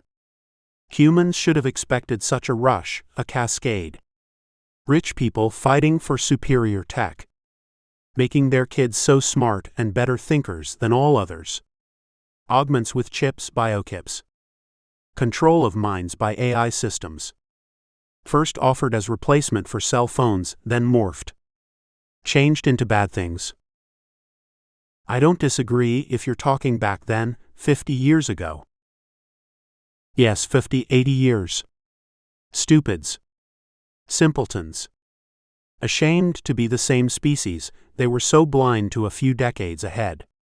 Obvious, predictable, and oblivious. People want the best for only them or family, friends. Damn to others. Damn the planet. Onrush was too big. Governments not able to manage or control. Many trampling for first in line. First to get bigger brains. Better children. Taller. Whiter. Paying big money.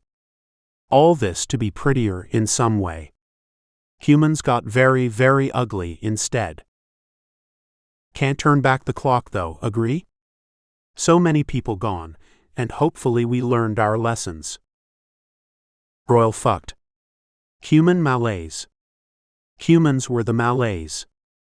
Without direction. Amplified extremes and differences. Started with unrestricted social networks in the 2020s, and you know about GD1 resulting. Easy to predict that outcome. Society with ugly disparities only got worse in time. Some can never growing old, never dying. Rich and fortunate get smarter, better looking, AI connected. But you're unfortunate. You don't get a spot in line. Not enough money or connections. Wait your turn if it ever comes. By then, we superior fortunate ones will dominate. We'll show you. Sword had heard all this in spades through his various years of schooling, though not quite so angrily. A few things were clear to him, however. She was not among the privileged class in her early days. And in conflict with Prosperity's teachings, she held onto anger about the past, as if she had lived through countless consequences of humanity's errors and missteps. Aging, she continued. Tien's father. He was the aging scientist at our encampment. Created his tech for many other places too. Was good at it but a very bad man. Raped many women, including me, many times. Thought he was superior until I put my elbow to his throat one day, while raping me. Should have killed that man before then, but may never have had my Tien. Sword was stricken for words. Nobody had ever been so direct or graphic with him. Pain and suffering. These were things he knew others had endured, but among all his friends, none had ever experienced the deprivations outside prosperity. Jesus, he mumbled. So sorry. Nothing to be sorry about. Many men are bad, as I know too well. Evil. Dog eat dog outside prosperity. Memories I have never leave the brain, not even with constant teachings. Stoic philosophy helps, but not a clear cure. Never thought anything could help before this place. She continued clicking her pen top, though more slowly now. Sword, she warned. This can happen again. Humans are not meant to hold such power. Even with Stoic philosophy, I doubt they can manage. Too weak in their core. Fearful. Greedy. Amygdala-driven. Get power from what they have, or who and what they control. Innate and instinctual. You must ever be on guard. Humans are no different than arachnines. My dominance. Your deference. My possessions. My mating partners. Yes, humans are stronger together, but I want to be on top. Don't like number 2. But when on top, even over small things, craziness sets in. Ego. Superior senses. Rationalizing all should become like them, eventually. Only they have the secret. All others are stupid, need lessons from me. This is the way of humans. Drives all behavior. I know. Too much these eyes have seen to think we can change. We can try, but likely futile. Sword knew her rant was far more than a second of self-absorption, and he thought his presence was exacerbating the situation. Got you. Hate to say it, Lily, but I probably should get home. My mom is likely anxious to hear what happened. Her eyes were fixed at a distance, and she nodded her head. Remember you said, can't go back in time? Funny to say that. Why? Your father and Tien tried to go back in time. Muon colliders. Energy fields. Discovered the unification theory. New physics. Sword was beyond excited. What? What do you mean? Lily knew she had gone too far. She had kept the boy too long, and his mother would be wondering where he was. Can't tell you now. You come back to visit Lily one day. Bring Daisy. Very nice girl. We can talk more on your dad and Tien. Science experiments. He was sure Daisy would love that discussion. Okay. Yeah, I need to get back.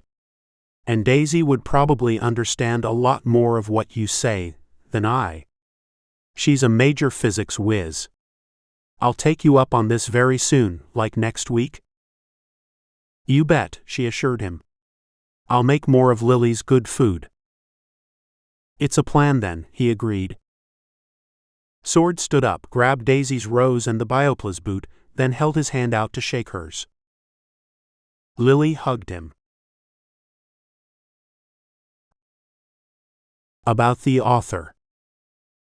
Blade Cort writes age engineering and longevity science fiction, as well as genetic engineering science fiction novels and plays that are mercilessly littered with pedantic discourse, pointless diatribes, and persistent droning about humanity's pervasive derelictions.